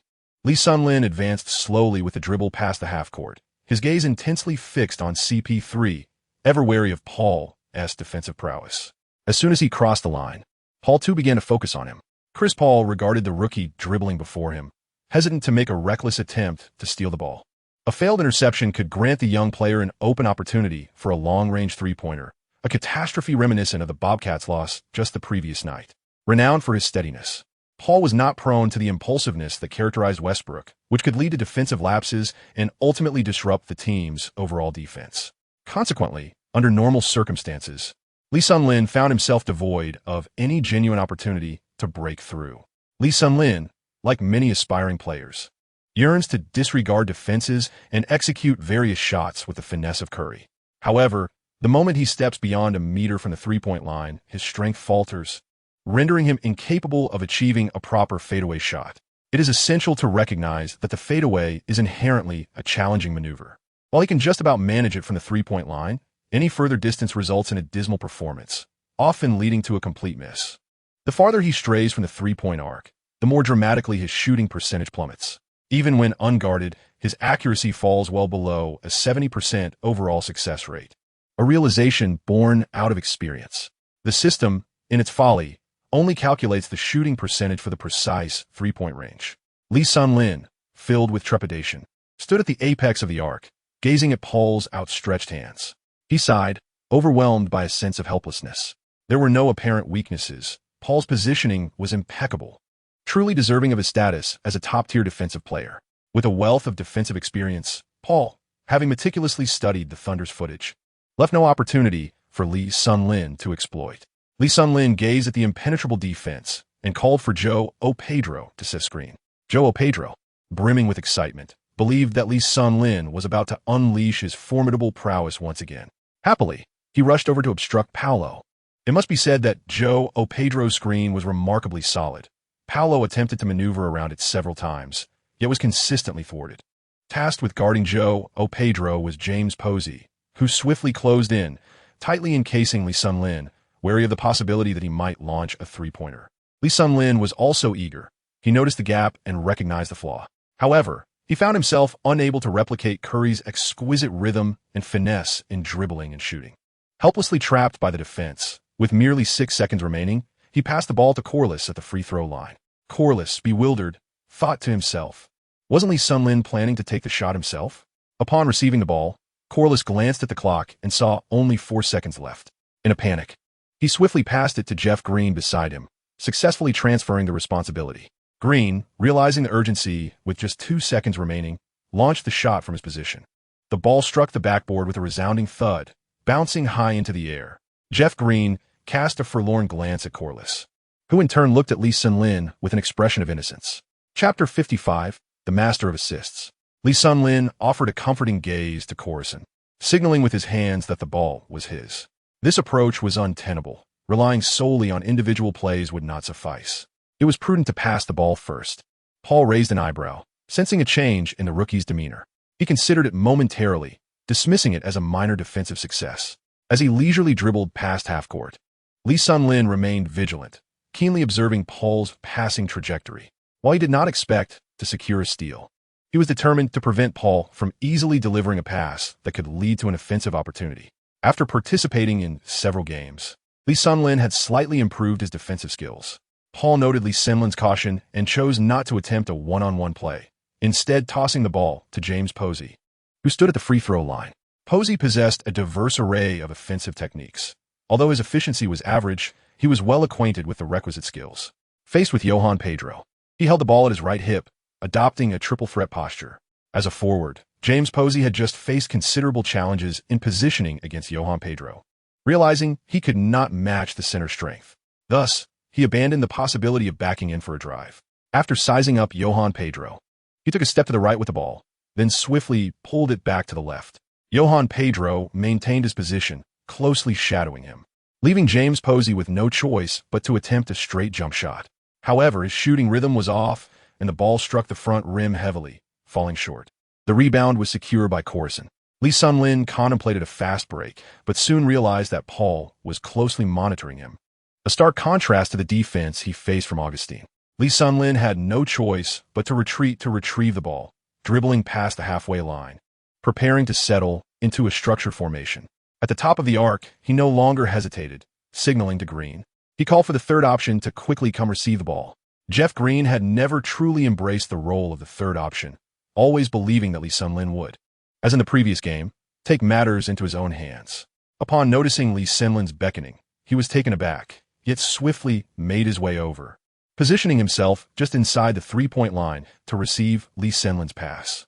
Lee Sun-Lin observed as Green secured the ball and swiftly maneuvered to the right low post, positioning himself to block the approaching Paul. He raised his hand, signaling for the ball from Green, who subsequently passed it to him.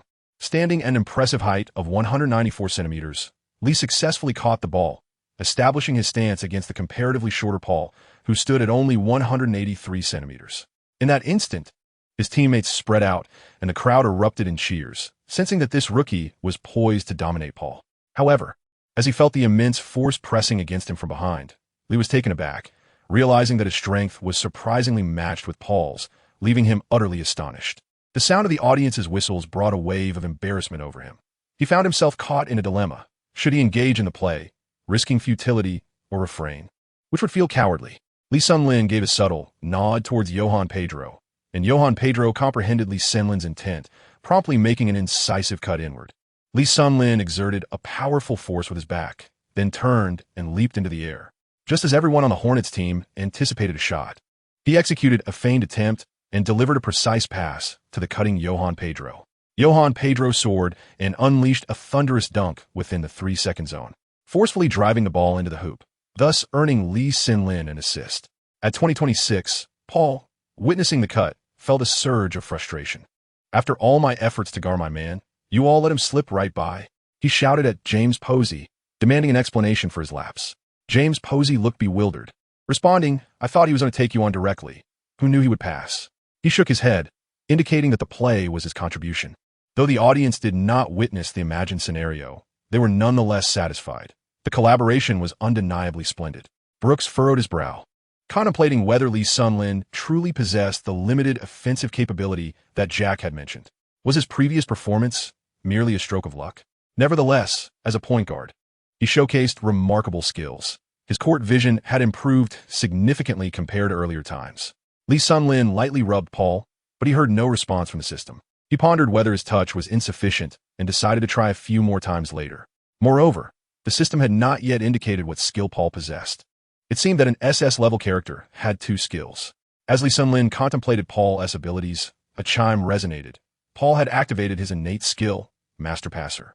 Upon hearing this sound, Lee Sun-Lin inwardly cursed, realizing the gravity of the situation.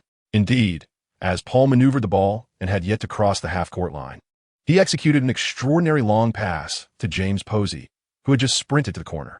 Upon receiving the ball, Posey launched a shot, defying the late challenge from Johan Pedro, and forcefully attempted a three-pointer.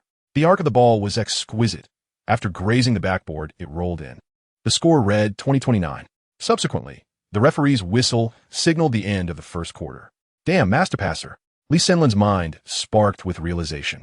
What purpose does the Master Pass serve?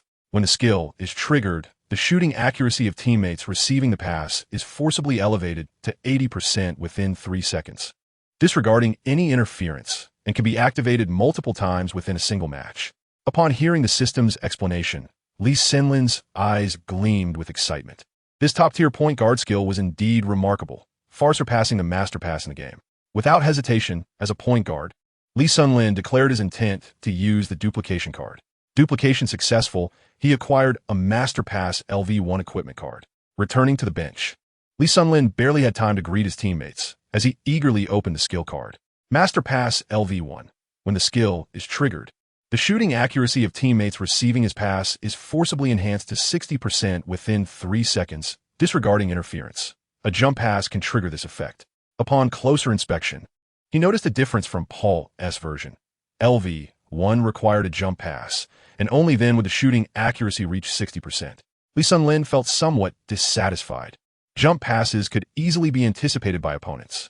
Paul's version was likely LV3 at its peak, boasting such high accuracy with fewer activation limitations. The subsequent 0-500 indicated that he would need to activate it 500 times to upgrade to LV2. Nevertheless, it was better than nothing. Kobe's fadeaway jump shot LV1 was an offensive skill, while Paul's Master Pass LV1 was more of a playmaking skill, making for a commendable combination. Grateful for what he had, Lee Sun-Lin equipped it. Gazing at the 3 equipment skill slots, now filled with 2 skills, Lee Sun-Lin began to fantasize. If all 3 slots were filled with LV3 skills, it would be exhilarating. However, he pondered when the next skill duplication card would appear. With his current lackluster abilities, he realized he must first enhance his equipment to survive in the league, for the threat of unemployment loomed ever-present. Brooks, sumawat displacesa, batcha Lee Sun-Lin, who was completely disregarding the one-on-one tactics he had devised, instead focusing solely on his own game. Lee Sun-Lin felt the piercing gaze of Brooks upon him. He dared not meet Brooks's eyes. The team was entirely devoid of strategy, much to the coach's displeasure. He thought to himself, I wish I could perform with the same fervor as in the previous game, but today is simply not the day. All that remains is Tony Allen's suffocating defense, which serves little purpose for offense. As for defense, no matter how adept one individual may be, they cannot compensate for the porousness of their teammates. Given the inevitable defeat, I shall conserve my energy for now.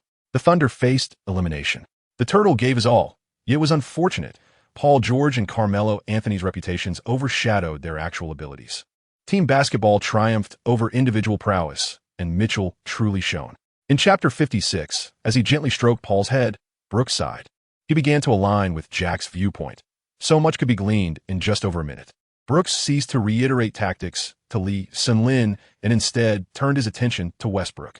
Westbrook was a promising talent, albeit prone to lapses in judgment. This flaw needed rectification.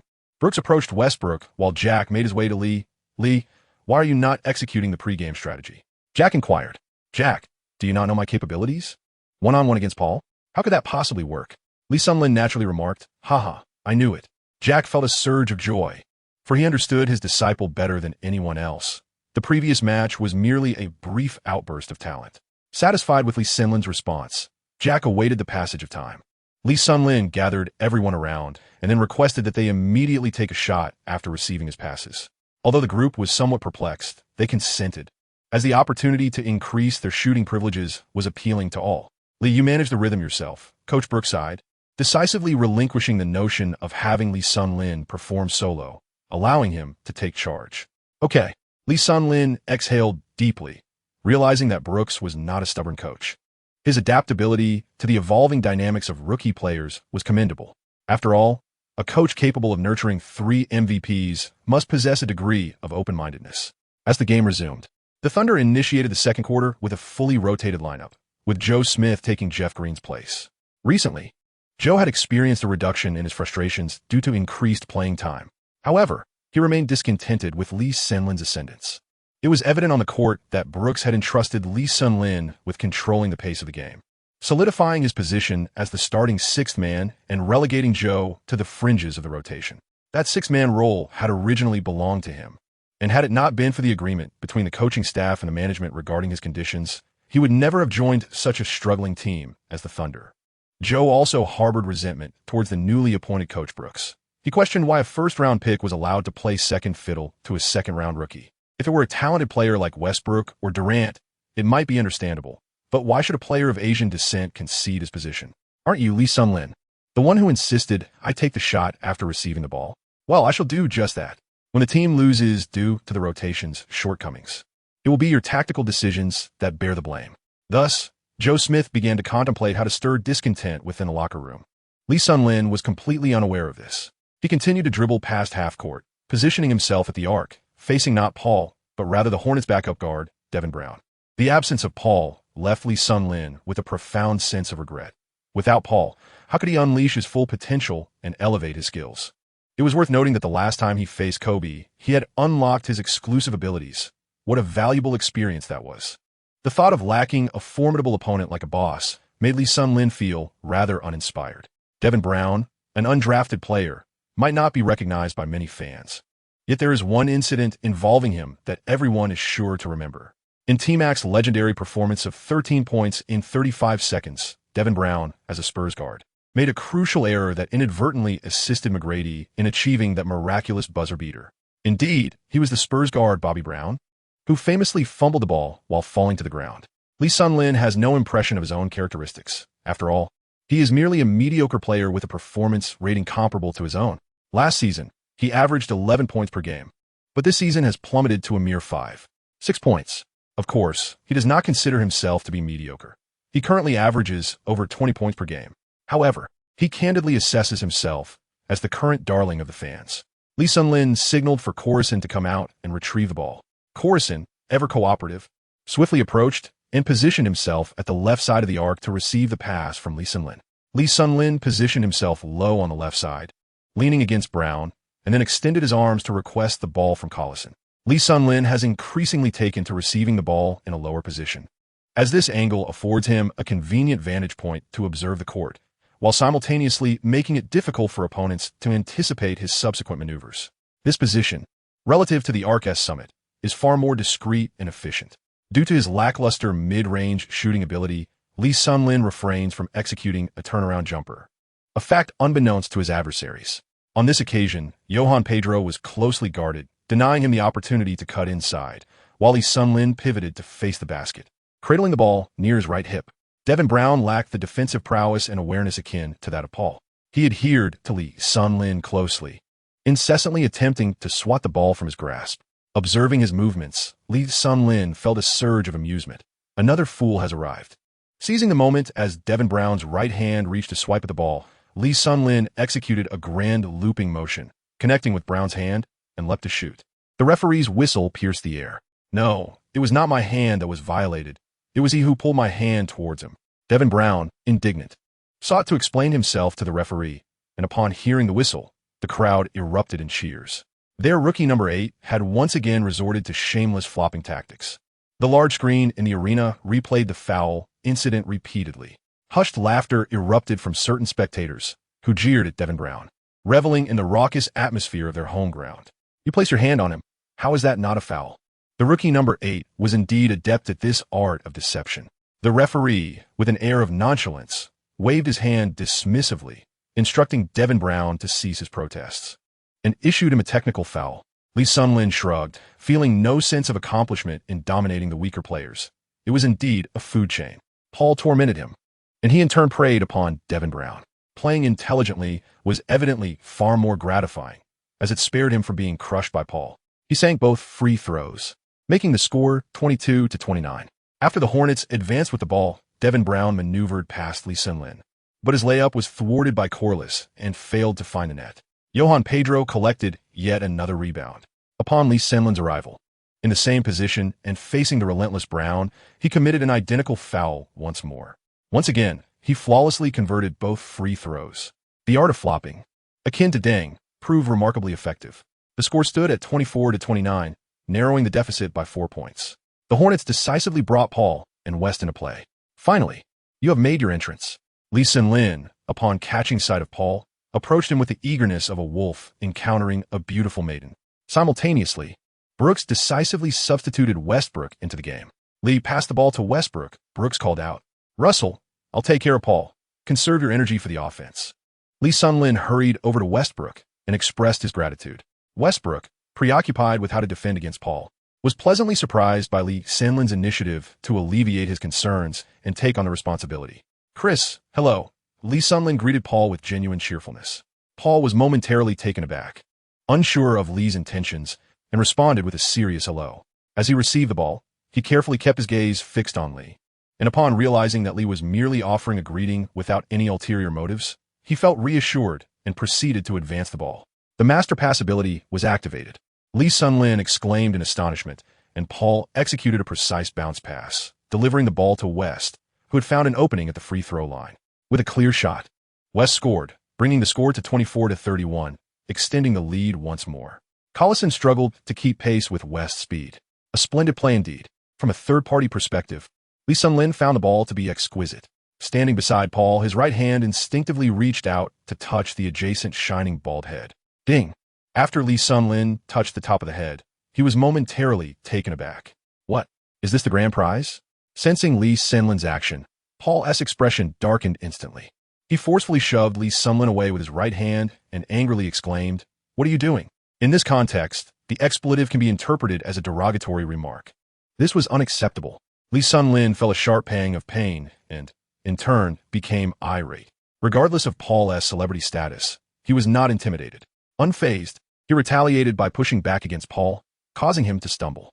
The referee blew the whistle urgently, swiftly intervening to separate the two. "Get him, Lee Sun-Lin. Go for it," exclaimed the crowd, rallying behind their player. The referee, however, seemed inadequate in handling the situation. Online spectators were abuzz, praising Lee Sun-Lin's audacity to confront Paul.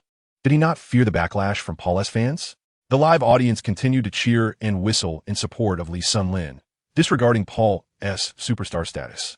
"I like this rookie. He has character." The Thunder fans were exuberant, showing no fear of the consequences. Chapter 57, the first ejection. The referee quickly separated the players, casting a disapproving glare at Lee Sun-Lin. Yet again, it was this player creating fouls and provoking Paul, followed by a deliberate shove. Soon, the three referees reviewed the footage and signaled for Lee Sun-Lin's ejection. They deemed his actions inappropriate for the basketball court. Brooks was taken aback, shouting at the referees. He believed it warranted only a technical foul. The audience erupted in boos. "Coach Ma, is this really that serious?" Yes, it could be significant or minor, but Lee Sun-Lin's actions were certainly improper. His previous antics were also unappealing. Upon reviewing the slow-motion replay, it's clear that Lee Sun-Lin initiated contact by touching Paul's head, which was unacceptable. Paul is an opponent, not a teammate. When Paul retaliated verbally, Lee Sun-Lin escalated the situation by forcefully pushing him. Throughout the incident, Paul showed no intention of physical retaliation. As a superstar, he undoubtedly receives favorable treatment from the referees, who were already displeased with Lee Sun-Lin. Thus, the decision to eject him is understandable, though perhaps a bit harsh. Upon hearing the ruling, Lee Sun-Lin realized he had acted impulsively, yet he couldn't help but be drawn to the bald-headed figure. In less than 5 minutes of play, his personal stats stood at 6 points and 1 assist before he was sidelined. Throughout the encounter, Paul had merely provoked him verbally, while Lee Sun-Lin had resorted to physicality, leading to his inevitable downfall. Despite the ejection, Lee Sun-Lin faced the situation with composure, replicating Paul's exquisite pass and claiming a metaphorical grand prize with his audacious move. This maneuver, indeed, was not without merit. Lee Sun-Lin remained indifferent, yet the audience was deeply engaged, voicing their discontent with the referee through a chorus of boos. Chinese netizens were equally animated, inundating the comment section. Lee Sun-Lin is truly impressive. In his last match, he got into a brawl, and now he has been ejected for physical altercations again. Surely, he's there to promote the culture of martial arts in the NBA, remarked one fan. He deserved it for touching CP3, commented a follower of Paul. From this moment on, I am a fan. Even the elderly lady crossing the street expressed her admiration, saying, I may not support anyone else, but I fully stand behind you, Lee Sun-Lin, as she playfully ruffled her hair in a gesture of camaraderie. At this moment, Lee Sun-Lin dared not meet Brooks' furious gaze. He kept his head bowed, concealing his face with a towel, as he made his way back to the locker room under the protection of security personnel. Along the way, enthusiastic fans reached out their hands, eager to high-five him. And Lee Sun-Lin reciprocated, slapping hands as he passed. Were it not for his desire to remain inconspicuous, he would have laughed heartily. The unexpected gift seemed to require a touch of Paul's head before it would be relinquished. Lee Sun-Lin now reminisces about the incident where Gasol patted Paul's head and chuckles, recalling that Gasol must have shared his amusement at the moment. It's akin to how I place my hand on my son's head when I take him to the bath. For he is my child. Chris Paul remarked, you know what I mean? I understand Gasol is an exceptionally tall individual, but please refrain from making that head-patting gesture towards me, which I reserve for my son. This was Paul's response to Gasol's playful gesture, and Lee Sun-Lin, having anticipated this topic, wonders how Paul will comment on him after the game. Having received both skills and a substantial reward, Lee Sun-Lin feels quite pleased. He returns to the locker room, takes a shower, sits down, and grabs the remote control, fixating on a large screen to watch the game. Currently, the Thunder, with or without Lee Sun-Lin, are unable to secure a victory against the Hornets. After Lee Sun-Lin left the court, the match resumed. Westbrook's offensive efforts also faltered, as the second quarter saw the Hornets effectively contain him. Not only was he unable to execute personal scoring, but his connection with teammates was severed, resulting in a mere 2 points for the quarter. Consequently, the Thunder found themselves quickly falling behind as the Hornets extended their lead. At halftime, the Thunder trailed by 17 points, with a score of 38-55. Upon returning to the locker room, the teammates appeared somewhat despondent. Lee Sun-Lin took the initiative to apologize to his fellow players, acknowledging that his absence contributed to the team's deficit, disrupting their strategic plan. Lee, you should reflect upon your performance. Brooks was visibly upset, feeling that Lee Sun-Lin had been somewhat detached in recent games and required a stern reminder of his responsibilities. The frivolous gesture of a head pat in the first half was, in his view, unbecoming of a professional athlete. Indeed, Lee Sun-Lin exhibited a profound respect for the directives issued by the leadership. Meanwhile, Russell Westbrook appeared somewhat disheartened. Throughout the first half, his performance was marked by struggle. In the absence of Kevin Durant, the offense stagnated, and despite their diligent efforts, the defense seemed incapable of containing their adversaries. Observing Westbrook's demeanor, Lee Sun-Lin felt a pang of compassion and approached him to express his apologies. Russell, the difficulties the team is currently facing are my responsibility, he confessed. Upon hearing Lee Sun-Lin's words, Westbrook lifted his gaze. No, Lee, there's no need for you to bear the blame. The issue lies within us. We are simply too weak, he replied, lowering his head once more. Russell, we all require time to strengthen. Do not lose heart. The opposing Chris Paul is of MVP caliber. Losing this match does not signify our failure. In the next game, we shall reclaim our victory. It was a rare sight for Lee Sun-Lin to witness Westbrook in such a despondent state, prompting him to offer words of encouragement. Westbrook raised his head to meet Lee Sun-Lin's gaze and responded, Indeed, you are correct. We, along with the team, are still novices. One day, we shall triumph over them. However, I believe this game is not yet lost. Why should we surrender now? With that, Westbrook immediately rose to his feet, clapped his hands to gather everyone's attention, and proclaimed loudly, Fellows, we still have half a game left. If they could secure a 17-point lead in the first half, then we too can achieve the same in the second. The crowd politely responded in kind. Observing Westbrook's exuberance, Lee Sun-Lin felt that his earlier remarks were indeed superfluous. This individual could rally himself without external consolation, and upon recovery, he could inspire others as well. Truly, his inner strength had reached an extraordinary level.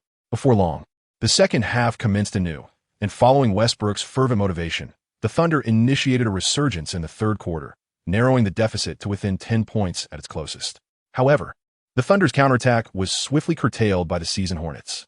On the offensive front, the combination of Chris Paul and David West's pick and roll was utterly indefensible, while on defense, Tyson Chandler activated his defensive prowess, rejecting Westbrook's attempts at the basket 3 times in succession, thereby obliterating the Thunder's offensive confidence. As the third quarter drew to a close, the Thunder had failed to close the gap, remaining behind by 17 points. At the onset of the fourth quarter, the Hornets deployed their full roster, whereas the Thunder fielded their rotation. The Hornets immediately extended the margin to 25 points.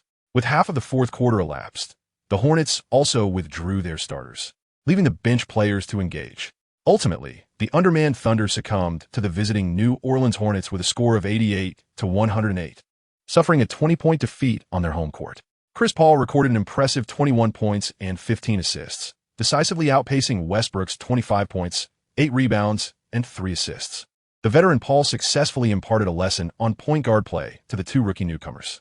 Chapter 58, Post-Game Controversy. During the post-game press conference, Coach Brooks was asked, "Will there be any internal punishment for Lee Semlin's actions?" He replied, "That was merely a standard technical foul. The referee escalated it. This call makes me feel as though we were playing in New Orleans. Internal punishment? What a farce. I am inclined to appeal to the league." Chris, after this game, is there anything you wish to convey to Lee Semlin? As a rookie, one must show deference to seasoned players and demonstrate respect. When Lee Semlin patted my head, I felt as though I were a child. It infuriated me. It was a sign of disrespect. You see, I typically do that to my son because he is still a child, but Lee Semlin's gesture was clearly intentional, meant to provoke me. I detest when others touch my head, Paul stated solemnly into the microphone as flashes erupted from the crowd of reporters. Once the reporters relayed Paul's comments to Lee Semlin, he responded, No, I did not mean any malice. I hold Chris in the highest regard. He is my idol, truly. Yet you still laid hands on your idol?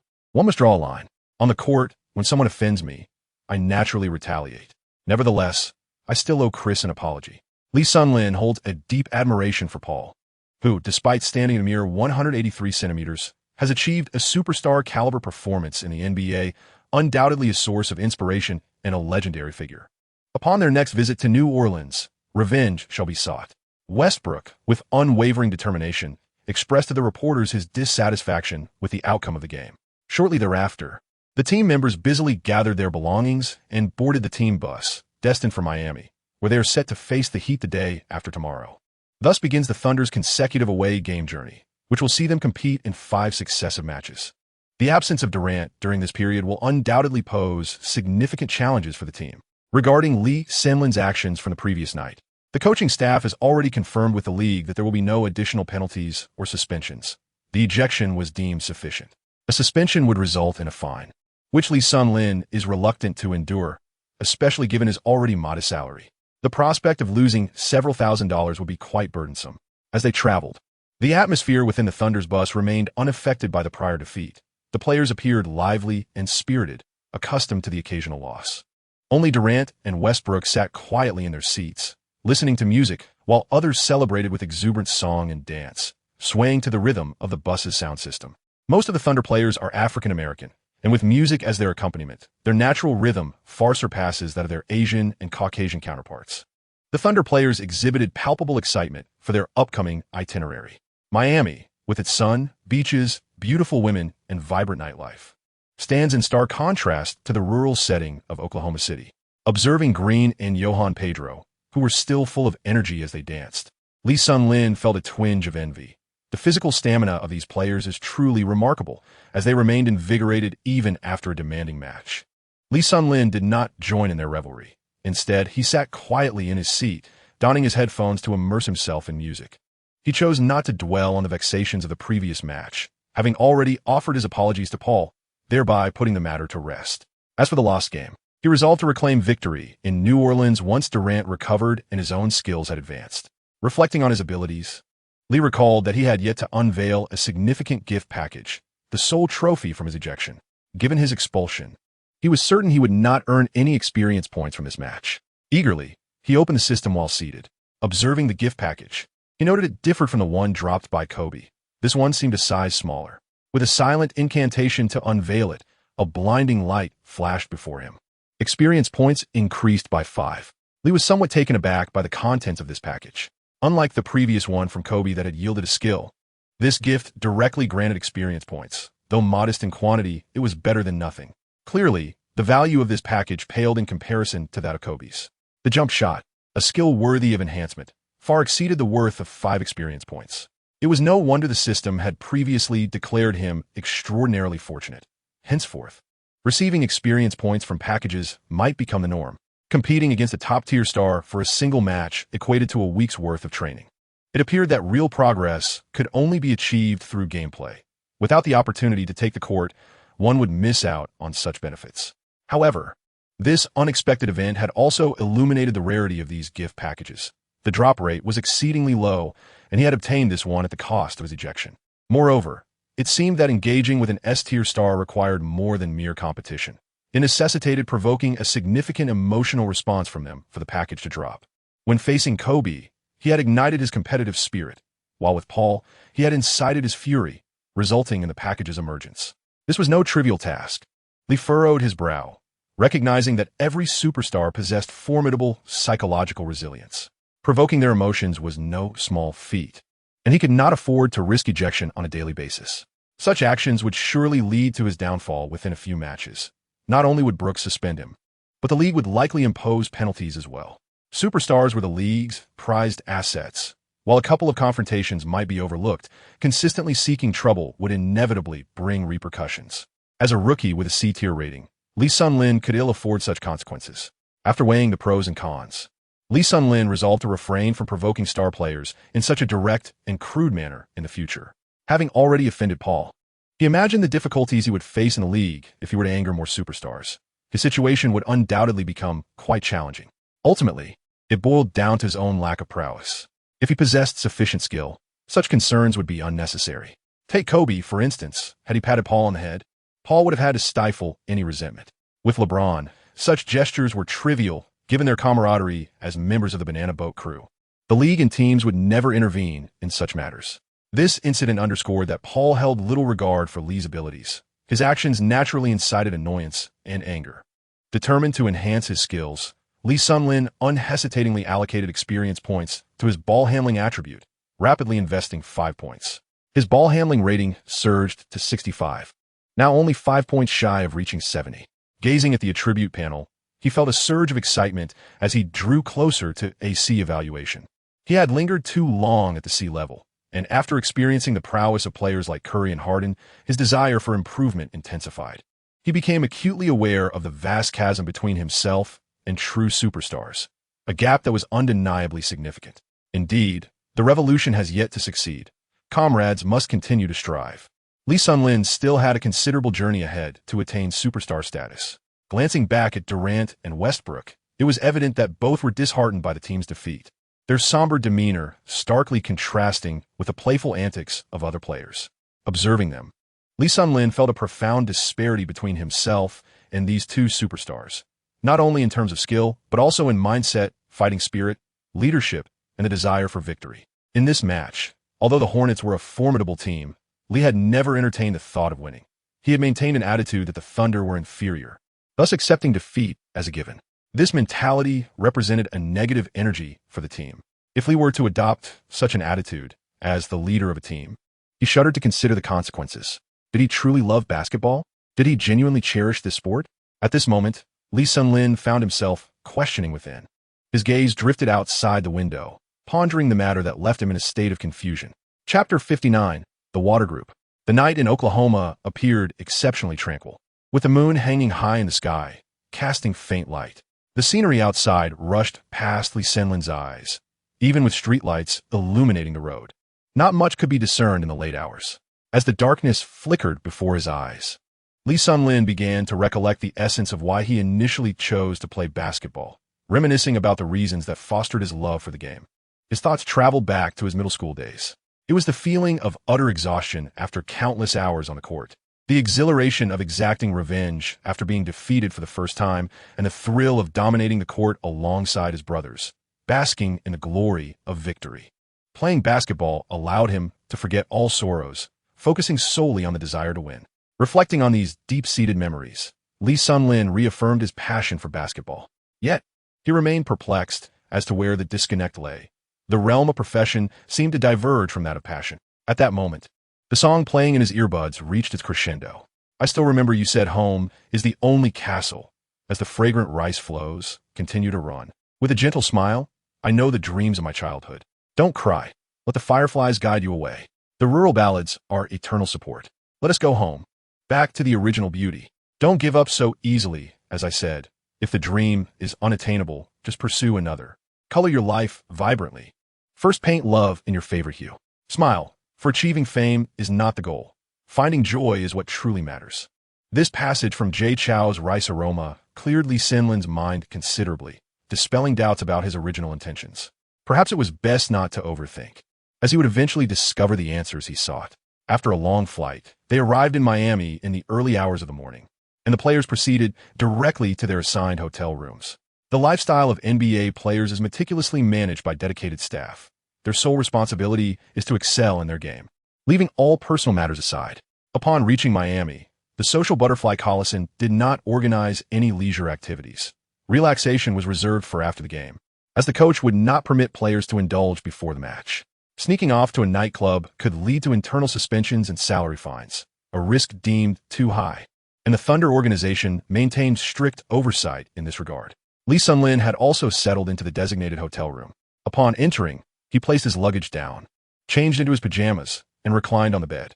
Since he hadn't participated in many matches, he felt no fatigue and, for a moment, found himself unable to fall asleep.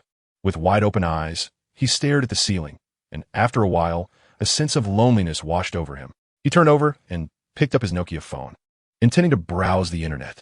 Experiencing the disheartening internet speed of 2008, Lee Sun-lin felt a sense of helplessness.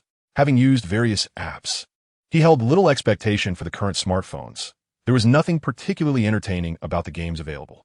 It seemed that the life of a player was indeed quite monotonous, which explained why many athletes were so keen on visiting nightclubs. Staying in a hotel was simply too dull. After returning from his time travel, aside from an initial bout of astigmatism, his vision had improved, likely a result of the system's healing. Before long, he successfully logged into QQ on his phone, and the penguin avatar began to flicker incessantly. Goodness, so many messages. Having not logged into QQ for a while, he was taken aback by the sudden influx of notifications, especially in the class group. Is Sun-lin here? Is that you? Inquired Xiao Ming, a member of their high school basketball team. Subsequently, he sent a link, which led to a news report on Sina NBA, followed by a full-body photo of Lee Sun-lin in his Thunder jersey, number 8. Xiao Ming, no need to ask. Who else could it be but Sun-lin? Responded another classmate, Ah Huang. That's amazing. Sun-lin really made it to the NBA. He still looks so dashing. Indeed, it had been around 3 or 4 years. The idol remained the idol in her heart, forever exuding charm. A girl, who had once harbored a secret crush on Lee Sun-lin, boldly remarked, "He is still my heartthrob, always so captivating. I'm done for. I've fallen for him again. Sisters, what should I do? I seek rescue. There's nothing to be done. We have all succumbed." Lee Sun-lin's fervent admirers are engaged in lively discussions. During his high school years, Lee Sun-lin had already garnered considerable acclaim, showcasing basketball skills that far surpassed those of his contemporaries. His flamboyant playing style, coupled with his tall and handsome demeanor, attracted the admiration of many female classmates, who often organized spontaneous gatherings to cheer for him, rendering him a striking figure within the school. Although many of his friends were aware that he had moved to the United States, they were astonished to learn that he had ascended to the ranks of the NBA. This revelation left his former classmates in awe, as the NBA represents the pinnacle of basketball achievement, a realm accessible to only a select few among the billions in China. The members of their high school basketball team were, on the whole, of modest talent, driven merely by their passion for the game. While they harbored dreams of success, most transitioned to casual play in college, relegating basketball to a mere hobby. The aspiration of becoming a professional player lingered as a distant dream for many. Yet not everyone possessed the requisite talent to pursue such ambitions. Thus, when they discovered that a former teammate had made it to the NBA, excitement surged among them. What basketball enthusiast has not harbored dreams of the NBA? The fact that a former comrade had realized this dream inevitably stirred a bittersweet sentiment, although it was rooted in goodwill, as most were acutely aware of their own limitations. As Lee Sun-lin perused the messages, he reminisced about the simplicity and innocence of his high school days spent playing with friends. It felt as though those moments were unfolding right before his eyes. Yet time had swiftly slipped away. After taking a moment to reflect, he typed a response. "Greetings, esteemed friends. It is I. Just a few days ago, I signed a contract with the Thunder. You are all warmly invited to visit me in Oklahoma City." He concluded with a cheerful, smiley face. As it was daytime in China, many were quick to see his message. "Wow, we've caught Lee Sun-lin. Great. You'll cover the game tickets and accommodations, right? I'm quite broke. I want Durant's autograph as well as yours. I can boast now. I once bested Lee Sun-lin, blocked him, and dunked on him, huh?" The chat soon buzzed with activity as former teammates, past admirers, and curious classmates engaged in lively conversation. "Ha! I'll cover everything when you come." Lee Sun-lin gazed at the myriad of messages, his spirits lifting considerably, as he recalled how amusing his former companions had always been. Well then, if everyone has time, they might as well engage in a bit of playful rivalry, for Lee Sun-lin's current annual salary stands at a remarkable $800,000. Following this proclamation, he was promptly inundated with several friend requests from those green tea classmates of his, reminiscent of his school days. Alas, it appears that the simplicity of high school is but a distant memory. These individuals are, in truth, rather unfamiliar to him. Otherwise, they would have connected long ago. He chose to feign ignorance, dismissing their overtures. "Fellow warriors, continue your chatter. I shall retire for the night." 888 Rest well, my idol. 888 Lee Sun-lin subsequently engaged in conversation with a few close friends for a while longer before feeling a wave of drowsiness. Shortly thereafter, he turned off his phone, preparing to retire for the night, as he had training scheduled for the following afternoon. Without adequate rest, he would struggle to maintain his stamina. Chapter 60. A shift in attitude. The Miami Heat, established in 1988, became a member of the NBA, representing Miami, Florida. Their home games are held at the American Airlines Arena situated in downtown Miami. As the second largest city in Florida, Miami lies on Biscayne Bay and is the most populous city in the South Florida metropolitan area, boasting a population exceeding 559 million. It ranks among the densest cities in the United States, forming the largest metropolitan area in the southeastern region and the fourth largest across the nation.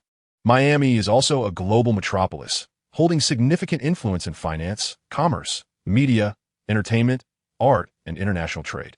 It serves as the headquarters for numerous corporations, banks, and television stations. Additionally, it is a cultural melting pot, heavily influenced by a substantial Latin American community and residents from Caribbean islands. This cultural richness fosters close ties with North America, South America, Central America, and the Caribbean, leading some to refer to it as the capital of the Americas. The fan market in this region is vast, particularly following the team's first championship victory in 2006, which has garnered increasing support for the Heat.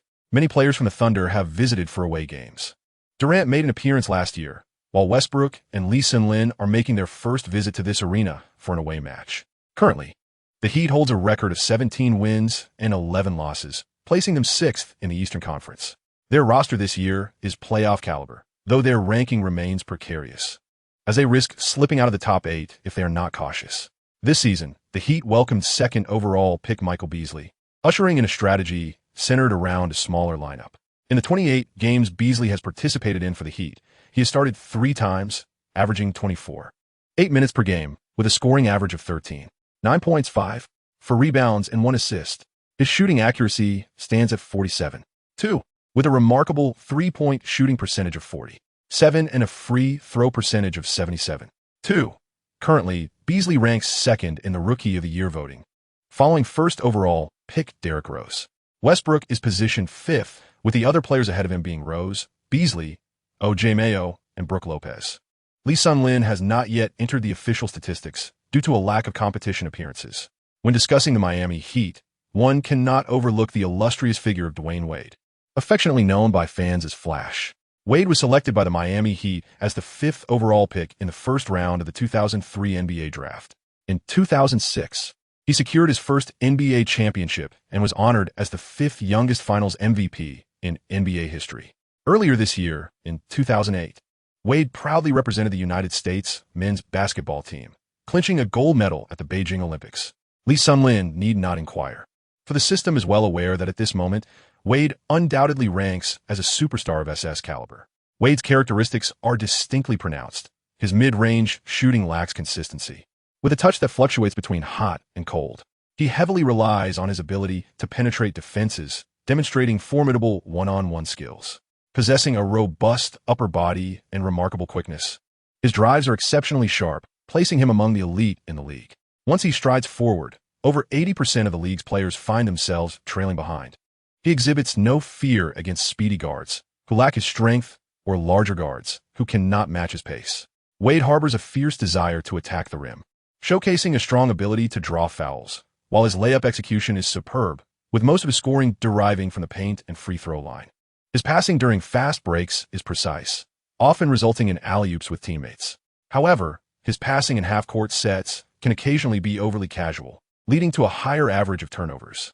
He possesses exceptional court awareness and can occasionally snatch offensive rebounds to initiate second-chance opportunities.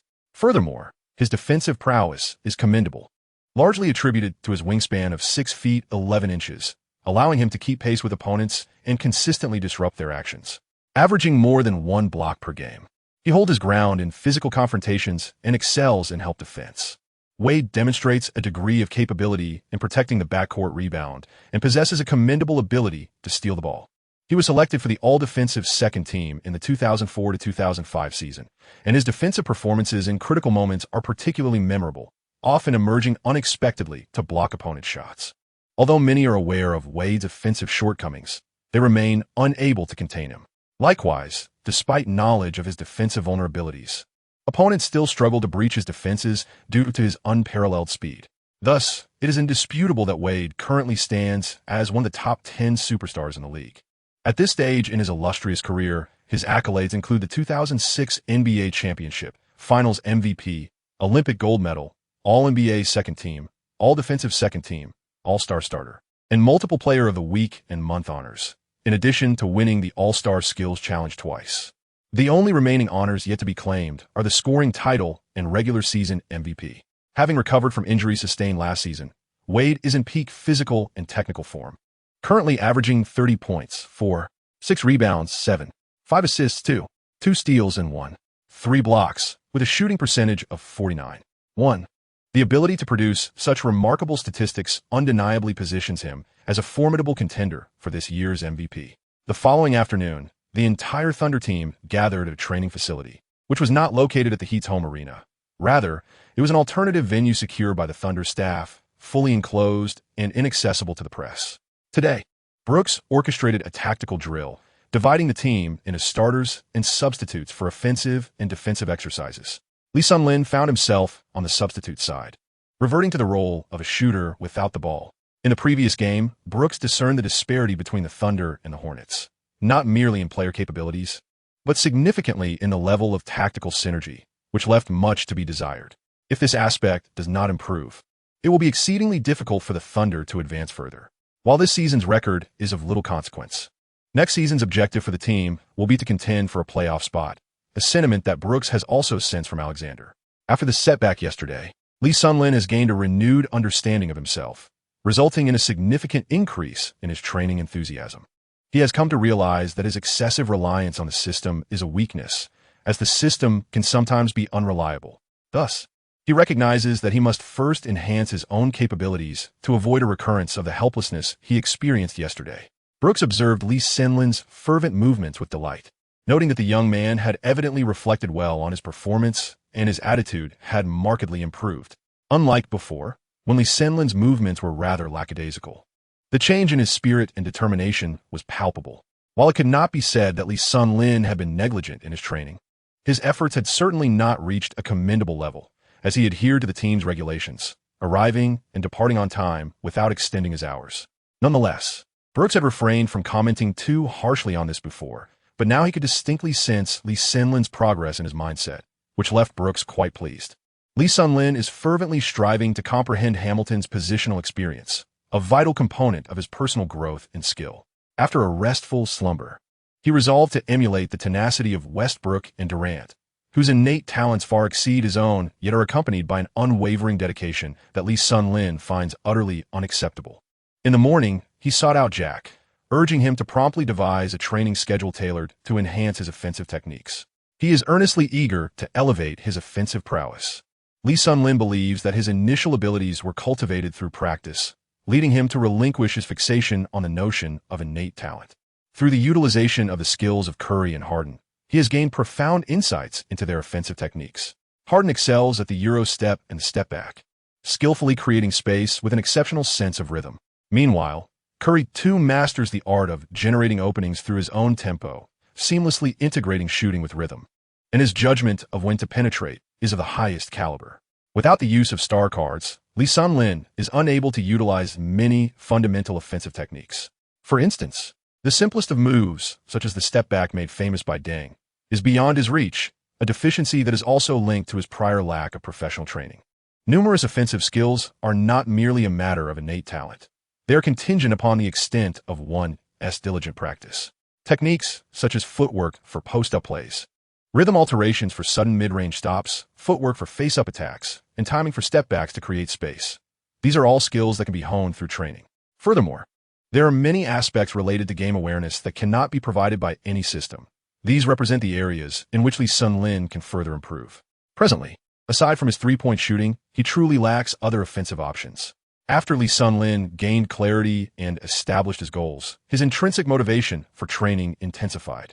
In Chapter 61, during his banter with Wade, Lee Sun-lin appeared to have returned to the mindset he possessed when he first encountered basketball. In the early days of learning the sport, he dedicated himself tirelessly to perfecting the three-step layup and mastering various court tricks, practicing relentlessly from dawn until dusk, undeterred by any obstacles. Lee Sun-lin believes that since he has been afforded the opportunity to remain in the NBA, he must not allow any regrets to linger. If Westbrook and Durant can aspire to win MVP titles in the future, he must have faith that his own future holds the same potential. It is time to indulge in a bit of self-motivation, to ignite that fervor within. Without effort and determination, how could he honor the jersey he wears?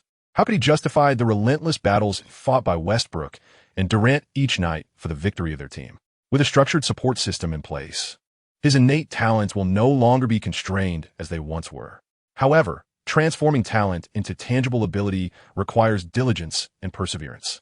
Therefore, Lee Sun-lin has resolved to give everything he has, to cast aside all distractions, and to embark on a fresh beginning. The enhancement of one's abilities must not be aimless. It must be approached with scientific rigor. Lee Sun-lin is diligently executing the training regimen devised by his coaching staff, focusing on positioning, strength, confrontation, and endurance. The primary objectives are as follows. First, to continually enhance physical confrontation abilities, particularly strength. Second, to progressively improve the stability of various techniques. Third, to discover his own rhythm. And fourth, to learn to adapt to the team. By the end of the day, Lee Sun-lin feels utterly exhausted, yet after training, he experiences an immense sense of fulfillment as the rigorous practice fills him with newfound confidence. He realizes that, through training, he can elevate his professionalism. Should he find himself in a one-on-one situation with Paul again, he would certainly refrain from engaging in such unprofessional antics as patting his head, which have no bearing on the game. Moreover, he must admit that yesterday, he was rather bold, acting on impulse merely out of curiosity. Such behavior is indeed quite absurd. After completing today's training tasks, Lee Sun-lin remained behind to practice further. KD, what techniques do you employ for your quick-stop three-point shot? He earnestly inquired of Durant, who is renowned for his expertise in the art of the quick jump shot. Lee Sun-lin reflected on his past folly, realizing that he had been rather foolish. Surrounded by two potential MVP-level players, he had neglected to engage with them regarding offensive techniques and experiences during games, instead preoccupying himself with their gossip and frivolities. Now enlightened, he was determined not to miss such opportunities again. It is worth noting that Kevin Durant is a historical offensive juggernaut in the NBA, possessing an arsenal of scoring methods and the capability to execute any desired technique. Both Westbrook and Durant recognized the change in Lee Sun-lin today, surprised that he chose to stay behind and train with them. Previously, only the two of them had committed to extra practice, which led them to regard Lee Sun-lin with newfound respect. They wondered whether his commitment was genuine or merely a fleeting whim. All right, mainly it's about rhythm. Watch me do it once. Durant generously demonstrated the techniques, explaining the key points. Immersed in the training, Lee Sun-lin felt time fly. The trio practiced late into the evening, only returning to the hotel at the behest of their trainer. Upon returning to the hotel, Lee Sun-lin was in high spirits, feeling more confident about his future with the team. The fatigue from physical exertion soon lulled him into a deep sleep. The next morning, rejuvenated, Lee Sun-lin arrived early at the training facility, eager to refine the sudden stop jump shot that KD had taught him, especially with the upcoming game against the Heat that night. His foundational skills remained solid, and after yesterday's extra practice, he had grasped the essentials of dribbling into a sudden stop for a jump shot. What he lacked was merely the refinement of his technique and timing. Actual game-time judgment would come with experience. Lee Sun-lin practiced diligently for an entire morning, honing his ball handling and jump shot techniques to a commendable level. Although his shooting accuracy still left much to be desired, the foundational elements were beginning to take shape. The entire team arrived at the American Airlines Arena 2 hours prior to the game. In the pre-game interview area, the scale of the Miami media was significantly larger than that of Oklahoma City. Observing the throng of journalists, Lee Sun-lin could not help but marvel at the vibrancy of the metropolis, a stark contrast to the rural ambience of Oklahoma City. It is no wonder that superstars are drawn to large cities. Showcasing their talents in such dynamic environments undoubtedly provides a sense of fulfillment. And securing endorsement contracts is far more accessible in these bustling urban locales.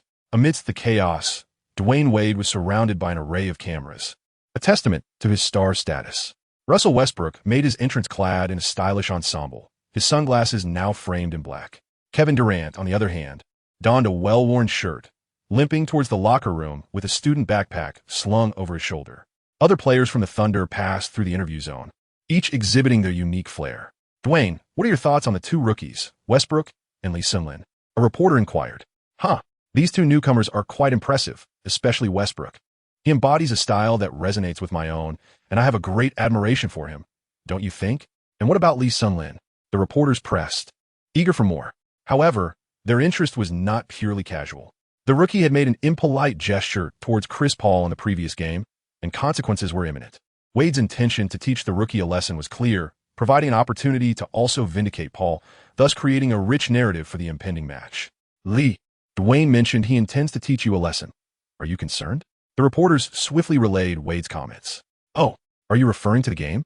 I welcome the challenge at any time. Lee Sun-lin must not show any sign of weakness in the arena. Even if it is Wade, what of it? I have faced Kobe without flinching. Dwyane, the Chinese Lee is always ready for a challenge. The speed at which the reporters relay messages is remarkably swift. Truly, a brazen rookie. I eagerly anticipate our matchup tonight and hope Coach Brooks allows him to face me. Once Wade finished speaking, he declined to entertain further questions from the journalists, turning to enter the locker room. He was acutely aware of the reporter's penchant for sensationalism, often taking statements out of context, and preferred to refrain from excessive commentary to avoid putting Paul in a difficult position. "Lee, do you need me to clarify anything?" Observing the exchange between the two through the reporters, Durant, as the team's leader, instinctively sought to support Lee Sun-lin. He understood that currently, Lee would be overwhelmed by Wade on both ends of the court. "KD, thank you, but it's unnecessary." Lee Sun-lin intends to face off against Wade himself, as matching up against a star player is undoubtedly one of the most expedient ways to progress. Beyond the opportunity to gain valuable experience, Lee Sun-lin also aspires to learn defensive techniques through this confrontation. As a rookie, there is no shame in being outplayed by Wade. Rather, it would be a significant embarrassment for Wade if he were to be contained by Lee. Such pre-game remarks would certainly come back to haunt him. Lee Sun-lin is poised to employ Tony Allen's suffocating defensive card in this match, seizing the opportunity to immerse himself in Allen's defensive prowess. After all, while Tony Allen may not possess extraordinary athletic talent, his defensive skills are undoubtedly among the elite in the league. Lee Sun-lin intends to capitalize on this chance for learning, allowing Wade to also relish this matchup. This represents Lee Sun-lin's latest contemplation on a mode of learning. Throughout the utilization of star cards and skill cards, he could distinctly perceive the experiences and techniques embodied by these athletes. Previously, he had overlooked numerous opportunities to learn from the likes of Harden and Curry. Given the pressing need for self-improvement, acquiring defensive insights from players with similar talents is undoubtedly essential and significantly important. Enhancing defensive capabilities could lead to a remarkable leap in his overall strength, potentially qualifying him as a 3D player. In Chapter 62, as he anticipates the match, He realizes that an elevation in defensive skills would inevitably prompt Coach Brooks to increase his playing time, thereby solidifying his position within the team. This would enable him to undertake tasks to earn experience points. Without consistent playing time, Lee Sun-lin hesitates to accept tasks, as his court time is intricately linked to his personal abilities, which in turn are dependent on experience points. Thus, he aspires to swiftly redirect this cyclical pattern toward a positive trajectory. With playing time comes the opportunity to complete tasks, facilitating faster self-enhancement. Each element is interconnected. Lee Sun-lin cast a glance at the task hall, noticing the mission to achieve 3 assists in a single match still available, and promptly accepted it. He felt more formidable than before. His attributes had improved, and his skills had multiplied. The king of assists possessed the ultimate skill for accumulating assists. Time flew by, and as Lee Sun-lin arrived at the American Airlines arena for the first time, he completed his warm-up. Soon, under the lively direction of the on-site DJ, the Heat executed their grand entrance ceremony. The introduction of the home team players was conducted with great pomp, and the audience erupted in enthusiastic cheers, while the visiting team received little acclaim. This stark contrast to his experiences in Oklahoma was palpable, as he absorbed the cacophony of boos from the crowd and reflected on the past few days. Lee Sun-lin has come to understand why playing away games in the NBA is so arduous. For an NBA player, nothing is more daunting than the prospect of competing on the road. The challenges faced in such scenarios are often beyond the comprehension of the average person. In addition to the exhausting travel, players must endure the deafening jeers of home fans, which can reach over 120 decibels, coupled with the bias of home officiating. The myriad of distractions during free throws, along with the glaring lights, the hoop, and the court itself, all require significant acclimatization. Following the entrance ceremony, Wade, amidst the resounding cheers of the crowd, sprinted toward the basket. With practiced ease, he grasped the rim with both hands and playfully inserted his head through the hoop, repeating the act several times to thunderous applause and heightened excitement from the audience. Lee Sun-lin observed the movements with a sense of familiarity.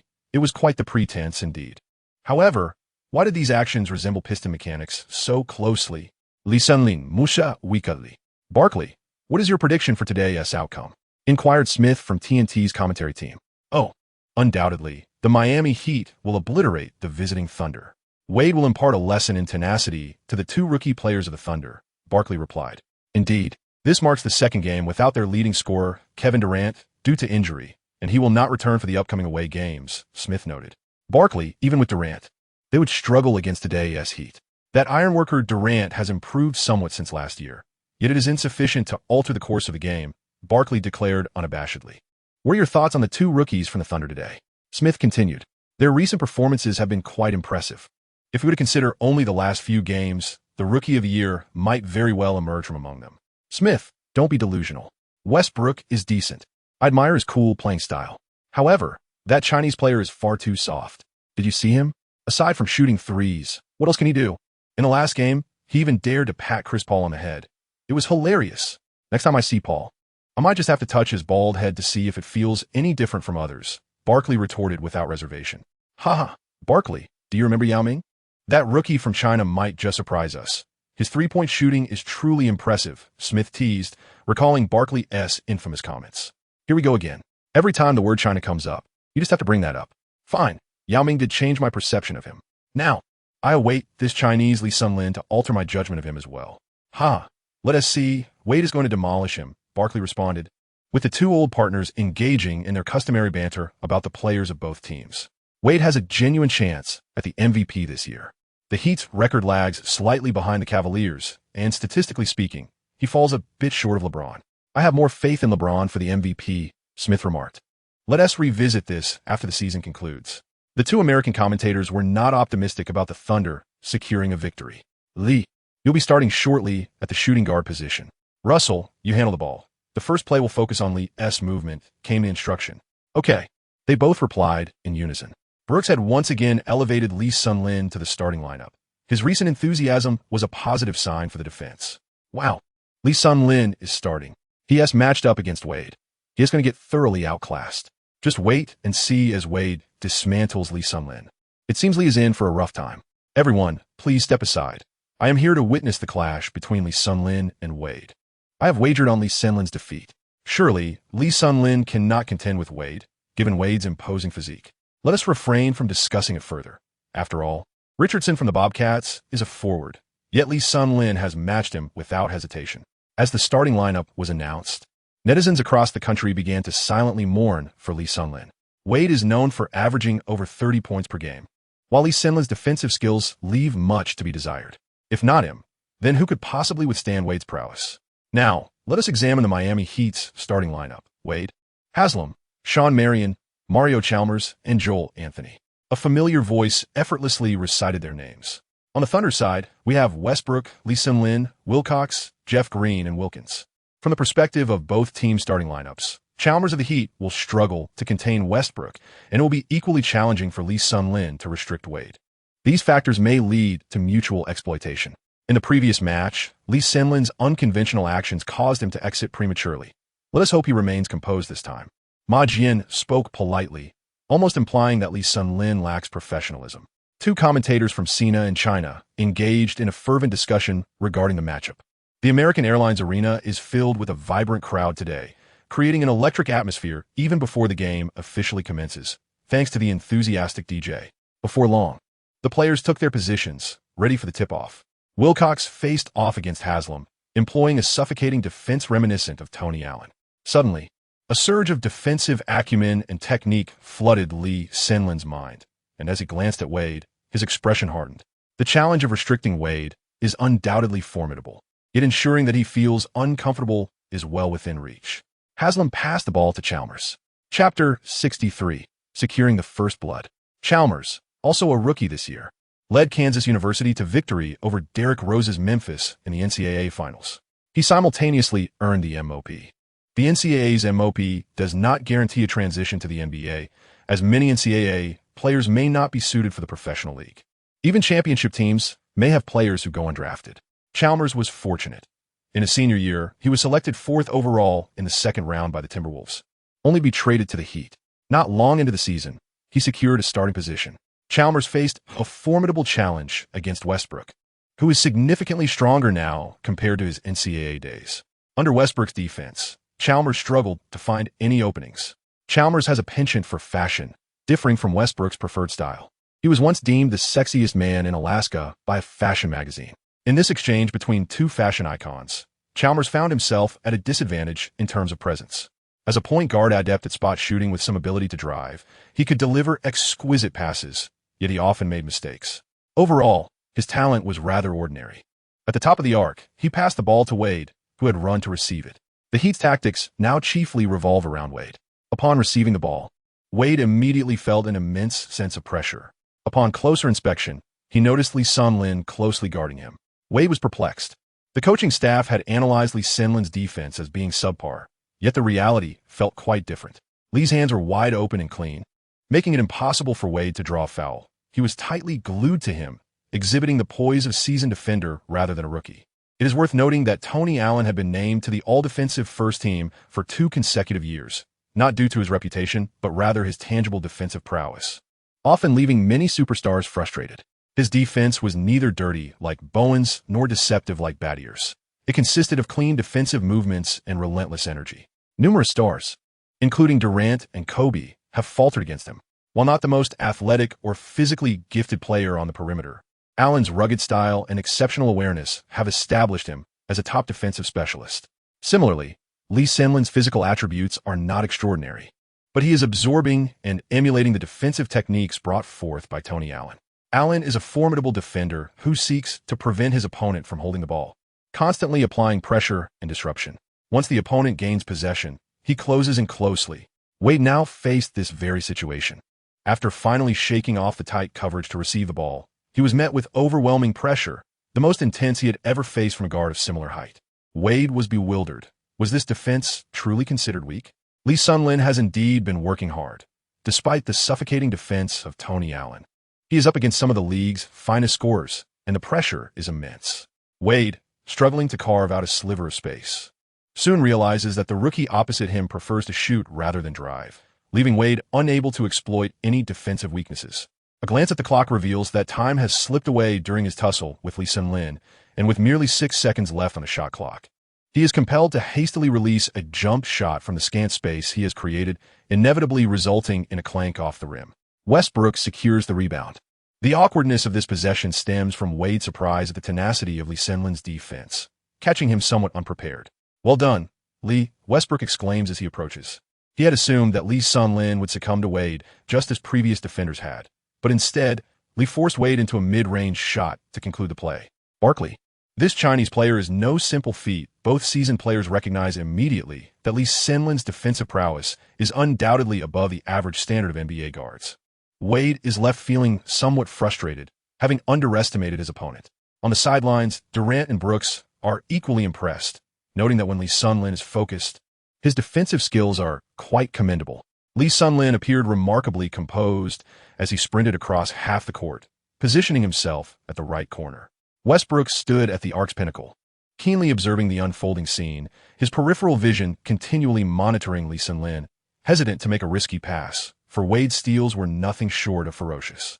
Currently, Wade was assigned to guard Lee Sunlin. As a superstar, Wade did not resort to tight man-to-man defense against Lee Sunlin. Rather, he simply focused his attention in that direction. With a speed rating exceeding 90, Wade posed an insurmountable challenge for Lee Sunlin, whose speed was merely 70, making the prospect of evading Wade a mere folly. Recently, Lee Sunlin has diligently studied Hamilton's positioning techniques and experiences, and with a notable increase in his speed, he confidently faces the challenge of Wade, even if he cannot shake him off immediately. Westbrook passes the ball to Green at the free throw line, where Green assumes a triple threat stance, facing the basket against Shawn Marion. Marion, being the defensive stalwart for the Heat, presents a formidable barrier, leaving Green with little opportunity to maneuver. At this moment, Lee Sunlin initiated his movement from the right side, swiftly darting past the baseline while utilizing Wilcox's wall of defense to block Wade. With a graceful arc in his run, he positioned himself near the left side at a sharp 45-degree angle, discovering an opportunity for a three-point shot. Green passed the ball to him. Upon receiving it, Lee Sunlin executed a quick release with impeccable form, launching the ball with a high arc swish. The sphere sailed through the net, marking the score at 0-3. Lee Sunlin scored the first points for the Thunder, showcasing an impressive shooting touch today. Splendid. Jeff Green approached him for a high five, as Lee Sunlin assisted him with a well-timed pass. Brooks, watching from the sidelines, was quite pleased. The Thunder's strategy was unfolding beautifully, with Wilcox's screens and Green's timely distribution executed to perfection, reflecting an increasing synergy within the team. Lee Sunlin, as a primary offensive option, truly proves to be an excellent choice. His defensive awareness and attitude have significantly improved. The outcome of this match holds little significance for Brooks. What truly matters is the progress of both the team and the players. This season may conclude in this manner, but the forthcoming season is of paramount importance. Despite Brooks's indifference towards the team's victories, both Lee Sunlin and Westbrook are deeply invested in the matter. Presently, Lee Sunlin is eager to showcase his abilities, while Westbrook has never contemplated the notion of conceding before the game has even commenced. Consequently, under the influence of these two players, the entire Thunder team exhibited a heightened defensive vigor. In the first round, Lee Sunlin decisively outperformed Wade on both ends of the court. Wade directly called for the ball, advancing past the half-court line to position himself 2 meters beyond the three-point arc on the left side. Lee Sunlin remained vigilant against his breakthrough, reluctant to draw it too close. For Wade's first step was alarmingly swift. Should he choose to defend tightly, he would undoubtedly be left in tatters. Tony Allen, with his seasoned experience, was wise enough to avoid such a rudimentary blunder. Observing Lee Sunlin's positioning, Wade found it momentarily challenging to make a direct advance. In that pivotal moment of Chapter 64, Wade stood his ground, signaling a tactical maneuver for Haslam to provide a screen. Haslam, the captain of the Heat, epitomized the blue-collar player. His scoring ability was typically modest, and he was no exception.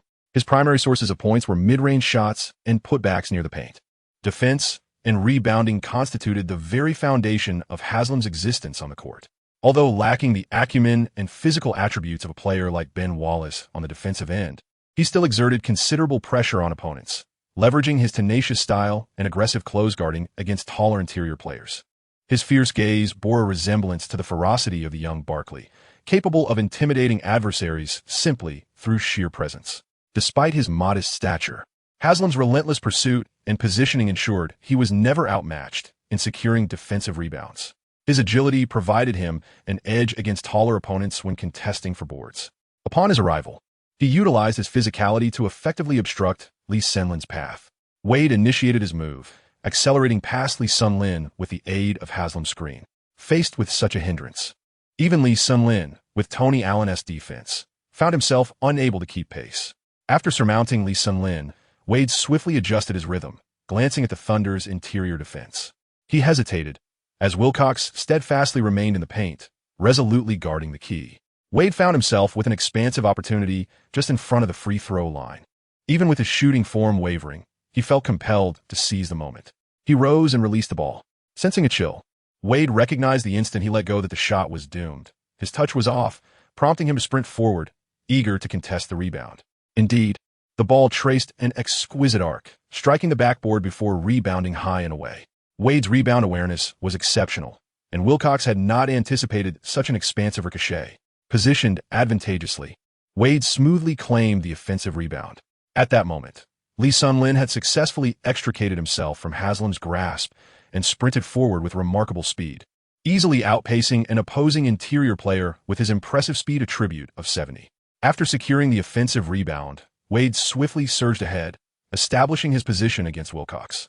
Although his jump height was not particularly impressive, he compelled Wilcox to refrain from leaping to block a shot. Wade then soared for a layup, the ball gliding gracefully from his fingertips, aimed perfectly for the backboard. It felt promising. Wade sensed that this shot was destined for success.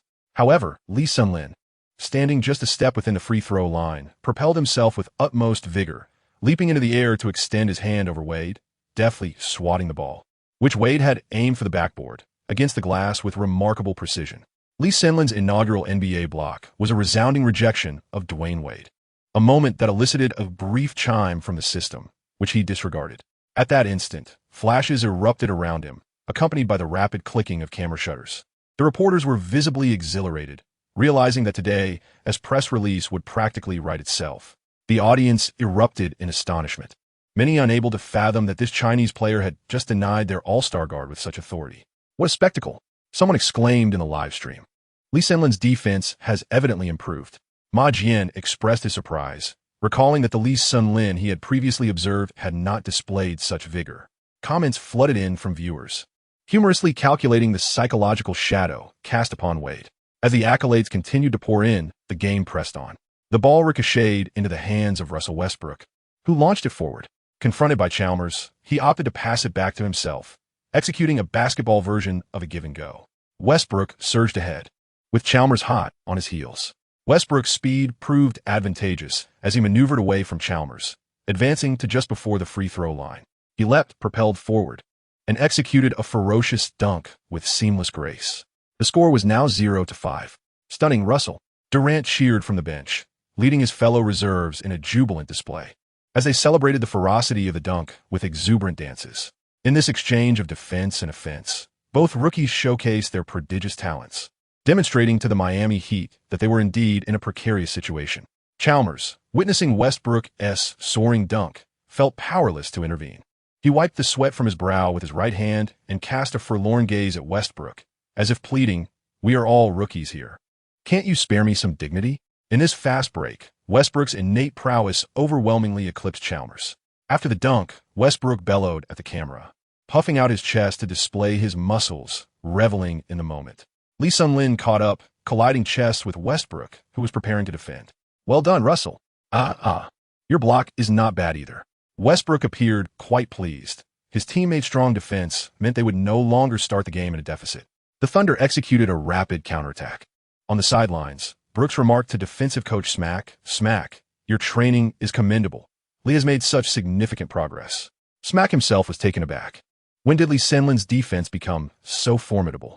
His judgment and awareness were akin to that of a top-tier defensive powerhouse. Smith teased, glancing at his longtime partner Barkley, relishing his partner's discomfort. "I was referring to offense. That guy just made a three-pointer," Barkley retorted, still undeterred. Blocking Wade demonstrates this rookie's potential. Wade had indeed been at a disadvantage moments earlier, expending considerable energy to contend with Wilcox, which compromised his jump height. Lee Sun-Lin, with excellent defensive instincts, leaped with full force, catching Wade off guard. This block completely dismantled Wade's underestimation of Lee Sun-Lin. The rookie's performance on both ends of the court warranted his full attention. What defines a superstar? A superstar is one who can retaliate with equal vigor. You know a response is inevitable, yet you're unable to counter it. Undoubtedly, at that moment, Wade embodied the essence of superstar. Receiving the inbounds pass, Wade swiftly dribbled past half court, arriving at the arc. He signaled a tactical gesture, instructing his teammates to spread out.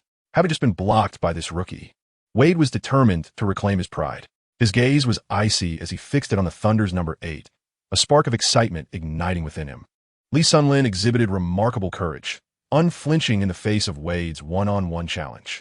With a casual wave of his hand, he signaled to his teammates to refrain from offering assistance, asserting his intent to defend solo. The last man he had taken it upon himself to guard in such a manner was none other than Kobe Bryant. Tony Allen, a renowned defender, possessed an unwavering confidence that distinguished this moment from those of the past. The spectators on the sidelines, witnessing the audacious actions of this rookie, became increasingly animated, erupting in whistles and cheers, and rising to their feet in applause. They relished such confrontations. It appeared that Wade was prepared to get serious. Ding! The host has autonomously comprehended the suffocating defense skill. Ding! Dwyane Wade has activated his innate skill, lightning drive. The system chimed twice in quick succession, leaving Lee Sun-Lin with little time to ponder before he was confronted with the grim news of Wade's activated talent.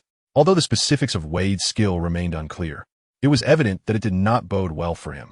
No matter how formidable Tony Allen's defense might be, it could never surpass the innate abilities of an SS-level superstar. Chapter 65, Lightning Drive. Faced with Lee Sun-Lin's defense, which focused on guarding against a shooting while anticipating a drive, Wade exhibited no hesitation. He immediately accelerated, unleashing a blistering first step that allowed him to penetrate from Lee Sun-Lin's left side.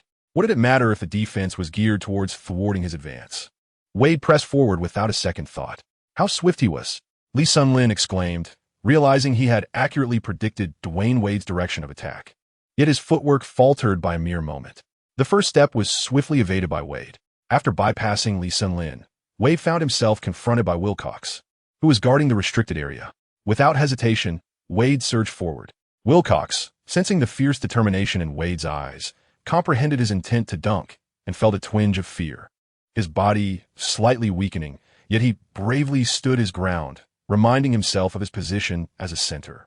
The scene soon turned tragic. At that moment, Wade was an unstoppable force, barely acknowledging the approaching Wilcox. As he reached a mere step away from the 3-second zone, he leapt into the air. Wade's vertical leap ranked among the elite for guards. He executed a sprinting jump, while Wilcox leapt from a standstill. In terms of explosive speed, Wade far surpassed Wilcox. Thus, Wade soared to a height that eclipsed Wilcox's leap. Post-jump, Wilcox regretted his insufficient elevation and inadequate power. In a stunning display, Wade grasped the ball with his right hand and pressed down on Wilcox's shoulder with his left, his body perfectly extended, bending like a bow, as he forcefully slammed the ball into the hoop over Wilcox. The score read 2-5, accompanied by a simultaneous beep. An and one echoed through the arena as DJ exclaimed with fervor. The crowd erupted with jubilation, their spirits lifted after a previously stifling game against the Thunder's rookie players. Teammates Joel Anthony and Udonis Haslem of the Heat bounced over to pat Wade on the chest and rear.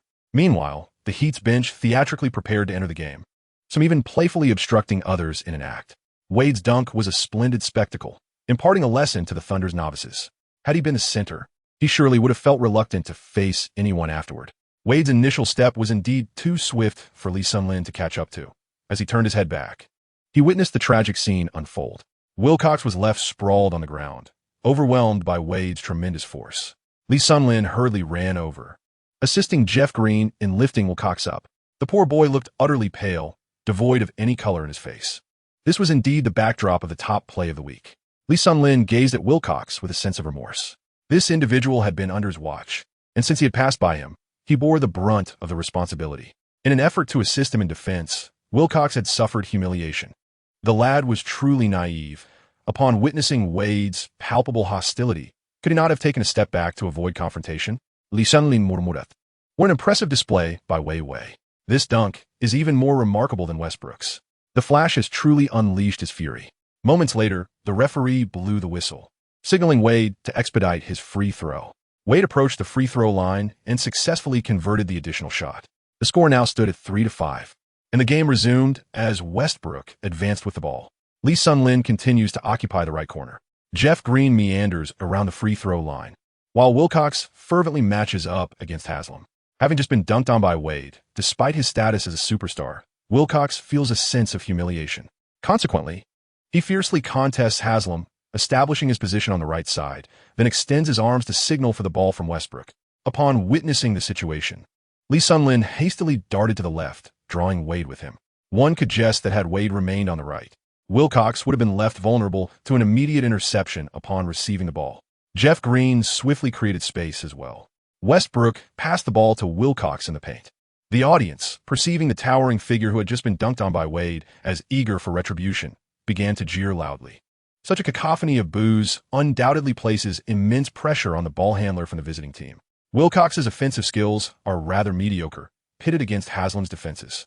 Despite his desire to retaliate, reason dictated that he must not act recklessly, as he lacked absolute confidence in overcoming Haslam. After a couple of shoulder bumps, Wilcox noted Wade's proximity. It seemed that all eyes were fixated on him. With a swift motion, he flicked the ball back to Jeff Green at the free throw line, then maneuvered to the left, effectively obstructing Wade's path. Upon witnessing the situation, Lee Sun-lin immediately sprang into action, skillfully utilizing Wilcox's cover. Once Jeff Green received the ball, he exhibited no hesitation, promptly delivering it to the off-ball running Lee Sun-lin, before positioning himself to block the advancing Joel Anthony. Lee Sun-lin observed the ball soaring towards him, swiftly adjusting his body and the rhythm of his steps. He received the ball at a 30-degree angle to his left, despite the unfavorable position. He found himself in a vast open space. As he caught the ball, he leapt forward, executing a push shot. At that moment, the hoop appeared before him as expansive as the ocean, facing the sea, with the warmth of spring and blossoms in the air. His shooting stance bore a resemblance to that of Curry, as he had once utilized a Curry card. Once the ball left his palm, it traced a beautiful arc. Drawing upon his recent muscle memory, Lee Sun-lin was certain that this shot would succeed. Swish, the ball cleanly passed through the net. The score was now 3-8. Following this successful shot, Lee Sun-lin felt his confidence soaring. He placed a finger to his lips. Hush! Lee Sun-lin provocatively surveyed his surroundings, signaling to the audience that had just jeered at Wilcox to lower their volume. Upon witnessing his gesture, the boos from the crowd intensified, inciting further ire among the Heat players. This rookie certainly relished in stirring up trouble. Coach Brooks observed Lee Sun-lin's taunting of the spectators with a sense of satisfaction. Despite his occasional penchant for reckless behavior, Lee Sun-lin leaped into the air, colliding playfully with the approaching Wilcox, who greeted him with enthusiasm. Westbrook and Jeff Green also joined in, affectionately patting Lee Sun-lin's back and rear, delivering hearty slaps. Well done, buddy. Great job, Lee. The Thunder team rarely exhibited such a splendid start and tactical synergy. This particular basket was primarily credited to Wilcox, who, undeterred by his recent dunking mishap, cleverly exploited the situation to cause Wade to ease his defensive pressure on Lee Sun-lin. He swiftly passed the ball and then executed a flawless off-ball screen. Lee Sun-lin's actions were, in essence, simply putting the ball into the basket from an open position. Although this may appear deceptively simple in the absence of Durant, Lee Sun-lin emerged as the most reliable player for the Thunder. As for Westbrook, it would be more plausible to have him assist Wilcox with a dunk than to expect him to make a shot from beyond the arc.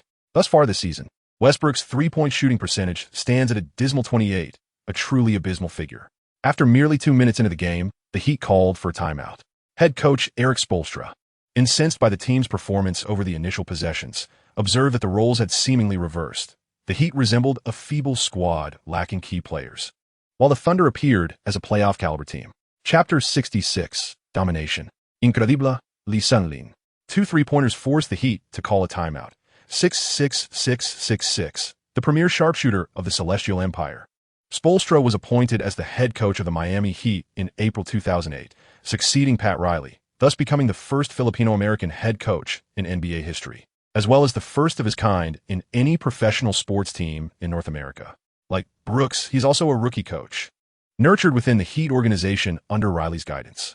Of course, aside from coaching, he is particularly skilled at charming the cheerleaders. Spoelstra cast a disapproving glance at his players. While he refrained from reprimanding Wade, he had no qualms about chastising a few of the role players. Lee, splendid work. After Lee Sun-lin and Jeff Green walked off the court with their arms around each other's shoulders, Durant gave a thumbs up and remarked to him, Although Lee Sun-lin did not employ the abrupt stop technique he demonstrated yesterday, he showcased a completely new facet of himself. The entire Thunder team sensed Lee Sun-lin's transformation, his active positioning, optimistic demeanor, and unwavering confidence in the face of formidable opponents. These qualities infused many with a renewed vigor. While he may not possess the explosive impact of Westbrook, his efforts were palpable to all. This starkly contrasts with his previous self, who could be described as an unassuming role player, discreet and low profile. Now, however, Lee Sun-lin exudes a dependable aura, winning the trust of his teammates through his diligent movements, akin to how they relied on Durant. For the Thunder, who no longer have Durant, this is undoubtedly a lifeline. During the recent offensive plays, everyone understood their roles. Jeff Green orchestrated, Westbrook drew attention, and Wilcox provided screens, all centered around Lee Sun-lin's precise shooting, which was widely regarded as trustworthy. Moving forward, they will undoubtedly focus their defensive efforts on Lee.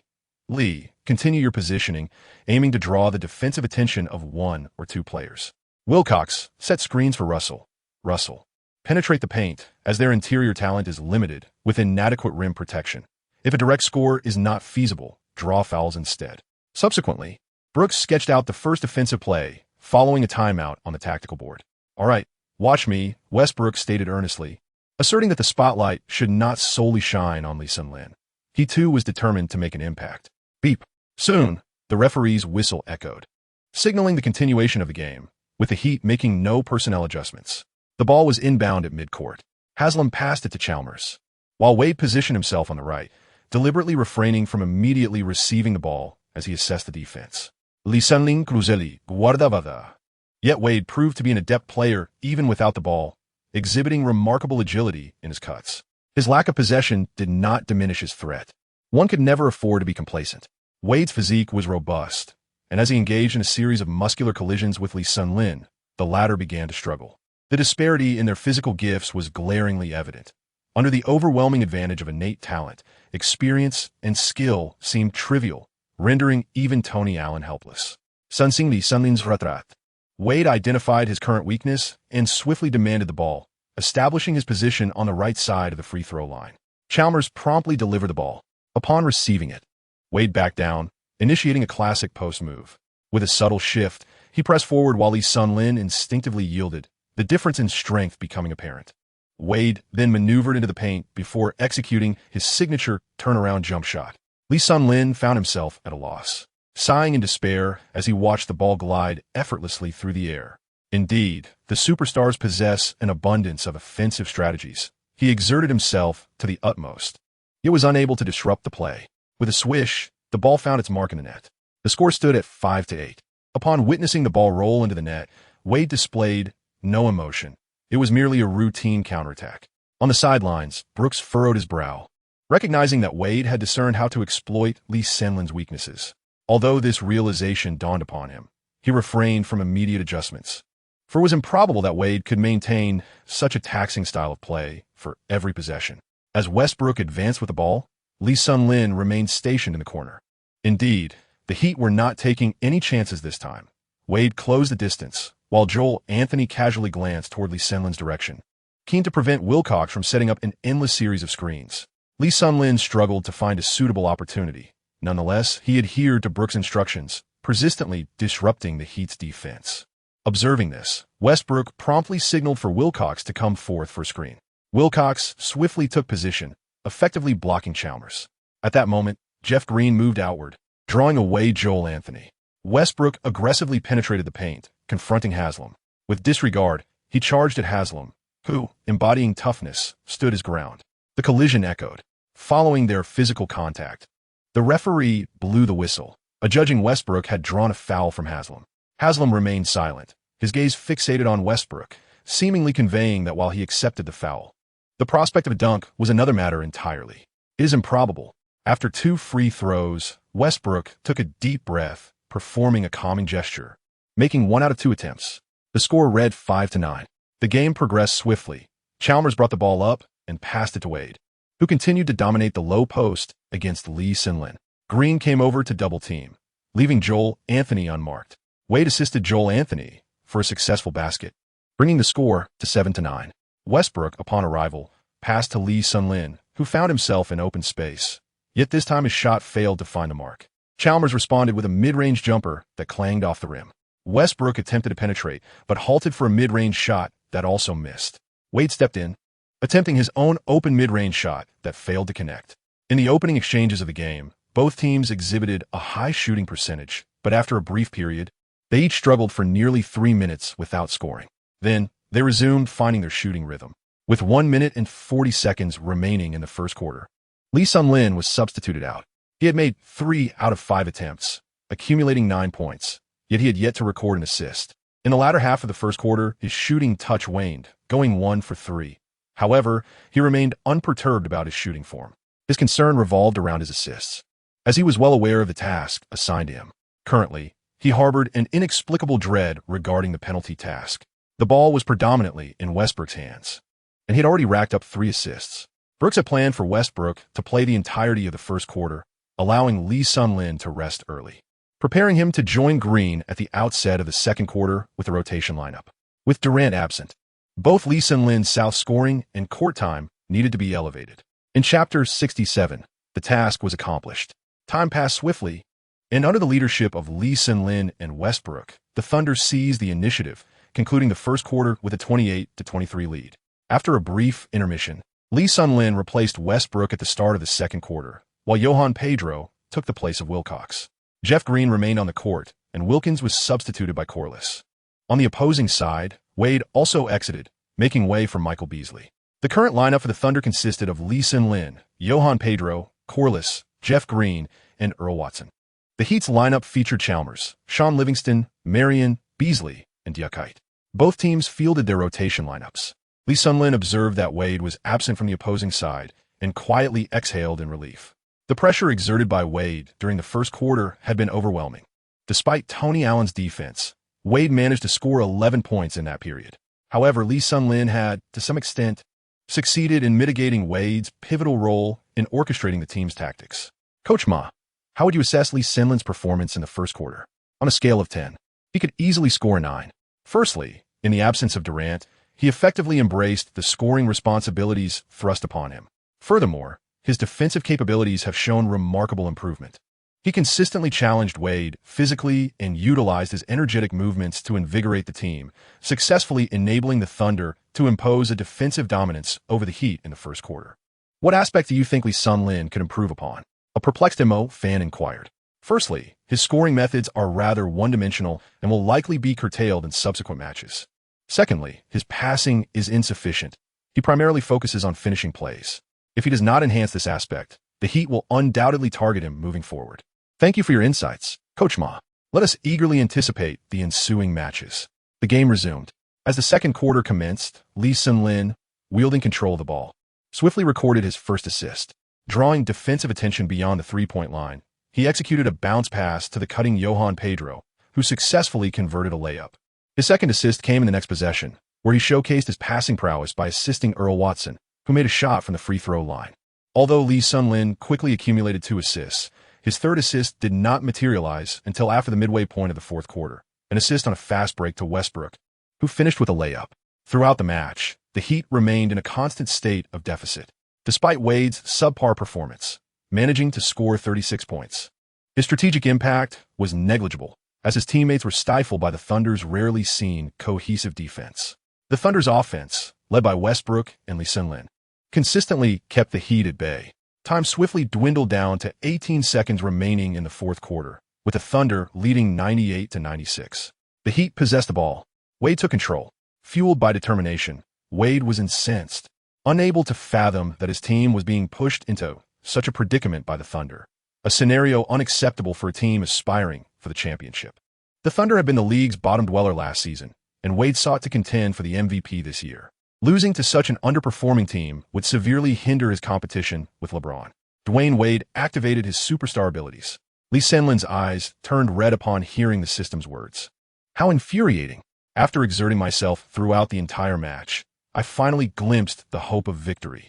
And you choose this moment to unleash your wrath? To activate the second skill of SS at such a crucial time? Lee Sun-lin was indignant.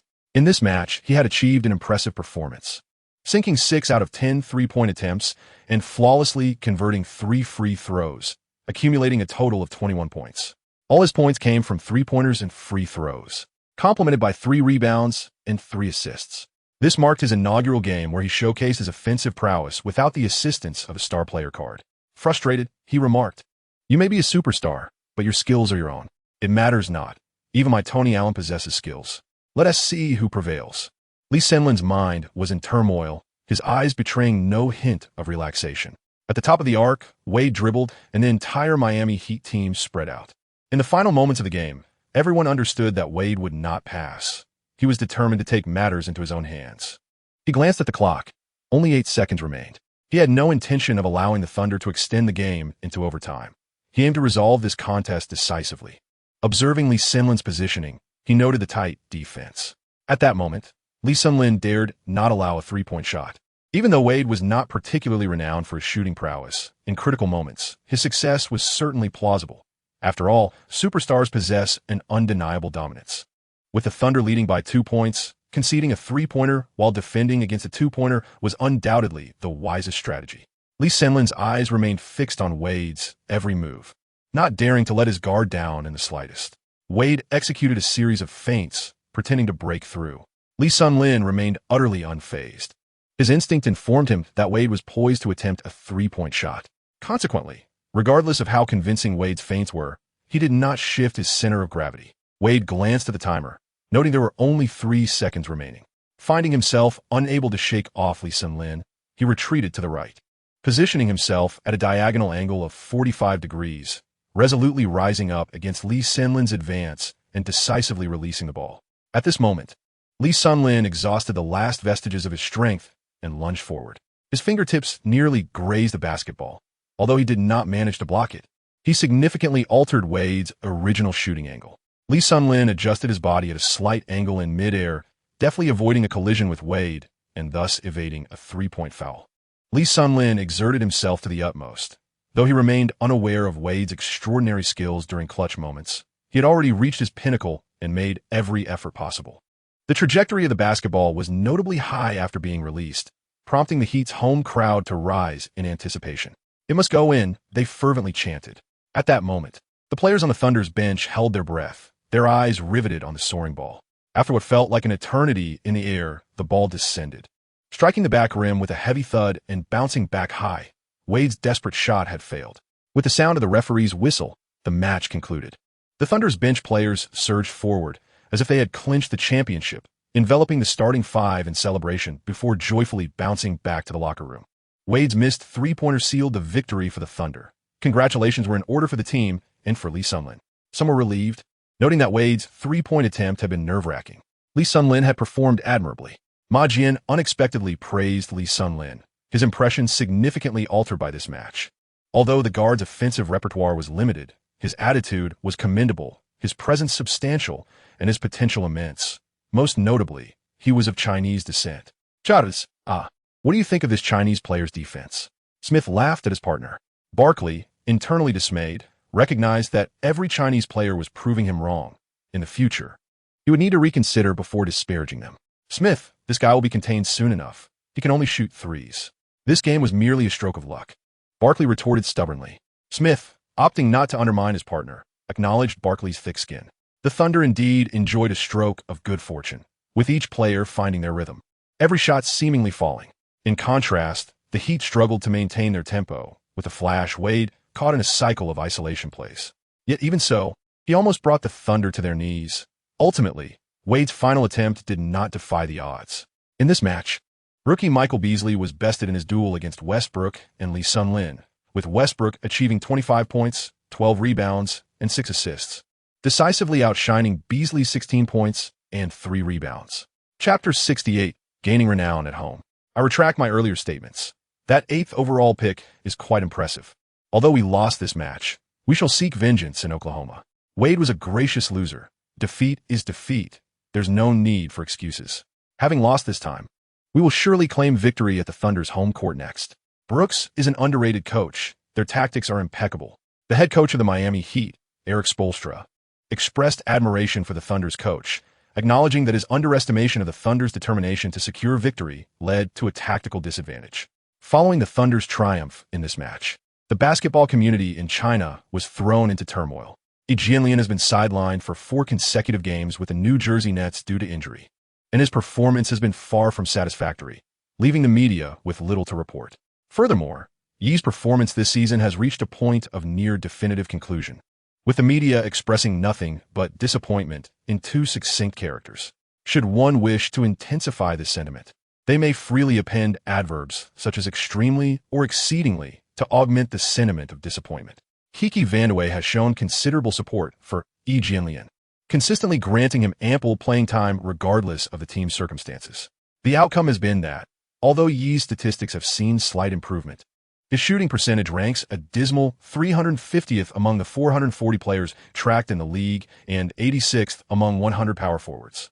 Among players logging over 30 minutes of playtime, he possesses the lowest true shooting percentage in the league, rendering him arguably the worst starting power forward without the need for qualifiers to soften the blow. As for Yi's defensive capabilities, they have proven even more challenging for the media to praise. Observers sometimes perceive Yi as frequently committing fouls while attempting to assist on defense against mismatched opponents, attributing blame to his teammates. However, a closer examination reveals that his so-called help defense often appears more as a result of passive positioning, allowing the players he is tasked with guarding to operate freely, and he struggles to contain mismatched opponents, resulting in a complete lack of effectiveness. With a lackluster offense and unremarkable defense, it is further disheartening that he has also been hampered by health issues this season, having missed multiple games and amassing a record of 39 absences in just 2 years in the league. What remains of such a player, aside from commercial value? The domestic media's disappointment in Ginobili is palpable, with netizens having taken to calling him Space E with fervor.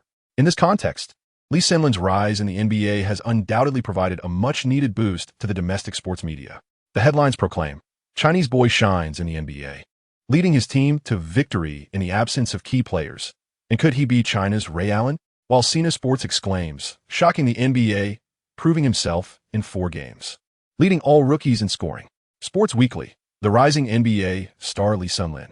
Renowned media outlets, both domestic and international, have bestowed high praise upon Lee Sunlin. At this moment, they meticulously analyze his remarkable performances, such as scoring 25 points in a single quarter against the Lakers, 31 points against the Bobcats, and 21 points in a game against the Heat. As soon as the match concluded, a series of fortunate coincidences unfolded. Lee Sunlin has emerged as the first Chinese guard to establish his worth in the NBA. News about Lee has dominated the headlines of major sports media outlets, with numerous journalists poring over game footage to unearth insights from his past experiences. His graceful playing style, coupled with his striking appearance, has catapulted him to fame. He has captivated female fans across various age groups. Regardless of their interest in basketball, many are compelled to collect posters of him in his jersey, holding a basketball, and eagerly share their admiration for their newfound idol with friends. Consequently, Lee has garnered a devoted following online, affectionately referred to as die-hard fans by later generations. These admirers may not follow the game closely, but their admiration for him is undeniable. Most media outlets assert that if Lee maintains this level of performance throughout the season, he will undoubtedly become the successor to Yao Ming in the realm of Chinese basketball. Upon returning to his hotel and reflecting on the news, Lee cannot help but smile wryly. What are they talking about? Successor to Yao Ming? The next Ray Allen of China? This is a recipe for self-destruction. I've only played a handful of games, and they're already elevating me to such heights. Why not claim I've soared into the skies and am now shoulder to shoulder with the sun? I can barely rate myself. Yao Ming is at least an S, perhaps even SS level. How can I possibly compare? Lee Sunlin feels quite helpless. The domestic sports media exhibits this consistent behavior. Ginobili must be exhausted by it as well. When he performs excellently, they elevate him to the heavens. Yet when he falters, they cast him into the depths of despair. One merely needs to observe the comments beneath the news about the great sage to understand the current trend. It seems that the prevailing atmosphere in the country is to belittle the great sage while extolling Lee Sunlin. Lee Sunlin glanced around and discovered that nearly every piece of news about him was accompanied by a throng of adoring fans who seemed to fawn over him without restraint. Their youthful exuberance resembled that of fans enamored with the emerging stars of subsequent generations. The sight of these animated figures left Lee Sunlin feeling quite exasperated. This evening, He would take a respite in Miami before boarding a flight to Cleveland the following morning, where the Thunder would face off against the Cavaliers, a team featuring the illustrious LeBron James. Lee Sun-Lin reclined upon his bed, activating the system panel. Throughout the competition today, he had been greeted with a series of persistent chimes, and the system had delivered numerous notifications. At last, he could take a moment to thoroughly examine his spoils. The icons for achievements, tasks, and items gleamed brightly, indicating fruitful rewards. Upon selecting the achievement icon, he discovered that he had accomplished a milestone by successfully executing a block against a superstar of S rank or above for the first time, an achievement that granted him 2 experience points. This notification had been triggered during the first quarter when he blocked Dwyane Wade. Next, he opened the task icon, revealing that he had completed the 3 assist tasks he had accepted prior to the match, earning an additional experience point. With the tasks fulfilled, Lee Sun-Lin exhaled deeply. He had finally avoided failure. He feared the repercussions of penalty tasks.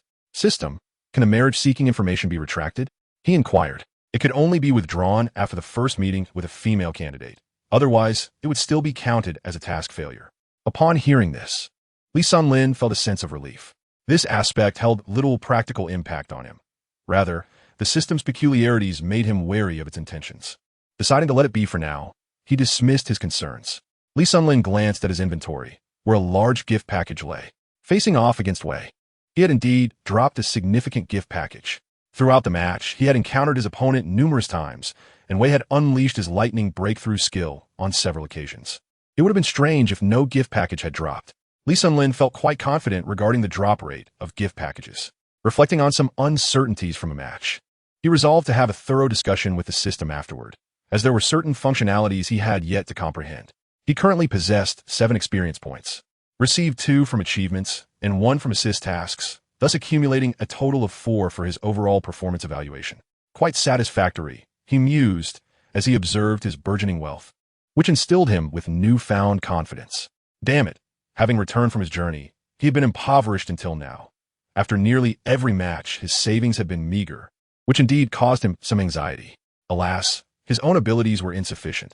He could only rely on the system's star player to make up for it. Chapter 69, Leveling Up and Lottery Draws. Lee Sun-Lin gazed at the grand gift for a while before hastily opening it. Experience points, 3. Indeed, this magnificent package yielded experience points once more, indicating that acquiring experience points is a high probability occurrence, while skill cards remain exceedingly elusive. Lee Sun-Lin glanced at his inventory, realizing he now possessed 10 experience points. What a windfall. This match had truly been lucrative. He thought to himself that he would take the time to thoroughly examine which attributes he could enhance. System, were the requirements to elevate AC rating to AB. Although Lee Sun-Lin has yet to directly advance to C, he could not help but inquire further. It is known that prior to reaching B grade, attributes can only be enhanced up to 70. When all attributes attain the level of 70, 1S evaluation can be elevated to B grade. What about advancing to B? Lee Sun-Lin pressed on. You must first reach B before we discuss that. The system responded with a hint of pride, refusing to divulge any further information. Very well, Lee Sun-Lin conceded, as he was not in a rush. After all, he still had a long way to go. He had only required 4 matches to ascend from C to C. However, the subsequent upgrades would undoubtedly become increasingly challenging, and it certainly would not be as swift as this time. This particular advancement had greatly benefited from the initial reward of 20 experience points. Lee Sun-Lin also sensed that the system was utilizing these experience points to enhance his innate talents incrementally, continually elevating his limits and liberating his physique from the constraints typically associated with individuals of Asian descent. System, what are the functions of Wade's 2 skills? Lightning Breakthrough, when activated, maximizes speed with a success rate of 90% for breakthroughs. After successfully surpassing an opponent, the shooting accuracy within 5 seconds rises to 90%. And it can be triggered multiple times within a single game, though the conditions for activation remain unknown. Superstar Moment, an SS-level exclusive skill for star players, has a certain probability of activation during a tightly contested game. Once triggered, it enhances relevant attributes for one-on-one situations by 20, elevates shooting accuracy to 80, and negates interference. Upon hearing this, Lee Sun-Lin broke into a cold sweat. The second skill of this SS-level star was indeed formidable. However, he pondered whether the second skills of other SS-level stars were equally impressive or retained their unique characteristics. The Lightning Breakthrough was somewhat manageable. Yet interference could potentially have the shooting accuracy. Fortunately, Wade's superstar moment activated only during the final attack, and by sheer luck. Lee Sun-Lin encountered the 20% chance of missing shots, which ultimately led to Wade's failure in the clutch. While Wade's two skills may not seem as overwhelming as those of Westbrook and Durant at first glance, a closer analysis revealed they were not lacking, particularly because of their ability to be triggered multiple times. This aspect rendered them more practical than the duo's skills. Lee Sun-Lin thoroughly enjoyed the prowess of Wade's flash during the game that night. Once Wade activated his skill, Tony Allen's suffocating defense was instantly breached. The opponents, having been overwhelmed, contributed to the team's victory through collective effort. Regarding the skill rage of the Turtle, it was commendable if Westbrook could activate it all. The Fury had a temporal aspect. However, who could predict when he would be in a good or bad mood? When he was in high spirits, it often failed to activate. As for Durant, it typically triggered only once per game, and he had never witnessed it activating twice. After much contemplation, it could only be concluded that each skill possessed its unique characteristics, making it impossible to determine superiority. Wade's second skill was indeed impressive. Had it not been for an unfortunate stroke of luck at the end, the Thunder could have been defeated solely by Wade. Such is the essence of greatness. A singular player can significantly influence the trajectory of an entire team's performance, affecting the outcome of matches. Even in the most adverse situations, there remains a chance for a turnaround.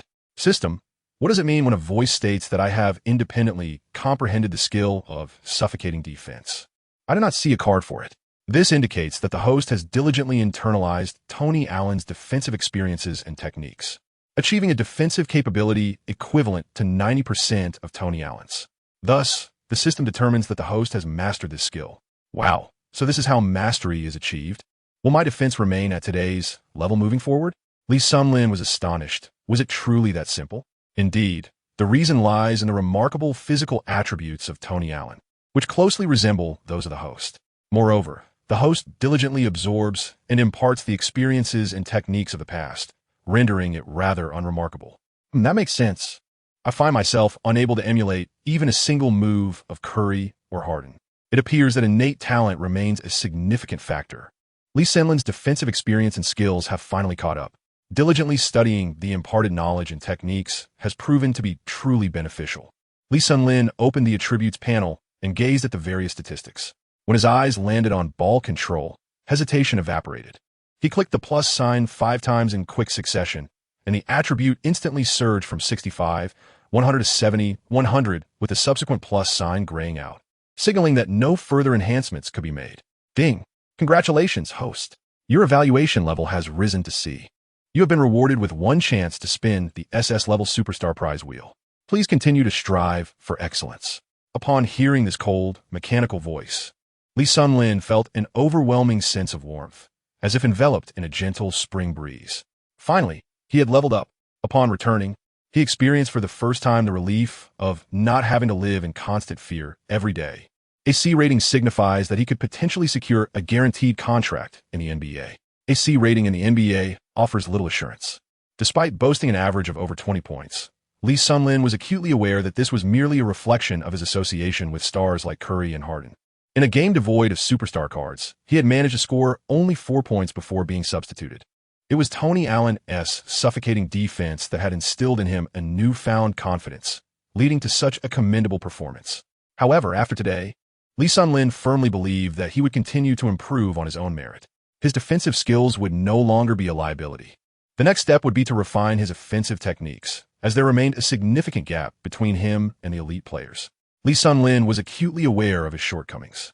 In today's match, the Miami Heat initially underestimated him, allowing him to sink 3 consecutive three-pointers.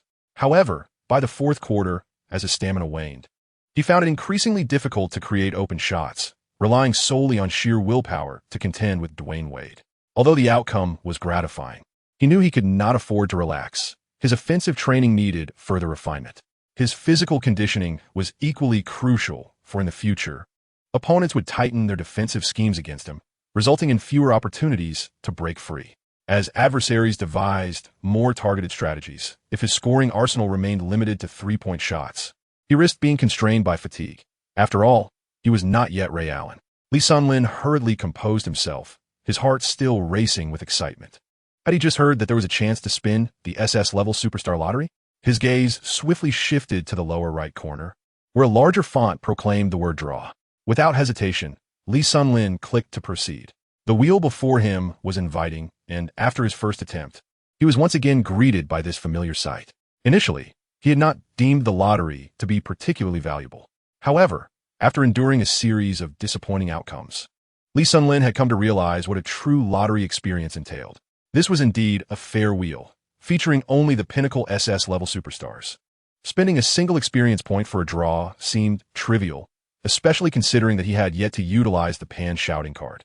The Grand Wheel still showcased 12 segments, adorned with the names of legends: Kobe Bryant, James Harden, Chris Paul, Stephen Curry, Russell Westbrook, Derrick Rose, and Steve Nash.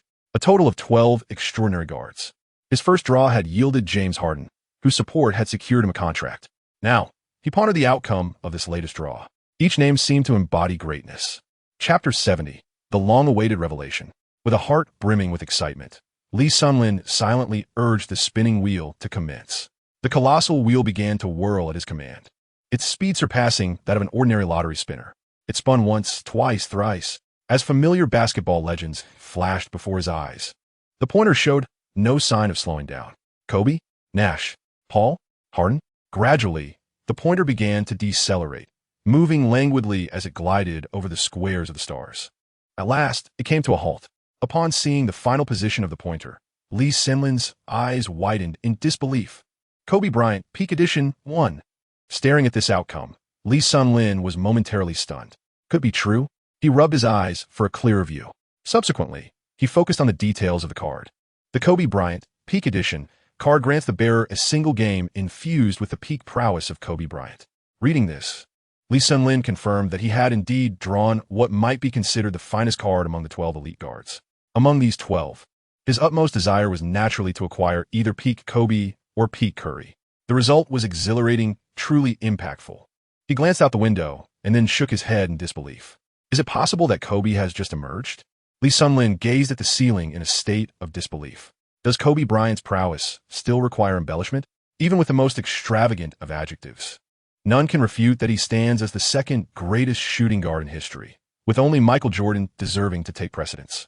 The legendary 81 points scored against the Raptors, the astonishing 62 points within 3 quarters against the Mavericks, a streak of 4 consecutive games surpassing 50 points, and a season tally of 10 such performances, each accolade and record attest to his greatness, undeniably making him the closest to Jordan since the 20th century.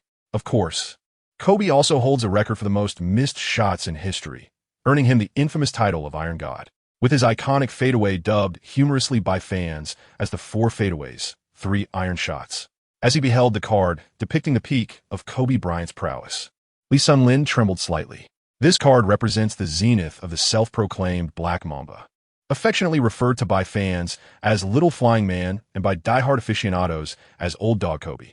Is this card reflective of the 81-point performance?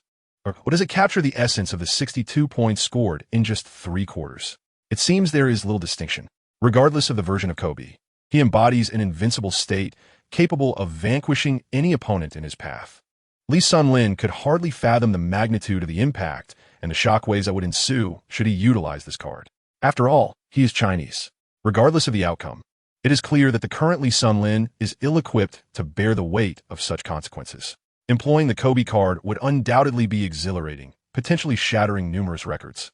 While replicating the extraordinary feat of scoring 81 points may be improbable, surpassing 60 points should not pose a significant challenge. However, what lies beyond that? The repercussions of such an achievement are far beyond what a player of Lee Sun-lin's current caliber, rated C, can withstand. His offensive arsenal is rather one-dimensional. Should defenders approach him with the same intensity reserved for Kobe, viewing him as a primary target to dismantle, Lee Sun-lin would likely face playoff-level defenses night after night, which would be daunting. In contrast, if Dwyane Wade were to score 60 points, no one would question or challenge him, for he is a bona fide superstar with inherent abilities that allow him to excel even under relentless defensive pressure. Yet, Lee Sun-lin has not reached that echelon. Should he manage to score over 60 points, every tenacious defender would be eager to challenge him, and every aspiring player would take pride in proving themselves by overpowering him. Can Lee Sun-lin withstand such consequences? Clearly, he cannot. If this continues, it won't be long before Lee Sun-Lin himself collapses. Had it not been for Tony Allen tonight, Dwyane Wade might have scored over 50 points, such as the extent of Lee Sun-Lin's defensive capabilities. If he employs the Kobe card, the aftermath could be overwhelming.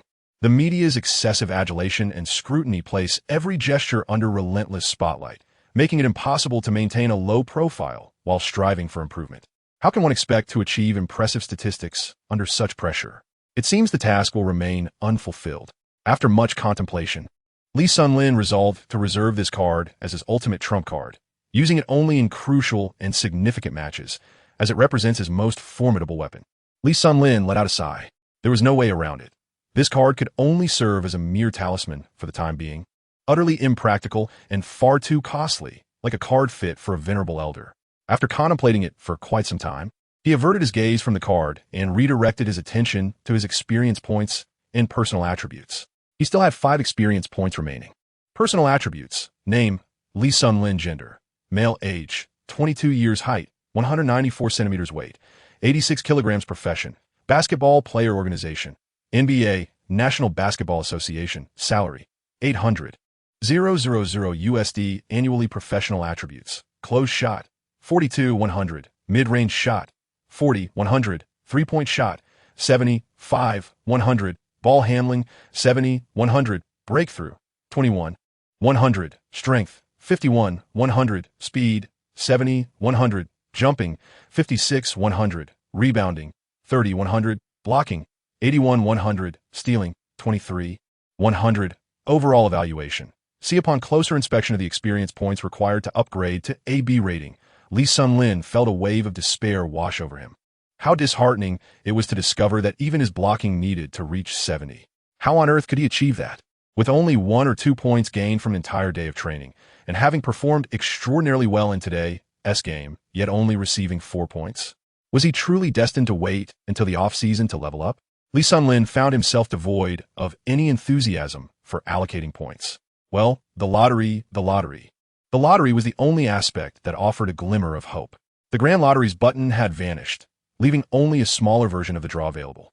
After experiencing the thrill of the previous draw, Lee Sun-Lin gazed at this lottery with increasing dissatisfaction. This subpar lottery paled in comparison to the exhilarating wheel he had just encountered. Alas, he had no choice but to settle for this meager draw, comprising 120 slots filled with a plethora of thank you for participating. Lee Sun-Lin's enthusiasm was rather subdued. He took a draw, consuming a bit of energy. The pointer on the familiar spinning wheel began its well-known rotation. 1 circle, 2 circles, 3 circles. The pointer finally came to a halt on the green card. Jeanmon, extract fencing technique card. He gazed at this fencing technique card. Lee Sun-Lin no longer wished to offer any commentary or express his emotions. Silently, he clicked on the lottery once more, hoping for another chance. The hour hand moved from 4 to 3, spinning swiftly, maintaining a familiar rhythm and pace. The same well-known position emerged again. Thank you for your patronage. Has fortune finally deserted him? Lee Sun-Lin was skeptical. From 3 to 2, he continued. For the 3rd time, the roulette once again showed no mercy, landing once more on thank you for your patronage. After wasting 3 experience points, Lee Sun-Lin finally came to the conclusion that his luck had indeed run out today.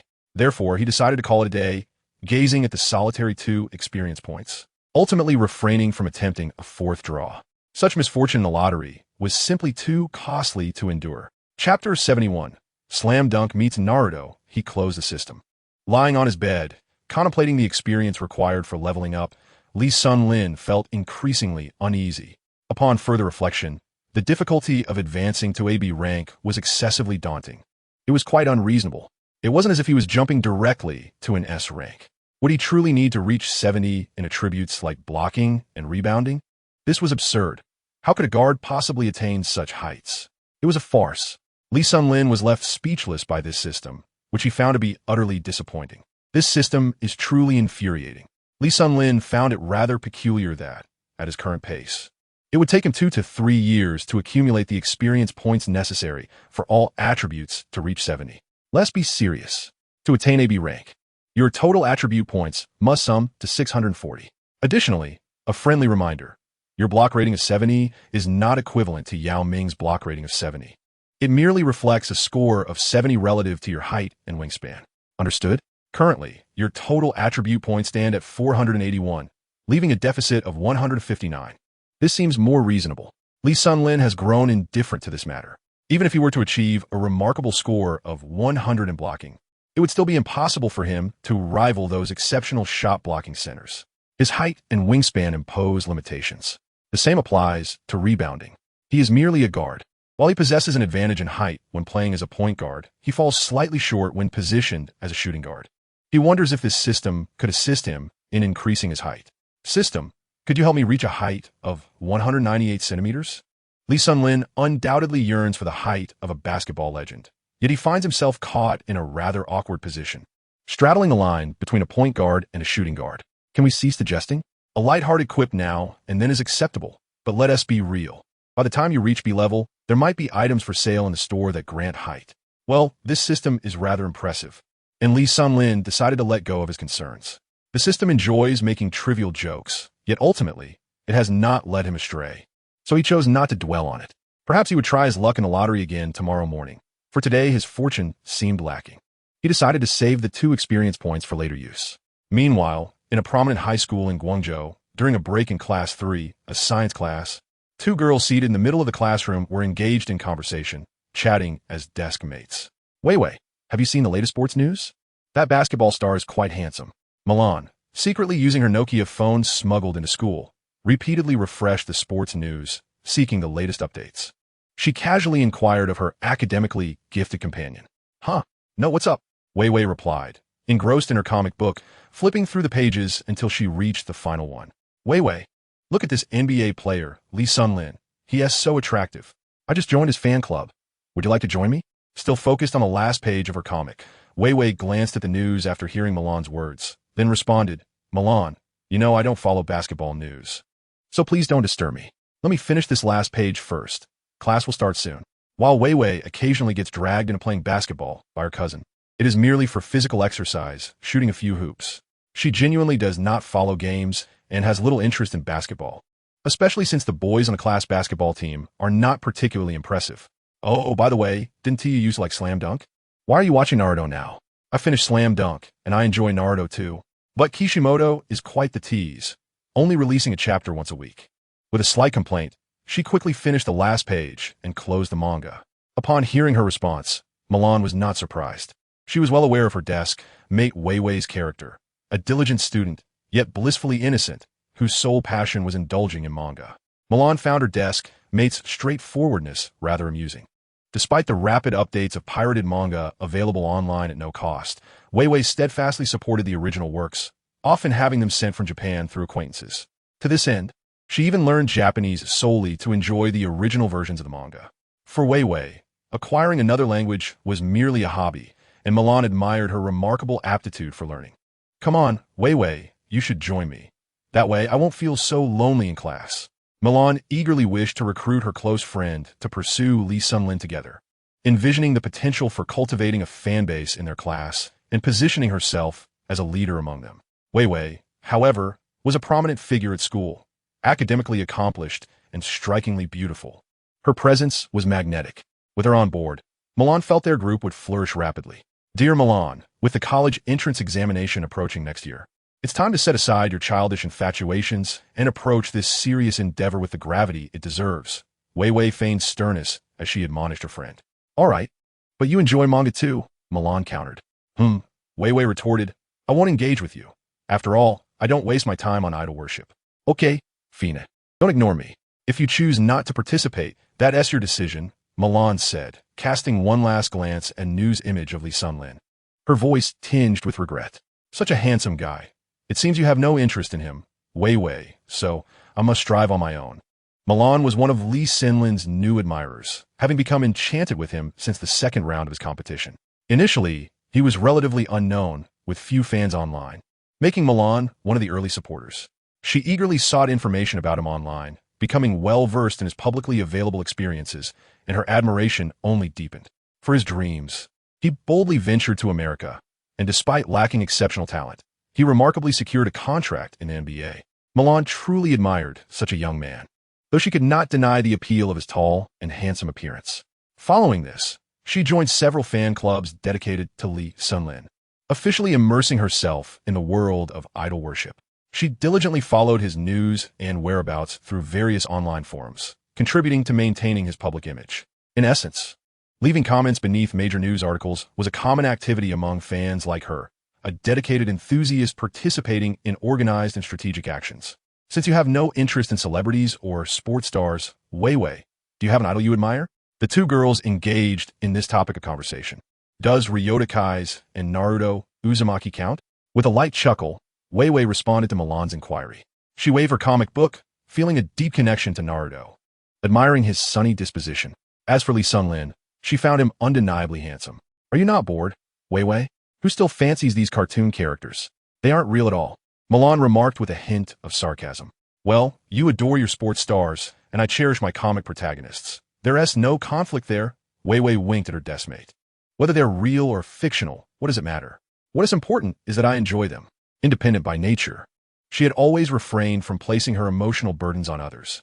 With the loss of her mother, her family had become her utmost priority. All right then, tomorrow, I shall purchase his poster and adorn my desk with it, Milan declared gleefully, eager to spend every day with Lee Sunlin. Aren't you afraid of being reprimanded by Xiao Zhang? Weiwei inquired, eyeing her audacious classmate. Xiao Zhang, the discipline director, was notoriously strict about maintaining academic decorum and would never permit students to display celebrity posters on their desks, even if it means having it for just a day. I wouldn't mind if it gets torn down. I fear nothing when it comes to my fandom, Milan boldly proclaimed. Chapter 72. The pinnacle of 3D fine, Weiwei conceded. Realizing further attempts to dissuade her friend were futile. Everyone has their own preferences, and as long as they don't affect others, no one has the right to interfere. Weiwei, you're heading to America soon, right? I'm so envious. Being in your senior year and still able to travel. Don't forget to bring me a gift. Actually, I'm going for a competition, so I won't have much time for leisure. But don't worry, I won't forget you, Weiwei replied. Their bond strong after 3 years as desk mates. The school bell soon rang, bringing their delightful conversation to a close. The next morning, Lee Sunlin woke early, splashing water on his face, as if to wash away the misfortunes of the previous day. He then returned to bed, activating his system panel. Time for the lottery. Skillfully, he opened the lottery interface, anxiety creeping in as he noted he only had 2 experience points remaining. His impulsiveness the night before had cost him 3 points for 3 thank you for your patronage. Surely, his luck would be better today. Watching the experience points dwindle from 2 to 1, he felt a twinge of apprehension. Lee Sunlin's heart skipped a beat as the roulette began to spin. 1 turn, 2 turns, 3 turns. The pointer finally halted in the blue zone. Well, after a brief slumber, fortune smiled upon him. While it was not the utmost luck, at least it was an improvement from a string of thank you for your patronage disappointments he had experienced the previous day. Having encountered the likes of Curry and Kobe, Lee Sunlin now exuded an air of calmness. Aside from the possibility of drawing Michael Jordan, he felt he could face any star player with equanimity. Shifting his focus to the item inventory, he found a card featuring Klay Thompson, peak. Utilizing this card would grant him a singular embodiment of Klay Thompson's peak performance during a single quarter. Upon reading the description, Lee Sunlin remained unperturbed. Thompson's peak performance was undoubtedly that legendary game where he scored 37 points in a single quarter. Thompson was undeniably a formidable star player, and any team facing the Warriors would be remiss to neglect him, often resorting to double-teaming him, lest they fall victim to his lethal 3-point shooting. Yet, it must be acknowledged that Thompson, as a member of the Splash Brothers, garnered far less attention throughout his career compared to Curry, and even among the Warriors' quartet of stars. He generated the least discourse. Within the Warriors system, Thompson was not required to undertake extensive responsibilities. His primary contributions were his 3-point shooting and defense, which masked many of his shortcomings. For instance, Thompson's ball handling skills were not particularly exceptional. In the Warriors lineup, with Curry and Durant capable of handling the ball, opportunities for Thompson to showcase his dribbling and playmaking abilities were scarce. Even during moments when both stars were absent, Green frequently orchestrated the offense from the top of the arc, while bench players like Iguodala and Livingston often created offensive opportunities, leaving Thompson with limited chances to dribble or penetrate. Consequently, Thompson's chief role within the Warriors was that of a sharpshooter. His off-ball movement and 3-point shooting constituted one of the team's sharpest weapons. Particularly when Curry and Durant struggled to find their rhythm, Thompson frequently emerged as the savior, rescuing the team in crucial moments. Simultaneously, He served as the team's defensive stalwart. If Curry faced a guard with exceptional penetration skills or superior physical attributes, Thompson typically assumed the primary defensive role, alleviating some of the pressure on Curry, and his defensive prowess often surpassed that of Curry. If one were to assess Lee Sinlin's evaluation of this card on a scale of 100, it would undoubtedly earn a commendable score of 80. This card represents a premier 3D player. When Lee Sinlin employs this full embodiment superstar card, his own skills become irrelevant, as his attributes are entirely transformed to mirror those of the superstar. This presents one of the inherent drawbacks of the superstar card. Should there come a day when Lee Sinlin's multiple attributes exceed those of the superstar, utilizing the embodiment card may, in fact, hinder his performance. For instance, if he activates Klay Thompson's card, his assist capabilities would significantly diminish due to the absence of the King of Dimes.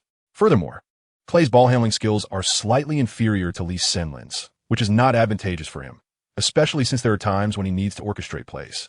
Nonetheless, should he opt for this card, it would likely alleviate the necessity to direct the team's offense, as a scoring prowess of 37 points in a single quarter allows for a more liberated approach to shooting.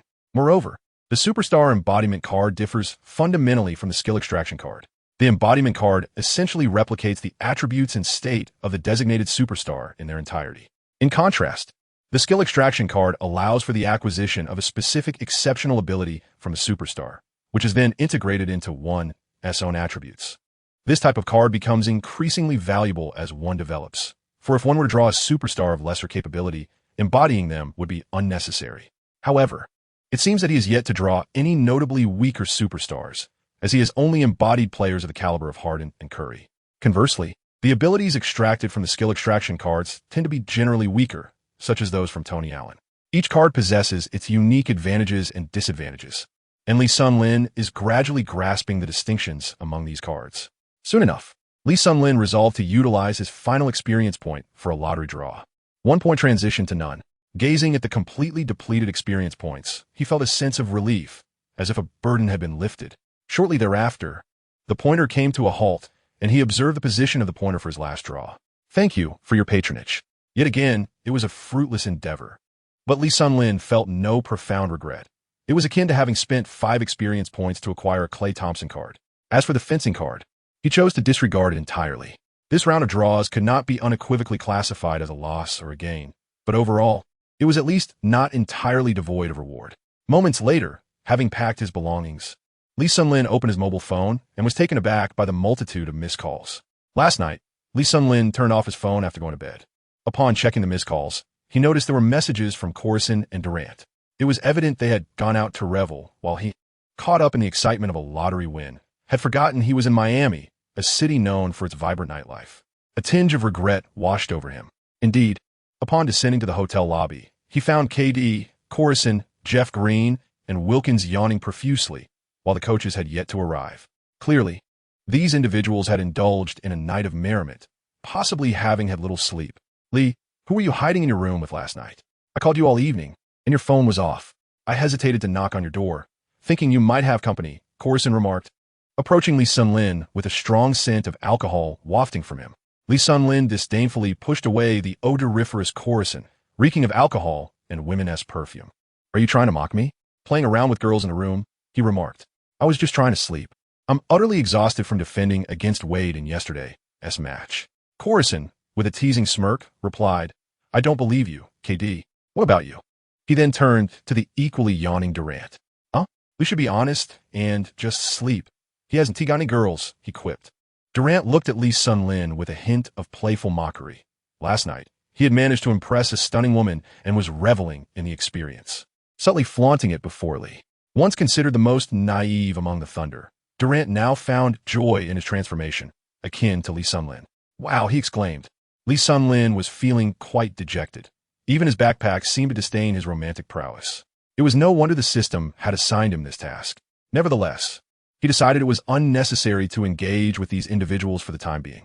Shortly thereafter, the coach arrived, and the entire Thunder team gathered. The next destination, Cleveland. Chapter 73, I will personally monitor. The flight lasted 4 hours, taking them directly from Miami to Cleveland. The distance between the two cities exceeded 1,000 kilometers, not particularly close, yet not excessively far either. The match was scheduled for the following day. Thus, the Thunder had planned a tactical training session for the afternoon with no intense drills, as they had just played a game the previous day, primarily focusing on recuperation.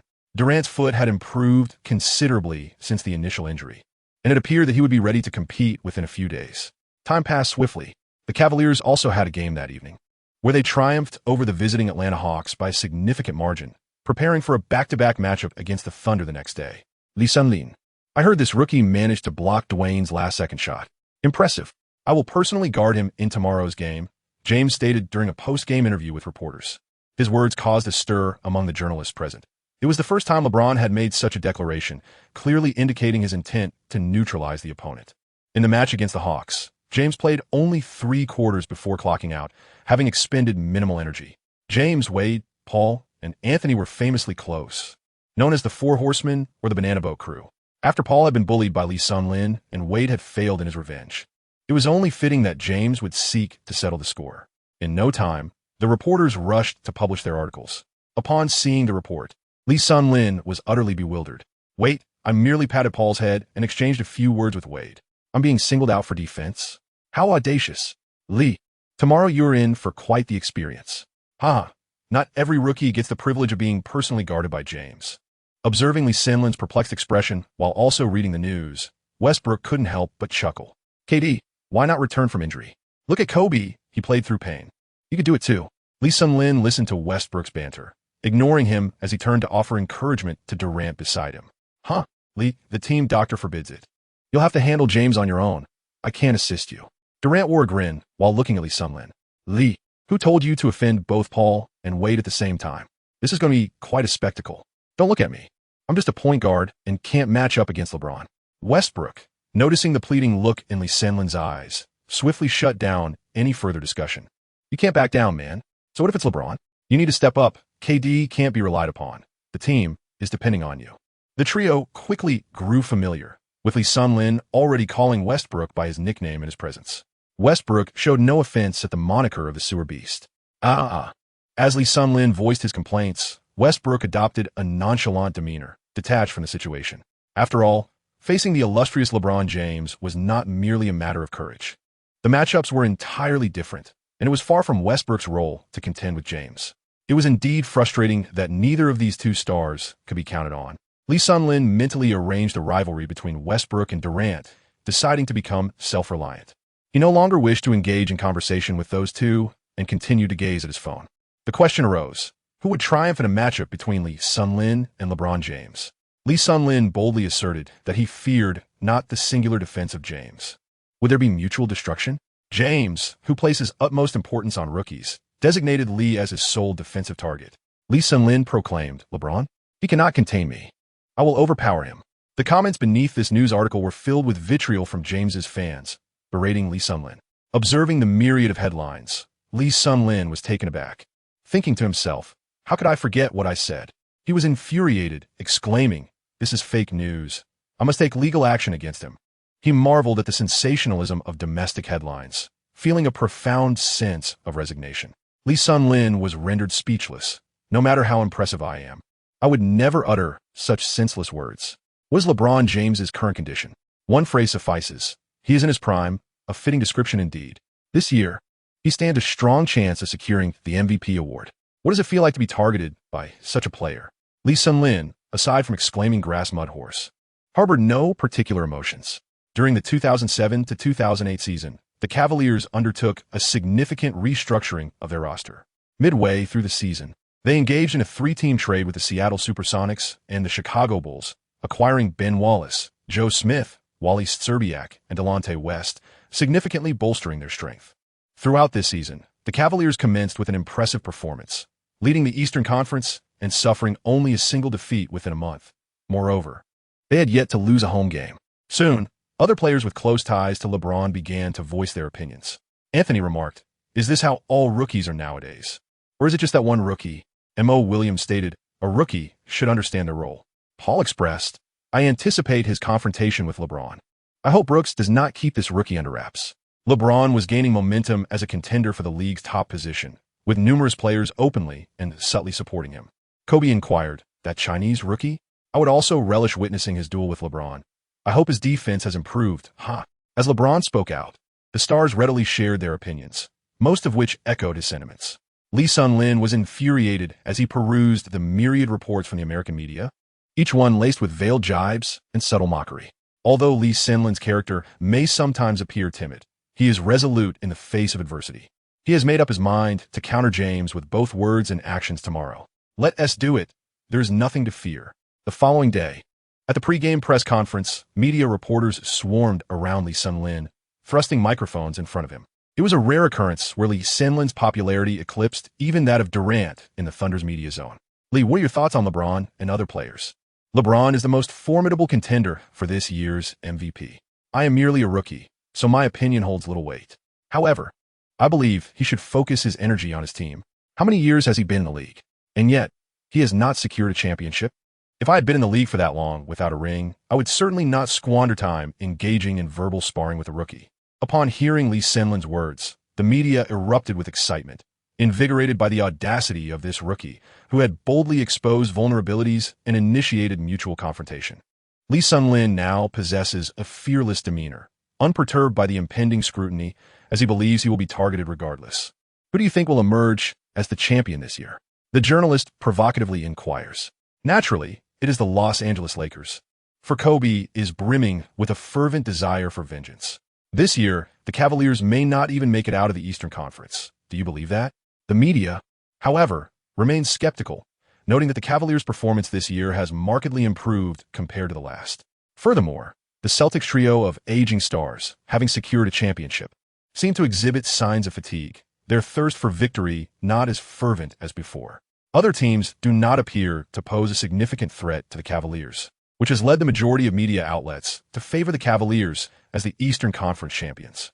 What do you think LeBron must do to secure a championship? The media presses on. He simply needs to defeat the Western Conference champions or win 16 games in the playoffs. As for how he might achieve that, you should ask LeBron himself to consult me. It is quite frustrating to have been in the league for so long without a championship. Haha. A group of foolish journalists. I would tell you, did James really need to team up with Wade and Bosh in 2010 to finally capture a championship in the second year? The media below was left in stunned silence, realizing they had been outwitted by a rookie. Who didn't he know that? Is this rookie foolish enough to suggest such a thing? LeBron would never act in such a manner. He must be out of his mind. Nearby, Durant and Westbrook were also taken aback. How audacious of Lee Sun-lin. Yet, upon hearing his words, they felt a sense of satisfaction. If the Thunder cannot win a championship, then neither will the Cavaliers. Well, let us conclude today's interview here. Observing the topic spiraling out of control, the Thunder's PR manager promptly began ushering the journalist away, subtly signaling Westbrook and Durant to step in and divert the attention. Though it has yet to be officially released, I still hope everyone will check it out on the original site. A quick search on Baidu revealed rampant piracy, aside from the original site. An overwhelming number of unauthorized websites are concurrently serializing it. Even Baidu can uncover this, and while I have no desire to comment on the values of these enterprises, it is disheartening. I sincerely hope everyone supports the original works, as creating content is no easy feat. Each recommendation, each collection, and every token of appreciation serves as a driving force for writers to forge ahead in their creative endeavors. At 12:01 a.m., a chapter unfolds. Chapter 74, The Cleveland Cavaliers. Following the conclusion of the interview, the Thunder players donned their training attire and arrived early at the Rocket Mortgage Fieldhouse to acclimate to the venue. Coach Brooks, prior to the warm-up, reiterated the strategies laid out the previous day. In essence, it was still a matter of Lee Sun-lin and Westbrook taking turns. Whoever was not matched up against James would assume the role of the primary scorer. The strategy was straightforward, and Brooks had no illusions about securing a victory, especially in such a daunting away arena. Thus, the preparations were swiftly concluded. Before long, the players began their warm-up routines, with Lee Sun-lin diligently practicing his fadeaway jump shot. On the Cavaliers' side, only James had arrived early to engage in his warm-up exercises. Despite their fierce rivalry in front of the media, upon encountering one another, both chose to disregard the other. It was inconceivable for either to lose face by engaging in a scuffle. Both were individuals of considerable stature and reputation. Actions, after all, speak louder than words, and player grievances are resolved on the court. Observing James train alone, Lee Sun-lin couldn't help but feel a twinge of sympathy for him. Just glance at the supporting cast surrounding him. It is truly no easy feat for him to lead this group to such accomplishments. It is no wonder he yearns to form alliances in 2 years' time. Carrying the weight of the team alone is indeed exhausting. Setting aside personal grudges, James undeniably ranks among the top 5 players in NBA history. Entering the NBA as the first overall pick in 2003, he demonstrated extraordinary dominance from his rookie season.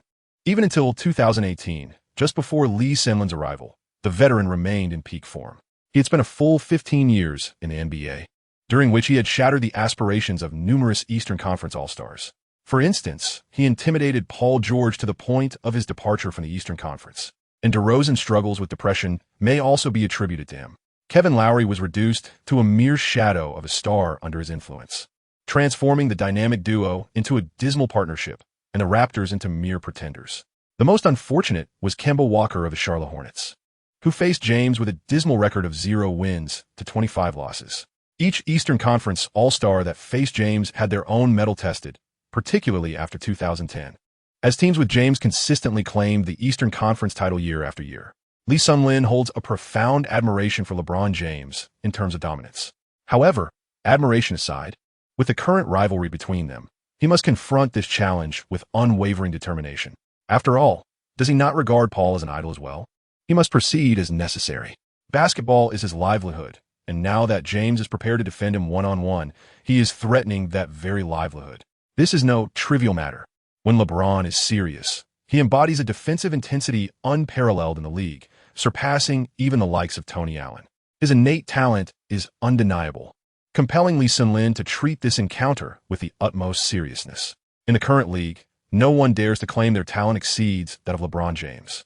Even Kevin Durant, the leader of the Thunder, would require a couple of years before he could be compared to James. What of Lee Hsien-Loon, a mere C rookie? Were it not for his connection with Paul and his recent victory over Wade, James might not have even acknowledged his existence. What does it matter if he averages over 20 points as a rookie? LeBron is of MVP caliber. Thus, this battle will undoubtedly be a formidable challenge for Lee Hsien-Loon. As Lee Hsien-Loon's performance gains momentum, CCTV-5 has begun to take notice of his games. Today, with the Thunder facing the Cavaliers and it being Saturday, CCTV-5 unhesitatingly chose to broadcast the match live. Consequently, unbeknownst to Lee Hsien-Loon, he was placed before a national audience. Veteran NBA fans have recognized him, while younger audiences who frequent the internet have come across sports news highlighting this promising Chinese rookie making waves in the NBA. However, many middle-aged and elderly individuals, along with younger students who do not frequently engage with the internet, remain unfamiliar with Lee Hsien-Loon. The live broadcast of the Thunder vs. Cavaliers match on CCTV-5 will undoubtedly elevate his domestic profile significantly. Many young basketball enthusiasts, lacking mobile phones, rely on television to watch the NBA. Coincidentally, on a Saturday, many found themselves in front of the television, tuning into CCTV-5 to enjoy the basketball game. They were entirely unaware that this Chinese player was competing in the NBA, and for many students watching from home, it was their first encounter with Lee Hsien-Loon, the rising Chinese rookie known for his electrifying performances. Director Zhang, this game seems somewhat different. Why is the American media so attentive? Veteran CCTV-5 commentator Sun Zhangping inquired of guest Zhang Weiping. Haha, it's because there was quite a heated exchange between the teams prior to the game, Zhang Weiping replied calmly. Oh, what was the cause? Please enlighten our audience. Director Sun feigned ignorance and prompted. The situation is rather intricate, primarily revolving around the verbal sparring between Lee Hsien-Loon and LeBron James. Sun Jinping had grown accustomed to watching Yao Ming's games. Yao Ming, a paragon of virtue, embodies the admirable qualities of the Chinese people: humility, integrity, and resilience. In stark contrast stands Lee Hsien-Loon, a figure notorious for his penchant for controversy. When Sun Jinping first heard of Lee Hsien-Loon, he found him quite intriguing, noting his distinctive personality. With ample time before the match commenced, Coach Zhang began narrating stories from Lee Hsien-Loon's encounter with Paul. The national audience, captivated by Coach Zhang's storytelling, quickly grew interested in the unfolding narrative. Many unaware of the backstory, Lee Hsien-Loon appeared to be quite different from Yao Ming, exuding a flamboyant persona, while Yao Ming played the game with utmost decorum. This newcomer to the NBA had already managed to offend Paul, triumph over Wade, and draw the ire of LeBron James.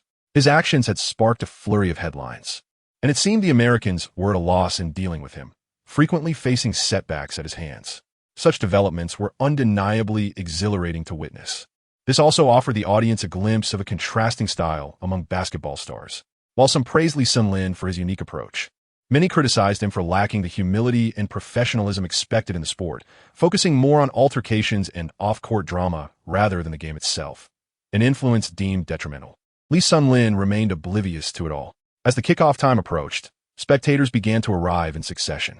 It must be said that although the Cleveland market is relatively modest, the Cavaliers' remarkable record of 22 wins and 4 losses, coupled with their undefeated streak at home, has rendered the seats at the Rocket Mortgage Fieldhouse completely filled, far surpassing the lively atmosphere of the Thunder's home at the Ford Center. Lee Sun-lin was still warming up, although the match had yet to commence. The moment he received the ball and attempted a shot, the audience began to boo. Lee Sun-lin, unfazed by the jeers of the crowd, felt an unsettling thrill and was prepared to provoke the audience, fully aware that they could not confront him on the court.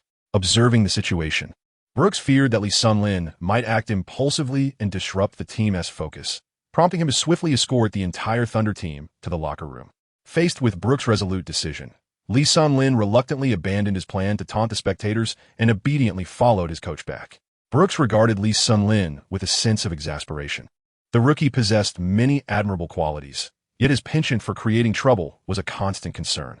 He was aware of the pre-game antics, but felt powerless to intervene, opting instead to have public relations coordinate with the media to shift the focus away from Lee Sun-lin. Too much attention on the rookie was undoubtedly detrimental. It appeared that their efforts had yielded little effect.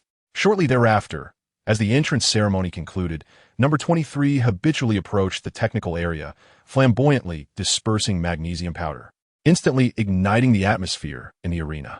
Lee Sun-lin observed the ostentatious display of actions from number 23 and suddenly conceived a notion. Perhaps he too should orchestrate a pre-game ritual on home ground. Just look at LeBron's moves. They exude an undeniable flair. Should he consider Dwyane Wade's signature maneuver? Wade's dunking into the hoop is certainly impressive. As for Russell Westbrook, his entrance dance is rather unsightly and ill-suited for him. How might he exude confidence while maintaining an air of subtlety? Lee Sun-lin pundarat. This is CCTV, broadcasting live the NBA regular season, featuring the Oklahoma City Thunder challenging the Cleveland Cavaliers on their home court. Chapter 75. The Real Deal. Let us introduce the starting lineups for both teams. The home team, the Cleveland Cavaliers, boasts the following starters: LeBron James, Delonte West, Zydrunas Ilgauskas, Mo Williams, and Ben Wallace. Meanwhile, the visiting Oklahoma City Thunder's starting lineup includes Russell Westbrook, Lee Sun-lin, Jeff Green, Wilcox, and Damian Wilkins. This season, under LeBron's leadership, the Cleveland Cavaliers have surged forward with an impressive record of 22 wins and 4 losses, remaining undefeated at home. In contrast, Lee Sun-lin's Thunder have recently claimed victory in 2 out of their last 3 games, showcasing their own spirited form. Zhang, could you elucidate what both teams need to accomplish to secure a victory in today's matchup? Firstly, on paper, the Thunder, lacking Durant, face a considerable disparity in strength compared to the current Cavaliers, whose strategy revolves around James as the pivotal player. While the Cavaliers' record is commendable, their shortcomings are equally pronounced. Their interior scoring is weak, relying heavily on perimeter shooting, and defensively, their outside presence is somewhat diminutive. The bench players serve a similar role, primarily as shooters and blue-collar contributors. Though their overall defensive efficiency is commendable, their one-on-one defense leaves much to be desired. It is either a matter of size or speed. Nevertheless, despite the roster's numerous flaws, the Cavaliers can clinch this game as long as LeBron performs at his usual caliber. On the Thunder side, the absence of an average 25-point scorer significantly diminishes their prowess. Westbrook must excel in orchestrating the team's plays, while Lee Sun-lin should strive not to engage in a rivalry with James, replicating his previous game's performance. Additionally, Jeff Green must shoulder a portion of the scoring responsibilities. Tactically, it is advisable to refrain from double-teaming James. This season, he averages 7.5 assists per game. Should these conditions be met, the Thunder would possess a fighting chance at victory. This was a rather pointless discourse, as Coach Sun pondered in his mind. This evaluation was somewhat courteous towards the Thunder, as it did not entirely dismiss their chances. However, those who truly understand the game are aware that for the Thunder, claiming victory in such a formidable away arena is akin to scaling a mountain. Despite the Cavaliers playing back-to-back games, their previous match was also at home. resulting in minimal fatigue. In contrast, the Thunder had traversed over 1,000 kilometers by air to engage in a grueling battle in Miami, likely leaving them at a slight disadvantage in terms of stamina. Though the commentator rambled on extensively, the current audience displayed remarkable patience, remaining glued to their screens, engrossed in the unfolding narrative, as they were indeed unaware of such insights. We extend our gratitude to Coach Zhang for his brilliant analysis. Now, Coach Zhang, what is your perception of Lee Hsien-Lin's current role? What trajectory do you foresee for his future development? Please enlighten our audience. Lee Hsien-Lin is somewhat unique. He can be regarded as the first domestic guard to assume a starting position in the NBA. His technical prowess primarily lies in his three-point shooting, and his ball handling skills are decent. Occasionally, he exhibits flashes of brilliance in passing. However, as a point guard, he still falls short in this regard. His defensive capabilities are commendable, managing to hold his own against Wade. Currently, he is positioned as an excellent 3 and D player, but should he develop additional offensive skills, his achievements could soar even higher. Thank you, Coach Zhang, for your insights on Lee Hsien-Lin. The game is about to commence, so let us eagerly anticipate Lee Hsien-Lin's performance in this match. As soon as the statement concluded, the scene shifted to the Rocket Mortgage Fieldhouse, where both teams had taken their positions, ready for the tip-off. Wilcox versus Ilgauskas, Big Z. Without a shadow of a doubt, the veteran from Lithuania, standing at 2.21 meters, Big Z clinched the tip-off. Since his rookie season, Big Z has remained with the Cavaliers, a seasoned player whose low-post play and high-jump shots are instrumental to the Cavaliers' offense. Frequently, when their primary option, James, is contained, they turn to him to finish plays. Thus far this season, he has averaged 12 points and 7.5 rebounds, qualifying him as a valuable blue-collar player. Big Z deftly directed the ball to James, who advanced with poise, not rushing into an immediate attack, but gradually crossing half-court. Ding! LeBron James activated his innate talent, team leader. Goodness. To unleash such a skill right from the outset. What a situation this is, Lee Hsien-Lin thought to himself. Could today end in tragedy? Out with Kobe? Reluctance lingers. Yet there is hesitation to engage. At this moment, Jeff Green is the one tasked with guarding James, matching him stride for stride. James, however, pays no heed to the younger player attempting to cling to him. His focus is solely on the movements of his teammates, seeking opportunities to pass. Big Z positions himself on the right side of the free throw line, setting a screen off the ball.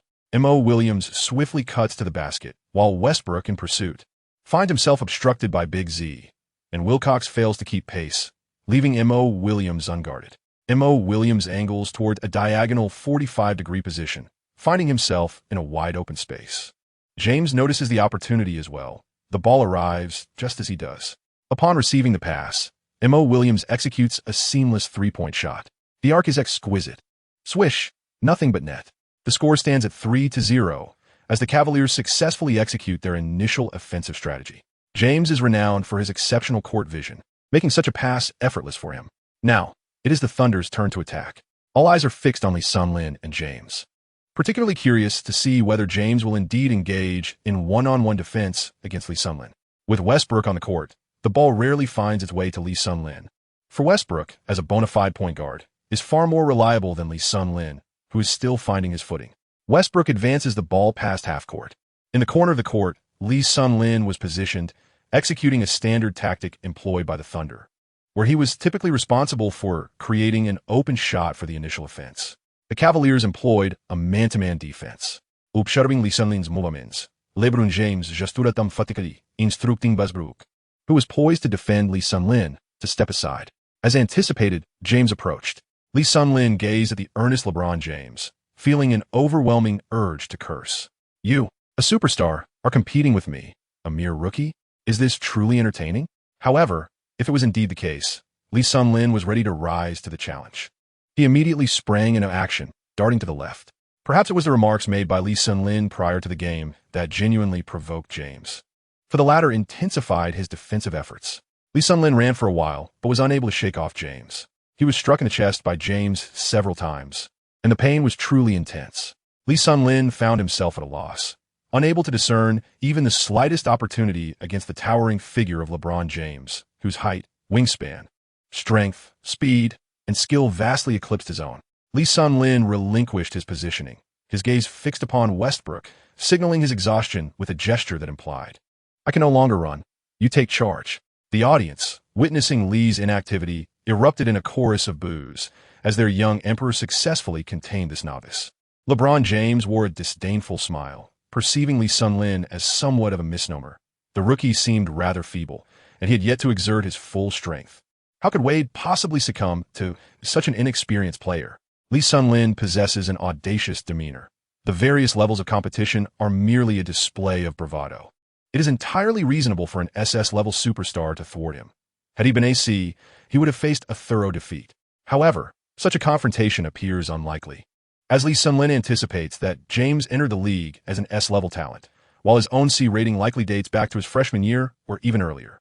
In Chapter 76, Seizing the Initiative, Russell Westbrook observed Lee Sun-Lin cornered by James and promptly called for Wilcox to provide screen. Wilcox approached but failed to fully obstruct Mo Williams, who adeptly maneuvered around him to maintain his defensive position. Although Westbrook could not entirely shake off his defender, he skillfully navigated past him, reaching the free throw line. Near the paint, both Ben Wallace and Big Z stood their ground, and even someone as formidable as Westbrook hesitated to confront them directly. Thus, he decelerated and executed a sudden stop at the free throw line, leaning against the pursuing Mo Williams. Drawing a foul, just as he felt his balance wavering and was about to fall, he flung the ball towards the basket, and miraculously, it found its mark. Beep! The ball swished through the net as the referee's whistle blew. The official called a foul on the trailing Mo Williams, who, in response, shrugged his shoulders toward Big Z and Ben Wallace, expressing his own sense of powerlessness in the situation. The score stood at 3-2. Russell, splendid. Lee Sun-Lin hurried over to assist the fallen Westbrook. The tortoise exhibited remarkable prowess, managing to achieve a 2-1 under such circumstances. He extended his right hand, giving a hearty pat on the robust shell as a gesture of commendation. Once Westbrook rose to his feet, he also patted his chest, signaling to his teammates that he was unscathed. Although the tortoise had been reluctant to impede LeBron before the game, he did not hinder Lee Sun-Lin during the match, allowing him to pursue aggressive plays. Lee Sun-Lin now feels that with such teammates, he can afford to take a back seat and coast for a while. It is unlikely that James will maintain such intense defense against him throughout the game. After a few possessions without touching the ball, his defensive vigor would surely diminish, thus presenting Lee with forthcoming opportunities. Mo Williams, having been fouled by Westbrook, felt a tinge of displeasure as it seemed to undermine his stature as the Cavaliers' second-in-command. Of course, this title is self-assumed, and whether others acknowledge it remains uncertain. Mo Williams, humorously nicknamed Mo No Pass by Chinese netizens, earned this moniker during his tenure with the Bucks, where he frequently neglected to pass the ball to Yi Jianlian. Consequently, his reputation among Chinese basketball fans has suffered due to his actions in Milwaukee. Setting aside the Yi Jianlian factor, Mo Williams can be regarded as a competent scoring point guard, proficient in mid-range and long-range shooting, although his natural limitations lead to a high rate of being blocked when attacking the paint. Standing at 185 centimeters, he finds himself at a disadvantage in height against most starting point guards in the league, and thus, he is often perceived as a defensive liability for the Cavaliers. Westbrook, towering at 191 centimeters, exerts a comprehensive dominance over Mo Williams. He is taller, stronger, and faster. Essentially, Westbrook embodies the point guard version of LeBron. Matching up against such formidable athletes renders Mo Williams quite uncomfortable. As he gazed at Westbrook standing at the free throw line, a sense of helplessness washed over him as he pondered how to defend against him in the next possession. Westbrook stepped to the line, took a deep breath, and with a gentle push of his hand, released the shot. The free throw was successful. The score now stood at 3-3. Big Z inbounds the ball. Not every possession for the Cavaliers is orchestrated by James. This time, it was Mo Williams who received the pass and dribbled past half court. James, exuding a sense of nonchalance, lingered beyond the three-point arc, observing as Mo Williams gestured for a play. Mo directed the ball to West, who signaled for his teammates to spread out and adopted a triple threat stance. At this moment, Lee Sun-Lin also closed in, not with oppressive defense, but by positioning himself in a way that applied pressure to the ball handler, making him uncomfortable. This stance reflected the influence of Tony Allen's suffocating defense, a strategy Lee Sun-Lin had recently mastered, and it proved quite effective. At this moment, Lee Sun-Lin appeared unperturbed by being singled out. He calmly assumed a defensive stance. Lee Sun-Lin concluded that Deontay West could not contend with him. After acquiring the defensive acumen of Tony Allen, The only player capable of consistently besting Lee Sun-lin on the court was LeBron James. All others would find their efforts evenly matched at best. Deontay West, a former player for the Supersonics, had been traded to the Cavaliers this summer and was now facing his old team for the first time. He was eager to prove himself and demonstrate that the Supersonics' decision to trade him was misguided. This season, Deontay West was averaging 11 points per game, ranking as the fourth leading scorer for the Cavaliers. Lee Sun-lin gazed at the individual before him, a patient burdened by the weight of depression, and felt a twinge of pity. He had heard his teammates speak of the summer trade, wherein the troubled Delonte West, afflicted by both depression and mania, was deemed a ticking time bomb by Presti, who chose to part ways with him.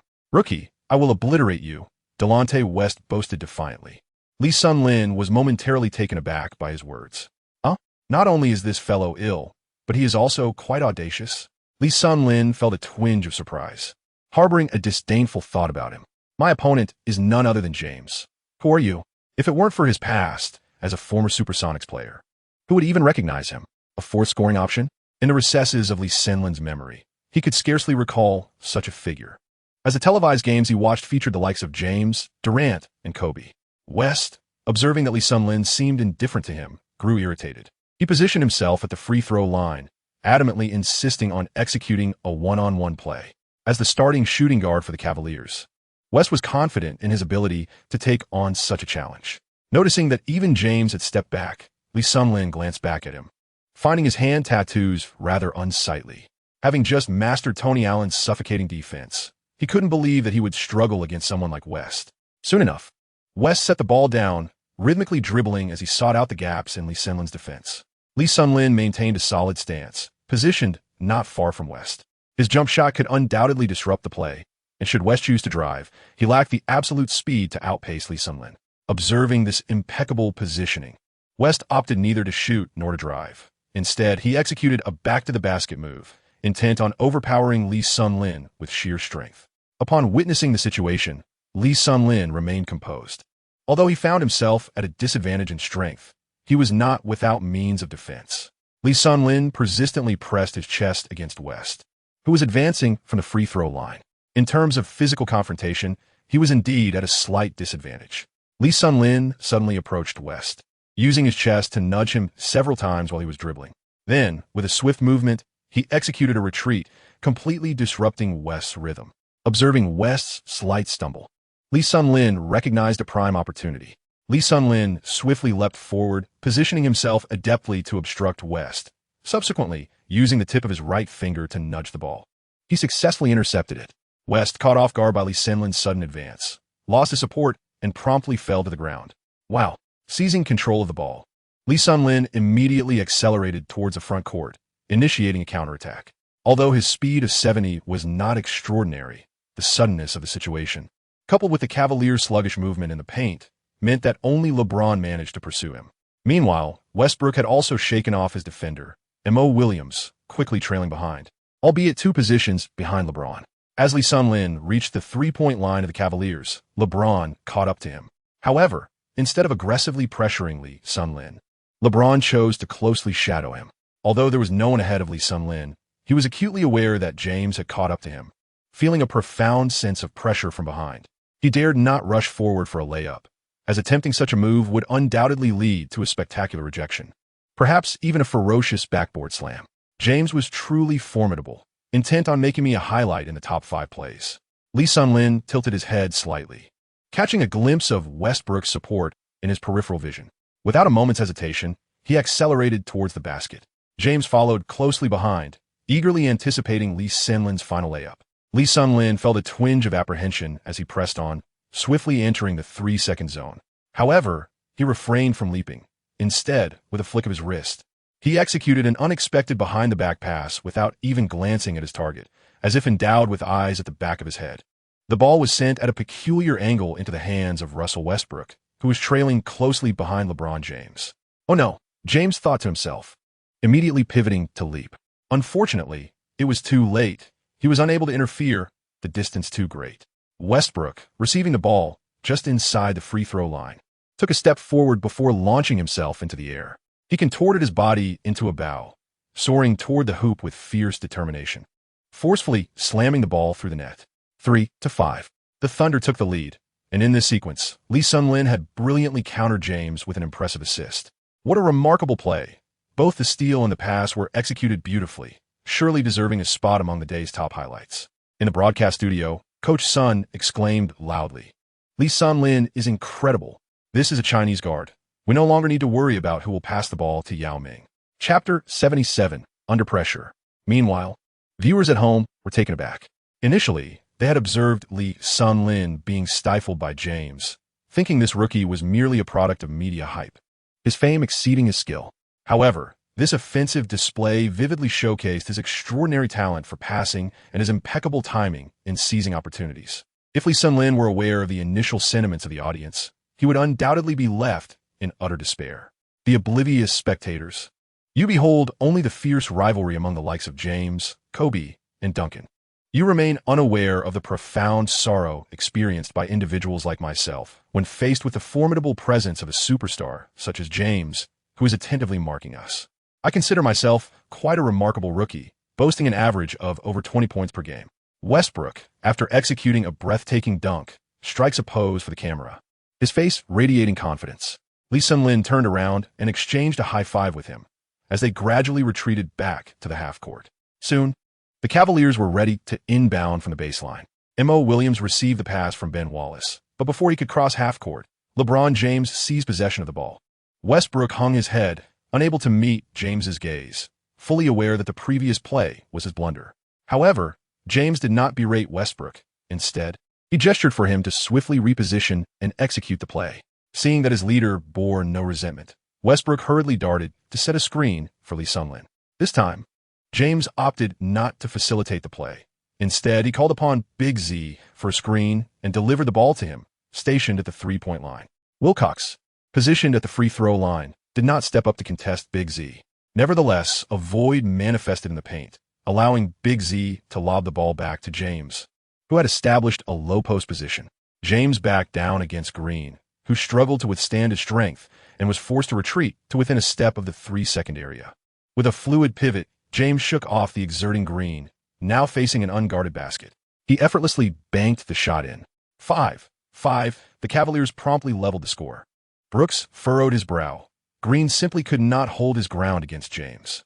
If Durant were present, he would be a fitting matchup. Westbrook seized the ball and surged forward, eager to quicken the pace, aware that the Cavaliers boasted two formidable interior players whose footwork lacked agility. However, Ben Wallace and Big Z were alert and quickly assumed their positions, denying Westbrook any opportunity. Halting midway, Westbrook passed the ball to Jeff Green at the arc. Jeff Green stood at the top of the key, assessing the situation, but without a favorable opportunity, he passed back to Wilcox in the low post. James remained vigilant, closely guarding Lee Sun-Lin, who had pulled James toward the right corner and ceased his movement. Resigned, Lee Sun-Lin thought, since I cannot shake him off, I will merely occupy his attention. The Thunder players paid no mind to Lee Sun-Lin, content that he could hold James at bay. They had no expectations of him contributing offensively. The remaining 4 Thunder players exchanged the ball among themselves, yet failed to find a suitable opportunity. As the Cavaliers' defensive cohesion proved formidable, with the shot clock winding down, Westbrook, displaying a sense of loyalty, took the blame. He boldly confronted Big Z beyond the arc, launching a contested three-pointer. Standing at 91 meters, Westbrook faced off against Big Z at 21 meters. The outcome was predictable. Simply avoiding a block was commendable in itself. The ball clanked off the rim. It ricocheted not far and was secured by Ben Wallace of the Cavaliers. This time, Brooks remained composed beneath the basket, having come to terms with the situation. Playing against the Cavaliers was merely a standard affair.